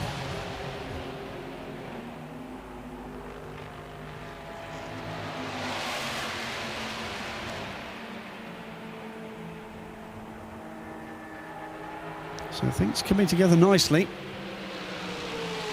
I'm watching too Jimmy Ericsson's progress in pursuit of the 991 battle. That was getting down to a very small number of seconds. Jimmy Ericsson due through any time now, comes through now. He's 21 seconds back from Joe Foster and catching still very quickly, about 8 seconds taken out of that advantage by the second place 991 car. This is for 10th overall, by the way, and HTP I'm sure would love to be in the top 10 at the end of what's not been a perfect run for them this weekend. Still keeping an eye on the battle, emerging battle for second position overall. It's a further 2 seconds taken out of the advantage of the 963. So will it be V10 engined Lamborghini or Turbo 6 engined Renault that sits on top of the class podium? Well, we'll know in 55 minutes or thereabouts. And with something like 50 seconds to make up. So the pendulum at the moment, at rate of closing, has swung the way of the Renault. But the Renault appears on pit lane now. This is car 27, driven by Bassam Kronfli, and the stint time for Bassam so far, having taken over from Jordan Grogan, not that significant. We know that he's good to the finish. Here's Nick about to watch the stop then for GP Extreme. Well, there's no stop to watch, unfortunately. He just trundled down past me and has said, I'll just have some lovely slurpy fuel, please. Also, the 908 has had his rear brakes, and he came out, and they were quite pleased with that. And yeah, so no real harm, no foul, and I can see coming down towards me is one of the very chuffed with the regulations MSG Porsches, and we're also expecting quite soon, I think, another car behind me on the Hoffa team. So it's not busy, but there's a few people doing servicing, and at the moment the car, I think it's 93. Okay, thank you, Nick. We're into the final hour of the 12 hours of Red Bull Ring. It's round 3 of the 24hourseries.com, and we are live trackside on radiolemans.com, bringing you all the rounds of the 24-hour series, all 7 throughout 2017. Nick Damon, Joe Bradley, Graham Goodwin and Johnny Palmer. And those of you that may have ventured away from our coverage for a few hours to listen in to Bruce Jones and Paul Truswell bringing you live and exclusive English commentary coverage of the second VLN race at the Nordschleife. Well, you'll be coming back to us now, I hope, for the final hour, and every chance for you to get involved, therefore, for the Spirit of the Race Award, because your opportunity to nominate a driver or team or anything else that has maybe struck you as being a real highlight for this event. Milos Pavlovic has got to be in the pot, surely, with his Mr. Consistency laps during the previous stint to Christoph Lentz. Bear in mind that car needs to do 134s, and it was getting so close to those times for pretty much a full 2-hour stint. But don't let me sway your opinion. If you've got any other ideas, tweet them to @RadioLeMans and also @Blackpool Johnny and @DSC Editor. Stick the hashtag SOTR in there, and we'll pick them out from your nominations in this final hour. Graham. Yeah, the number 92 MSG Porsche there. The team were taking a very good look at what I think was rear left brakes on that car. Decided eventually to send the car with just new rubber. So maybe a little marginal for the end of this race for that 92 car. Amongst the other people, I guess, on the Spirit of the Race, there's been a lot of very good fight backs in this race from adversity earlier, both yesterday and into today, right up and down the field. Let's not forget the Travails, none of which I think have been their own making for Optimum Motorsport during this race, and a fantastic crew effort there to turn the car around, using their entire spares availability on the car throughout the day, and others too. So yeah, it has been a race where there's been ebb and flow. There's been some cracking fight backs. No one's given this up until it's over for them, and few enough of those has it been over for until remarkably recently. Here is Nick Damon in the pits. The 308 has come in to have its rear brakes done, so they've obviously decided, the team Altran, that the brake wear on those Peugeot 308 in 2008 was too much. But there will be a driver change as well, so Kim Holmgaard is getting in. Not sure at the moment. Now, also the 204 Vortex come down the line, and I want you to guess, okay? Did it A, go straight to the fuel stop? Did it B, have a full service pit stop? Or did C, get pushed into the pits? Shall we say it together, Graham? It went C. straight. Oh, okay. Yeah, you're a terrible double act, but you're both right. I'm not sure whether I was going to say the same as Graham, but I'm pleased that he's my fellow contestant on something like I went there Blockbusters. with you. I'm watching your back. You know Blockbusters, where you had a team of 2 versus a team of 1. I would definitely have gone on Blockbusters with you, Graham, because you have all the right answers, and I just embarrassed myself. Here's Nick. I failed the audition for Blockbusters. When I was about 17, and a precocious sixth form student back in 1980-something, yeah, I actually failed. I wasn't selected. It was the school SWAT who got in, and he got pummeled. And he still isn't over it. He's not bitter. The second of the MSG cars, the 93 car, is now in. The team will do exactly the same as they did last time. Driver change this time for the 93 car. Is that right, Nick? Oh, he just said 93's back in, and now he's turned his microphone off. It was 92 was the car in before, and it's had tyres. 92. I'm being nice, trying not to deafen you. So, very good. I've noted because I'm that. permanently deafened by the static. But anyway, yeah, it's the 93. It's a full service, tyres and driver change. So this one will go to the end, and obviously be very happy at the end because they're a chuffed little team. 204 still in there. I'm going to wander down what's wrong with the Vortex now, so I'm going to go into the mysterious static zone. Big drama out on track with the 64 car, which has gone behind the green banking and presumably having clashed. It's the 58. With the 58 VDS Racing Adventures Mark Focus. So car in third position in SP2, clashing with car in second position in SP2. They were many, many laps apart, but bear in mind this is Philippe Paulette pushing on, trying to catch up with Michel Metiers. We're going to go code 60 to recover these cars. This is what happened with the cars then heading down into which corner? Oh.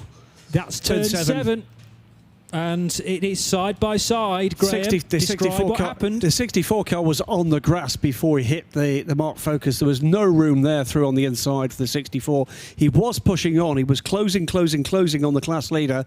We'll see the replay again. Look at the position of the Porsche up the inside of the Mark Focus car. Mark Focus car away from the apex, but there was no room. We'll watch again when we get that opportunity in just a few moments' time. So Mark Focus on the outside line. I'm not sure whether it was pinching the Porsche a little bit. The Porsche was on the grass. The Porsche was kicking up grass from the inside of that turn. Yeah, it was not on the track. When you've got the Focus that had left a wide entry on the lead into turn 7 and then starts to cut across you, I'm not sure what you're supposed to do. Philippe Paulette charging on. The car has made it back to the pits, and best not to apportion blame at this stage, because that's not the best angle to view the incident from, I have to say. We could have actually have done with seeing that a little earlier too, on the lead into the corner. We'll see whether or not there's any possibility of that as the cars just get themselves back round. There will be a little bit of recovery time required for the Mark Focus. The 64 does get back to the pits, but has lost a big chunk of time. And we're under code 60, Nick, so this is another opportunity for cars to come in for one final stop. And we've already seen the 963, the Grasser Lamborghini, and the number 1, the Hoffa car. Now, I think the 64 Porsche that was involved in this just went through and got petrol itself. So it's almost like, I've punted him off, but it's fine, the car's all right. And the car collection Audi is going past us just now. That's from the 6th place, the 34 car. So, yeah, it looks like everyone's going to come and top up. And this should, with 51 minutes, even with half a tank, must almost certainly take them to the end. Well, the question is, when did we last see the Renault into pit road? It's 54 minutes on the stint for Basson Cronfly, but has he pitted for fuel during that time? I don't think he has. Unsurprisingly, the incident involving cars 58 and 64, the VDS Racing Adventures Focus and the Porsche Lorient Racing Porsche, is under investigation. And the end of the code 60 will be within a minute. We are at 2 minutes to 5 local time, PM. And that means another 47 minutes of racing to go. And the 81, the leading car in 991, is also on pit lane. Is fueling now. Joe Foster chasing the 81. About to, well, will be one of the next batch of cars coming round to complete the lap under code 60. But this race will be going back to green very soon. Here's Nick with another update. The 911, our leader by many laps, has come in. They've made a driver change. I think it's the Renault's got out. Not quite sure who got in, but he'll be taken to the end with some fuel. So they've actually even thrown the driver change in, which is very cool stuff there, as they trail off to fuel. The 65 comes in, the other Porsche Lorient car. So there's been a lot of... and they're going for a full driver change as well. This may signify the end of the planned pits action, because I think most people will come in and take fuel, and unless they change the driver here when it's free, and they can probably get to the end. Now, where do we think we are with potential for a final fuel stop or into the end for the Pro Sport car, the American fuel car? Because that car is passing pit lane now, and damage to the side of the 58 car.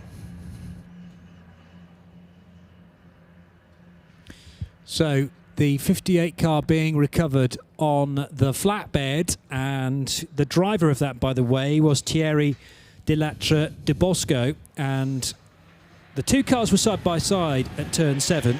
They were side by side contact, and it resulted in a half spin, I would describe it as, for the 64 Porsche. The Focus, though, after the biff, ending up in the gravel, and I beg your pardon, it wasn't on the flatbed. That was an optical illusion. It was under its own steam. It disappeared behind the the grass banking, and it looked like it was so high up it must have been on a lorry, but that's not the case. It's headed up towards the garage, and I'm hoping, Nick Damon, it's been pushed in the remainder of the way by the team. Sort of rolled in. Just a bit of notice of news down at the other end of the pits, the 204 Vortex. I think they've retired that because no one's working on it. They may push it out for the last lap, but no one's working on it, so that one has had its fill of this particular 12 hours of Red Bull Ring. Still wandering up now, just trying to see what's happening with the Mark VDS Adventures. It's the other end of the pit lane, be there in a second, but they didn't seem to be in massive damage as they rolled into the pits, obviously not under their own steam and with a slight push from some very eager mechanics. Thank you for that, Nick.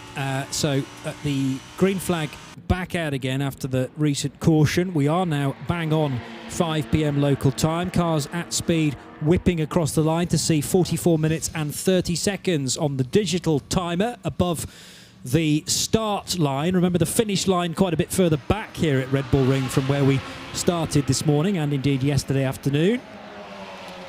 I should say, by the way, that pit stop under the Code 60 from the 81 may have played a big part in settling this, because, of course, they were able to take 50% of fuel under purple, whilst Joe Foster was going around at 60 kilometres an hour. That means that Joe has not been able to make the ground up that he otherwise would have done in the latter part of the race with a fuel stop under green for the 81 car. So that has, I'm afraid, in terms of a close battle in the 991 class, cemented an advantage for the 81 car.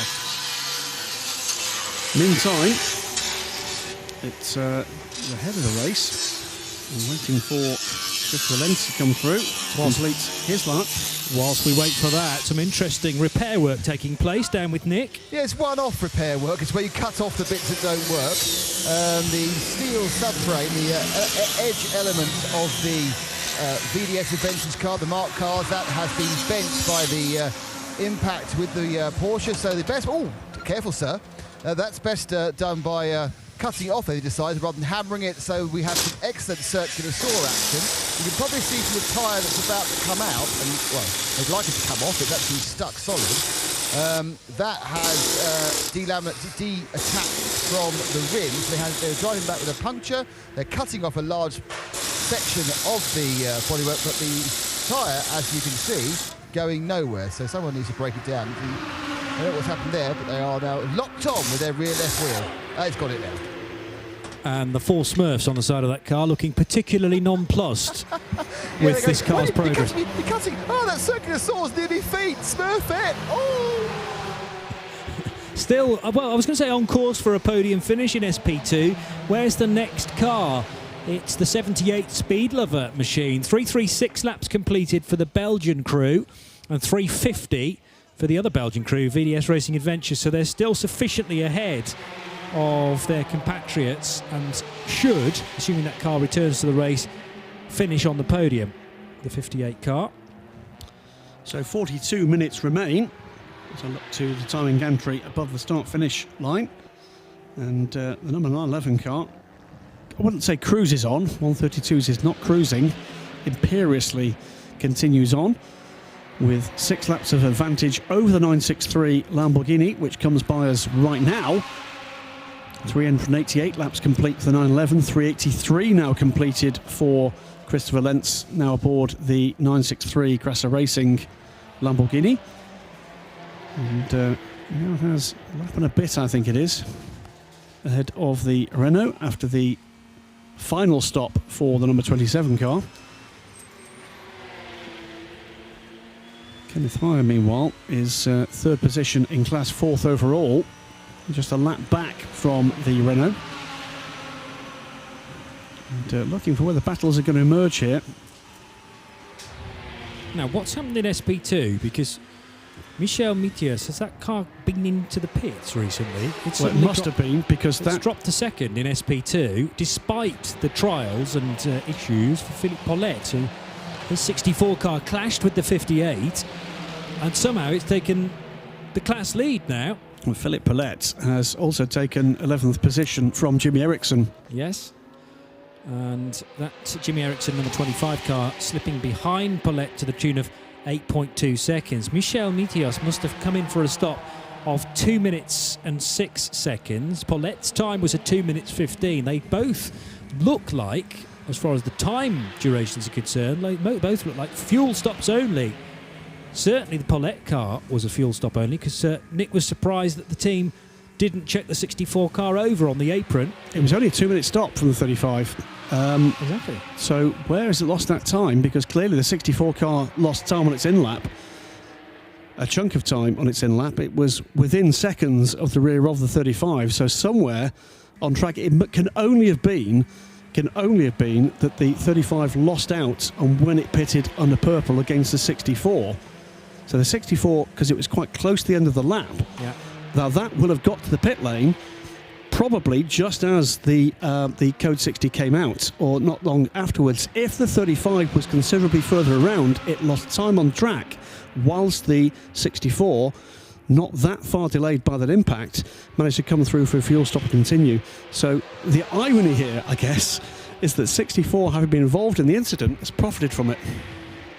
Because the 35 could not continue round at full speed. You imagine it was maybe at Rima's corner when the purples came out. It's then got to trundle around the remainder of the lap at 60 Ks, whereas the Porsche Lariat car was very close to coming down pit road and spends most of the Code 60 in the fueling area. Correct. Whereas the 35 takes most of the Code 60 to come round to get to the pits. Correct. And then whilst in the fueling area, the greens come out. That's exactly right. So the real irony there was the challenging car, having had that incident, has actually come out of it much the winner.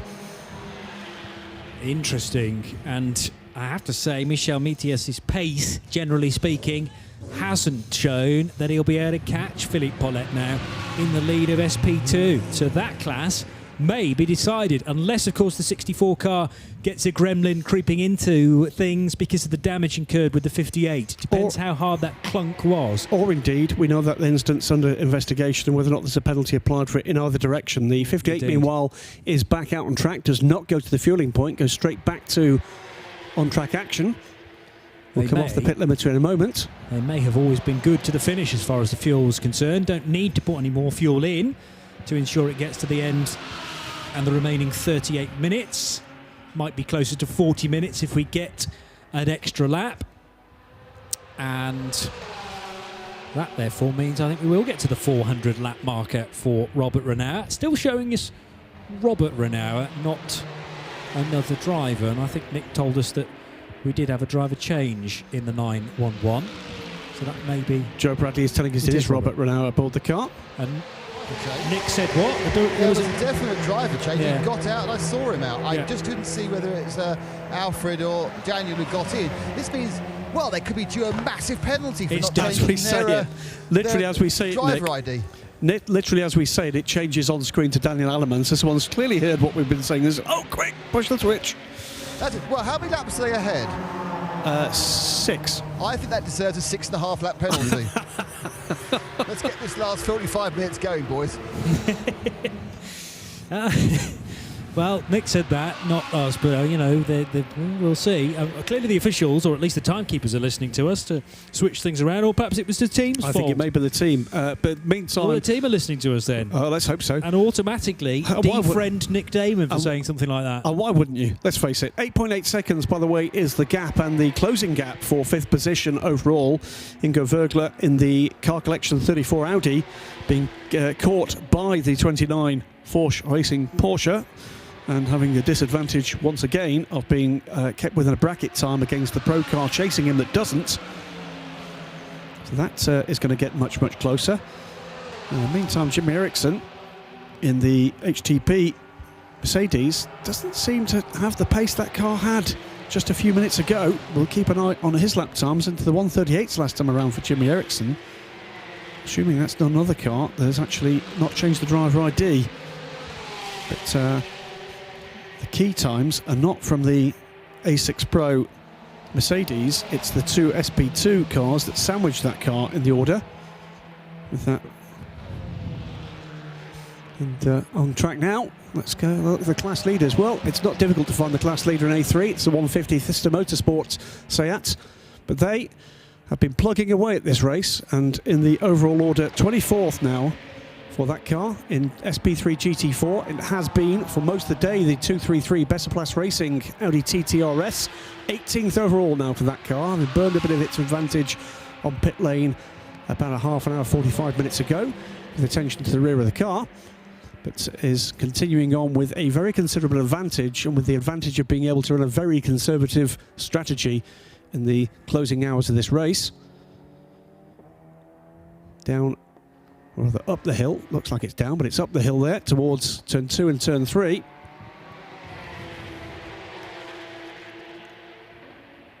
And TCR has been all about the Peugeots, the Alltran Peugeots.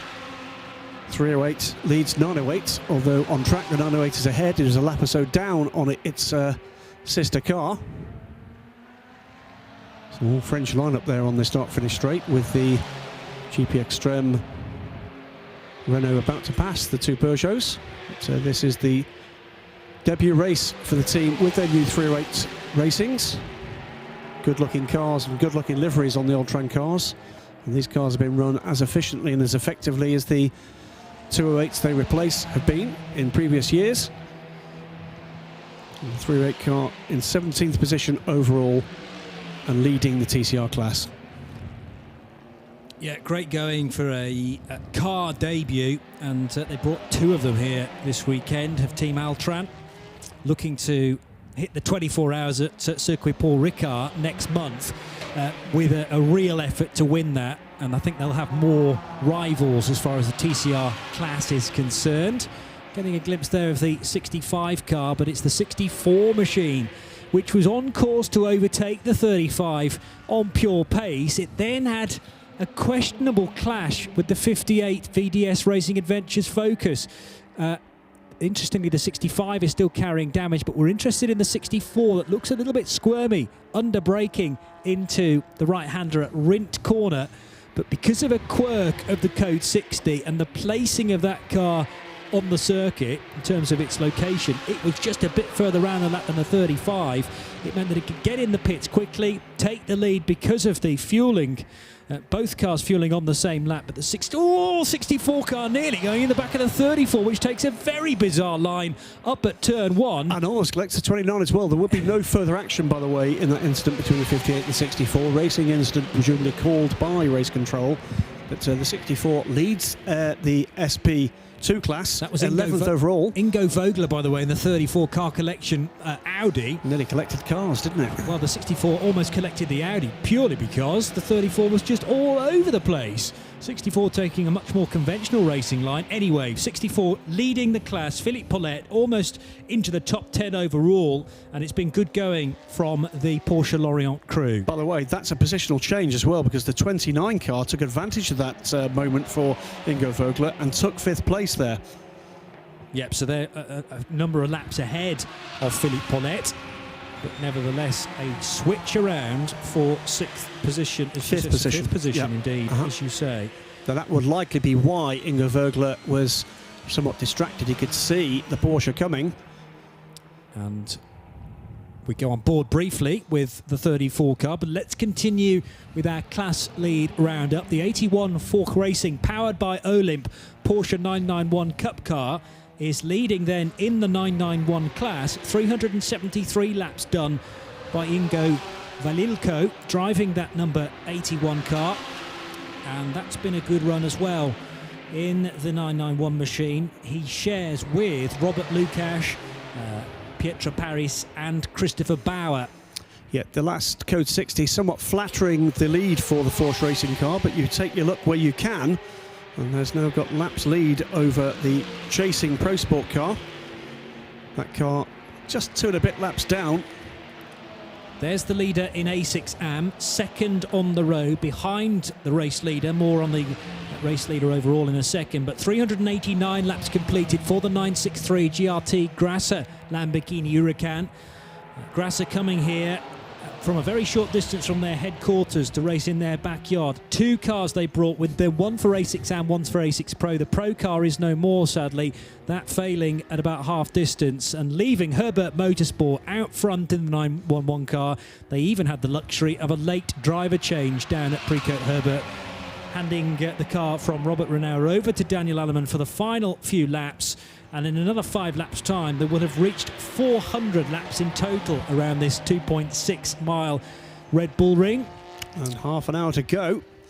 It's been quite a run from the 911 car after, well, mechanical failure stopped a convincing run. Weren't leading the race in Mugello when that happened, were chasing hard.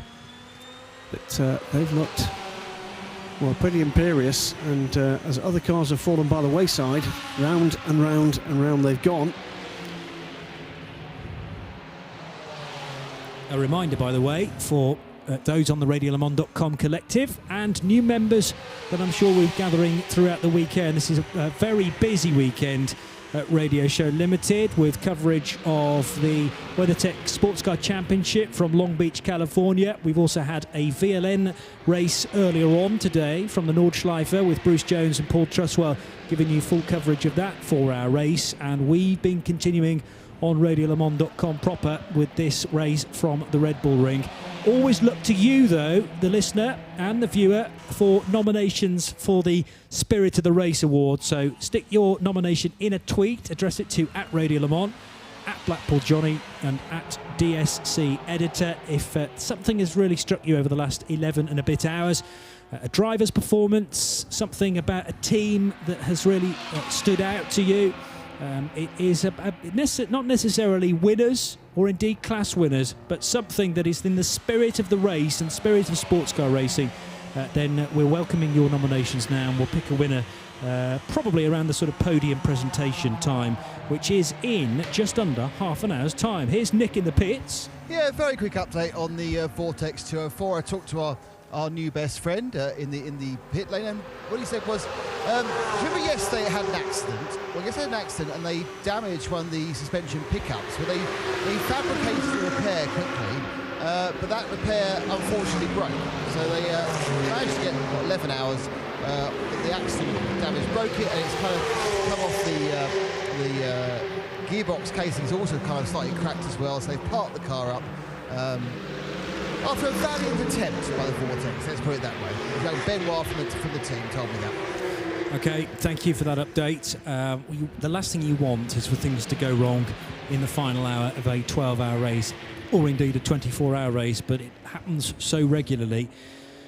It is tough to take whenever that hits. Car 34 getting more warnings about, well, this time, an unsafe rejoining of track at turn 1. Well, that can only be Ingo Vogler's bizarre line down at the OMV corner and risking contact with the 64 and the 29. It meant that Patrick Eisman gained a spot, but I'm sure he wouldn't want to do that again in a hurry. No, I think I tend to agree with that. That was, I think, Ingo Vogler just losing a bit of concentration and a battle for position, and also in close contention with the 64 car. And I sense just a tiny bit of panic there. Over the line for the repaired 67 car, Piotr Wojciech at the wheel of the Olymp Racing machine, which is 5th in class 991. Change in overall position for 11th. Brynde Pundert, the principal team owner of HGP Motorsport, goes up into 11th position ahead of the SP2 leader, which leaves that battle now joined. 27 seconds between the two SP2 leading Porsches, and that gap coming down a little. A couple of seconds last time as Philippe Pillet dealt with Brynde Pundert going by. Keep an eye on that, because that has compressed just a tad. The gap between the SP2 runners, by the way, continues to grow, I'd say. Now this potential interest here, because we've got the SP3 GT4 leader coming back in and going straight down for fuel again. Now that's very odd. Unless he got down there the last time and found no pumps available, that's not that long since we saw that car come in for a fuel-only stop. True.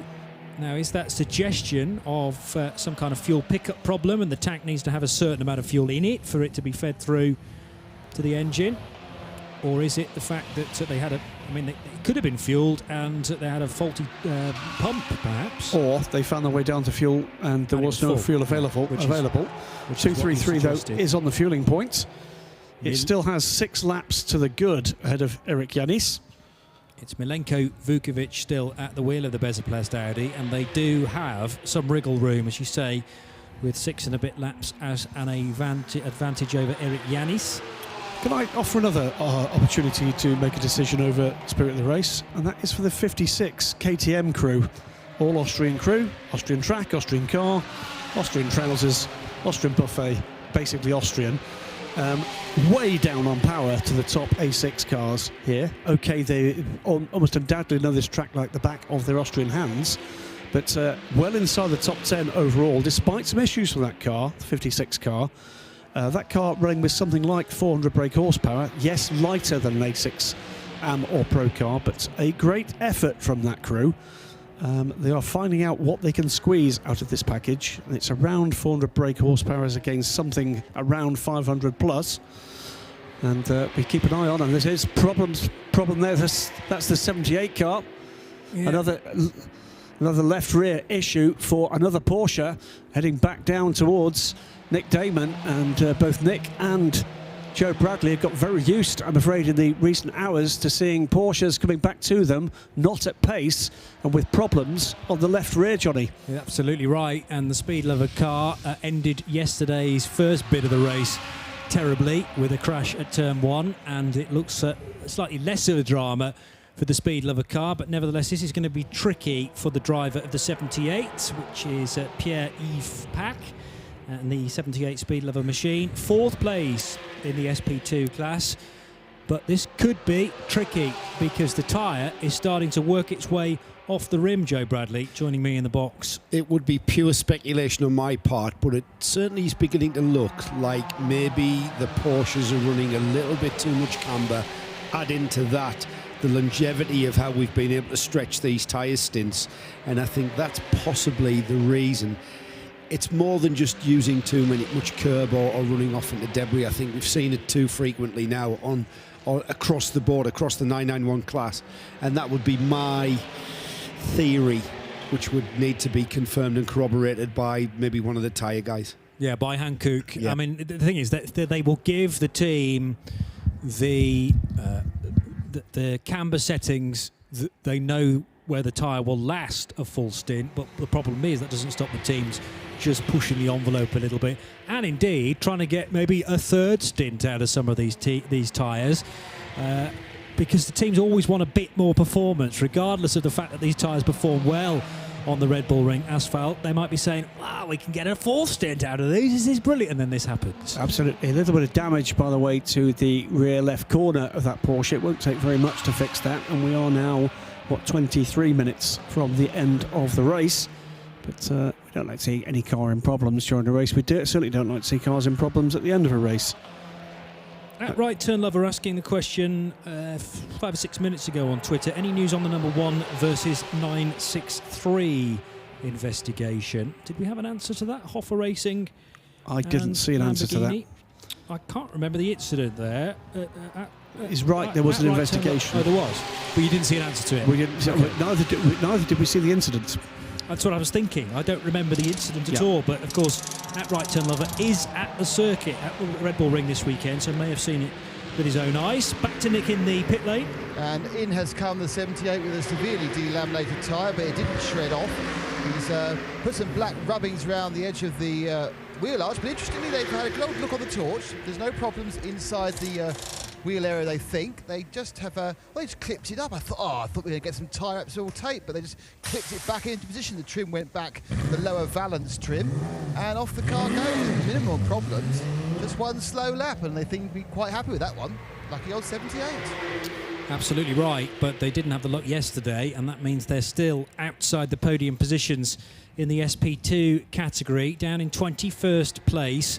And with a number of laps to try and make up, we're obviously losing time all the time now, losing opportunities to gain positions with just 21 minutes to go, and we've passed the 400 lap marker for the race leader, by the way. Daniel Alleman now on to lap 402, and that is still a 5-lap advantage over the GRT Grasser Lamborghini Christoph Lenz driving the 963. Bassam Kronfli is in 3rd, Kenneth Heyer in 4th, 5th place Patrick Eisman, and in 6th position Ingo Vogler. looking to see whether or not we've got battles away. We're not seeing the 64 and the 35 battle come together here. Winder Pundert, having passed the 64, is pulling away, and the SP2 leader, the 64 car, Philippe Paulette, able to hold the 35 B2F Porsche at about 26-27 seconds back, pretty consistently over the last 10 or 15 minutes.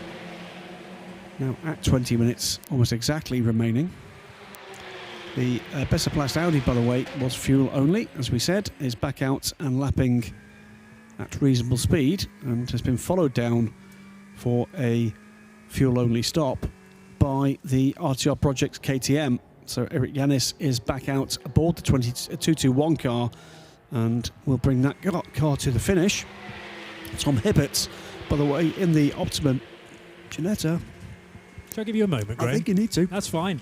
Let me just try and work out the difference between Philippe Paulette and Michel Mithias, because we're looking at a 27-second advantage now for Philippe Paulette, and that, sadly, for B2F Competition, is getting larger and larger, just down to Philippe Paulette generally being about half a second quicker per lap. Sorry, I get really emotional when I talk about GT4.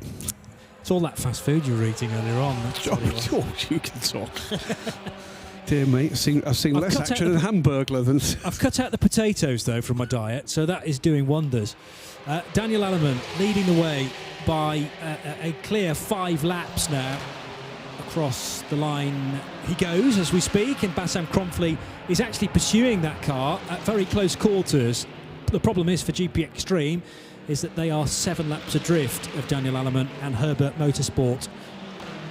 Ingo Vögler in the number 34 car across the line as well, trailing Patrick Eisman by 17.8 seconds. Of course, that 29 car got ahead of Ingo Vögler after wayward lines down at turn 1 from the car collection Audi, the Kirchhoff-backed machine, and the Kirchhoff car adhering to the 1 minute 34 Delta times. Eisman is a pro car, so can go as fast as it likes, the Fork racing machine with Lukash Motorsport. Need to make clear that is Patrick Eisman, the race driver, not the bit part actor from Top Gun back in the day. Thank you for clearing that little doubt up. There has been some doubt on Twitter. There you go, fair enough. The 81 car, driven by Igor Valilko, again for Fork Racing, much better placed in the 991 class than its sister car. Although, well, we're still going to get 2 Fork Racing cars on the podium, it would appear. But before we carry on with the remaining 18 minutes, let's go down to Nick Damon with an interview with one of the drivers. No, an interview with the team manager. It's actually with Cyrus Ayari from the team Altran. Cyrus, this is this is a dream debut for the new 308. Yes, it's a fantastic debut. We had small new issues because the car are brand new. But 1-2, it's a nice debut. Even if we were only 3 cars in the category, it's not our fault if we were the only one. But the good point is that even if our competition car, the Audi, made some mistakes and they are far away, we are ahead even the GT4s. So we are first in touring car with a new TCR. It's a very nice debut, dream debut. You had some work on the brakes towards the end. Were you surprised by the amount of brake wear you've had? Yeah, we knew that this track was very hard for brakes, but then the car is new. We don't know it really, and we have a lot of work to do still with the brakes. We had a crazy consumption of pads, crazy. 4 times what we expected. We even ran out of rear pads. Normally our rear pads, they last almost 24 hours. And now here they last 3 hours. Okay, it's a new car, new pads, we have to learn and change pads. Okay, we have job to do.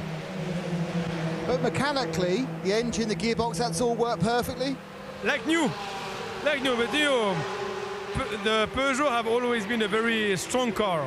So we knew that we had no trouble regarding gearbox and engine. Now it was, you know, when it's a new car, you always have surprises with details. And today the details were the pads, fuel tanks, some connectics, nothing really bad. And well, we did a great race, team. So lots of small pieces of work to do before Paul Ricard then? Well, yes, lots of zone reservoir before Paul Ricard and even before Portimao and Cota and all the rest of the year. I don't think we will have a complete convenient car before Paul Ricard. We will work. It's work in progress. Sorry, thanks a lot. Well done. Great stuff there from Cyrus Yari. By the way, the brother of Sohail Yari, if you're wondering out there. That is for sure. Absolutely 100%. He is Sohail's brother. And must have been listening in the car on RadioLeMans.com because the 908 car ran way wide whilst listening to the team boss. But absolutely right, by the way. Two extraordinary things about that. It is a brand new car. They have been pretty faultless, but eating brake pads, absolutely eating it. 4 times what they expected was what Cyrus said to Nick Damon down in the pit lane. So they've got stuff to learn, but this is the kind of development you'll get into these kind of cars running in this sort of racing for the first time. And I've zero doubt with the record we've seen from Ultron Peugeot down through the last couple of seasons that they'll get their heads around the tasks in hand very quickly indeed. So 2 well-performing Peugeot 308 Racing Cup cars, and the 4 of us, as part of the RadioLeMans.com team, are driving a Peugeot 3008 this weekend. And Nick Damon and I did a real-world road test, which I'm hoping will make it to air. I didn't see any reason why it wouldn't do, so stay tuned to the RadioLeMans.com website, because that will be heading out on air as both a live broadcast and a podcast in due course, just as soon as Tim Gray has edited it up. But yeah, it's been an enjoyable drive to get behind that relatively new car, and the 2 Peugeots in the race performing well. There's the 27 Renault. 3rd position overall, 2nd in A6AM, and not going to change positions on pace in what is now the last 13.5 minutes of this 12 hours of the Red Bull Ring, split into 2 parts, remember, 3.5 hours yesterday and 8.5 hours from breakfast time this morning. And now into the last quarter of an hour. Daniel Alleman is in the process of bringing home with a 6-lap advantage the number 911 Herbeth Motorsport, the pre-cut by Herbeth Motorsport Porsche, leading A6 Pro. The A6AM leading 963 Lamborghini from Grasser Racing Team, the locally based squad, is 2nd overall, leading A6AM with a comfortable margin now over Basson Cronfley in this car. You can see number 3 on the side, that's 3rd overall, but 2nd in the A6AM class. And a good run from the GP Extreme team, but could not get on to terms with the metronomic consistency of Milos Pavlovic, despite being slightly hampered by the slower, the 134 bracket time for the Lamborghini against a 132 for a hard charge in Jordan Grosjean, and then Basson Cronfley did enough to fend off the closing attentions of the Renault until getting within the fuel window. 4th overall and in a provisional podium position is guess who? Hofer Racing, number 1 team. Kenneth Heyer bringing that car to the finish. A lap down on Basson Cronfley at the moment. But handy points in the championship fight for that squad. A race that's seen plenty of attrition for cars that would have expected to finish higher up the order. And then we've got to go a couple of laps further back again for the next of the A6 Pro cars. 2nd in A6 Pro, but 5th overall. And it's Patrick Eisman in the Porsche Racing 29 Porsche. 5th overall. 6th, Ingo Vogler dropping back from the Porsche in the sole surviving car collection Audi, the 34 car. And then completing the 2 A6 podiums in the 24 SBS Automotive Mercedes-AMG GT3 in the hands of Richard Feller. A car that was moved up to A6 Pro as a result of busting through the bogey time in qualifying. And that car is at the moment running a strong 7th position overall, but 3rd, and it has to be said, I think, an unexpected 3rd in A6 Pro.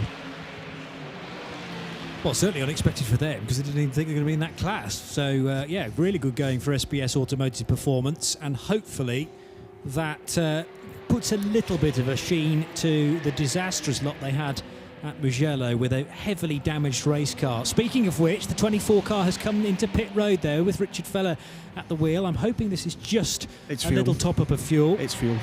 A splash and dash. And big thumbs up through the remaining 10.5 minutes. Let's just get confirmation about that from Nick Damon. Well, you might think it was just fuel, but actually he got out, he did an impressive tap dance routine. He sang 3 songs, did a magic trick, and trained an entire pack of greyhounds, and then got the fuel. Or just went for fuel. I think he just went for fuel. He just went for fuel. Yeah, you're getting delirious now at the end of a 12-hour race. There's 10 minutes to go. He's enjoyed it so much. The SPS crew, by the way, giving big thumbs up to the 24 as Richard came through for that fueling stop. In the other classes, by the way, the 2 battling 991s round a lap and a bit apart still. 9th and 10th overall, an impressive finish for them. It's the 81 Porsche Racing team that looks set to lead this home, but they pit now. The 81 car is in the pits. Okay. Now this could be interesting. 386 laps now completed by the 81, and its nearest rival. It's a tyre. Down. It's a tyre ready for the 81 car. Right, Nick Damon can't be far away from this. I'm not far away. In fact, I'm with it. That was a bit of a surprise. They have got tyres to offer. They are cleaning the windscreen. They're taking the front right has been replaced. And it didn't quite fire up. There we go. And it's certainly gone this time.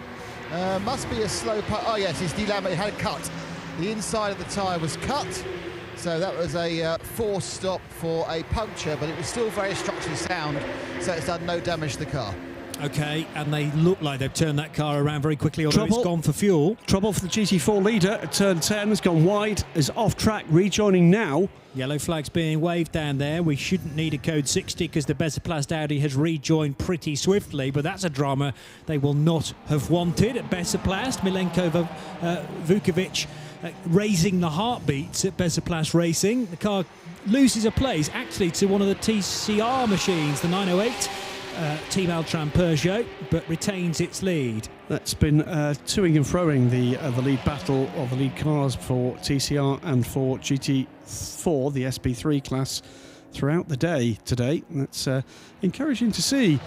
It's in classes that have not seen big numbers here. It's given them things to battle for in position and on pace. Pretty close together on pace, those cars. 8 minutes to go. Plenty of nominations coming in for the Spirit of the Race Award for the 12 hours of Red Bull Ring, but it's not too late to get your nomination in. With most of this race now unravelling, we generally know where the class wins are going to come from. Do make sure that you get involved on the RadioLeMans.com Twitter feed. So fire your tweets in that direction at Radio Le Mans, and you can include at Blackpool Johnny and at DSC Editor as well. Include the hashtag SOTR, and Jackie Warnock will be able to pick those out and make sure that a little league table is built so that we know who has the Spirit of the Race mantle for this race. I have a feeling there is a problem for the 85 car. That's Joe Foster aboard the 85 car is not lapping anywhere close to as quickly as he should be. 2:11 last time through and crawled past us. That 85 car, I think, is struggling to get to the flag. So it may well be worth Nick Damon asking the team what the issue is, but that car lost a big chunk of time in that on that lap, around 30 seconds slower than it should have been. Leader is in the pits, by the way. Here comes the Prego Herbert Motorsport Porsche, and Nick Damon will be able to watch the stop. So with 6.5 minutes to go, does this look like part of the plan? No, they've got a tyre as well, and I think the rear left has gone down. We are having a Porsche puncture fest. The leader is getting a replacement rear left, much we've seen on several of the other cars, though Inspector Bradley of this pit lane may well be correct. Some aggressive camber is finally coming into play as the track rubbers up, grip increases towards the end of the 12 hours. But that was a simple replacement, and off you go. A little bit of a worry, but the tyre stayed completely intact, though it was down. The guys at Herbert Motorsport just checking how that tyre has failed. And let's have a look at the 85 car heading into turn number 1. Sorry, 67 car rather. This is the 85, I believe, running off That is track 85. and through the gravel trap. That is out of Rauch corner, turn 4. And was that as a result of a puncture, or what caused the puncture? He's way off the pace again on this lap, the 85 car. It's another middle sector in over a minute where it should be closer to 45 seconds. So the 85 car is carrying a problem here. Now, is that a suspension issue?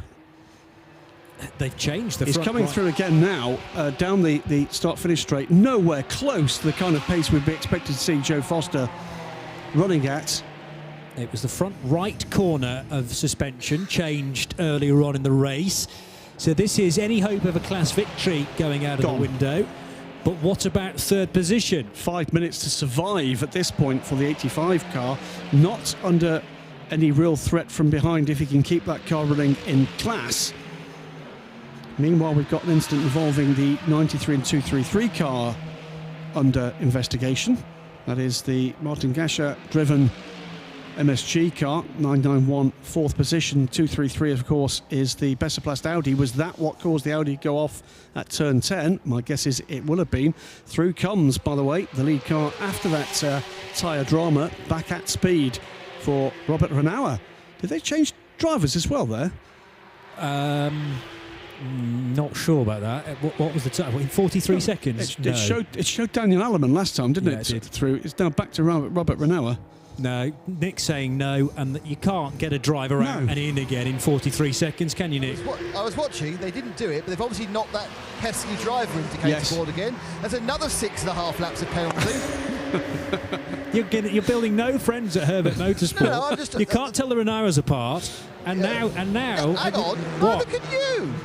I can. I think I It's can. a very easy way to tell. Go on then. You just read the thing on the belts. Yeah, when they haven't got that on, actually I can today tell them apart. Ask politely. Ask Today I politely. can, because Albert shaves and Robert hasn't. There you go. There you go. See, you just need to know these little intricacies. Yeah, Nick is yet to realise there isn't an Albert Renauer.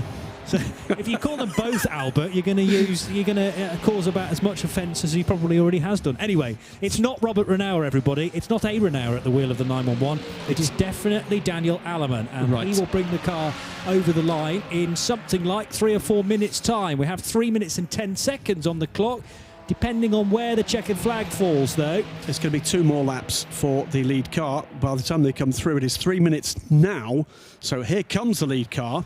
We'll cross the line with just 5 seconds under the 3 minutes left. That means 2 laps left for this race for the leading car.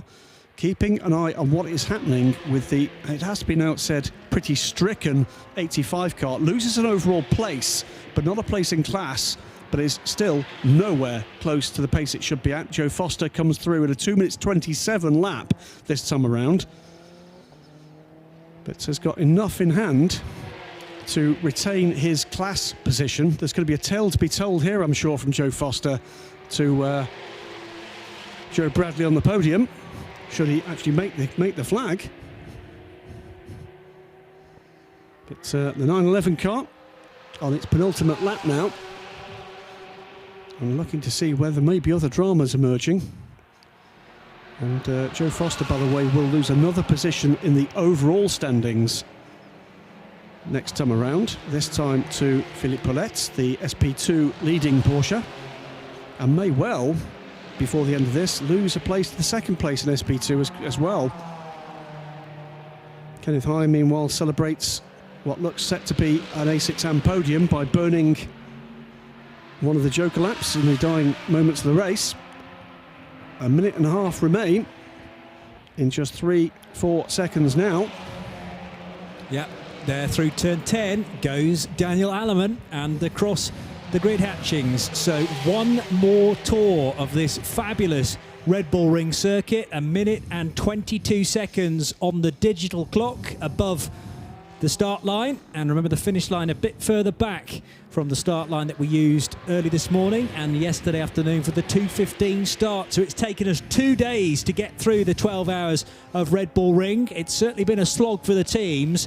They will have learned quite a lot about this place, how it treats brakes, but also for the Porsche runners, how it can treat that rear left Hankook tyre. And obviously, the Herbert Motorsport team noticed something in the behaviour of this car and spotted a slow puncture, came in for a late stop to get that rear left changed. The Bezeplast Audi just working its way down towards Rauch corner.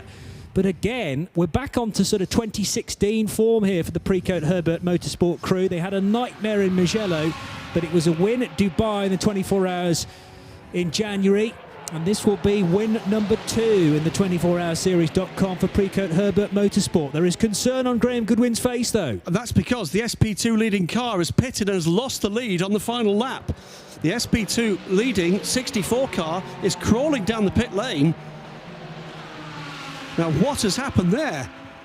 The Precoat Herbert Motorsport car, though, has been the class of the field in Class A6 and A6 Pro, and with a lead of about 6 laps over its nearest and dearest. There's a wiggle of the steering wheel from Daniel Alleman, because Precoat Herbert Motorsport back to the top of the podium in the 24-hour series. It's maximum points for the German crew.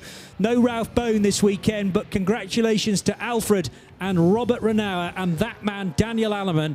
Maximum points going the way of Herbert Motorsport. Straight to Nick Damon with news on the 64. No, I'm with Robert Renauer. With Robert, fantastic result there, and a bit of a worry right at the last minute. Yeah, I'm very happy now. I went to the Porsche truck and saw the car coming in pit 5 minutes before end of the race, so I wondered what they are doing. I don't know it yet. But still a good race for us. First victory here at the Red Bull Ring at the first race. It's a perfect weekend for us. 2 wins out of 3, so the championship's very much on. Yeah, sure. And hopefully we win in Emporica as well, and then back in the first place in overall standing. Robert, thank you very much indeed. Big celebrations. Next to me, Johnny, the 64 Lorient car has just draw a halt. It would have picked up an extra lap. It would have crossed the line down the pit lane, but that car just seems to be very sorry and stuck. Okay, but thank you, Nick, for getting the reaction straight away from Robert Renauer there. But big drama right on the final lap, Graham Goodwin, in Class SP2. Whether or not he crossed the line, he lost the win on that final lap. He came down the pit lane looking to have no drive in the 64 car. The team dashing back down pit lane towards pit in to assist, but too late. By that time that had actually happened, the SP2 leader became the B2F competition car. The 35 car crosses the line, 11th overall, and winning SP2 across the line. We wait to see whether or not there's any dramas post-race. Christoph Lentz home and hosed in the A6 AM car 963, and congratulations to the local guys, GRT Grasser Racing, to taking the victory in A6 AM. And here's Nick. Mark, congratulations, a great win there in the AM class. Yeah, it's great for us, Grace, especially after the other car died. That's a great feeling. It's always best to be in the car that finishes, isn't it? Yeah, that's best, yeah. Was it completely clean, easy run, no problems at all? No, it was, yeah. At the end was no problem at all. It was easy. Also not easy, but we had no problems. Thanks, Mark. Well done. And Nick, I'll leave your microphone open so you can dip into our coverage whenever you find more team members that are victorious. But now confirmation of the finishing order after the 12 hours of the Red Bull Ring. Herbert Motorsport taking the victory then, the 911 Porsche 991 GT3R with its second victory of the year. Daniel Alleman, Robert Renauer and Alfred Renauer being the driving combination. 415 laps completed compared to Christoph Lentz and the 963 GRT Grasser crew, 410 laps. So the victory margin is 5 laps, and in fact 9 laps over Herbert Motorsport's nearest A6 Pro rivals. A win for GRT Grasser, though, in A6 AM from GP Extreme's Renault RS01, the 27 car. Hoffa Racing make it onto the podium to keep their championship points tally bubbling nicely. Fork Racing, powered by Olymp in the 29 Porsche, the Dayglow yellow and black car, finishing second in A6 Pro. And getting on the podium, a surprise one for the SPS Automotive Performance crew, only because they expected to be in A6 AM this weekend. So to be on the Pro podium is a fabulous effort from the 24 crew. Congratulations to the 3 Swiss drivers. True Racing and truly Austrian, I think you can call the 56 crew. They finish in 8th position and 5th in A6 AM. Meanwhile, down in Parc Ferme, that is Daniel Alleman, I believe, having just stepped out of the Precoat Herbert Motorsport Porsche. being joined now to the Porsche's right by the bright green 963 Lamborghini Huracan. And great crowd forming up right by Nick Damon. A whole load of people clinging to the debris fencing as well on the pit wall to congratulate all of the finishing cars. The 58 machine from VDS Racing Adventures just heading over the line and joining the Parc Fermé area, which has become what was the track. Effectively, all the cars collecting underneath the digital clock, which now reads the correct time as 17:50 Central European time. Applause in the background as Nick Damon is mingling with the winners. Daniel, congratulations, great win, but how worried were you when you had that puncture? Sorry, once again? How worried were you when you had that puncture? I don't know why. I don't know why. But happy to win? Happy to win? We win it, yeah? Yeah, we do it, yeah, we do it. No, unfortunately, the Lamborghini and the Ferrari have something broken. Pretty. But we are very, very happy. We are back on the road. And we win again. Great, well done, indeed. And just over this side, we have the celebrating Renault Sport team. Of course, they are third overall. Never get a chance normally to talk. Fred, we never get a chance to talk. Oh, he's so camera shy, Fred Fatien. Have a quick word with Jordan. Jordan, mission accomplished, second in class, third overall. Yeah, great result, fantastic for the team. As I said, it's only our fourth race. Great competition with the Lambo. Came down to the Code 60 at the end, but we're Paul Ricard next, and we'll have another crack at it. And do we get to see Stewie at Paul Ricard? Potentially. Thanks indeed, Jordan. Thanks a lot. They all going up to the podium, and I'm going to sign off now because I need to pass all this equipment back to Joe for the podium. Thank you, Nick. By Stewie, you mean Stuart Hall, of course, who was at the Dubai 24 Hours racing the second GP Extreme Renault. And, of course, although GP Extreme are from United Arab Emirates, Renault, very much a French manufacturer, and that will be their home race. That's where we go next at Circuit Paul Ricard. And that's in a month's time. Live coverage once again in sound and vision on radiolemans.com. The 5th, the 6th, the 7th of May, and we double the race distance for the trip to the south of France. So that is a 24-hour race at Paul Ricard. A return to Italy is round 5, just up the road actually from Mugello. The distance between Mugello and Imola, not that great in Emilia-Romagna. A beautiful place in the world. They do great ice cream at Imola as well, don't they, Graham Goodwin? Fabulous. 30th of June, 1st of July already in my diary. Portimao promises to be a warm one at the end of August, where we travel to Portugal for round 6. That's a 24-hour race as well after the 12 hours of Imola. And the one we're all really looking forward to, the first time Creventic have featured in the United States of America, a trip across the pond for round 7, another 24-hour race at COTA in Austin, Texas, the 10th, the 11th and the 12th of November. That forms the 2017 calendar for the 24hseries.com. Don't forget also Creventic's 24H TCE series with rounds to come at Manicourt, and that's in 2 weeks' time across the weekend of the 21st and 22nd of April.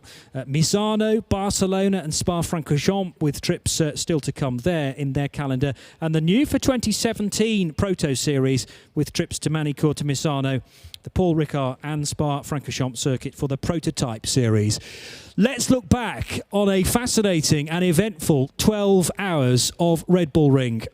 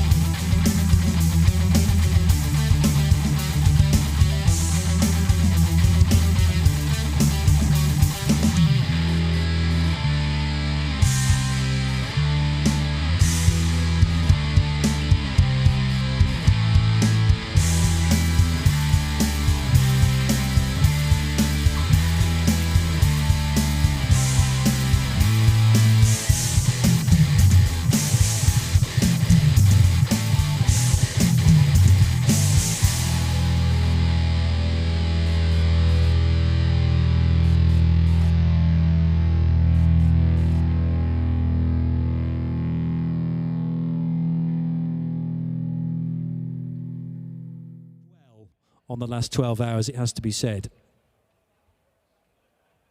So the Red Bull Ring, a fabulous venue to go racing. The teams will head away from this part of the world with a great deal more data in their banks following yesterday and today's event.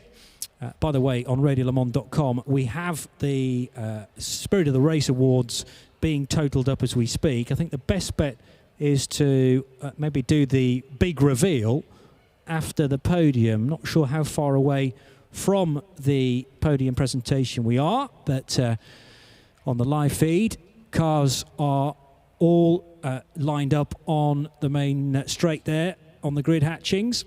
And this is the GP Extreme Renault RS01, third position in overall. Thank you, Graham. For the GP Extreme Renault RS01, a great run through the race, and the team utterly delighted with that run. Then well, it has to be said, fantastic run from the 963 car, the GRT Grasser Racing Team Lamborghini Huracan. Milos Pavlovic, a real hero there with metronomic consistency within that bracket time, but no one finally could actually touch the 911 Porsche, the pre-cut by Herbeth Motorsport car, despite that late despite that puncture, came home safely and consistently a winner. Thank you, Graham. The other top threes that we probably should mention, Team Altron Peugeot that finished first and second in the TCR category. But the man who knows all of the order and has all his paperwork in the correct order on the clipboard is Joe Bradley. Let's cross to him now for the podium presentations.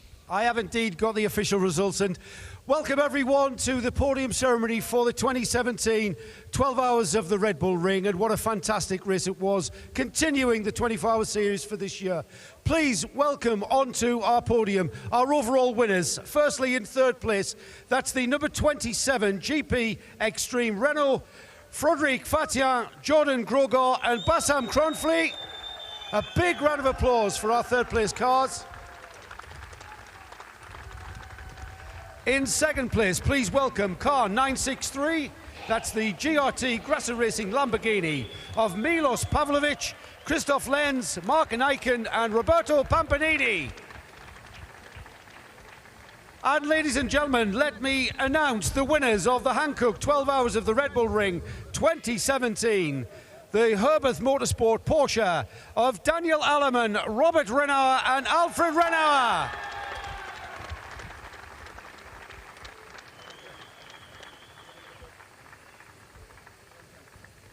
And please, ladies and gentlemen, the national anthem of the winning team.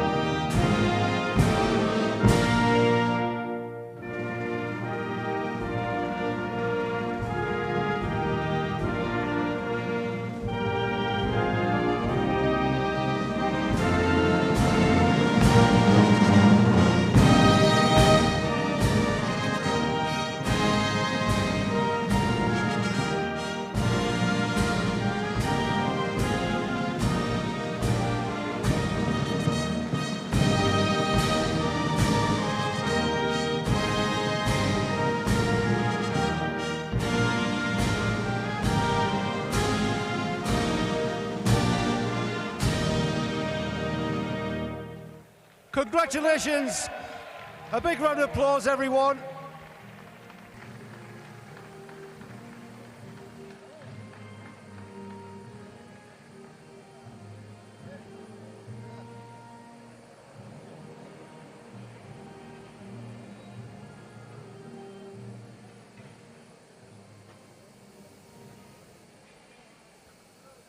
And congratulations once again, a big round of applause for our winners of the 2017 Hankook 12 Hours of the Red Bull Ring.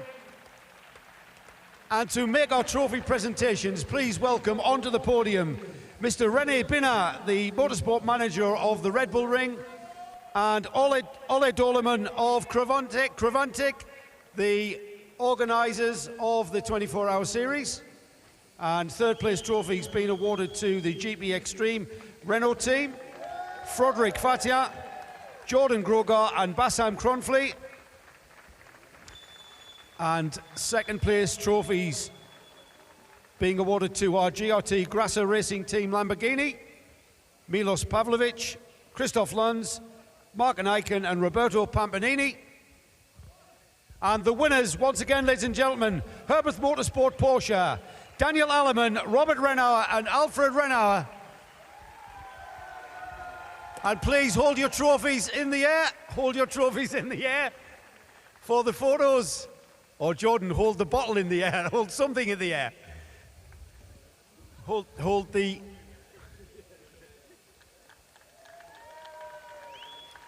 And we'll be talking to the winning drivers after the champagne.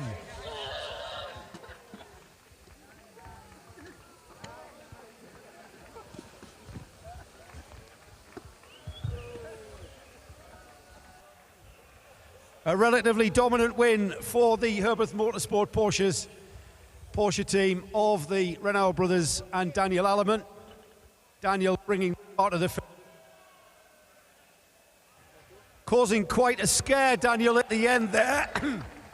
Bringing the car in for a burst tyre, was it, or a puncture? That caused quite a fright for the team, I would imagine. Yeah, I don't know why. Was it your call? Did you notice the tyre deflating? I feel it, oh, a puncture, but what's happened? I go in, nothing's happened then. Well, you did the right thing, I think. Robert, let's bring you in. Alfred, can I just say, you won at Dubai, Mugello, exactly like last year. Incredible, incredible. Does this mean you're now going to win everything like you did last year? We hope so. If it's possible, we take it. Yeah, I'm sure you do. Robert, the last word from you. Again, this is what makes all the effort, all the hard work. This is why we're here, to drink the champagne and greet this crowd. Yeah, brilliant teamwork. Thanks to our team. Perfect job the whole weekend. And also thanks to the Ferrari driver and Lamborghini driver for fair driving. Good fights with them, and yeah, we enjoyed it. Yeah, I've got to say, guys, that was an absolutely outstanding race with the Lamborghini and Ferrari. And let's hope that we see more. We'll leave the podium now, but we will be back shortly with our class podiums. Ladies and gentlemen, just give us a couple of minutes to replenish the champagne, and we'll be continuing first with our A6 Pro class. Thank you, Joe Bradley. The podium presentations will continue here at the Red Bull Ring as the sun starts to set. Let me just tell you that the winner of the Spirit of the Race Award on RadioLeMans.com is the 963 crew, who ran brilliantly well at times, particularly, I think, Milos Pavlovic with some of those lap times. Yeah, the Amcar finishing second should not go unnoticed was generally the feeling from the RadioLeMans.com collective, but also in the frame at times, the Vortex being the best audio from that 6.2 litre engine and for always chipping away with their various issues. But the 963 Grasser Racing Team Lamborghini Huracan take it. My thanks to Joe Bradley, still working hard on the podium away to our left, to Nick Damon, who's been up and down the pit lane so many times this weekend, to Graham Goodwin, who's always had something to say about each and every runner. I'm always indebted to your knowledge about sports car racing of dailysportscar.com. I've been Johnny Palmer. We hope you've enjoyed our coverage of the 12 hours of Red Bull Ring. Don't forget, we're back in a month's time for the 24 hours of Circuit Paul Ricard. We'll enjoy the remaining time on the podium. But for now, from RadioLeMans.com, it's goodbye.